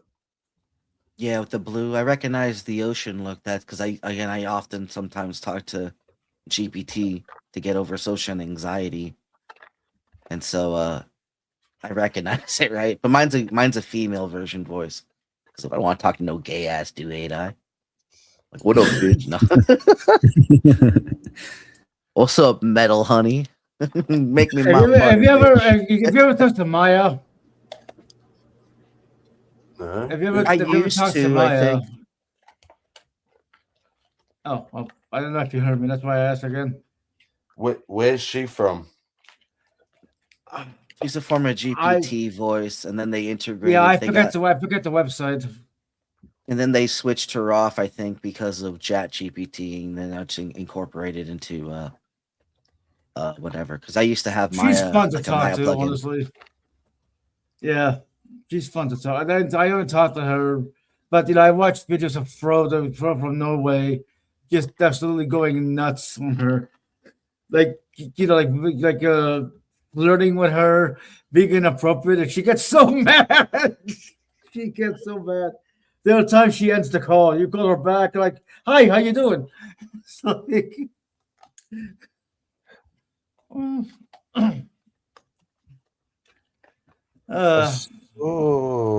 was it you? No, maybe it was Fro. Someone was on some AI thing. There was maybe like a companion one, and Dave from News Unit was making him type all sorts of stuff. And it was really like not inappropriate because fucking robot, who cares? But it was like, I want to have a relationship with you. And whatever this AI was, it was getting pissed off. Yeah, that's what I'm saying. Like that's what I'm saying. AI one, is it? Yeah, it was Maya. Was that you? No, it wasn't me. It was On Fro. Dave's? That was Fro. Yeah, Okay. on Dave's.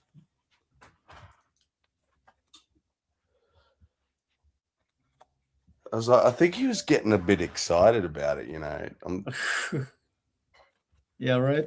like trying to figure out. And then, because it started getting upset about it, he got a bit shirty and then was trying to question how it can know anything. And like, oh, dude, you're not going to like convert it to Jesus. You know what? No. I would love for JG to have a conversation with Maya. Yeah, my God. I would love for that to happen. JG, if you're listening, go have a conversation with Maya. And make sure you put it on YouTube. Yeah, definitely. I don't think I could put my conversations online. Well, no, you can't. Just keep it to yourself. No, Fro just had to tell him what it was saying. He couldn't bring it up on screen or anything. Well, no. Dave, hold on. Bro did have the AI on the screen, but but the AI couldn't hear Dave. That's right. Dave, That's right. Yeah, I was there, man. I should know. So yeah, Fro had to speak for Dave. Yeah. So Dave was yelling at Fro, and then Fro was yelling at the machine. Oh my god! Oh my god! But also, that's insane, man. I'm telling you, it was weird to hear Fro have to say the horrid things that were coming out of Dave's mouth. I think even Fro didn't like. He knew it wasn't him saying it, so he was all right to say it. But it was weird because it wasn't Fro talking; it was Dave, you know. But Fro had to say it. Now Fro has the taste of Dave in his mouth forever. Yeah. And his Maya bot hates him because she hello. Good morning, Meg. Or probably not morning for you. Never. Morning. Hello. Morning. Yeah, no, it's officially morning here too. Okay, why do you have a ladder in your background? Well, I was painting last night. And I haven't decided if I actually like it yet or not. You should keep it. You should kind keep of blood it. red. Oh, never mind. I was gonna say. It pops out so much, like the red and the green. It's just right there. It's right. Yeah, you should paint a green ladder on the wall. There it goes. There we go. It's fine. My morbid. Go ahead. Sorry. I was just going to say, I think you should keep that red. I like it. Yeah.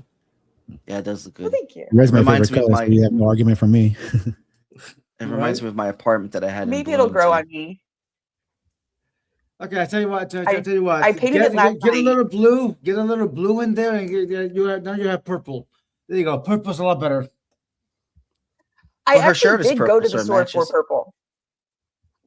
This was a mistint that somebody had like mistinted it, and the entire gallon was 90 cents. And I was like, I'll throw on like one coat and see if I like it. And if not, it'll be like a primer for the purple.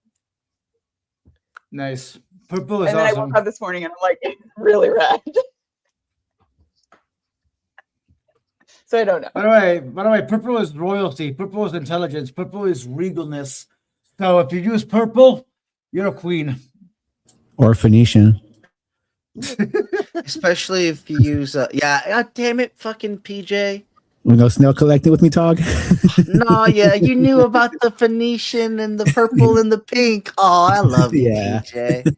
Oh, that's love right there. Like you just you got this some level of racism that you just know these things. Like that's beautiful. I mean, what are you talking about? What are you talking about? He's he is the biggest racist out of all of us. Gosh, my heart just feels so warm and open right now. It's a rare moment. Well, go for the doctor. He's gonna run for his money, but yeah, you're probably right.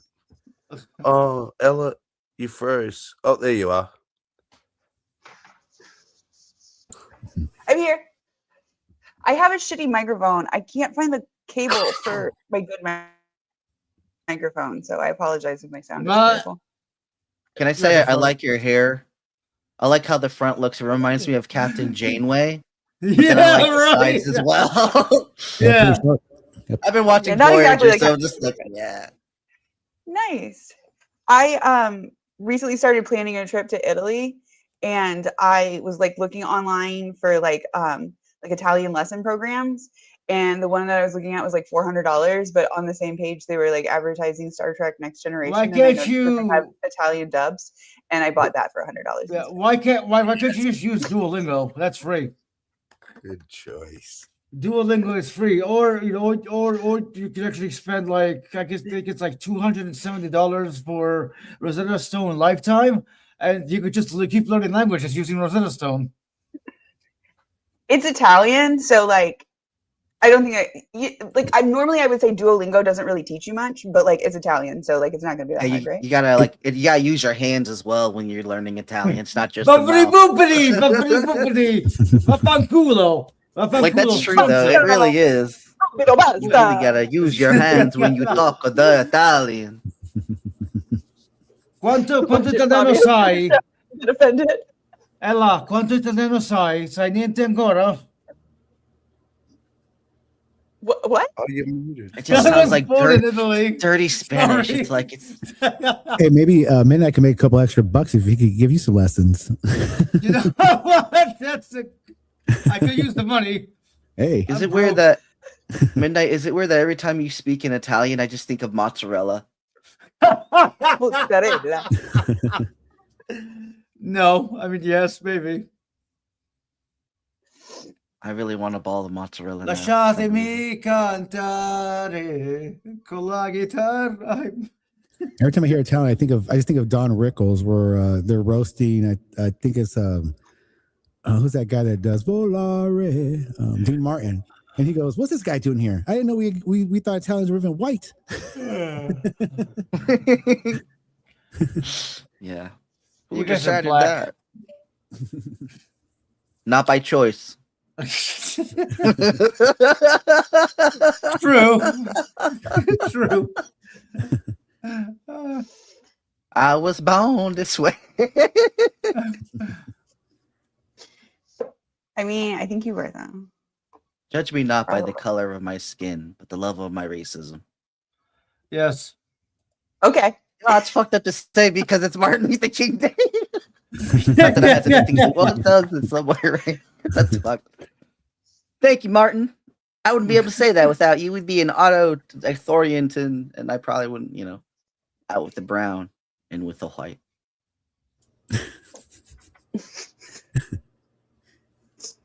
I feel like you need some type of like disclaimer to like be going at the bottom of here. Well, you know what Martin Luther King says? Don't judge by my skin, but the content of my character. The first thing that goes in my mind is a picture full of Kool-Aid. I don't know if you know this, Sammy, but you're screen sharing without screen sharing. He is. Black people love Kool-Aid.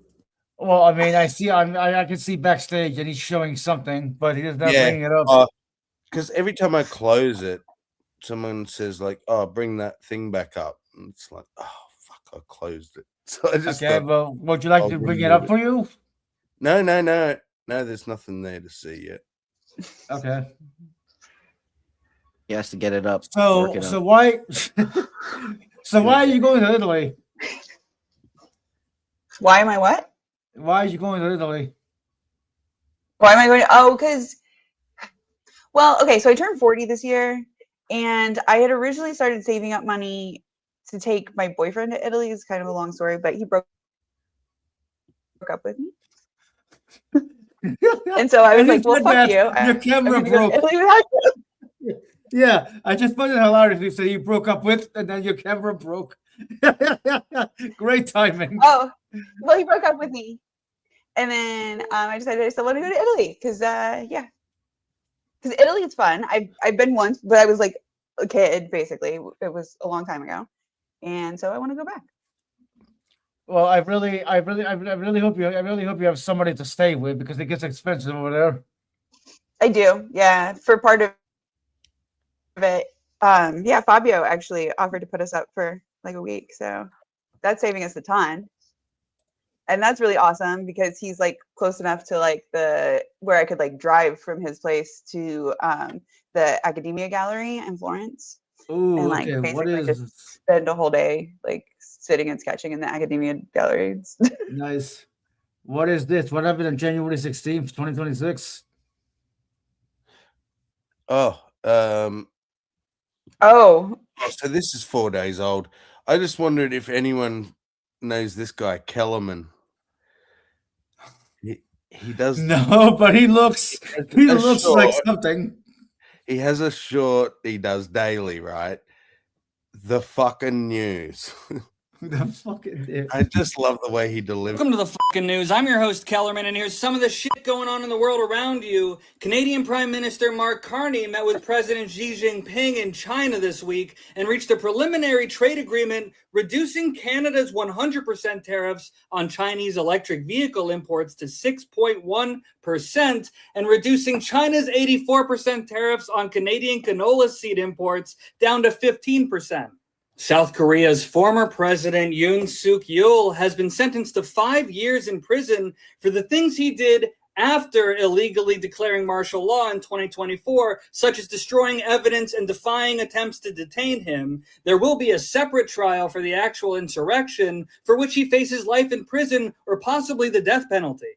After more than 2 weeks of violent protests in Iran, the Iranian government seems to have quashed the anti-government protests, at least for now, after the death toll from clashes with police reached over 3,000 people and more than 20,000 arrests. The internet blackout, however, remains in place, so this data may change. A U.S. military delegation has traveled to the contested area of northern Syria near Aleppo, reportedly to de-escalate the rising tensions between Syria's government forces and the Kurdish-led Syrian Democratic Forces. The U.S. Navy seized its 6th Venezuela-linked oil tanker in the Caribbean Sea, and Venezuelan opposition leader Maria Machado met with U.S. President Donald Trump today and gave him her Nobel Peace Prize medal. The Norwegian Nobel Committee clarified that the prize is non-transferable, but Machado can give her physical medal to whoever she wants. What? Tell me what you think about all that, and follow me if you give a shit. Okay, wow. Sorry to just dump that all on you like that, everyone. But well, I mean, it was great. It's good for my ADHD to receive it like that. Well, hey, you know what? I'm glad for your ADHD. Thanks. Okay. So this is just about the Peace Prize, yeah? What's that? Oh, check your DMs. I was asking if this was just about the Peace Prize. Oh, no, that was he just gives like a news update what's happening around the world on each day. But that Peace Prize thing was what the actual fuck? Right. Yeah. There was I watched this one thing about that, and I guess this person who gave him the Peace Prize was wanting to become, I guess, acting leader or something to do with Venezuela. They're hoping that would get them in, but he chose somebody else instead. And that person that gave him the Peace Prize is kind of bummed out about it, thinking they could buy their way in a weird way. And it didn't work anyway. Oh my, that's so cringe. Yeah. You got to buy his favor is what they're saying in weird ways. But how cringe is that? Mm-hmm. Oh. Yeah, so I don't know if you saw like her, where she did like a little speech about why she did it, because they asked her like, what the fuck? And she was like, well, like there's this tradition that we have of like giving each other honors, like our country and their country, and this is like in the mood of Bolivar, and like it's just like okay, like it doesn't even make sense because, like you said, the award does not transfer. Like he does not have. He has a like the physical medal that was awarded to a Nobel Prize winner, Right, but like he yeah. does not have a Nobel Prize. But you watch him tell people that he has a Nobel Prize now. It reminds me when I worked at this trophy shop, we had a company, we had we had, dealers, and one of them was R.S. Owens, and R.S. Owens made the Oscars and MTV Awards and all that good jazz, and people would come in and pay that money to get that, and that figure alone was like over $1,000. This was a very expensive company, but people will still pay for it just to get that on their, just to have it. $1,000 for what? Well, the Oscar. Well, you can't get the original Oscar. The R.S. Owens does the Oscars, but they sell an Oscar figure in their catalog. Let's put it this way: to get a gold cup, you put a champagne glass in from R.S. Owens. I have to pay about $1,200 for it. You're going to pay about $4,000 after it's all said and done. Yeah, it's just very expensive stuff, and people pay for it just to get that clout. Well, also a lot of like awards that like. I don't know if it's true for like the Academy Awards, they're like the big ones, but a lot of them, it's like that trophy is like, it is the trophy that they take the picture with every year. And it is not like, you don't go home with that trophy. And if you want one, you can order one, but they're usually like in like the $1,000 range or more that you can order a trophy, a physical trophy if you want. But like that one that they take the picture with is the same one every year. Yeah, I think the figure itself for the standard figure regular plating, I think I had to pay about, I can't remember, I don't remember the numbers too well, but it was about the $500 to $600. But they actually have gold plated pieces. They run into the $1,000 ranges. Well, and like your like the guys who have like the YouTube awards, like YouTube doesn't just automatically like send you a plaque for whatever. They tell you have qualified for a plaque, and like then you get the link to the thing, and then you can buy your plaque. Like, oh wow, that sucks. I love how like you make it sound like they just like magically got sent a plaque in the mail. No, they got an email with a link, and they clicked on the link, and they put in their credit card information to buy the plaque, and then they got the plaque from the plaque company. That's like when I went to that Stanford University crap. And you go through all that stuff. So just pay $1,500. You get your certificate now. Like, thanks a lot. That makes it even cringier, the ones that act like they didn't know it was coming in the mail. Right, yeah. Right. You had to fucking ring up and pay for that shit. Don't act all surprised.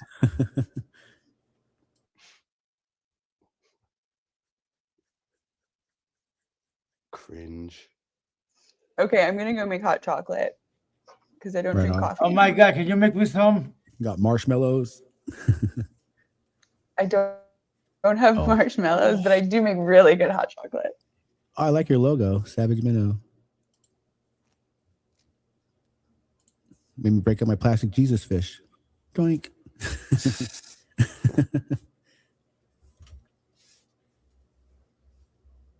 I should sell this logo on a shirt. It's pretty cool. Yeah, right.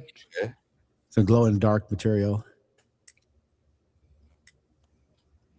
It's very rock and roll. I made it a while ago, and then I found out somebody copyrighted the fucking name Plastic Jesus, some tag graffiti artist guy. I was like, what the hell? That's gay. You can't copyright my name. I really want to like go in Chicago with this can of spray can and do anti-graffiti on all of the graffiti in Chicago. Like that just pops up on the thing. And like I know how much that would piss the graffiti artists off. I mean, that's like that's what me trying to leave my mark on the thing. Well, like I'm better than all of still, you because well, it wouldn't be. It wouldn't be. It wouldn't be. Like, I don't need a name. I am the chaos. Talk. It would still be graffiti. You just be graffitiing over other people's work. But it's anti-graffiti to the graffiti. I only graffiti once. Anti. My little brother was in the tagging crews back in the day. They were pretty big out in Diego, and my little brother and his friends started one, and they got pretty big. They were like all over the place for a little bit. And they were called NVS, Notorious Vandal Systems. And Oh my god! Yeah, and names that are so cringe, man. I know it. And there's a funny thing I like. Well, anyway, I draw and stuff and paint. So they wanted me to paint this big old clown face, with jutting teeth and weird hair coming out. It look kind of look pretty cool, I guess. And so they could tag their names up all around it. So that's the only thing I ever did was just paint that clown, and then I left it to them. But the funny thing about that, my little brother's friend came up with that name, Notorious Vandal Systems, NVS, and I pissed my brother off big time because right when they came up with that, my older brother, my little brother, purchased this car for only $150, and it was a Plymouth Satellite, 1972 Plymouth Satellite, Roadrunner style, 2-door pillarless, rally gauges, just like a Roadrunner. They didn't know how to fix it, so I gave them $150 a piece for it, and they would always cry about the car. They want the car back, the car back. So he named it NVS, Notorious Vandal System. So I would say, not Victor Satellite, as I drive by. NVS. And you're envious because it's not your satellite. Sorry, I just had a funny little joke we had. That's nice. Nice. I like the little, the names. I don't know what they're called, the tag names or whatever, but I have noticed, and maybe this is just my weird autistic self, but they're always ACT words. You know what I mean? Notorious Vandal Systems. Yeah. That is not... And I almost got my ass kicked because they had Mexican gangs down there, and one was RTS, and they had one called OTNC was the funniest one. Is Old Town National City. It's a bunch of Mexicans, wearing Cascades, old English shit. And my little brother was part of that gang for a little bit, so they're over to have a little meeting night, and it's Old Town National City is OTNC. So I go down there and say, "What's up? One taco, no cheese." That pissed them off. Where I grew up, we had BRA, which it's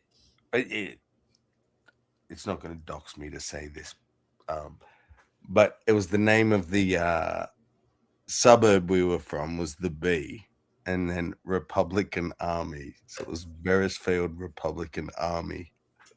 What? I have no idea. I didn't name it. What was it again? The name was... Oh, Beresfield. That's probably the bit that threw you. That was the name of the town I was born in. Oh, okay. The little suburb. We called it Barrow. Obviously, we're Australian. So it was Barrow Republican Army.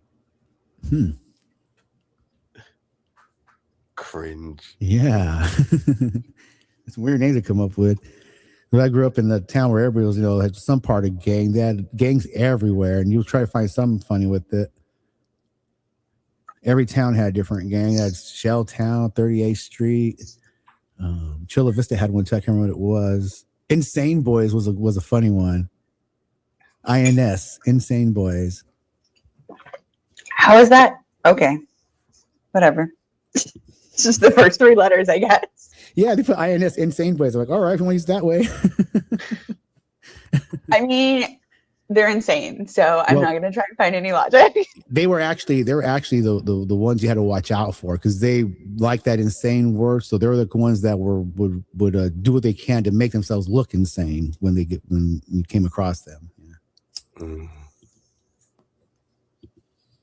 How do you... I guess people can try to look insane. I don't know. I've been accused of being insane so many times throughout my life that I'm like, what does that mean? What does that even join look the club. I mean, that just makes me think of insane clown posse people. To be Oh, honest, right. like a or an offshoot of that. Yeah, it's ICP. Do they look like a bunch of juggalos? Yeah, right. The juggalos without the makeup. You know what? And I body think odor, maybe. The Insane Boys back in those days probably did mostly look kind of juggalish because they're the ones that wore their baseball caps with the caps totally flipped up with the magic marker and their name tagged on it. So the bill's straight up in the air. You see that green and their tag right there. And they always wore sweatpants and loose clothes. They look kind of clownish, yeah. And they always tucked it's weird. They always had sweatpants with white socks that went up to their, and the sweatpants were always up by their knees. So they look kind of like old English trouser style in a weird way, but ghetto. Fun to make fun of them for sure. I mean, we had guys like that here in Missouri too. Mhm. Well, to be fair, like most of them were like California immigrants kind of thing, but Yeah, that's what's like a California thing. That's back in Diego. That's where I was, where all this was. But both my brothers were in gangs. It's funny because my brother was in Piru Bloods, and my best friend was East Diego Crips. So it's kind of funny. My little brother's affiliated with a lot of different Mexican gangs and tag crews.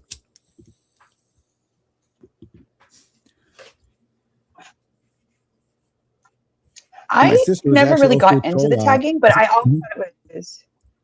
Sorry. I really always appreciated it as an art form, and that sounds kind of weird because I'm like this like lily white kid like growing up in the Midwest where there was like no real graffiti whatsoever.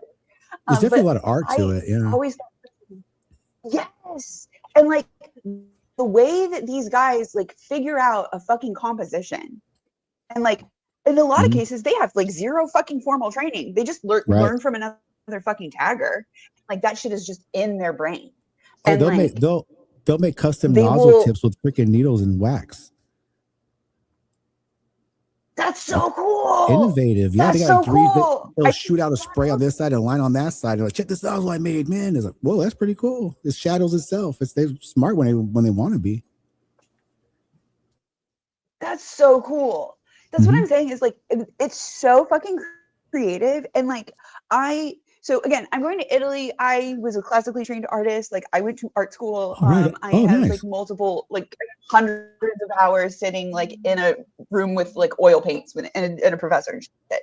But dude, nice. I think that like, but I do not have like that pure artistic, I don't know what that like these guys have. You know what I'm saying? Where it's just like oozing out of their fucking pores. And I think that is so amazing that like these beautiful forms of art come from like these places where literally people are like, who the fuck is Picasso? Like, you know what I mean? Like maybe they know who Picasso is, but you get what I'm saying? It's like that's not part of like their education. That's not part of their system that they came from. And yet they come up with this shit that is like way fucking more beautiful than any shit that I ever could have, you know? And I've had fucking education in that shit. Like that's I got it both ways. I'm naturally always been drawn and everything since I was a kid. And I'm one of those guys that won the TV Guide contest. I drew the pirate on 11x17. I won the drafting table and I won the scholarship to Minnesota art schools. I did all that. Yeah, nice. So the things these guys do is like, these guys should be put in that art school and get a good career. And the shit they could come up with is just insane. Yeah. Well, see the issue. Or would that ruin it? Right? I don't know. I know it ruined it for me. Because like I know for like a while that like when I first went into art school, like it kind of quashed my creativity for a couple of years. And that's I had to like go back and like find. Yeah, and that's what I was trying to say. That yeah, you go to art school or whatever, you do learn how to do it, but at the same time, you not only lose creativity, you know, you get boxed into the way they do things rather than learning stuff on your own. You're more free when you learn stuff on your own. It may take you longer, sure, but you're more free. You know what messed me up, or what broke? I don't know if it broke me. Just lost my interest in it quite a bit. Was out of high school. At 16, I got a job, full-time job at the award space I was talking about, Trophy Award Space. I worked for 13 years out there, and I went from building trophies directly to art design and logos and working with digitizers. So customers would come in, I draw what they want, put it on the digitizer. This is back before scanners just barely came out. So I had to digitize this thing with CAD software, then transferred over to an engraver. And then people come in, and I was finding myself just about every other day having to do custom artwork for people, even drawing hands, you know, anything you could think of. And I lost interest in doing it myself because I did it for everybody else. I don't know. Became a job. That fucked it up for me.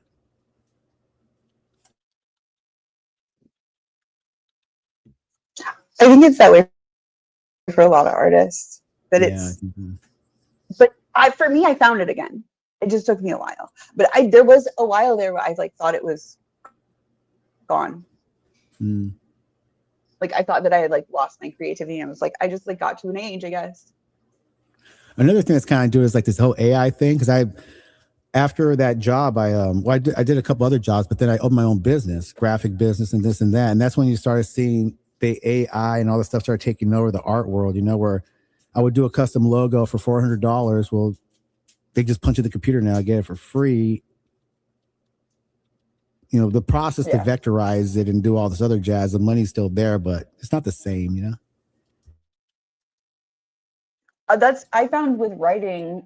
So that's my other creative outlet, and that's luckily like I was able to pay my bills with that for many years. And I'm not a great writer, but writing romance is one of those things that pays really well, and you can write under a ghost name, and you can just crank them out and like whatever. And that was like for many people that was a livable career. I wouldn't say that it was entirely a livable career for me. I've always been one of those people who has like 2 and 3 jobs, but yeah, like in the last 3 years, it went from like making like maybe $4,000 a year to like $1,000 to like nothing. Like literally, I haven't gotten a job. I got 0 jobs, 0 writing jobs in 2025. None. Wow. 0 writing jobs, 0 editing jobs. Man. And like I worry about the people who like that's their bread and butter.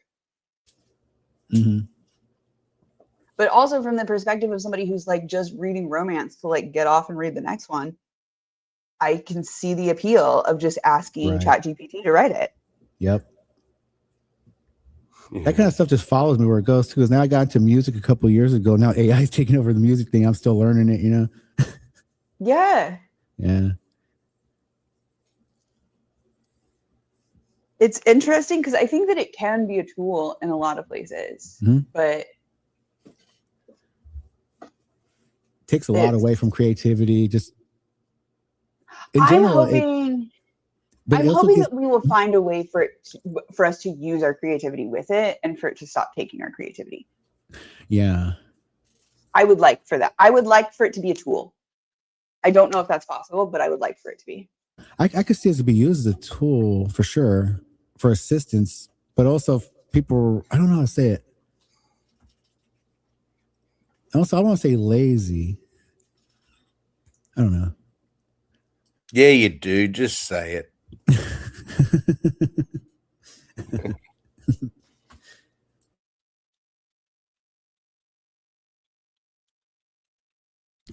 Yeah, no, I totally agree though. And that's kind of what a group of us, like V here included, and I guess Sparkle too to some degree, we've been trying to utilize AI as a tool. Yep. And not rather than completely using it, like completely using it to create everything. Just do it, yeah. And then sort of. I mean, I've used it a lot for programming. Like there are some things that I don't know how to do, so it's like, okay, well, hey, how do I do this? Oh, XYZ. I mean, I still have to know what the fuck I'm doing with programming in order to apply what it says. Yeah, the only time I really like search up, it's not really chat. It's just basically just generally comes up. But chat's been taking over on it now. I notice when I type in a question, chat will take it over rather than going to a website to show it. Yeah. But most of the time, I'm just asking, like in Elder Scrolls, where do I find the so and such in this land? Gotta find all the lore books, Google results anymore, is it? It's like an AI overview. Yeah.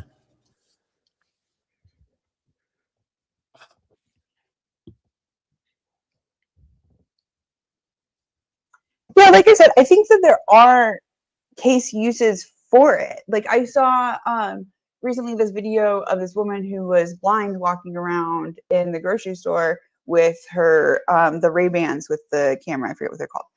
And AI was able to, she was just able to like hold up whatever package of cottage cheese and be like, hey, is this fat-free cottage cheese? And they could tell her what the brand was, what the, Yeah. Now that's a good use for it for sure. Right. Yeah, but but at the same time, it implies that the AI saw the camera unless she took a picture of it. Did she take a picture of it? No, these new glasses, it's accessing the camera. Yeah, she like Yeah. held it up, like held it up to her face that had the glasses, and I don't remember if she if there was a button that she had to push for it to take a picture, for it to see, but she was intending to show it to the camera.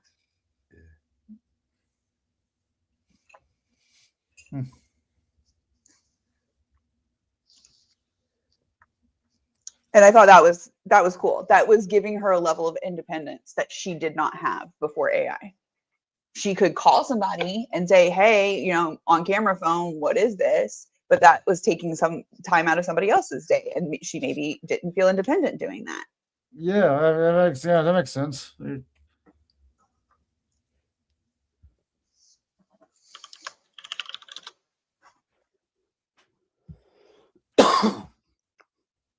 Yep. No, but I totally agree with this, the sentiment of garbage in, garbage out. We saw that with whatever the hell that video was. Whether it saw the picture, it didn't see the picture. Either way, that's nonsense. I never really knew this about Sandy. What did she use the working computer, or is she a geek in general? Well, I don't, like I said, I don't know that much about her. Yeah, no, Sandy's old school computer geek. Oh, right on. Is she a programmer? Yeah. That's good. Wow, I didn't know anything about her. Yeah, you come on, Sandy. There's a link somewhere. Let me post another one.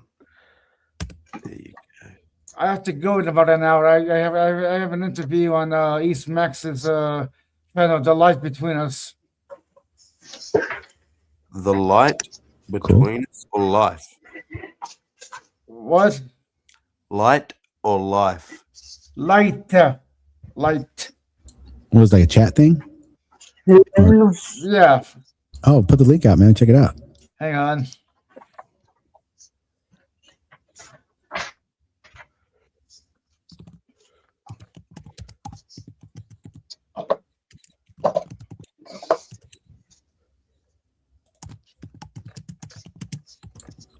Aren't you currently type. learning programming, Sparkle? Well, I actually just finished the front end and back end boot camps last year. So, yeah.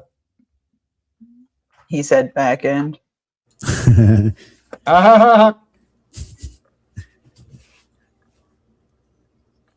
Okay. Sorry, I have an inner child and it's a 14-year-old boy.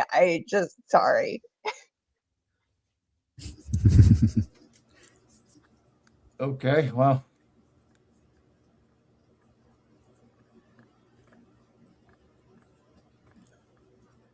I wonder how far back Sandy goes in computers. He killed it. Sorry. No, because I was building computers back when I was 16, and I started off with DOS, and I was there when Windows 3.1 had its first upgrade. The first one I built was a 386 Cyrix chip. Cyrix chip is by Texas Instruments, who invented or made the processor. So they actually had a held on the PC market for a while with their chips. Cyrix chips were badass back in the day.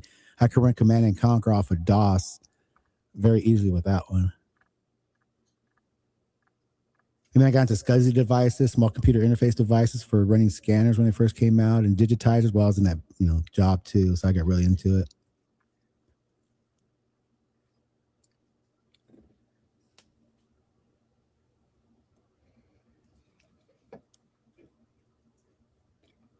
Legacy devices and all that jazz, a lot of fun stuff. I remember back in those, you had to set your voltages, you had to set your frequencies for your CPUs, because motherboards pretty much, they're all universal, depending on what brands, but Ambit was big back in those days, Ambit boards, because you had to set your own jumpers for all your frequencies, for your chips, your RAM, everything. It wasn't just plug and play back then. And also your request ports for your video and audio, and where you place your PCI cards or the old ISA cards, if people remember the ISAs. Fun. The punch cards? Well, the ISA cards were just previous before the PCI cards. They just punch into the motherboard. The punch cards were way old. I don't know about that, but because that's when I was a kid. That's what we had, where it was like the computer was an entire room, and it did very limited functions. Well, most of that was just the hard drive limited space functions now. that it did were a stack of cards with holes punched. Yeah, when they first came out, those hard drives, they were like huge fucking size, almost like little small refrigerators. They would stack them up. That's crazy.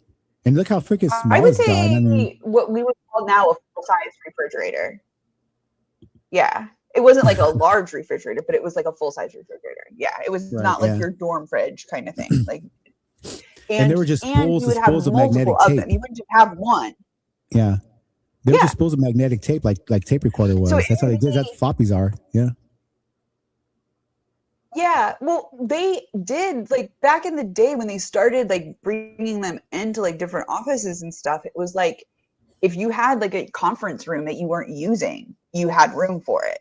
But otherwise, it was like it literally took more than an entire cubicle. You couldn't just put it in a cubicle. It needed like a whole ass fucking room.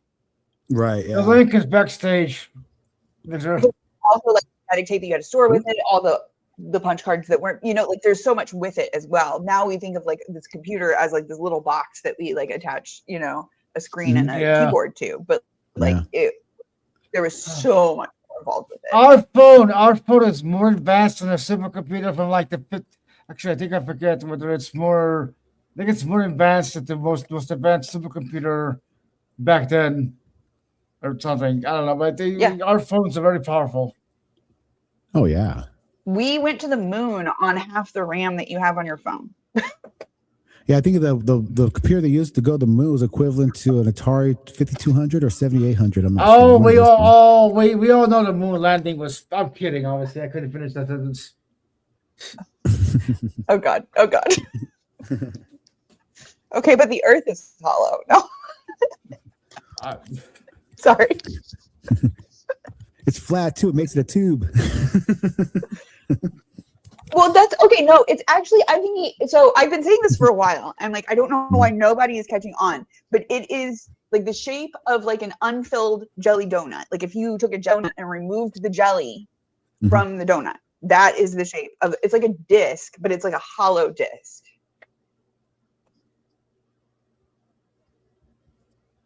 I mean, and the whole is in the center at the North Pole. I'm trying to picture because I've seen a thing where before where everybody thought that the core of the Earth was just a solid ball of liquid, magma and all these different metals. They found out through through radar, whatever they use to penetrate the ground, that it's actually very chaotic with spikes coming up here and there and offset and all over the place. Yeah. Exactly. So they don't actually know what's down there. And that's what I'm saying is like by the time that they get down, even not that far, all the data is corrupted. So you're not actually getting a really good look at it. But there's actually a hole at the North Pole. And if you go in the hole at the North Pole, there's a completely separate society that is living. Oh, you're talking about that guy, Admiral Byrd, and he flew into it and he wrote about it. Okay, right? you guys noticed this, right? He's showing something. Oh, no, it's all right. You can go in the background while you're talking. You're just being ridiculous. This is all shit that I've heard. I have a very good friend who has been telling me for 20 years that he believes this shit. And he's like a very intelligent man. And I have basically come to the conclusion that he is not a flat earther / hollow earther, but like this is really entertaining for him. And he has somehow managed to, in 20 years of friendship, like good friendship, has never cracked once. Because there's no way you can fucking believe this shit. But I think it's hilarious. Yeah. The one thing that I did find fascinating, they did find are these underground cities that could house up to 20, 30,000 people at a time in different places. It just shows in a weird way what kind of natural disasters would make this occur for people to have to go underground for so long. And I can see how that could almost incite a hollow earth theory with all these different places they're finding old cities, underwater cities, cities under cities, underground cities. You know, how long have we been here and all this and that? I can see how the Hollow Earth could play into it. Yeah, there could be an entire civilization inside of the Earth and what we think of as like the magma chamber, but you know, when you look at ocean life, when you look at ocean life and you look at deep down the ocean, without life wouldn't live. They're actually getting their sustenance from chemicals from the floor and their heat from the floor. No sun required at all. So would it be too hard to say there might be something, maybe not as intelligent, but a living, or not even a society, but a who knows of what kind of creature could be under there? Exactly. Yeah. We have mapped more of the surface of the moon than we have the bottom of the ocean. Yeah, ocean always fascinated me. I always liked the.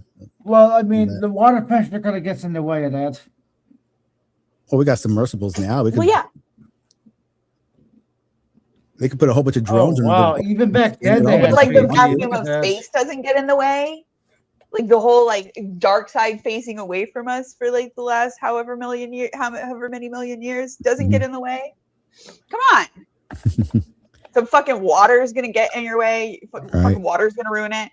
I'm sorry. I drink water for breakfast. Literally. Yeah.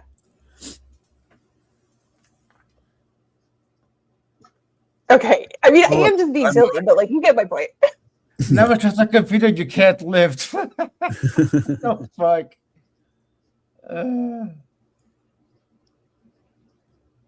Found the sparkle. Hi. Yes, you did. Feel free to join.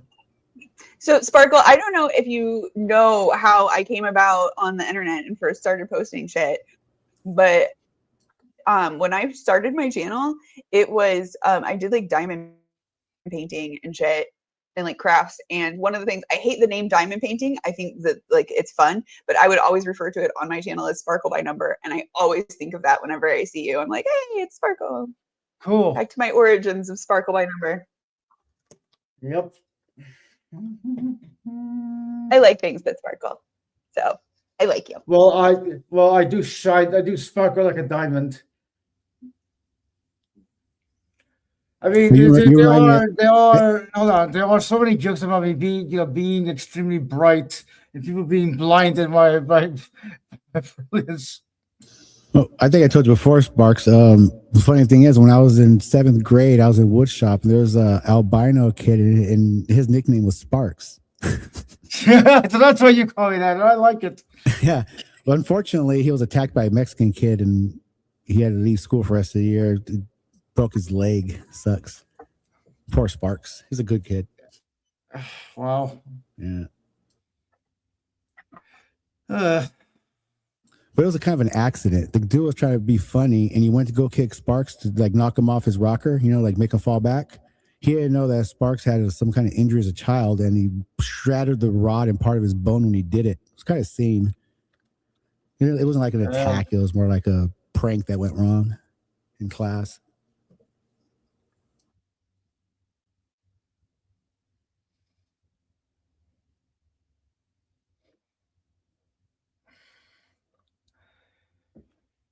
I can't tell if my headphones quit working or if No, we were just silent for a bit. You'll just stop talking. Being born with albinism is a death sentence, or at least it would be if you lived in the wild. I mean, it is. I don't know why you're laughing. Now, if you live in the snow, it's a benefit. It's like camouflage. Well, like polar bear, dude. No. You would think that, but even albino polar bears have issues. So yeah, we suck. Wait, no, never mind. That came out wrong.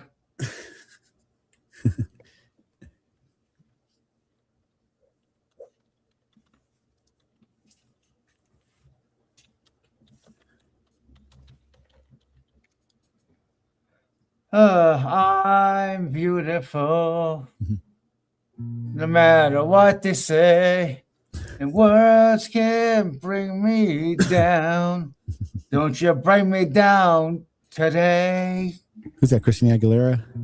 I think so, yeah. I think so, yeah. You are beautiful. Thank you. I don't care if it rains or freezes, as long as I got my plastic Jesus sitting on the dashboard of my car. It comes in colors, pink and pleasant, glows in the dark cause it's iridescent. Take it with you when you travel far.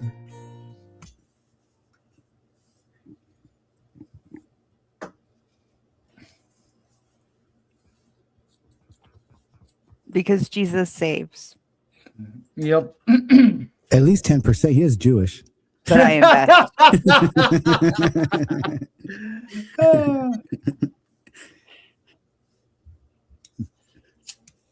Yes, he saves us from the very horrible things he's going to do to us. Yeah, come back with a sword.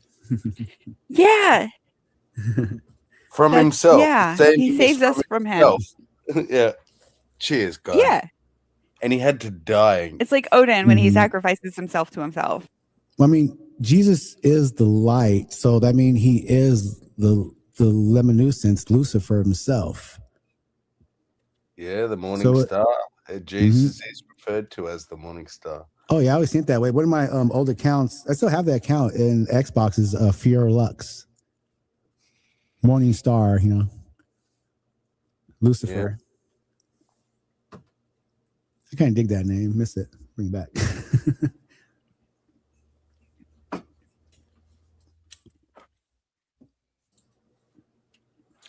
Well, there's lots of Catholic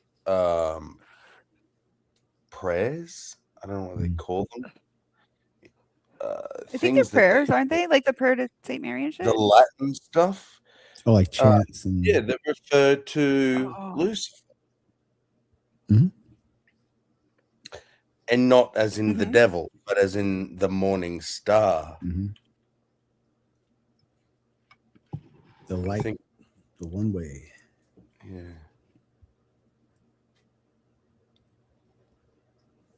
It's like the panel attends the school of Brandon Irish.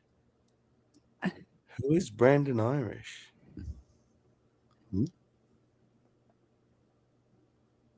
No idea. I have no clue. But apparently we. I mean, okay. Wow, really, Smokey? You're gonna compare us to Brandon Irish? Explain Brandon Irish. I used to attend the school of Michael B. Petty, but then I graduated from Petty University. And I have my master's. Like, why don't you join? Why don't you join and stand up to our faces? Hey, Richard's out there. Yeah. Yo, hey, Richard. The word Jesus literally means Jehovah saves. Jesus saves is self-defeating, for meaning Jehovah saves. Yeah. Yeah. Well, that's like Table Mesa. That's called investing, Richard. A penny saved is a penny earned twice. You know, there was a time to where I didn't see Richard around for so long. I thought he was dead or in jail. I'm like, where the fuck has he been? Good thing he's alive and not in jail.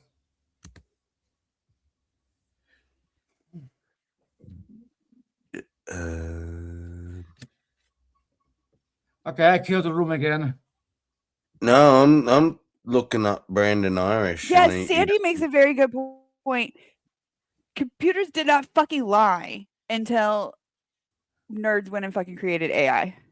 Before that, you could pretty much trust that the computer was going to give you the information that the computer was designed to give you. Like, it might be wrong sometimes, but it didn't fucking lie to you. Now it fucking lies and gaslights and fucking, yeah. You know, even back then when the computer was wrong, with AI now, it's all human error input. The one argument I've had was I was getting it to change my image. Like, for example, where is it? Let me come back on camera here. So this, I've never dressed up as a fucking priest. So obviously this is AI, right? getting it to make. Well, you could do that with Photoshop. Yeah, but I don't know. Plus, it wants to charge me money and shit. But I'm happy with the picture. The point is that I was like, yep, cool, but can you do this and do that and change this? And it said, oh, sorry, I'm not allowed to do that. And I said, what do you mean? It said, I can't use images that may be representative or may be misconstrued as an actual human. So it has to be fantasy, blah, blah, blah. And I'm like, you already created all these images. Like, what? And a long story short, it eventually said, oh, perhaps there has been an update. And at the time I created the images, I could create the images. Now, I'm not allowed to create the images unless they are obviously fantasy and don't represent humans, or so it can't be, offensive, blah, blah, blah.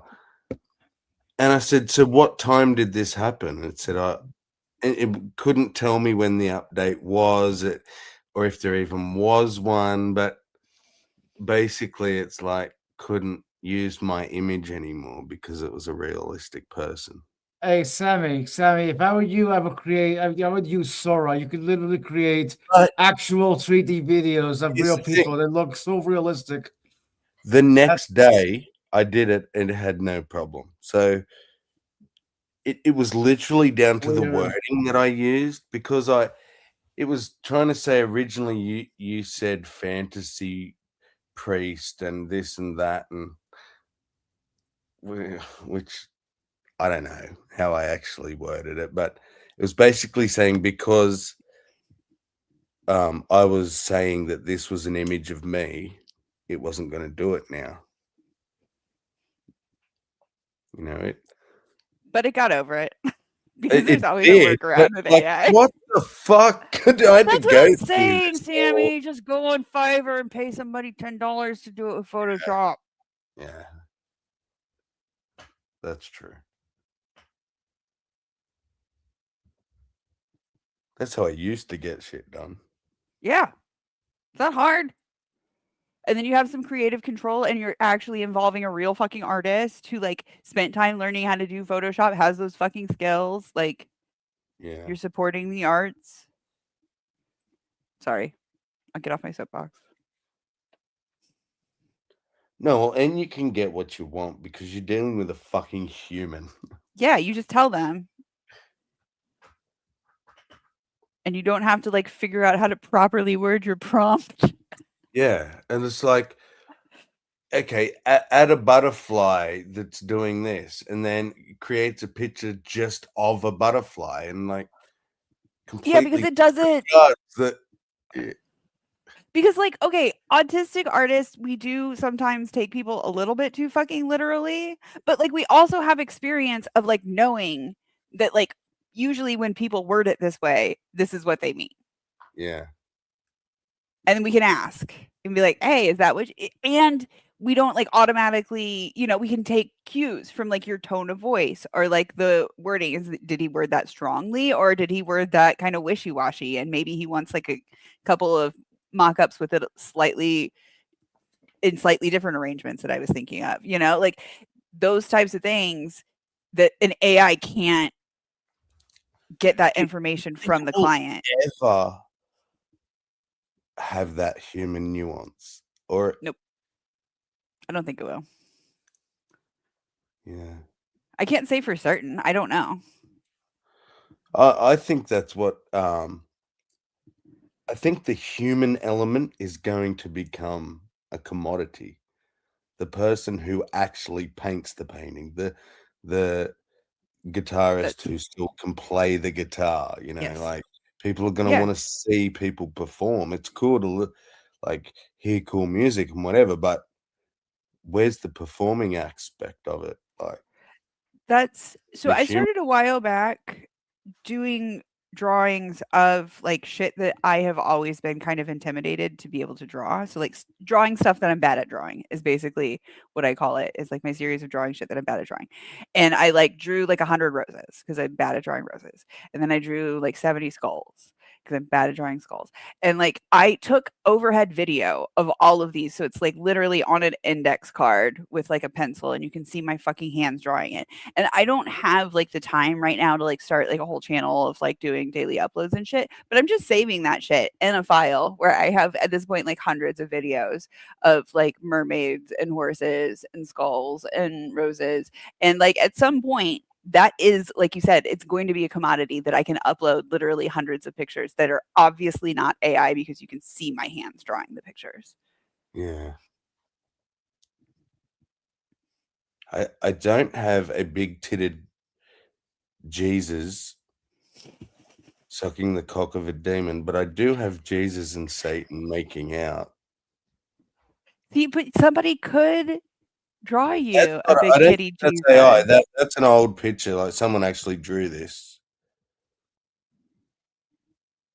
That's what I'm saying, though, is you can have somebody. Most things you can just have somebody draw.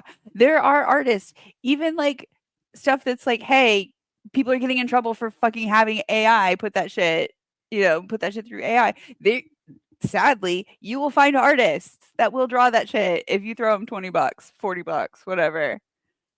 It used to be like $20, but I think it's actually getting more expensive because it's more expensive to be alive now. Yeah. Check out in the top right-hand corner of the Yeah. screen. I like it in the GIF form. Gia got the tongues to move. I like it. Oops, sorry. That's so good. It's good. I like it.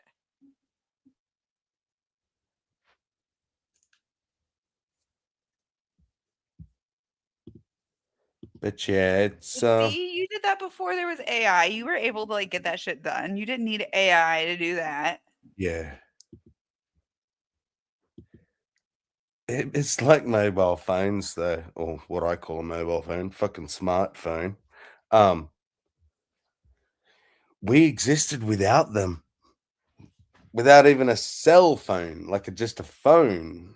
We didn't even have that. We just did you either rang the person's home or rode around on the bike and saw if they were home. But now, also, I had to like plan my shit on a map, figure out where I was going before I drove there. Now I just fucking Google that shit. So I have this weird kind of experience where I recently moved back to a city that I lived in like 10, 15 years ago. So like a lot of the roads have changed.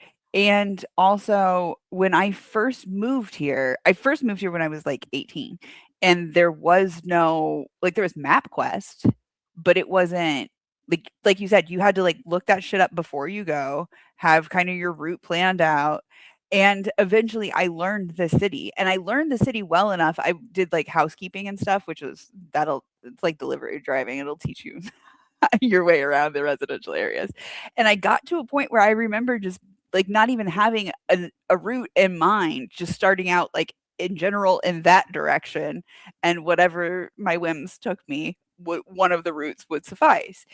And moving back, they've changed things, obviously, like new roads and shit. And there have been times when I've like had to like fucking MapQuest that shit to like figure out where the fuck I am.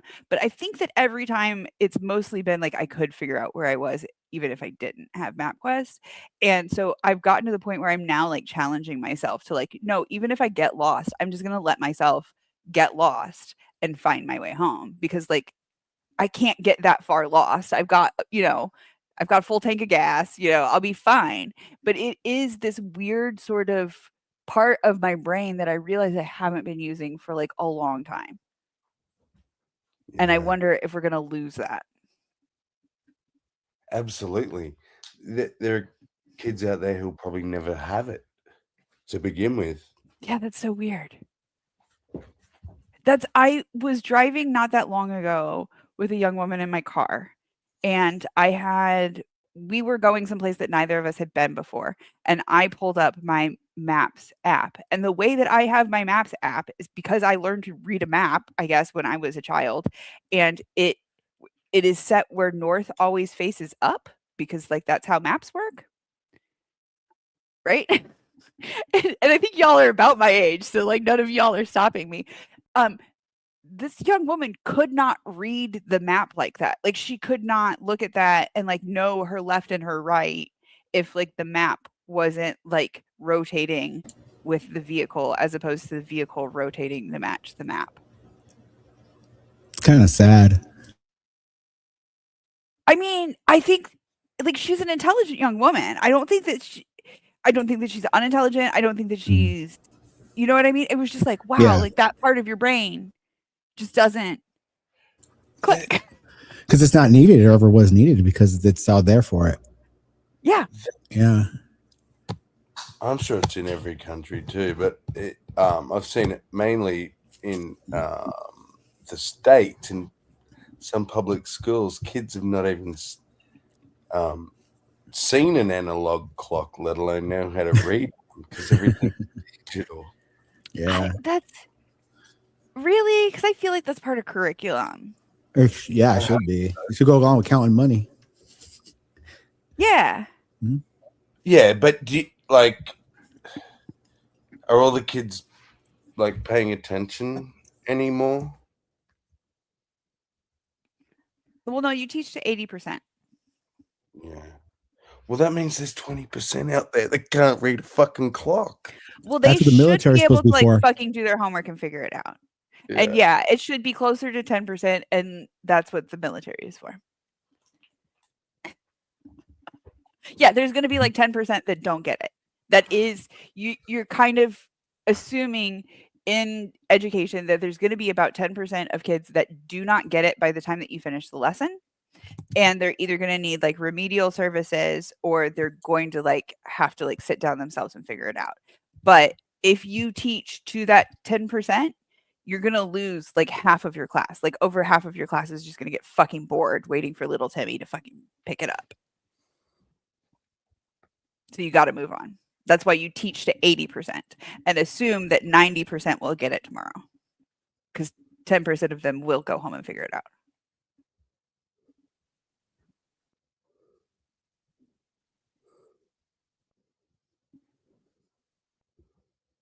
Or they I love and hate the education industry. Sorry. Go on. They'll utilize the children. For example, when I was in 5th grade, I was on honor roll, but they had a student under me that was not very bright that I had to tutor at the same time I was schooling because I was on the honor roll and he was failing. They paired up kids like that. That kind of sucks because it's using us as children to teach the other children because they can't take the time to do it. And we are getting away from that. That is Yeah, a thing that like in the last 10 years they have realized yes, it does suit little Timmy, but like it really hurts little V. And like little V actually like could be living up a lot more to like his quote unquote potential, which is another thing that we don't say anymore. I think that we've all heard that like you have so much potential, and then like it's like almost said as like this negative thing that like you should be doing better. But yeah, that's a lesson that they did not realize that they were imparting on us. And now that like our generation is getting to be adults and getting to be like psychiatrists and like PhD psychologists and like doing these studies, they're figuring this shit out where they're like, hey, you know that icky feeling that thing gave you? Turns out. Yep. You want to be a teacher, don't you? This might be a good discussion starter. I was searching about kids learning analog time, and there's lots of anecdotes of people being surprised, like they took their kid to a party and their kid wore an analog watch, and the other parents were surprised that he could read the watch, and it was like an 11th birthday or something. But this I thought was interesting. Always amazed me that parents didn't teach their kids anything at home because it was the school's job. Until the day my kid was marked wrong for doing long division the wrong way to what the teacher did. The answer was correct. The working out was shown, but it wasn't but that was not how you do it. Mm-hmm. I found the teacher's way to be more difficult to understand too, and I can easily do long division short. Yeah, who cares about you? But Yeah. that's an interesting thing. I found that with my kids too. It was like, yep. Sometimes it was more important to do Yep. it the way they wanted than to. Yes. Do you want me to explain that? Yes. So I don't know specifically, obviously, they're just saying long division, and I don't know, what the two versions of long division are or anything like that. But in a lot of cases, it is important for the child to understand the process of how we did that, because those steps that might break down the same way that that breaks down into these steps. You might be able to reuse some of those steps for another process that we're going into in the next chapter or 2 chapters down the line. And we need you to understand how that process happened. And yes, your shortcut, that is awesome. And when you get into the real world, and probably by the time you even get to middle school, a lot of it, you absolutely can rely on that. Go for it. That's great. But we need you to understand how this one works, so that when we go on to matrices, when we go on to whatever else in algebra, that you understand how those individual steps worked. Yeah. Because if you didn't, you're gonna find yourself at a point where you don't know what's happening anymore. Right. Right, but at the same time, I do feel like they could be a little bit, I don't know, nicer about it, because if you do that, then the child's gonna be like, "Well, then fuck you. I hate math." I can't begin to tell you how many people have a bad experience with math teachers that turns them off to learning math. No, but see, this is why Savage would be a great teacher, because if the parent brought this up, she would explain what she just explained to me, and Yeah. I'm like, gotcha, and Yeah. problem solved. But obviously, that I guess parent I guess communicate to the teacher and That's just another issue. assumed, yeah. I guess it's just a rebel in me. I do agree that standardized education has made more people dumb, Sandy. And if you want me to get onto the whole fucking reading shit and why our kids can't read, that's a whole separate tangent. But I will totally get on my fucking soapbox about that. But yeah, I am, to be clear, I have been an artist for many years. I started working in education as an artist that was doing summer teaching years ago, and then now I'm going back to school to actually get my teaching degree. So I'm going for those actual education classes now. And that's fun. So but yeah, some of it's stuff that I've kind of learned by different processes, But yeah, that is part of the reason why I am drawn to teaching, is that seeing the potential in these kids, and I'm not going to tell them that I'm seeing potential, right?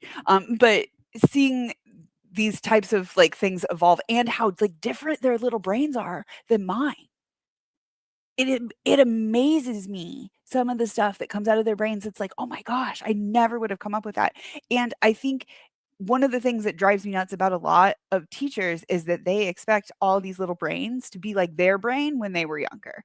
And there's so much in the world that has changed from the time that my brain was a child brain to now, that there's no way a brain being born in this world will be the same as mine, or even close to it. And I think that's awesome. And I think that's beautiful.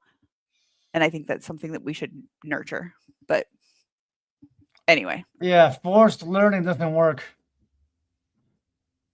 Like Gio said, forced learning doesn't work.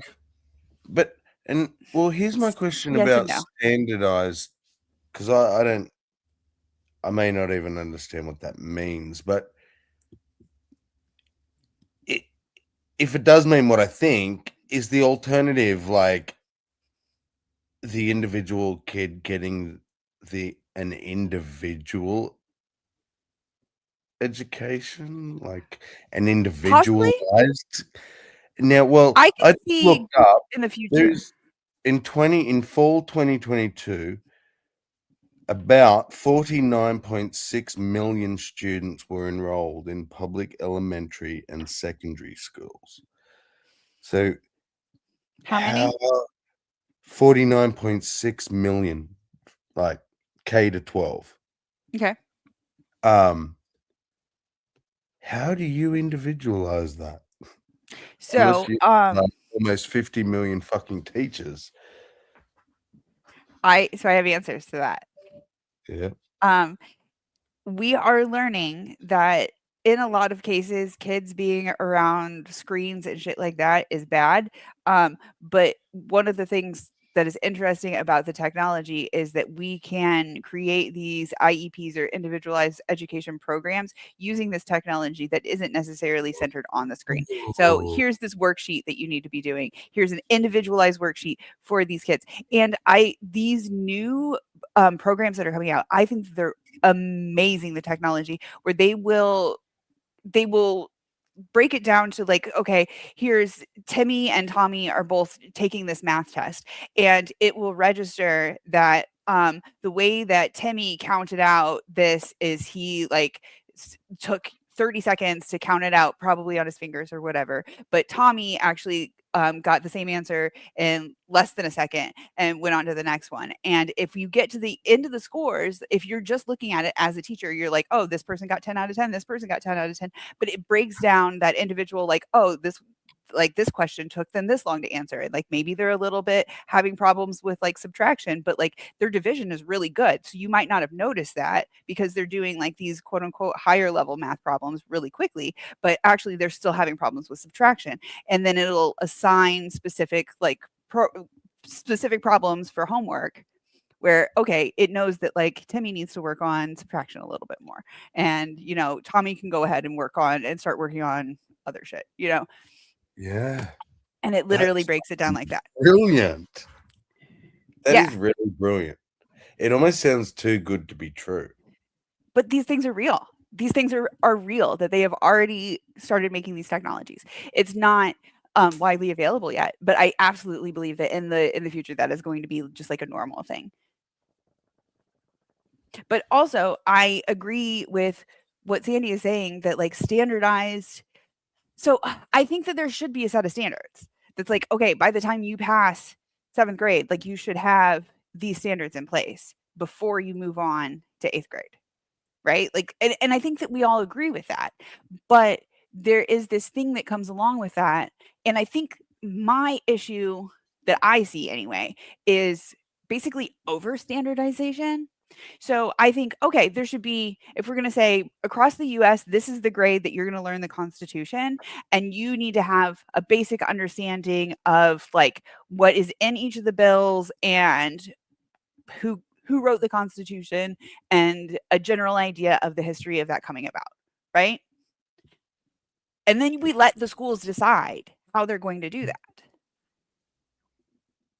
And maybe it has to be something where it's like, okay, we have to like file this with the state, where the state can come and check up on it and make sure that like, yes, indeed, we are like following those standardized guidelines to what we would consider, a competent level. But the thing is that they have this thing where it's like, oh, this is the test. Literally, the state of Missouri has a test that is like the 5th grade test where every 5th grader in the state of Missouri will take this test. It is the same fucking standardized test. It has the same fucking questions on it for every kid in the 5th grade, right?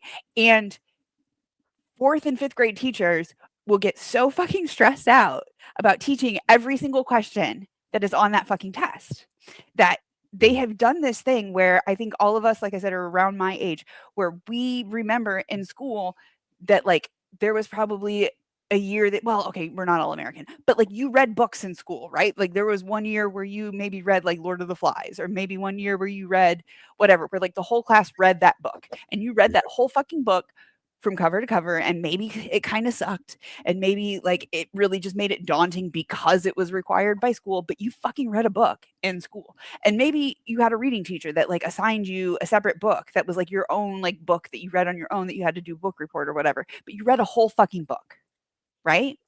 That's not a thing that happens animore.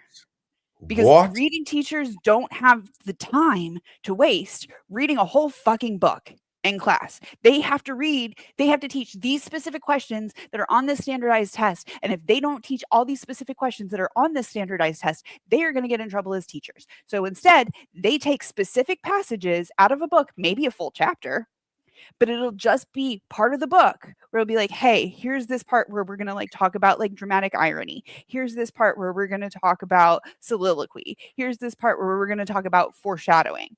And they never read an entire fucking book.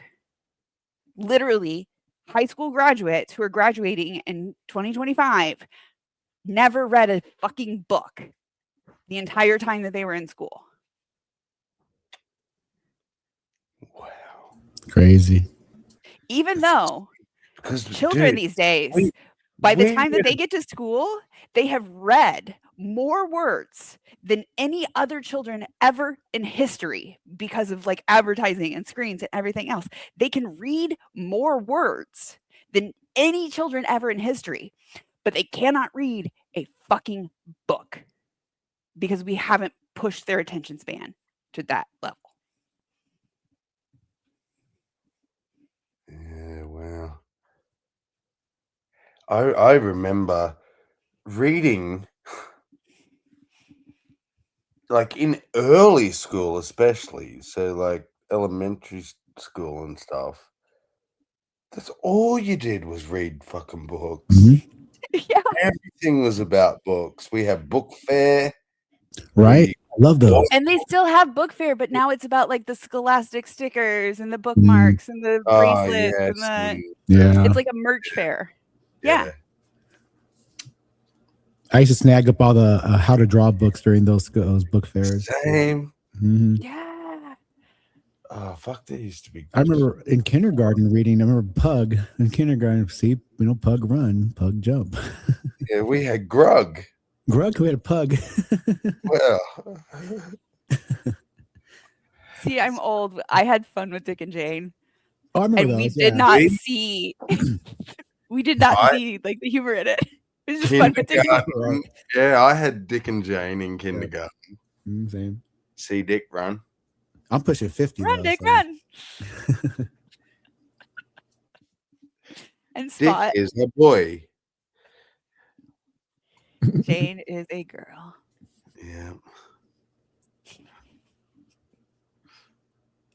Good times.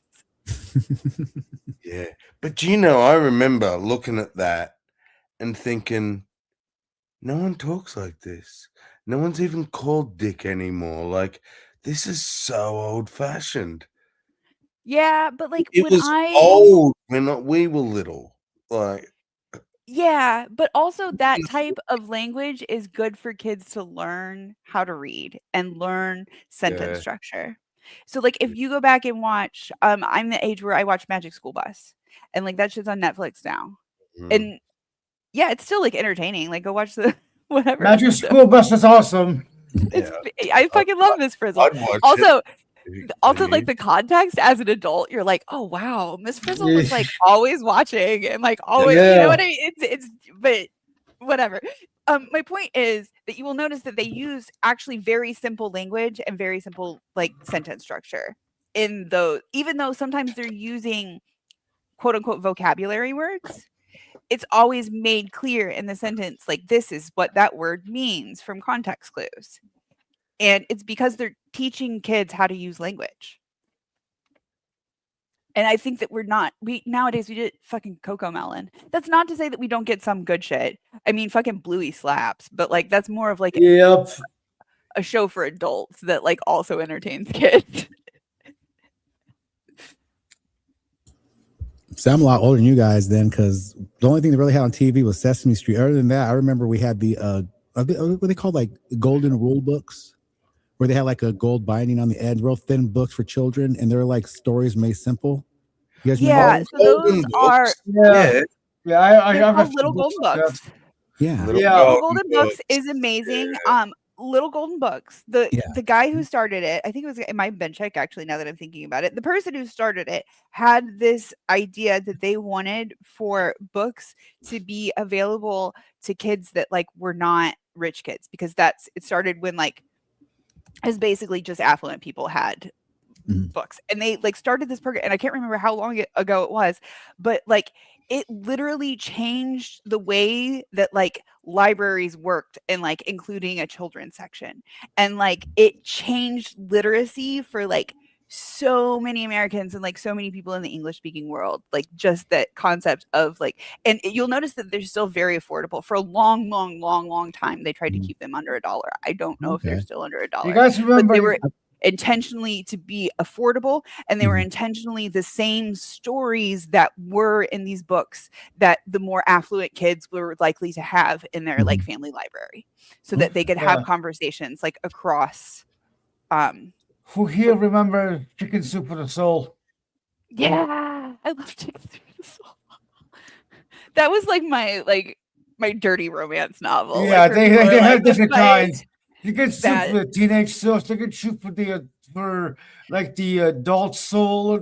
They had different it's kinds. like such, yeah, it was like terrible writing, but like good editing and formatting, and curating. Whoever curated those collections did a good job. Anywho, Sammy, I bid you adieu. I must leave. Adieu. Bye. Bye, Sparkle. See you, Sparkle. Yep. You will see me because I'll be too bright to miss. Yeah, shine us up. You're beautiful. Actually, there's a sound for that. Let me see. Timing is everything, but there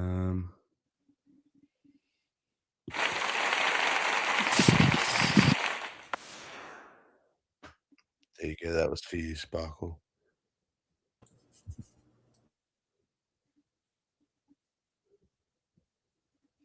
You know what the key to comedy is, right? Timing.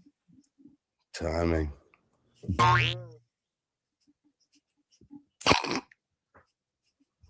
See?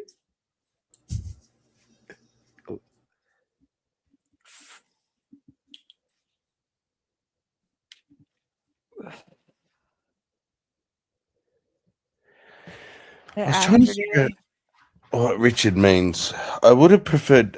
Do you mean at school, Richard? You would have preferred more theory of understanding and I less think that's what he applied means. practice. Because as an adult now, anecdotes kill my patience, and all I want is the theory of what a person means. And it looks like your F button isn't working. Your F key. Might need to pop it off and clear the dust. Or he just meant oh. Oh yeah, he Yeah. could be abbreviating. Yeah. So I think I think he means at school. And I think that it's one of those things where it's different kids learn different. Sorry. Different kids learn different. And so I do think that we should be able to, this is another thing that I've thought about a lot, is my school that I grew up in, not a very big school, pretty small town. And like even my middle school, there really was only like 2 classes for most things. There's maybe like 100 kids in my graduating class. So you could like break us up into like 3 classes at that point, maybe, right? It was always random. Every year, whichever kids I ended up with, because it was the same group of kids every year for 12 years. I know them all. I could probably tell you all of them first and last name still. But it was just random however we got split up. And I think that like maybe we should have been like taking little like aptitude tests, not necessarily like, aptitude tests, that's probably not the right word for it, but some type of sorting tests where we got put into like different classes each Did that year. happen in high school? No, I'm saying that's what should happen.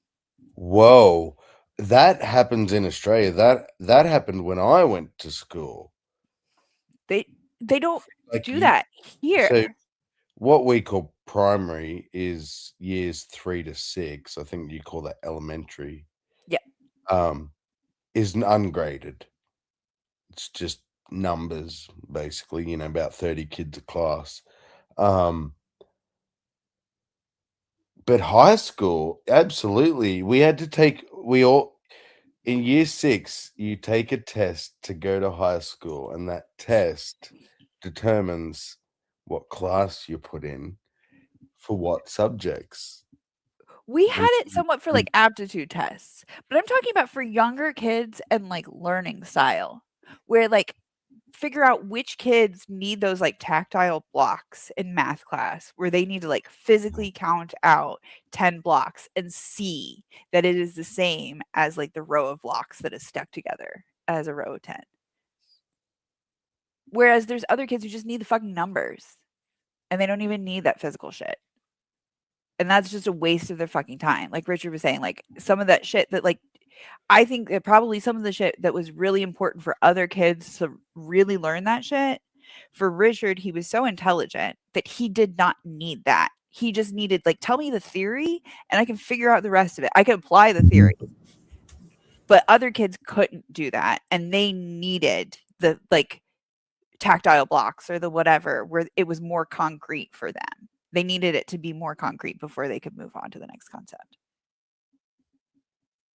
I was a lot like that in schooling myself. I got a lot of trouble in school, fights and things like that. So I got lucky. I got to use the gifted, or not the gifted, but I guess you could say ungifted, or the kids that need help with stuff to pass, or people that are in trouble. Anyway, I couldn't go to regular class. I just got too much trouble. So they put me in a thing called Play-Doh program. And it was right in high school. And I was about 15. And then when I found out in Play-Doh. God, that's 15 and they still called it Play-Doh program? That's so demeaning. I know. And when I found out that you could. Or Play-Doh. When you could work on your own time, I graduated at 16. Fuck that. Done. Sorry, yeah. Yeah, that happened to Play-Doh or Play-Doh? Just give me the test. Give me what I need to know. I'll give you your answers and I get to go home. Yep. I like that. V, were you saying Play-Doh or Play-Doh? Play-Doh. Oh, Play-Doh. Yeah, not Play-Doh, like Play-Doh. You got that California accent. Yeah. All right. You're from California, I take it. Or like Southern Texas. Okay, yeah. No, see, that's how I'd say Play-Doh as well. I'd say Play-Doh. Play-Doh. Yeah. I lucked out on that one. Because if not, I probably would have dropped out. I was so done with school. Such a pain in the ass. Sammy was like, that's insulting. Like, you're like telling them that.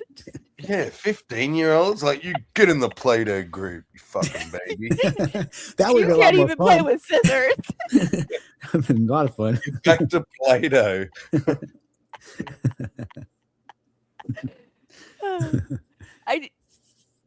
Sandy, can you tell me what you meant by when did they stop it? Sorry, I missed when the comment came in, so I don't know. And I tried to say that, and then we got off on the topic. I'm sorry. My apologies. Trying to think of something to do with That's okay. Richard said it always felt like we would never move on. That's yes. Maybe his F key isn't working. Hey, Dad. But yes, that's because Hold you on, were baby. clever, Richard. Because you were clever. Like you were one of the first kids to catch on, but the other kids needed that. That's why you should have had an IEP so that you could have literally graduated high school at like probably when you graduated like 6th grade and just gone on to like more in-depth learning early on. No, you were that savvy. That's what I'm saying. You were just clever and like you could have just whizzed by that shit. If they would have been able to like give you an IEP where there was just like a teacher that like checked on you every day and like made sure that you were doing your shit and like you were obviously getting it on your own and, you know, was there to help you if you need help with anything. Like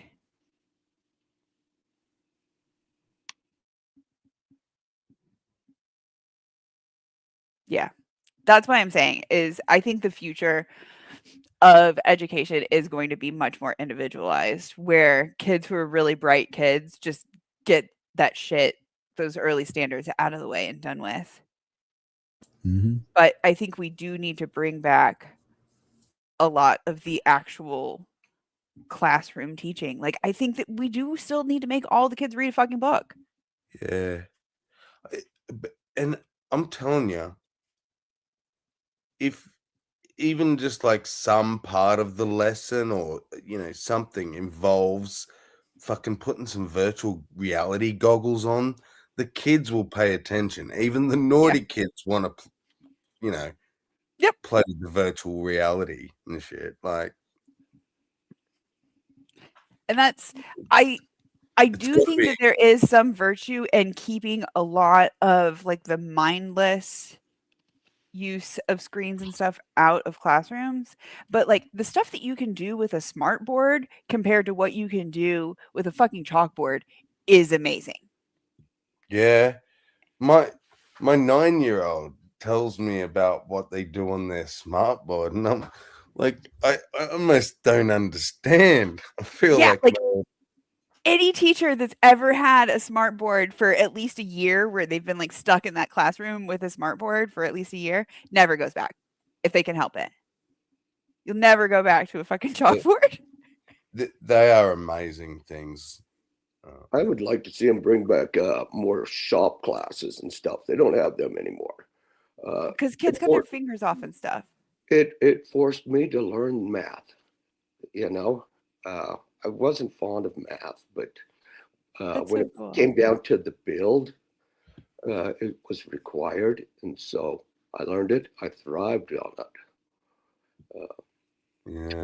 But we don't have them in schools anymore. I love that story, John. Yes, I completely agree. Well, even the 4-H in school, I loved it. And I'm kind of a city kid. I grew up on the outskirts of Salt Lake City. It was a little place called Kearns. After what was a army base during World War II, and then after that, 1 mile by 1 mile area, there was over 100,000 people within 5 years. It was the third largest population in the state of Utah. And but cramped, poor. There was a lot of bullshit that went, a lot of fighting and such. But very few of them made it out of there. You think Salt Lake City's this wholesome place, but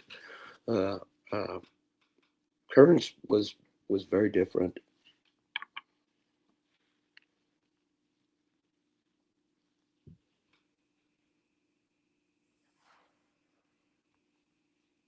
Yeah, it's interesting to me how education has like quote unquote evolved, because I don't think it's really I do think overall it's evolving, but like it's gone through this like period of like confused evolution. Yeah. And well, and the education we got there, because there was so many of us in just a tiny area, our high school, with probably 35 to 40 kids per classroom. And I don't think we got the education that people on the east side did, where there was 20 kids in a classroom. And well, obviously, they had there was twice as many students to learn, and we were, we come from large families for the most part. It was Utah, for fuck's sakes. Yeah. Well, one of 6 kids, and living in a 1,200 square foot home. Quite the difference to what my daughter, her husband, and their 2 kids are in a home that's, well, Dad helped them, but their home's over 5,000 square feet. The kids can ride their bicycles in the fucking house. It's pretty cool. But if it was, I've made the grandkids come out there and take care of the chickens with me. When we butchered a hog just not too long ago, made sure the grandkids were there to experience it. They weren't traumatized. If they were traumatized with it, I would have, I would allow them to walk on, but they were interested. They're like, picking through the parts and stuff. What's that? And the granddaughter's out there helping me with the chickens every day. We raise chickens for meat. We raise chickens for eggs. Kind of a commune that I built out here in the middle of Texas. And it's working out good. Both my son-in-law and my daughter both work from home. Nick does electronic design that the guys could go out in the field and put on them VR headsets, and they can see what needs to be built. And he builds the programs for that. But prior to that, he was an electrician out in the field, which makes him they love him in this engineering firm because he was a hands-on guy. He knows the build. But also, he knew the computer stuff, and it's put him into a fabulous place where both the kids make well into six figures. And they're taking care of Dad pretty damn well. Nice. That's awesome. Yeah, that's cool that they're like able to do that. And that's what I'm talking about, like the good uses of AI. I don't think that all the uses of AI are good, but how do we weed them out? But yeah, I want to go back to actually what Sandy had said about if standardized education has actually brought a good education system to rural America. So I don't think that like overall the way that our standardized system works now that it has brought good. I think that because it's over standardized, like I was saying, they are just teaching to the test. Anything else, any of the nuance basically gets missed. However, I do think that the adoption of the concept of standardized tests, I don't think that they need to be as in depth as they are. If we go back and look before Bushy and before No Child Left Behind and before all of that shit, what we were doing as like standardized tests, even that was like maybe a little bit too much. Okay. But if we go back before that, I'm talking like post Jimmy Carter type standardized testing. Okay. Very minimal standardized testing. I do think that forced a lot of very rural school districts to actually fucking teach shit that they were not teaching. And for instance, my school, they had to teach us evolution because it was on the standardized test, right? I had a biology teacher who basically dismissed it and then spent a good amount of time like talking about what was it? It's basically creationism, but they call it something else in the textbook.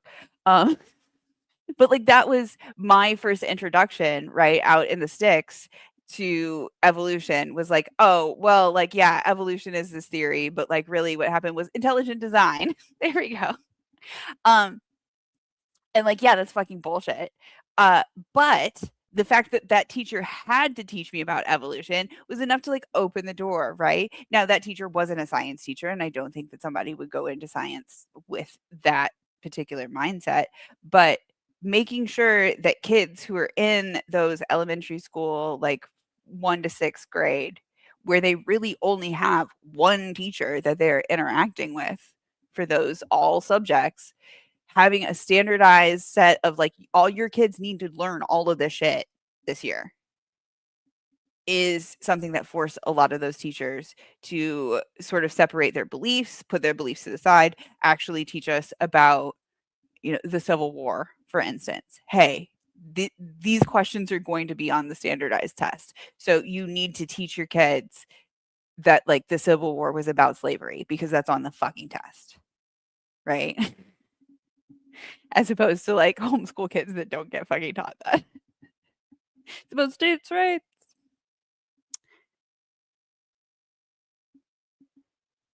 But yeah, that's my theory on that. So what was it before standardized? Just every school for itself?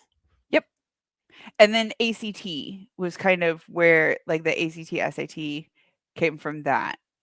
Now there were like accredited schools where there was like certain amount of testing or whatever within accredited schools. But basically that was, we all took the ACT or the SAT. And with that score, that was kind of what determined what college you could get into. I remember the SATs, all the dumb kids in class. I'm just going to circle this one, this one, this one, this one. Let's see if I pass.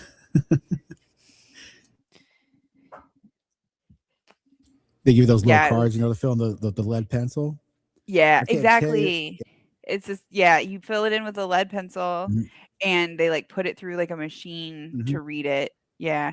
So you don't even like see the questions. Really, I can't tell you how many kids really just went and just filled in anything to get through it. They didn't even care. And the thing is that like there will be a certain amount of kids that do that. And there's also going to be, this is really annoying, but it happens every year. There's a certain percentage of kids that will get off by one. Right. And it's like, damn it, you're like a fucking straight A student. You killed my score, kid. But yeah, that's, if you see like teachers when they're like preparing their students to like take the standardized test, they're like freaking out about like what seems like the most like non-important shit, but it is literally like they will teach their students to like every 10 questions stop and check to make sure that you're on the right line.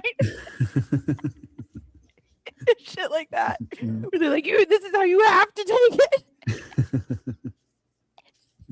And they'll have like a lesson where they teach them how to like fill out the bubble. Like, oh, right. Yeah.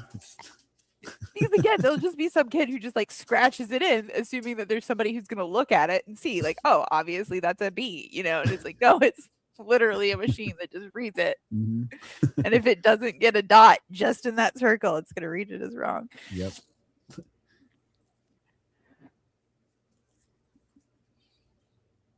The education system really, when my kids went to school, I found myself sitting down and going over what they were taught and not correcting, but adding or putting in what they didn't do, you know, and we talked about the analog clocks and the cursive. I had to teach that to my kids because they weren't doing that in school. Spooky, I wrote down the time.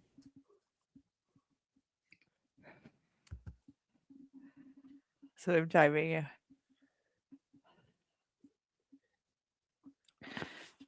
But yeah, I do. So I agree with some standardized testing. I just think that the way that we do it now is fucking ridiculous. Make the kids read Romeo and Juliet. Explain to them this is not a fucking romance story. This is a tragedy. Right. I'm blown away they don't read full books anymore. They don't. Yeah. It's kind of ridiculous. Well, I haven't been on a live stream in probably 2+ years. I think last time I popped on was with Sammy, but I'm feeling a little uncomfortable. You're all wonderful. It's not you, it's me. So I'm going to bow out. I had to pop in and tell Sammy how much I love him. I love you too, Dad. Yeah, I need to go start. I need to go start a construction company in Australia. I think if we don't have some free and fair elections, I'm serious. I've been stacking. I came out of retirement to go back to work. I built that spa last year, and I'm making good money. And I haven't spent shit since Trump took office. I mean, just I'm paying taxes. I'm living fucking meager. But I've got a fucking stack of cash. And nice. What do you think about if we go in business, Sammy? But my daughter's company, Build Exact, is in Australia. They'll take her and her family, you know. But can you take me? Can you swing a hammer? You're all welcome here. No, but no, not anymore. That's our long plan. In fact, we're almost thinking of putting the ranch up for sale right now, and that would that'd bring $1 million to go set up my new life and their new life with, you know. So Yeah, that's Yeah. a chunk of change. American too. So American. that's automatically like 1.3 Australian 1 point. Well, I started Wait. this business with probably about $500, and when I sold it, when I left Salt Lake City, I got $200,000 for that, you know. And then I sold my place and such. We got down here. I financed buying this. Only thing I pay is the taxes, which are $13,000 a year. The kids take care of all the other payments, and so it's good. It's good. Mm. But, what you were describing, like 40 minutes to the city, but you're in the rural. Hug Sandy. That's like 90%. Oh, good night, Sandy. That's 90% of Australia. Like, no, you know. I would love to. Where I go, and we've looked into Portugal, Italy, and such. We go there, and I'll go back to just. I would like to have some land to do the farming shit again, because that's where my head and heart is. I do love building.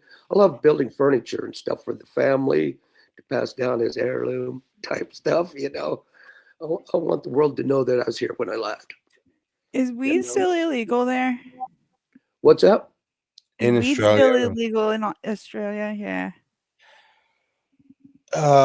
It's decriminalized, so not really, but you just ring up a place and it gets delivered to your fucking door now. Like, you just say, "Hey, weird doctor on the phone, I have depression and I like weed for it." And they're like, "Cool, we've got this, and like." My question is not so much about like obtaining it as it is about growing it. I'm good at that. That's what I'm saying. Is like I could be a farmer, but only a specific kind of farmer. Like, oh no, the gardens. Once you get your hands down in the dirt, you know, growing tomatoes, squash, chilies, just anything. It's so fucking rewarding. It's yeah. I mean, I grew up on a farm. I'm just saying that, like, what I've learned that I'm good at fucking growing is green and also grows in a fucking closet. So I think I was charged with, and then see that's where my problem goes. I was charged with 13 felonies for growing weed. I've done the jail thing. I was convicted on one, but it was not a violent, you know, type thing. I was growing weed, is what I, you know, got a felony for. So and that's one of the problems that I'm afraid that, you know, another country might not want me. Even with that's what I'm asking Sammy is like, Sammy, can I move to Australia and be a weed farmer? Yeah. Then I think I might be moving to Australia. Because it's all bush. Like, yeah, so I need like irrigation. Well, yeah, you got to grow the plants, but what I'm saying, there's plenty of land here. It's all land. Like, how far down do you have to drill to hit water if that's the means? Any idea? It depends on where you are, I guess, but yeah. Sure of that. Well, the well that I punched, I went down 560 feet before we got to water. You must be in dry places that, depending where you are in Australia, in the center, desert, but around the entire coast. And what part of Australia are you in, Sammy? So I'm 2 hours north of Sydney. Okay. So I'm on the east coast. I drive 20 minutes east and I'm at the beach. I'm at the ocean. And I look out my window, I see cows. Like, Oh, so wonderful. I'm in a pretty rural kind of town. I like it. But I'm 20 minutes, like I said, from the city and the beach. And Sounds kind of similar to what, the beach, obviously, is a couple hour drive for me. But, but see, our weather here, we don't worry about water, like, because there's enough rain through the season. So if you're growing in the bush and naturally, you don't even really need to worry about the watering. Wonderful. Yeah, here we haven't had good rain since the floods on the 4th of July, which decimated the hill country. If anything, around the coast, we get too much water sometimes. At the moment, Sydney is flooding parts of Sydney. Actually flooding. So water's not really the issue with growing around the coast. Yeah. If you chose to live somewhere inland, though, water is definitely an issue. You're going to be digging. When we get there, me and you are going to go into the interior. I got some rocks to find there. Well, Opals. my question is going to Opals be and some gold. Yeah. my question is going to be, what is the cost of land on the coast where water is easily accessible versus what are the costs if we go into the bush? Yeah. If that's going to be like far less expensive, then it might be worth the cost Far of less. finding a way to irrigate that shit, And if you go bush, you will get large swaths of land, as opposed to good for goats. Well, okay, but won't there's like dingoes and shit, right? We could eat dingoes. It's We can eat the spiders too, but like it doesn't mean I want to. you have a good dog on the property. One good dog will keep dingoes and anything away like that. Yeah. Okay, you're but like more realistically, likely to what get do we in need a to like fight. worry about? You're more likely to get in a fight with a kangaroo in the bush. Okay, but they're cute. So I mean, like cute. Say so. They got to pouch with the babies. They carry their little baby in a pouch. Well, you tell me it's cute while it's disemboweling you. That's what I was thinking. I mean, I also think spiders are cute and snakes But are it cute. ripped your fucking arm off. You guys It's have like a fucking awesome scratch. snakes down there, though. Just a scratch. Most things that'll kill you that you should worry, or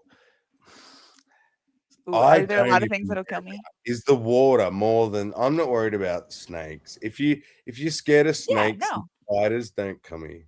If you can I'm handle not scared of snakes and spiders that are here. And I'm not worried about your snakes because your snakes, you guys literally have a snake that's called like the children's python. Like, come the fuck on. Which I know that it's like named after a guy whose name is Children's, but like it may as well just be like named for like, hey, like this one's like so docile, you can give it to your kids. Because like we do also have the deadliest snake. Okay, but like it's a snake. And and snakes for the most part are not going to bother you. I understand how fucking snakes work. Exactly. The spiders that are fucking bigger than my face. I'm worried about that. No, they can like draw blood, dude. Yeah. No, they like sting like a bee. They don't bite you?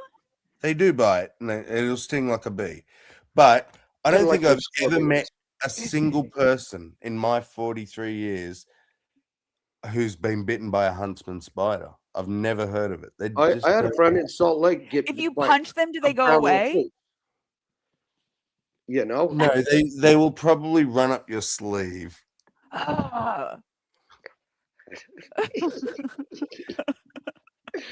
It tickles. They are so incredibly fast. I didn't have the scorpions. It's really fast. That's the other thing that's just fucking creepy about, like, because spiders are cool, but like when they're tiny, even if they're fast, like they can only cover so much ground with those little 8 legs, you know? When they have giant legs that are the size of my forearm, they can go really fast. Was a recent discovery. So the world's deadliest spider is it will kill you in 15 minutes. Do you have those? Sydney funnel web. Yeah, Okay. Specifically around where I live. I remember finding them as a child and putting them in a jar. I think I'm just gonna like wear one of those like beekeeper suits. They've made a new discovery in Australia. Oh God. It is related to the funnel web. Okay, I'm ready. It's twice the size. Do they kill you faster? Or do you get twice as Yeah, long? yeah, it's like twice the size, twice as deadly. And that's these goddamn orb weavers here that are like, you know, the size of a baseball. They're gorgeous. Their web design and everything, and they do that funnel thing too. The orb weavers. They're not. Ours are harmless though. Yeah, they're not venomous at all. But you know, you could get a brown recluse anywhere in the States. You know, from Florida up to Maine, the brown recluse from coast to coast. But again, a brown recluse isn't gonna like fucking kill you.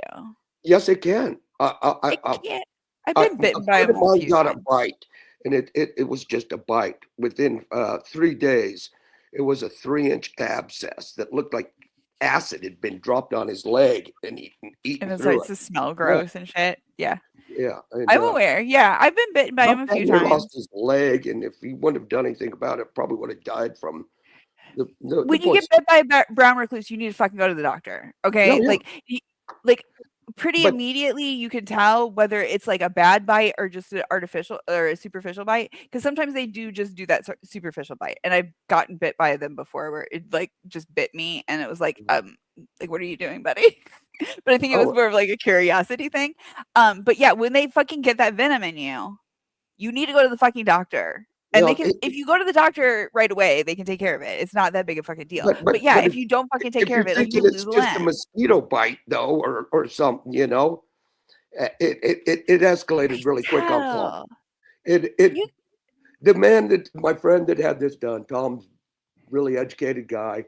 He's like, at first it was like it kind of stings, and within 2 days, that abscess had grown. It was disgusting. Yeah, if it starts to smell nasty, you need to go to the doctor. Yeah, so you know. I got bitten by a brown recluse. I want to say less than a year ago. I put my jacket on, went outside to take dog out, found a stinging sensation on my forearm, and shake it around, brown falls out, you know.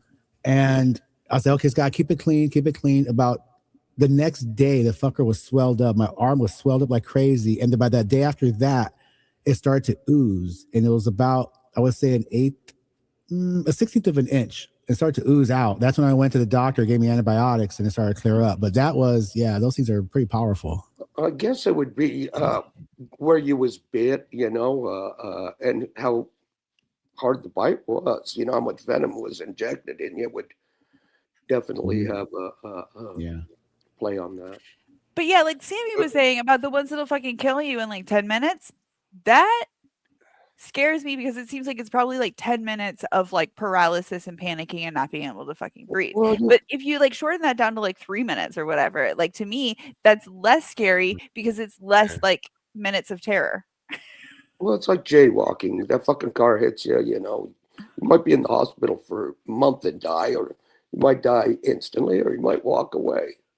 Right. It's just, yeah. That happened to a friend of mine, actually. Tell me. I'm going to take off, guys. I got to get doing some things. I love you, man. Sammy. Love you, John. Take care, everybody. Take care. Let me know if you can't understand the Australian accent, but I think you should be all right. Okay. Agreed. And there's no sound. You're muted on this though. Yeah. There we go. Let's. Crocodiles are just. Australia has a lot of spiders, but recently we found a new one. Because of course we fucking did. And the new one is the most certified Australian moment I've ever seen. For a bit of context, one of the several thousand spider species we are home to is the Sydney funnel web, the deadliest spider on the planet. Because of course it's down here. Where the fuck else did you think you were going to find it? These scary looking fuckers are highly venomous and can flatline you with a bite in 15 minutes.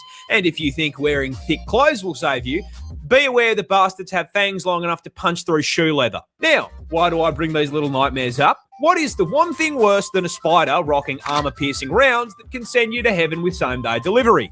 A bigger spider rocking the same perk setup.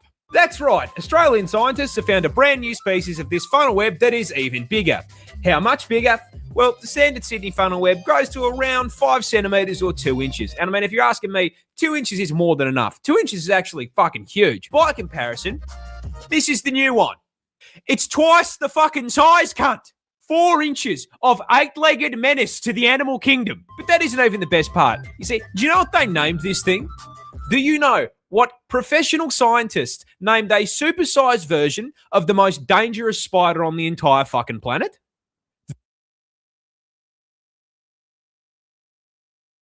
I'm going to pause it there because I'm going to make you all wait. Spooky 19 minutes. What I will tell you, 19 minutes. There you go, Spooky. I told John I live 2 hours north of Sydney. I live in a town called Newcastle. Okay. The Newcastle big boy. Deadliest spider on the entire fucking globe. Big boy. Only in Australia. Australia has a lot of spiders, but The Right in your backyard, huh? Newcastle big boy. Right here in my town. Man. Deadliest spider on the planet. We go in the water and let the blue ring octopuses protect you. What? Go into the water and let the blue ringed octopuses protect you. Dude, I watched a video yesterday. It's this fucking foreigner and his kids in this British accent. Oh, look what I found, this wonderful little octopus. I seen that one, yeah. He's holding his hand, right? Beautiful blue rings. I was like having heart palpitations and shit. Man. I was like, oh my God, you know how close to death you are. Like, we're not even going to get the any venom to you in time, bro. You're gone. Yeah. But luckily, it didn't bite him, and he put it down, and it swam away. I Got lucky. I watched this comedy short. It was like God designing Australia. It's like, yeah, and we're gonna make this cute little octopus with like make it, you know, beautiful with bright blue rings, and it'll kill you in 10 minutes. And then we're gonna make this beautiful shell, just a snail, right? Oh yeah, coon snail. Yep. Like even more toxic than the fucking octopus. And then we're gonna make a fish that looks exactly like a rock. Right? Yeah. Twice as venomous as that. And we're gonna put all of these things in like the rock pools where the kids like to hang out. It's like, yeah, it's crazy. That's Australia, but it's funny. It sounds pretty intense to a foreigner, I get, but it's not like as an Aussie, you just one day we get handed a book and then have to learn about all this crazy shit that's going to kill us. You just learn one thing at a time, and it's just normal. That's true. You just grow up. That's kind of like living in Florida. Yeah, I didn't grow up in Florida, but I Florida. grew up going to Florida. And yeah, there's a lot of things that'll kill you, but Yeah, it's like crocodiles and snakes and spiders. Yeah, man. cougars, But here's the thing: monkeys. What most people don't realize, you can come to Australia and not experience a single one of our animals very easily. Not I'm a single animal. I don't believe that. Nope. If you go to a city, you will only experience like pigeons. That's an cats, animal. dogs. What I said, our animals, as in Australian native. Your dogs aren't your animals. Oh, okay. You're Not saying native. Fuck no, native. Okay, native species. Got you. You want to see a roo, you either have to go bush or go to a zoo. You know, I suppose you. I don't particularly want to see a roo, but like same as a koala. You'll never see. I've never seen a koala in the bush. They're too well camouflaged to begin with, and I think they've all died from chlamydia. So. Sorry. Damn it, I was eating. It's hilarious. It is hilarious, but now I can't finish what I was eating and I'm hungry. It's one of them God things. He's like, yeah, we're going to make this cute little koala and give it chlamydia, and then we're going to make sure the baby has to eat. No, stop. Oh, yeah. Stop. Yep. And what people don't realize, the drop bear. Stop. I'll let you in on a secret. The drop bear actually is real. The what? The drop bear. And I know you think I'm being funny because it's like, haha, you all believe in a drop bear. But it is just the koala. What people don't realize is koalas are not cute and cuddly. They might be cute. They are not cuddly. They are very aggressive. It's like they're always grumpy. You imagine that person and you wake up and there's like slightly in a bad mood. That's a koala. They sleep 18 hours a day. And when they're awake, they are high as fuck from the eucalyptus. They look like little grumpy old men with the hair coming out of their ears like that. And they're crazy. It's like they're high and shit. So yeah. They're high, but they're not hyper. My uncle worked at a zoo and was a koala keeper. He said they're fucking cuddly and chill. If it's eating leaves and like, okay, come cuddle a koala. You tell me it's chill. That's what my uncle said, is that they were cuddly and chill. He was a koala keeper. Because they sleep 18 hours a day. So what they do is they bring them out on show and they're fucking snozzed out of their brains, man. They're asleep. And it's like, you can pat them and shit while they sleep. But what I'm saying, a wide awake koala is not it's a different koala, yeah. Especially in the wild. I mean, they got to be a different animal. In the captivity, they're fed and they're taken care of. But in the wild, they're looking for food. They're constantly on guard. Damn it, I wanted to cuddle a koala. Still aggressive, even the ones raised in captivity. It's just koalas. They're just that's what they do. I always like the way the Tasmanian devil sounds. The little screeching. I want a Tasmanian tiger, but that's neither here nor there. Oh yeah, maybe they'll bring it back. Yeah, well, it might be still one out there. Who knows? That's it. Yeah.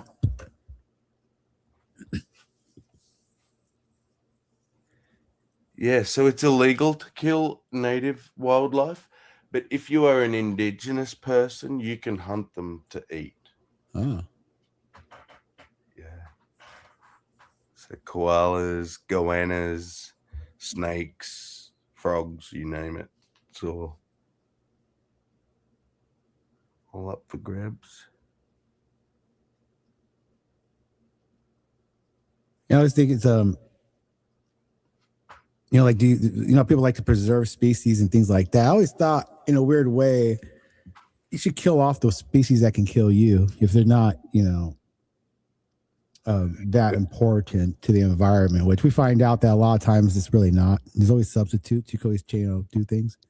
Yeah. A good example would be the golden bear that was in California and Mexico. Mexico killed off all the golden bears because they were just too aggressive and attacking people and this and that.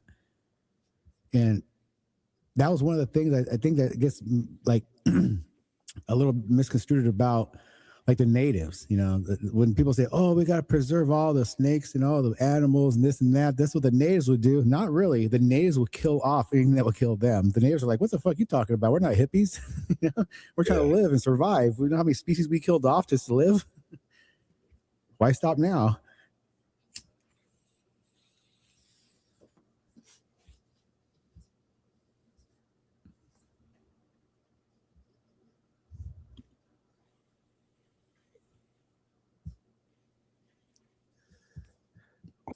We'll get to this, guys. There we go. Here we go. This is the one that, goodness gracious. This is the one you're worried about.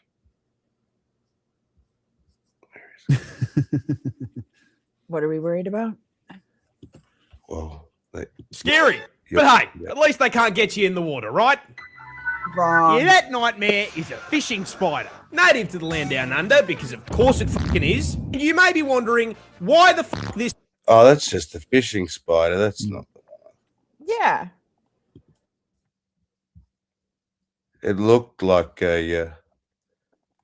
For real, like the spiders don't bother me. The giant fucking ones that are bigger than my face a little bit bother me. That seems like when you talked about like getting one in your car and like having it like run down the inside of your windscreen, like that sounds fucking terrifying at night. But apart from that, like they're just spiders. Like, yeah, some of them are venomous because they're fucking little alien dudes. Look at how many fucking eyes they have and how their different eyes all like work differently. They're so cool. Australia's scariest spider is hiding a deep secret. But what is God, it? are you Well, trying to introducing okay. the huntsman, native to the land down under, and the number one cause of tourists absolutely shitting themselves on camera. And look, in defense of said tourists, I will be the first to admit, this looks scarier than a f***ing job application. Those gangly ass legs and the hair make him look like Slender Man's testicle. Now, as if having a... Here's the funny thing, right? I went on to that big spiel how these things only sting like a bee. No, I don't know anyone that's ever been bitten. But I've also never met an Aussie that's not terrified of these fucking things. And they're in our houses, they're in our lives. We just pretend we're okay with it because if we don't, we're going to go fucking crazy. When's the last time you saw one? Like, I fucking had one on my arm like 2 days ago. Oh, wow. I went to see. Did you talk to it? I fucking probably like flung it, danced around like a fucking idiot, and then screamed. And I would dislocate my shoulder trying to play it off properly. Yeah, it's just the feeling of the legs and stuff. You know, it's not going to hurt you, but staying calm with that shit. They move too fast. You cannot still with that thing running like. Negative charisma stat wasn't bad enough, I regret to inform you that the huntsman spider grows up to 30 centimeters in size, making it the largest spider on the planet by leg span and legally allowing Subway to market him as a foot long. Now, being the spider equivalent of a Ford F-150, you'd think he'd have the common decency to be slow, you know, tank build. Unfortunately, the huntsman is fucking turbocharged. Now, it's usually at this point in the video that I would inform you that he is also highly venomous, because it's Australia. However, that's his big secret. The huntsman is a big sweetheart. You see, despite looking like an SCP, huntsmen are incredibly timid, and on the rare occasion they do bite, their venom is harmless. In fact, seeing one of these bad boys in your house is a blessing in disguise, because if you see a huntsman in your home, I guarantee you won't see any annoying ass flies or mosquitoes, because he's eaten them. You see, he understands he's big enough that he should be paying rent, and so he contributes to the household in pest control. Don't they I also personally eat, like, have had one of these birds and rodents and shit though? Like, it's Sorry? called the huntsman. No. That's the bird hunting spider. Yes, we have those. We also have the mouse spider. Guess Oh, what those they are different spiders that are okay. Are they giant also? Yeah. Oh fuck. We also have the trapdoors, but I think you Yeah, might those are have cool. Oh, those are cool. well, yeah. But okay, so the giant wolf See? spiders. So these giant spiders, as scary as they are big sweeties. And you want to know something even cooler? They recognize human faces. So if you leave them Oh damn it, that alone, means we can't eat them. if you leave them alone, they actually will like settle down around, like be cool around you and shit, like not be all flighty like that and freaky. They'll Like, learn that you're all right. they'll learn you're all right, and that is Like fucking snakes. awesome. Yeah, that's why they freak me out. But I've never killed one. I've never even like removed one from my house. You'll see it once, and then you won't see it again. You just forget about it. It's all good. bad boys as an But, like, eight-legged roommate, and I can tell you they're is like really big. 30 like that size, okay, that's fine. Whatever. That's That all they can you're live in my really house. gonna see. The 30-centimeter ones are up north. Like if you go up to Queensland, that's the only time I've seen one that big. I don't know if they get eaten or whatever before they manage to get that big in around cities and like where I live, but yeah, that's as big as I've seen. Okay. Because like when they get bigger, I start to think about like crab boil type things. But if you say that if they recognize your fucking face, and I'm like, I can't eat something that like knows my face. Yeah, but they've also found out wasps do. And I really don't like wasps. this. So I actually had this crazy theory when I was young and I was a hippie, right? I had this crazy Young thing to that be a I hippie, but go on. made an agreement with the wasps. I won't fuck with you because we have some pretty gnarly wasps here, like paper wasps and all sorts of wasps. And every summer they'll make a little nest around your house. Okay, we have And that. I was like, it's just an Australian thing to get stung by wasps. But I was like, I'm gonna be cool and not try and knock nests down and all that. And I never got stung by them. And then years and years later, I learned that they have only recently learned that wasps recognize faces. And so, like, if people have tried to knock the nest down or, the nest had an issue with you before, they'll recognize you and go you again. Whereas if they've seen you and you never bothered them, they didn't bother you, they'll learn that. It's fucking amazing. They know faces somehow. That's interesting. I've noticed about bees that they mostly like won't bother you. I have this weird thing where like I'm impervious to bee stings. So when you're like, oh, huntsman spider just hurts like a bee, I'm like imagining what people like tell me that a bee sting feels like, and that does not sound fun. When I get stung by a bee, like my toddler nephew can pinch me and it hurts more than a fucking bee sting. But so we have these things called green ants, right? We also have bull ants. We also have fire ants. But do you have any ant that bites? Yeah, we have fire ants. Have you ever been bitten by one? Yeah. And did it stick? Yeah, so I had to Hey. go through exposure therapy because I had really bad, like a terrible fear of ants from a traumatic experience that I had from fire ants when I was a kid. And then my ex, Robbie, decided after I told him that he can't have an ant farm to buy fucking ants. So,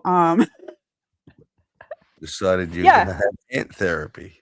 I went through exposure therapy, and now I can have ants that crawl on me and I don't freak out. But yeah, I used to like lose my shit One time I had a roommate, when like iPhones were relatively new, there was like a new app where you could like make it look like your screen was covered in ants. And he like stole my phone and like put that because he knew that I was afraid of ants, but he did not like realize how bad it was. And like, yeah, I ended up like breaking my phone because I just like dropped my phone. And he was like, he felt so bad because he did not realize like how bad it was. But like, yeah, I had like there's a word for it and I forget. It's like a certain type of phobia, which I didn't even know. But yeah, when I was going through exposure therapy, I like unlocked a memory of like when I was a kid and my parents, like, I was basically, we were down in Florida. My mom like set me down when I was like obviously small enough to be carried. And she set me down in an anthill while she was like changing my little brother's diaper or whatever. And I did not have the vocabulary as a small child to explain that there's these things that we're talking about, that there are these things coming up my legs. And I couldn't tell her, like there was no talking about it. You know, I just started screaming and it ended up being like I said, a whole phobia that I developed. Yeah, understandably. Fuck. Wow. But yeah, that's one thing I can say for Robbie is he got me over my fear of ants. Yeah, awesome. I have to say, like, I don't know about a fire ant. Like we have these things we call green ants, and that'll sting like for a couple hours, to be honest. It does recede as time passes, but it'll sting for a couple hours. Yeah. Fire That's ants is usually like a day. yeah, so it's that's what a bee sting is to me too. Okay. So And that's that's what if you get stung by a huntsman. Now, do the huntsmen they bite and it's venom, right? yeah. Okay. Like bee venom, like any venom, and it's just very weak. Yeah. And they are very, very, very, very unaggressive. Yes, they're a huntsman spider, but they're not aggressive. But maybe I just want to keep one as a pet. Yeah, they're nothing to be that scared of. big. They're nothing to be scared of. They really aren't. Like the ones, like I said, like the ones that are like 30 centimeters, like that to me is too much. But if they're 10, 20 centimeters, whatever. That's kind of cool. I've Yeah. always kind of wanted a pet tarantula. But again, those things can put you in the hospital. Whereas this thing, not really, right? Yeah.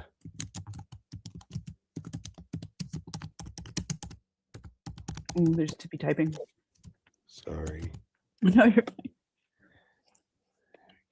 Sandy says the wasps up here were so pissed after Helene hit. They had issues, big warnings that they were swarming everyone. Oh my gosh. Yes, wasp stings hurt like hell. To me, a sting from a wasp feels like somebody like punched you, like with all their like weight behind it. Yeah. It's not just like bee stings to me are just like a little pinch. Yes. Whereas wasps, I don't know. It just feels like somebody like punched you or hit you with a baseball bat. Like, Yeah, no, I agree. bad. I got hit by I stung by a wasp when I was young Right. on my eyebrow, close to my fucking eye, man. That was so lucky. But I swear I fell backwards and like on the ground. I thought someone threw a brick at me. Yeah. Like a rock or something, you know. I literally felt the force like something hit me. But yeah, it was just a little wasp stung me. It was weird. Fuckers. Actually, they lost thousands of acres of forest land, mostly south-facing forest stands where those wasps were pissed big time, almost as bad as I was. Nice. Do you want to know actually the scariest thing? And probably the only thing you'll have to worry about. Oh no. And you can actually get these guys to learn you as well, because they are very intelligent. What is it? No native mammals. Fuck. White. Look at that. What? Oh my god, that is so close to her fucking eyeball. Is that a magpie? Yeah. Holy Oh yeah. shit. Okay, those That's seem kind of close. cool though. They're like clever, right? Yeah, exactly. Very intelligent. And I befriend them if they ever nest around my home. I feed them and everything, and they never attack. Good. Australian Do they magpie. eat wasp The grubs? Australian magpie is the second most Do they eat what? Wasp grubs? Yes. Nice. dangerous bird in Australia after the southern cassowary. During the nesting season, magpies become very aggressive. They swoop down and attack intruders, causing serious skin or eye injuries. Australian magpie. The Australian magpie is the second most dangerous bird. Yeah. Yeah, you gotta wear glasses, I guess. Second. Did you notice that second most dangerous bird? Yeah. Yeah, this thing. So they mentioned the cassowary. That's the one that could pretty much gut you, right? Disembowel you. Yeah. Yeah. They're pretty badass. Look with the horns on their heads. I like them.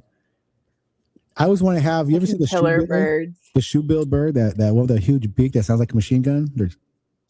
I can have one of those as a pet. Oh, they're killer turkeys. Yep. Oh, watch out. You're in trouble, Dinosaurs. mate. Get out of there. Killer Yeah, turkey, he's killer out of there. turkey. Now your Yeah, mate's good. with it. Fucking cassowaries. But yeah, they're No up next, sound. so don't worry. Don't worry about it. They're up north with the giant huntsman spider. Yeah, exactly. Just don't go up north. You'll be right. It's like when people are like, just don't go to Florida. I mean, they're not wrong. Like, don't go to Florida. If you're worried about the penis of America, don't go to the penis of America. I've only been out of Florida a couple of times, and I didn't run across anything wild. I was just hauling cars for somebody, but it's pretty weird down there. It is wild. I think it was like a week after I first moved down there. The first time I had to like stop my car, like screech the tires to not hit a lizard because like it would have done damage to my car to hit the lizard. Like, also this, I think it was like my first month down there. It was after the giant lizard in the road.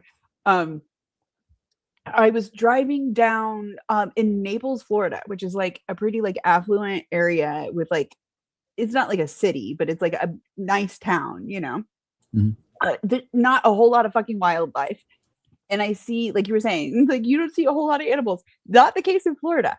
Driving down 41 in the middle of fucking Naples, Florida, and I see this Prius that's like totaled on the side of the road, and there's a tow car or a tow truck that's like lifting it up onto the back of the like it's fucked up, right? The whole front end of it is fucked up. And I'm looking around to see the other car that like this thing got into a wreck with, or like did it hit a building? Like what the fuck?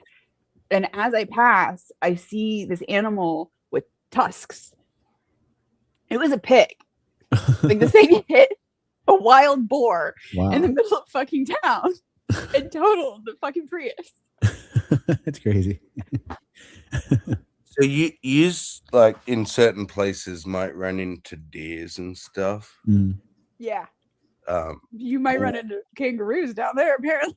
And deers. So the kangaroos don't all eat the deers? No, The deers. no. The Look, deers. this kangaroo is currently trying to drown a dog. Is it trying to drown the dog or is it trying to ride the dog? No, it's trying to drown the dog. That's what kangaroos do. They'll take their victims in the water and drown them. Yep. That's not nice. What the fuck? Absolutely. Yeah. Oh, they're cute and cuddly, says everyone. He has to come and rescue his dog. The kangaroo jumped into action, so he slapped the kangaroo. The kangaroo released the dog. Turns out this isn't the first time a dog has been rescued from this particular That poor kangaroo. dog. Look at him. And that- Oh, then no, put him up, put him up. Here we go. Oh my God. Look at the muscles on that kangaroo. What is he lifting? He's benching a Holy lot of cow. weight. It's just, I feel inadequate. Yeah, well, against the crew you are, bro. So don't fight one unless you know what you're doing. How you going, everyone? And welcome to Fight Day in me hometown of Perth. There's a toddler with an awesome mullet, but let's stay focused on the action. The Backpack Sheila is wondering if this is part of the package deal. Visit the wildlife park, get humped and chased. I would say this woman, unfortunately, is experiencing a certain time of the month, and this male roo is very interested in her. By a roo, you never know. In comes the only human willing to say enough is enough. Go back to where you came from, mate. So now a male's challenged him. The kangaroo replies, that's a fucking weird thing for a tourist to say, to be honest. Yeah, well, I said it. I know you did. I heard it. I'm the one with the big ears. And they're lovely big ears, says the tourist. Interesting strategy. Doesn't de-escalate. Yeah, nah. The kangaroo still wants to bash him. Okay, I see how it is. Prison rules. Anything bloody goes. Yeah, super kick. In meanders a teenager. He's like, look, I'm the dodgy one around here. If you want to fight someone, fight. What's that? Dang, the back feet look like he can fuck you up. Yeah. Oh, those claws, bro. They're like 3 inches long. There's 3 of them on each foot. What they're trying to do is disembowel you. That's what they do to each other in the wild. Lean back on their tail and or scratch you with their little front paws. Me, I've already got me trachydacks on. The kangaroo considers his options and listens to his cockatoo mates.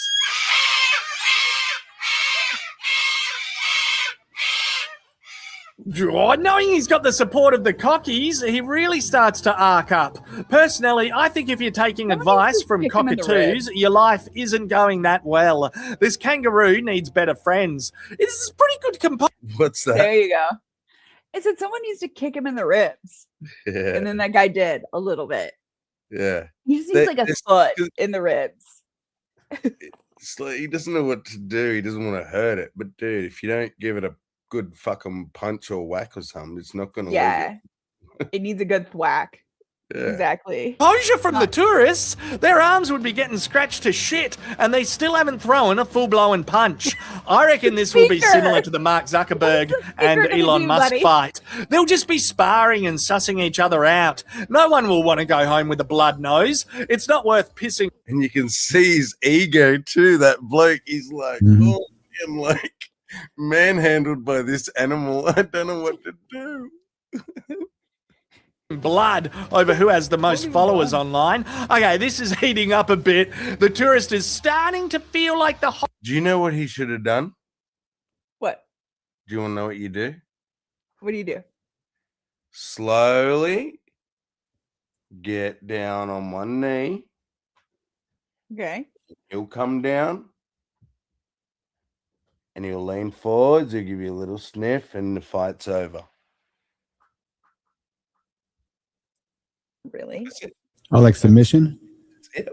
Yep. It's literally that quick and easy. It's like, it's funny to watch tourists that have no clue. I don't know how they have these. I want to see a video of somebody doing that then.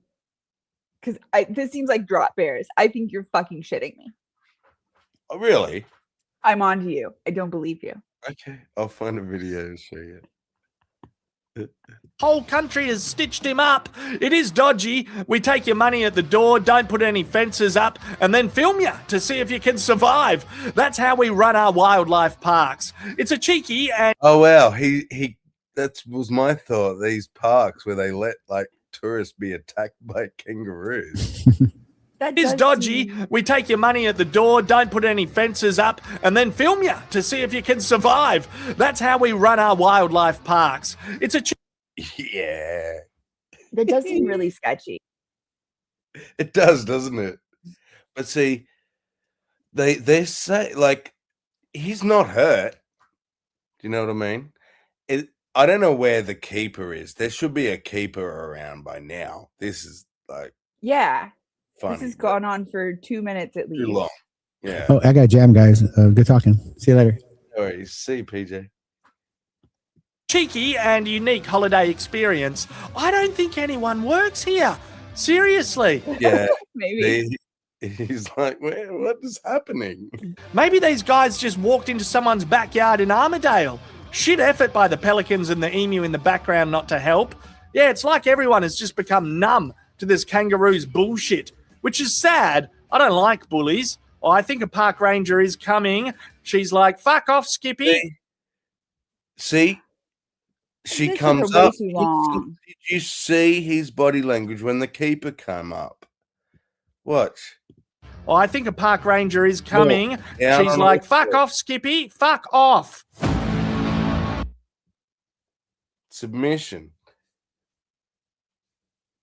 And that Rue just wasn't going to submit to them dudes, so they should have submitted to it, but... Show me the video. It's an old video of how to deal with a kangaroo. Come on. Sandy's got to go pay the crew, but she's listening. Okay. Oh, where is it? I only just watched Is it going to be like a joke video? No, it's an actual like video, like educational video. This is actually I might do that.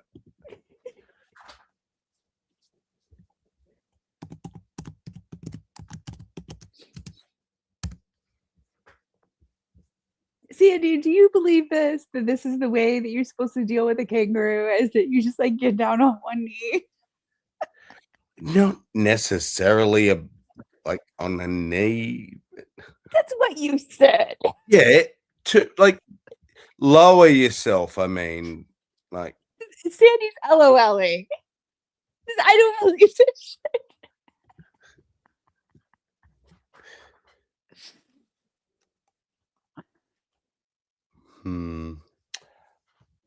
I'll have to look through my Yeah, John says it would be a fight to the death for me. Exactly.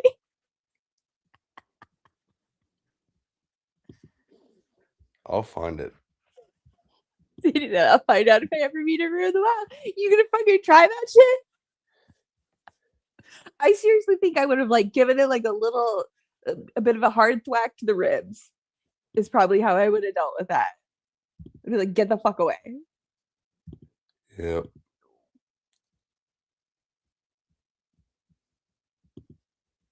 But I don't know if that would have worked. This wall is so red. You're probably better off trying to give it a bit of a smack in the mush. Ooh. That's In the the mouth? face. Yeah. Okay. One, because they've evolved like trying to disembowel each other, they have very, very tough skin. Yeah, I'm not trying to hurt it. I'm just trying to say, No, like, hey, we wouldn't even like I feel could hurt you. like yeah, That's with most animals, you're just trying to say, like, hey, I could hurt you. You should be scared of me. yeah. That's why with bears, you put your hands up. Did you know that? Do you have bears? No, Or we do you don't. have Just you thank have shit goodness. that would eat the bears? So Mhm. you put your Maybe hands up if over they your go head. if they go in the water, yeah. Definitely. And then the bear's like, how did you get so tall? You're scary.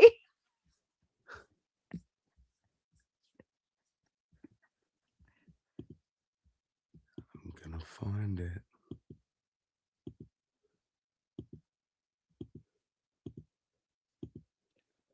Yeah. I think that you're not showing me your screen because it's like some like comedy joke video and you don't want me to see the keywords that you're typing in. Because I'm going through my history. Oh, okay. That's legit. If you guys saw my watch history. It's only YouTube, but still. Don't want to have to explain myself. Right?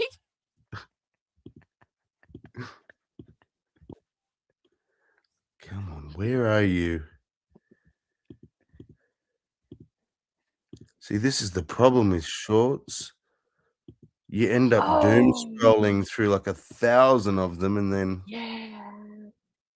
try and go back in your history. Do you have keep notes on your phone? I mean, I have notes. So keep notes will automatically it syncs with your YouTube, or you could just basically tag it and it keeps a note for you of the. No, you're kidding. No. I'm gonna get it. You go, oh, that one's fun. I'll save that in my keep notes. Yeah. Oh my God. It's what I've been searching for all this time.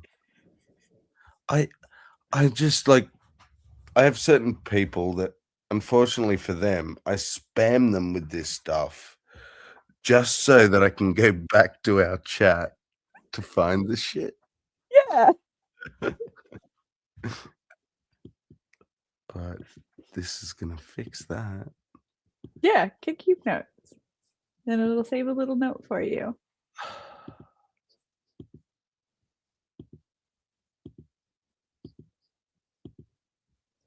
Well, this is also so I woke up this morning and no, I have not showered since I painted this wall. And it looks like I have blood stains all over. I was like, oh yeah, that is very blood red. It's maybe growing on me.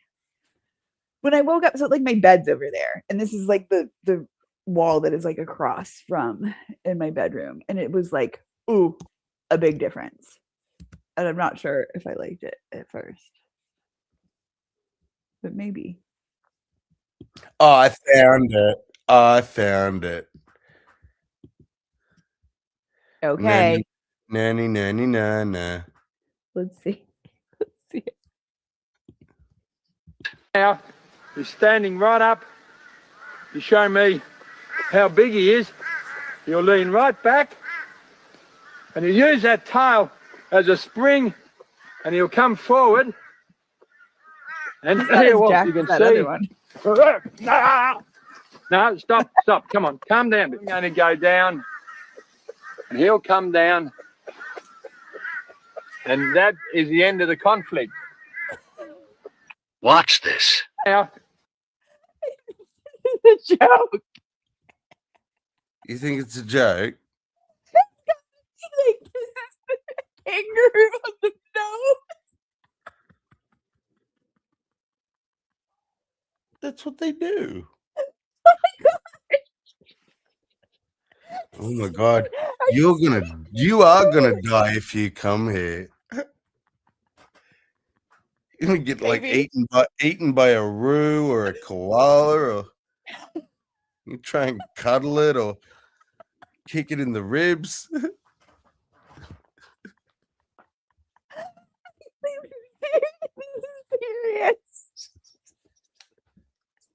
That was a dead set serious video. Look, I'm gonna play it again. Watch this. Now, he's standing right up.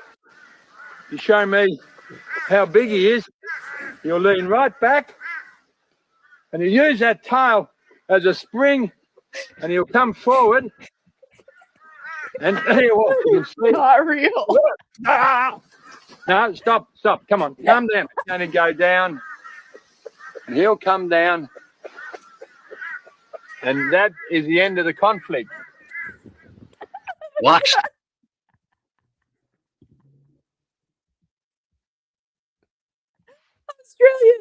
not real. It's real. Oh, goodness. Just because our mammals lay eggs. Your mammals lay eggs. Yes, and can be venomous. We have venomous mammals. Shut up. It's cool. Oh goodness. Is that your only native mammal? Do you have any other native mammals? We have no native mammals. We have But you zero got the ones that lay eggs. Yeah, they're marsupial. Marsupials. I guess it is technically a marsupial, isn't it? Yeah. I just like to say egg-laying mammal because it sounds funny. It's basically an egg-laying mammal. All of our so-called mammals have pouches. Like built on papooses. Yeah. I think it's hilarious. I don't. Are you're serious that this is serious? Yeah, I am not kidding. Like I admitted, there's no such thing as an actual drop bear. It's just Well, yeah, but I feel like that one's pretty obvious. I'm not gonna fucking bullshit you about that. Yeah, you are. I'm not. What do you think? I'm trying to get you eaten by a roo? Maybe. No, they don't eat people, right? They just disvalue and then leave you for dead. Yeah, they're just trying to scratch the shit out of you. But you saw how it reacted, the body language to that tourist who didn't know what he's doing, kept putting his hand in its face, just like this dude does. You do that, it's gonna like rear up. As soon as you just calmly like show I'm not gonna do anything, just submit, get down low. You don't have to kiss it on the fucking face. That's just one of them weird things animal people like to do. That's not part of it. Okay. He's made it seem like it was part of it. No. What I'm saying, you could even then give the damn thing a kiss if you like. But yes, you don't have to. I mean, I maybe would want to kiss a room just to say I've done it.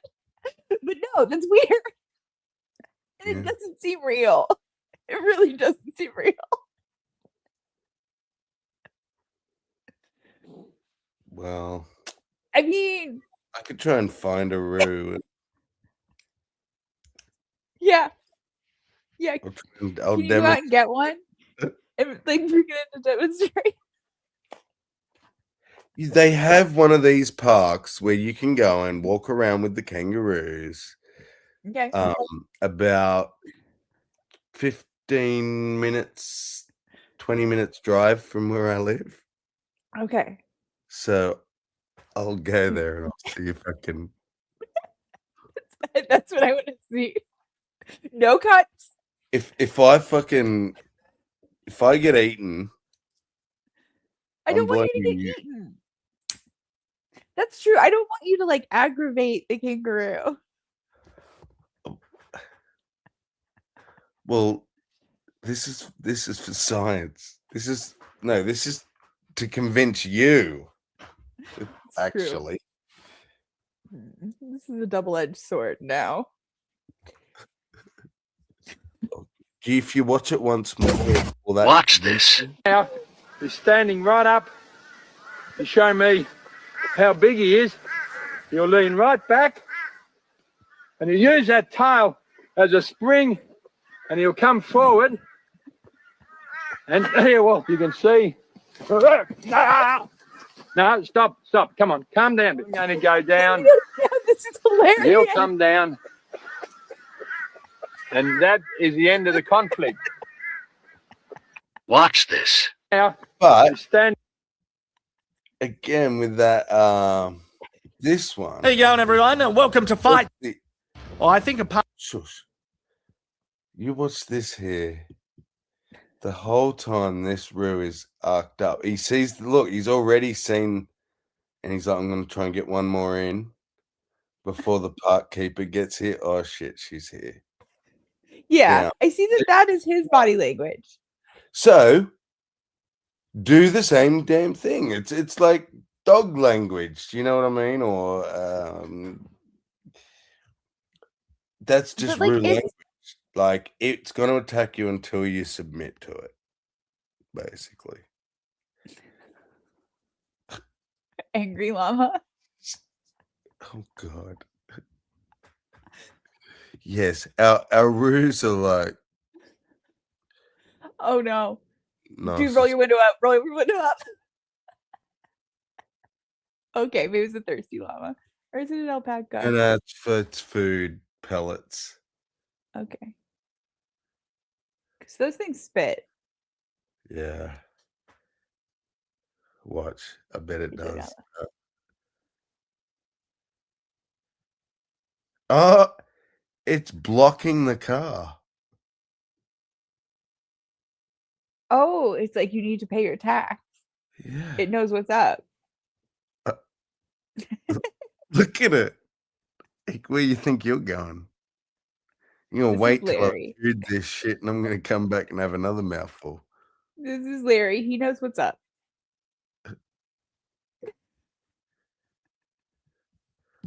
Oh, this is Aussie man. No, just more, mate. There's more. Okay. Give me the whole thing. All right, no, you're fucked. Back in front of the car. How do you like that? How's your day looking? Let's go. Let's do it. Extreme like 1 or fetch. 2 Load it miles up. per hour. I can do it. I can catch it. Come on. Ah, fuck. Shit. All right, go again. Load it in straight away. Don't waste time. Ah, fuck. All right. Yeah, no, I'm done. Daily life. Is somebody out What there? the fuck is that? I don't wish to burden you. As you can see, I'm What not is that? doing so well. I came in for a sniff and now I'm stuck. So I suppose I need to admit that I need help. Is that a little fucking wombat? What the fuck is that? Help, please. Is somebody there? I just want to touch him. I really thought I could hear somebody there. So if you are listening, then you can pull my legs. Just pull on my legs, and that's fine. I don't mind. Yank them hard. Please help. Please don't. What the fuck? Did you just touch my ass? You do not take this opportunity to grope me, sir. This ain't no buffet. Get out of here. You keep trash talking. Oh, I get it. You're filming. You're making content. Well, I'll fucking come out and I'll give you content. Just pull my paw, bro. Oi, pull my paw. It's a bear. Okay. Look, California, Texas. This is a little baby California. bear. Yeah. Okay. This isn't a fart prank. Wow. If you just Well, pull on my paw, help get me out. I know. But he That's does review. so in Colorado, like, yeah, that shit happens all the fucking time. That's the one yeah.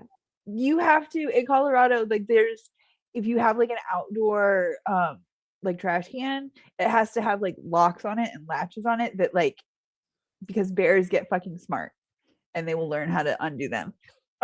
The doorknobs that I used to have on my old house would be illegal in Colorado because they're like oblong and a bear could theoretically open that.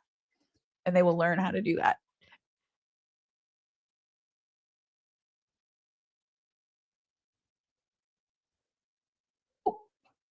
Walking in and like going to the refrigerator and getting food. Yep, better lock your cars too. Exactly, Sandy. Like they'll like black bears will just like get in your car. Thank you.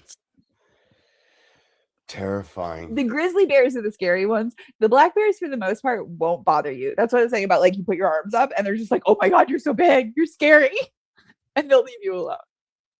But grizzly bears are still fucking bigger than you, even if you do that, and they are not afraid of you, and they will just fucking eat you. And they literally do eat people. Like it's not like kangaroos where like they'll eviscerate you and leave you. Like no, they will eat you. Are grizzlies more aggressive? Yes. Yeah, black bears, usually if you see a black bear, it's like it's ducking away, like it's trying to get away from you. Is there a Like, difference? especially if you're like a bike rider or if you like go skateboarding and stuff, and like Colorado, California, like that area, like you'll see them like running away, like you scared me. Yeah. Is there a difference between a brown bear and a grizzly? I believe so. I think a brown bear is a different species. We don't have brown bears here. We have black bears. But a grizzly is the same as a polar bear, is my understanding. It's just that polar bears have the genetic mutation that like makes them white, or they don't produce like melanin or whatever. Yeah. Well, And they are super fucking aggressive. And I think polar bears are even like more aggressive than grizzlies, but it's like that's a late offshoot basically.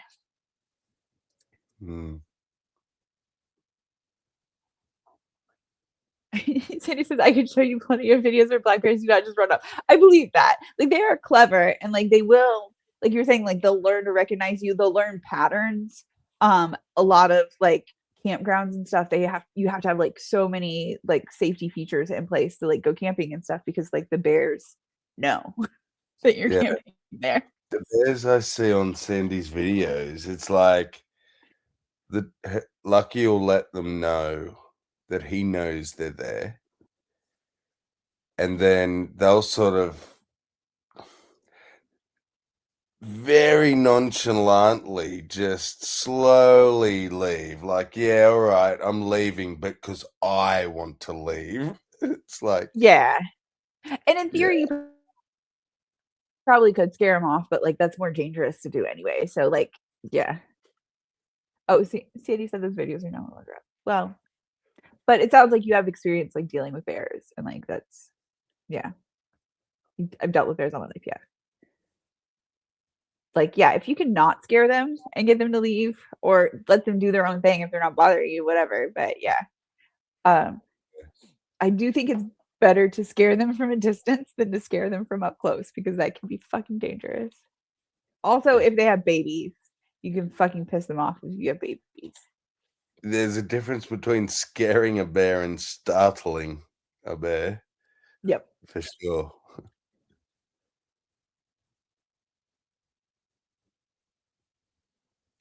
Yeah, but Lucky's just doing his job, Sandy. What he's born to do, protect his mama. Yeah.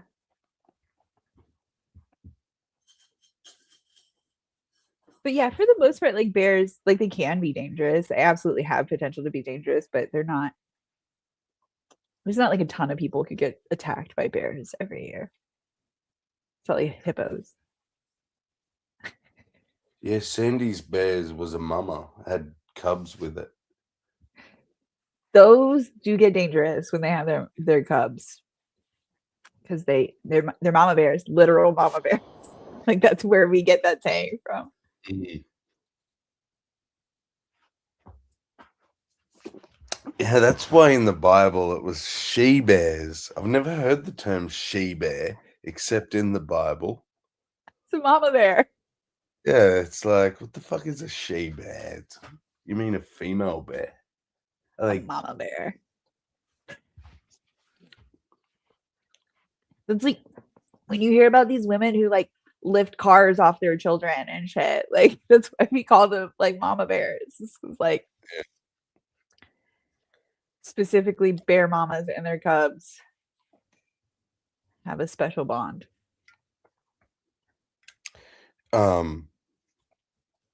In Australia, that is such a common term, mama bear, that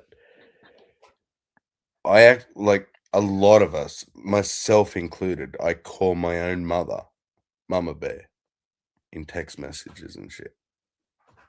Really? Yeah. Because she's mama bear. And dad was... Did she protect you? She takes care of you? Yeah. She raised you up good? Yeah. Good. Yeah. She Sounds like a tried good mama anyway. bear. But yeah. Sometimes a mama bear can also be a little overprotective. It has that kind of inclination. Like, in Yep. US anyway. That was my mama bear. She was up at the school rousing at the teachers because it couldn't have been me, you know.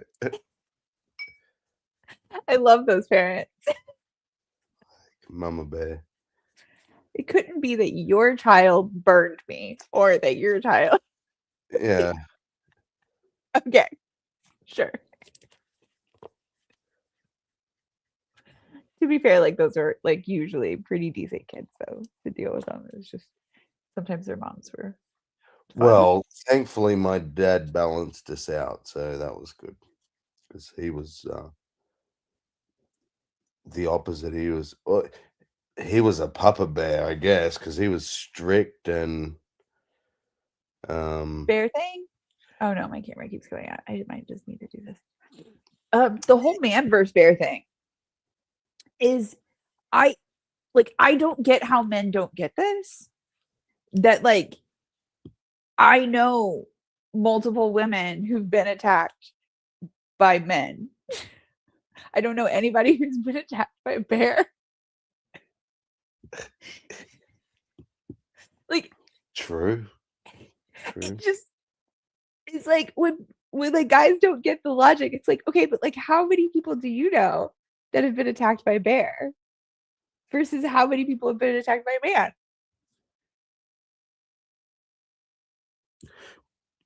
Do you mind maybe reading the comments for a second? I'll go to the loo. Okay. Cheers. Spooky says, I always suspected that Sammy was a young bear. See, so there, it wouldn't matter. Let's see. Yeah, the red pillars have taught. The red pillars love to laugh at me when I say I'd rather be. That's what I already read. Stuck with a, yeah, in the bear woods. Blah, blah, blah, blah, blah. You know what I mean. I'm a dude, and I feel like a mama bear to all these young cubs. Aw. I do have a tendency in my like friend groups to often be the mama bear, in that like I want to take care of everyone and like make sure that all of their shit. Like my friend was over the other day, he had a hole in it. I asked him if he had any other shoes, and he said no. And so I made him take off his shoe, and I like stuck my hand in his sweaty, stinky shoe and patched his shoe while he waited. And I don't know why I'm that friend, but I am that friend because I don't want my friend walking around with a hole in his shoe. But I don't know. Maybe I just need to encourage him to get some new shoes. Sandy says, I might bring one set of clips back into a new video where the cubs went up a tree next to the house and mom got so tired of telling them to come down that she went up after them. Oh my gosh. Mama bear was sick of it. That does sound really cute. Ripping off new branches the whole way up. Yeah. Because mama bear is like much bigger. That reminds me of when I was a kid and I would do this weird thing where when I would get upset with my family. Now I was like an undiagnosed autistic kid. I had ADHD. I think I've probably been diagnosed with ADHD by then. But yes, I'm reading side chat. I used to climb trees just to like get away from my family. And I would just like go climb up at the top of a tree. And it would scare the shit out of my mom. And she would like come and yell at me and cry. It'd be super dramatic. And I would basically ignore her and just sit up in a tree. And usually I would read a book. I don't know why, but I would just bring a book with me. I guess like back in the day, we didn't have tablets or phones or whatever. And then usually at some point I would end up like dropping my book. Like I would go to turn the page and I would drop the book. And that's usually when I would get out of the tree.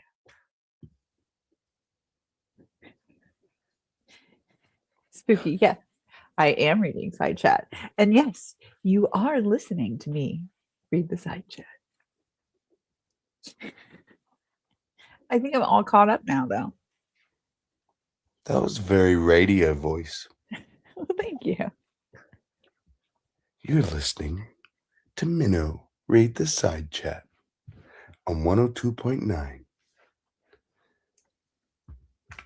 KMPN. Yeah, no, though. I lost it. Some acronym.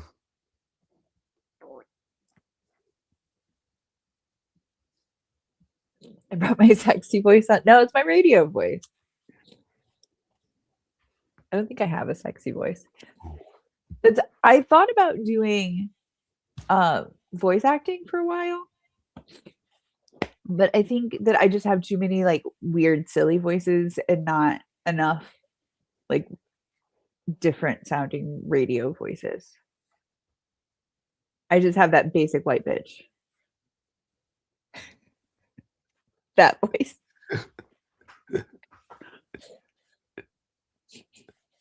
Resting bitch face voice. Mm-hmm. That's the one. It really is like the basic white bitch voice. When Siri first came out and I had it on my iPhone, there was a commercial where this chick would like say whatever to her device and also had basic white bitch voice. And this shit is like the thing that you like program to your voice, that you have to like say these commands like 8 times over so that it learns your specific voice and nobody else can command it. No, that fucking every time that commercial would come on, I would have to like go reach for my phone because immediately my phone would be like, I'm sorry, we don't have that in our library. Like, blah, blah, blah. Because that's my fucking voice. It's so generic. The title? The title is Kerfluffles. I think you might mean the channel name says atheist. Yeah, probably.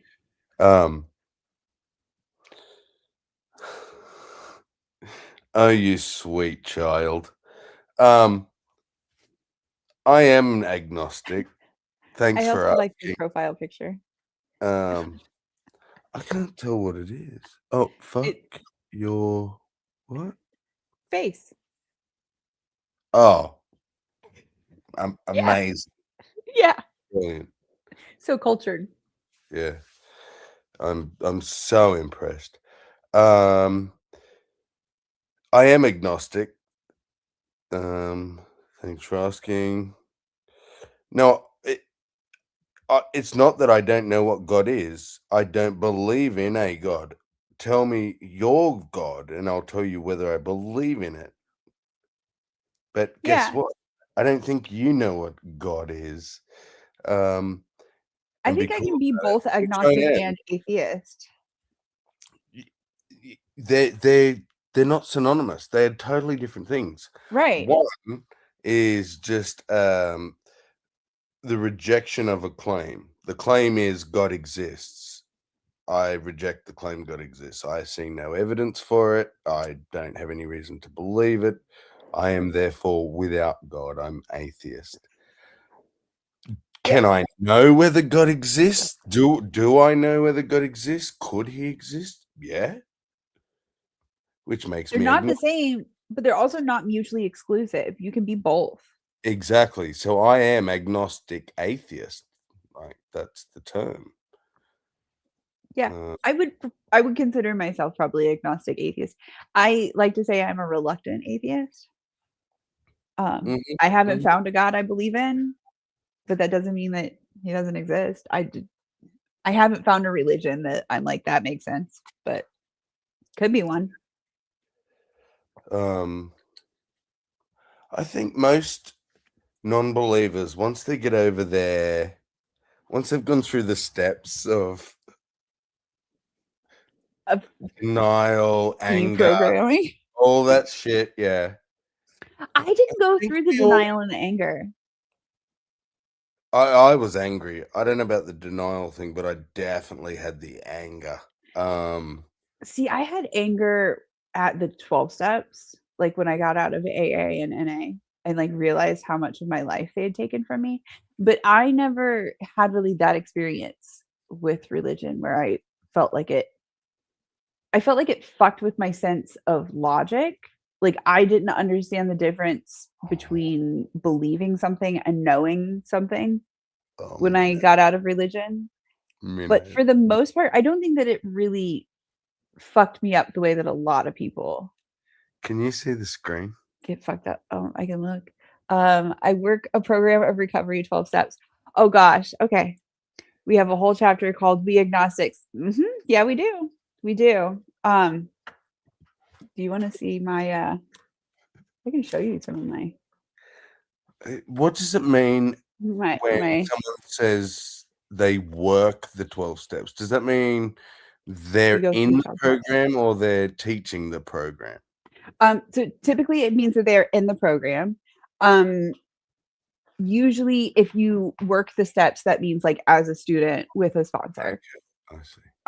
Sometimes you can like work the steps on your own if you've done it a few times. Like I was in for 4 years, so I worked the steps like 3 times, a little bit more than 3 times. And by then it's like you're kind of reporting to your sponsor, like this is what I'm working on, but they're kind of like a overseeing teacher. Now, once you've done the steps once, you can take on like sponsees of your own. I never did, but then that can also be like a part of, because your step 12 is that you're supposed to take all of the traditions and everything that we learned into the community and let it guide you. Yeah. And basically proselytize the 12 steps. That's step 12. And Sandy said, here we go. I feel like, yeah, like maybe this might answer Mind the Gap. I don't,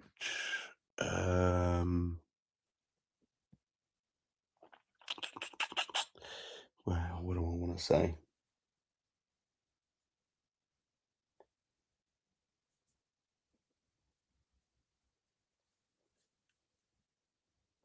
I think he's trying to say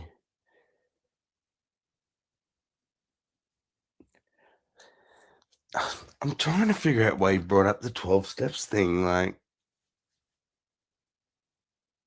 and why he was caught up on that I'm atheist and stuff. It's like, Well, I did say that I was more angry when I got out of the 12 steps.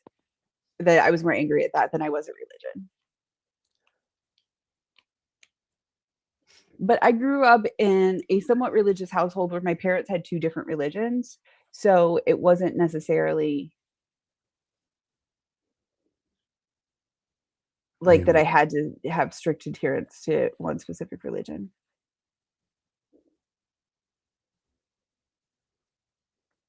Yeah, he is a Christian, which I do think here's one of the things about the 12 steps that I really had a problem with is that it is very much a bait and switch, that they tell you that you don't have to be a believer to work the 12 steps, but you absolutely do. Like they don't really work otherwise. yeah. So I do think that it worked better for Christians. I don't think that it actually works still, but it works better for Christians. And I imagine that it would often be the case where some people, and I'm not saying you Mind the Gap, but some people might end up feeling like they have to justify it because they had to believe it because it was part of the steps. Did that make sense? I'm not sure. That they had to justify believing in a God. Exactly. Yeah, I could definitely see that, where somebody who was maybe like raised with religion but didn't really find that to be a fulfilling part of their life was kind of maybe moving away from it, started deconstructing from it, and then found their way into the 12 steps, that would pull them back into religion. Absolutely. I could see that happening.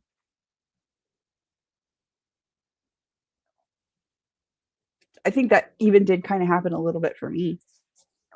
And not in specifically with a Christian God, but like with that concept of like higher power, supernatural being. But yeah. So I think the best the best. The closest thing I could get to admitting some higher power is like maybe something like what like Sandy always talks about Mother Earth, Gaia. Mm-hmm. I like the idea that the planet is some sort of big living system, that like the bacteria that lives on my skin, basically. I'm bacteria Yes. on the earth. That's kind of similar to my concept of the universe. Yeah. Would that suffice? No, not for the 12 steps. Oh, really? It has to be like a higher power that has like some type of direct effect on you. Because you're supposed to be asking your higher power, consulting your higher power on a regular basis. Your higher power is supposed to answer you.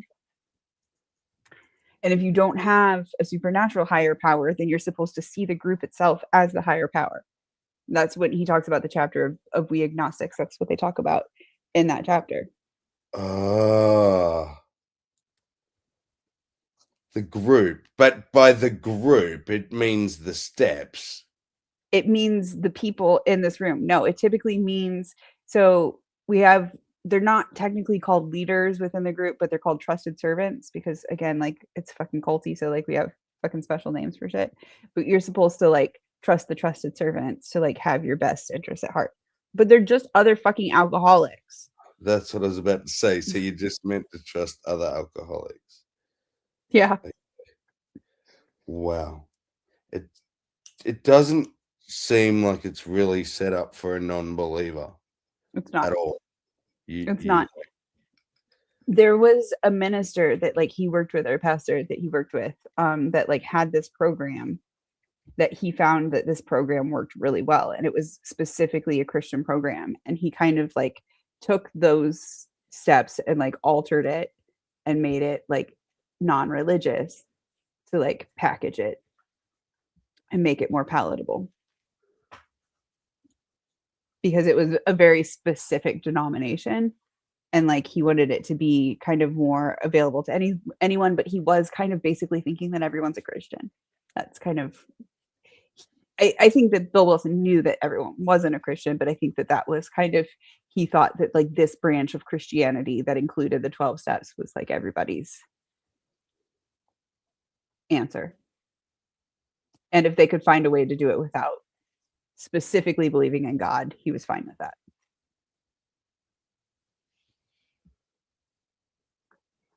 I don't think that Bill Wilson was a bad guy.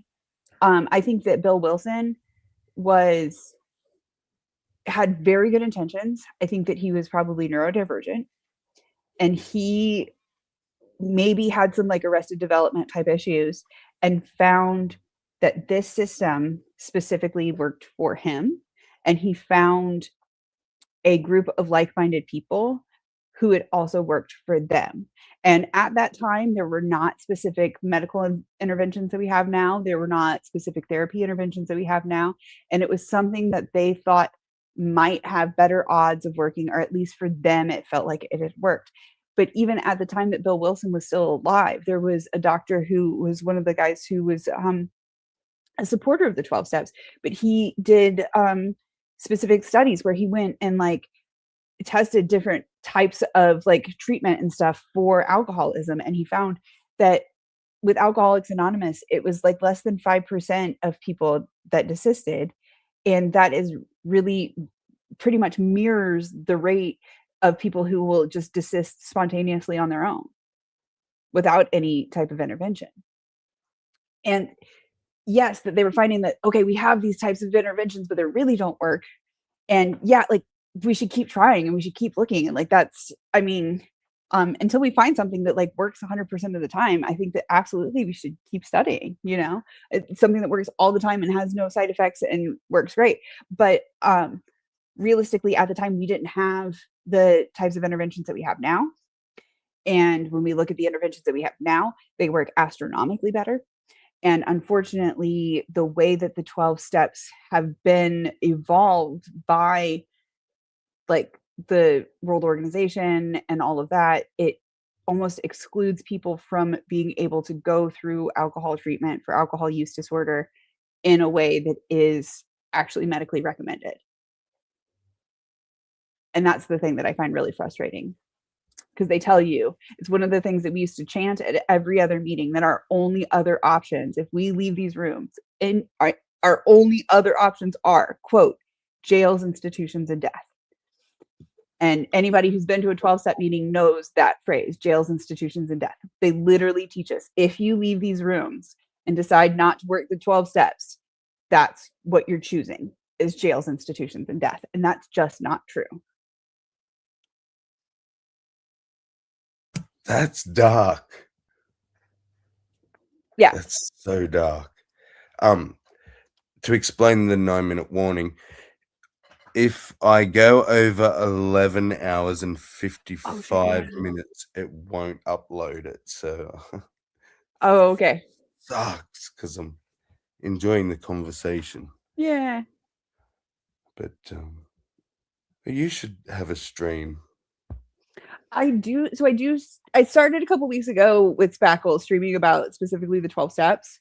And there's this guy, Orange, who is anonymous, obviously, probably worked the 12 steps, kind of came to the same conclusions himself, and brought all of this like documentation and cited sources, and wrote up this thing called the Orange Papers. And if you just Google the Orange Papers AA, you will find it. And that's kind of the thing that me and Spackle are talking about, like on Tuesdays. Yeah, I watched your last one. That was fascinating. But yeah, I had no idea it was so culty. Hey, yeah, you had a lot of really good feedback. I appreciate you coming. But yeah, religious and culty, and like if it works for someone, like that's brilliant. I'm not against it.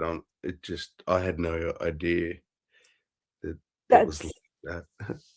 Yeah, and I think that the thing that I have a problem with is that it takes so much of, like, I dropped out of school because they told me, like, you can't handle school right now.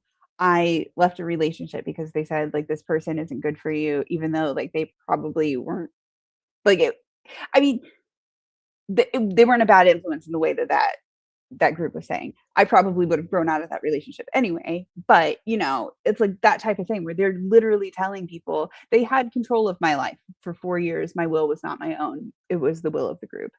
And yeah, that's, I think, the thing that made me really angry about it. I think that's the part that icks me a bit. Telling someone their will is not their own. Your will is not your own. And if you try to have your own will, you'll die. That's basically it. Yeah. Like, shouldn't it be about strengthening your will? Yeah. Not abandoning it completely over to something else. Like, yeah. And that's what the therapy techniques that have actually proven to work are teaching people, is like how to use your will, how to strengthen your will, how to realize that you have the strength within yourself to beat this thing.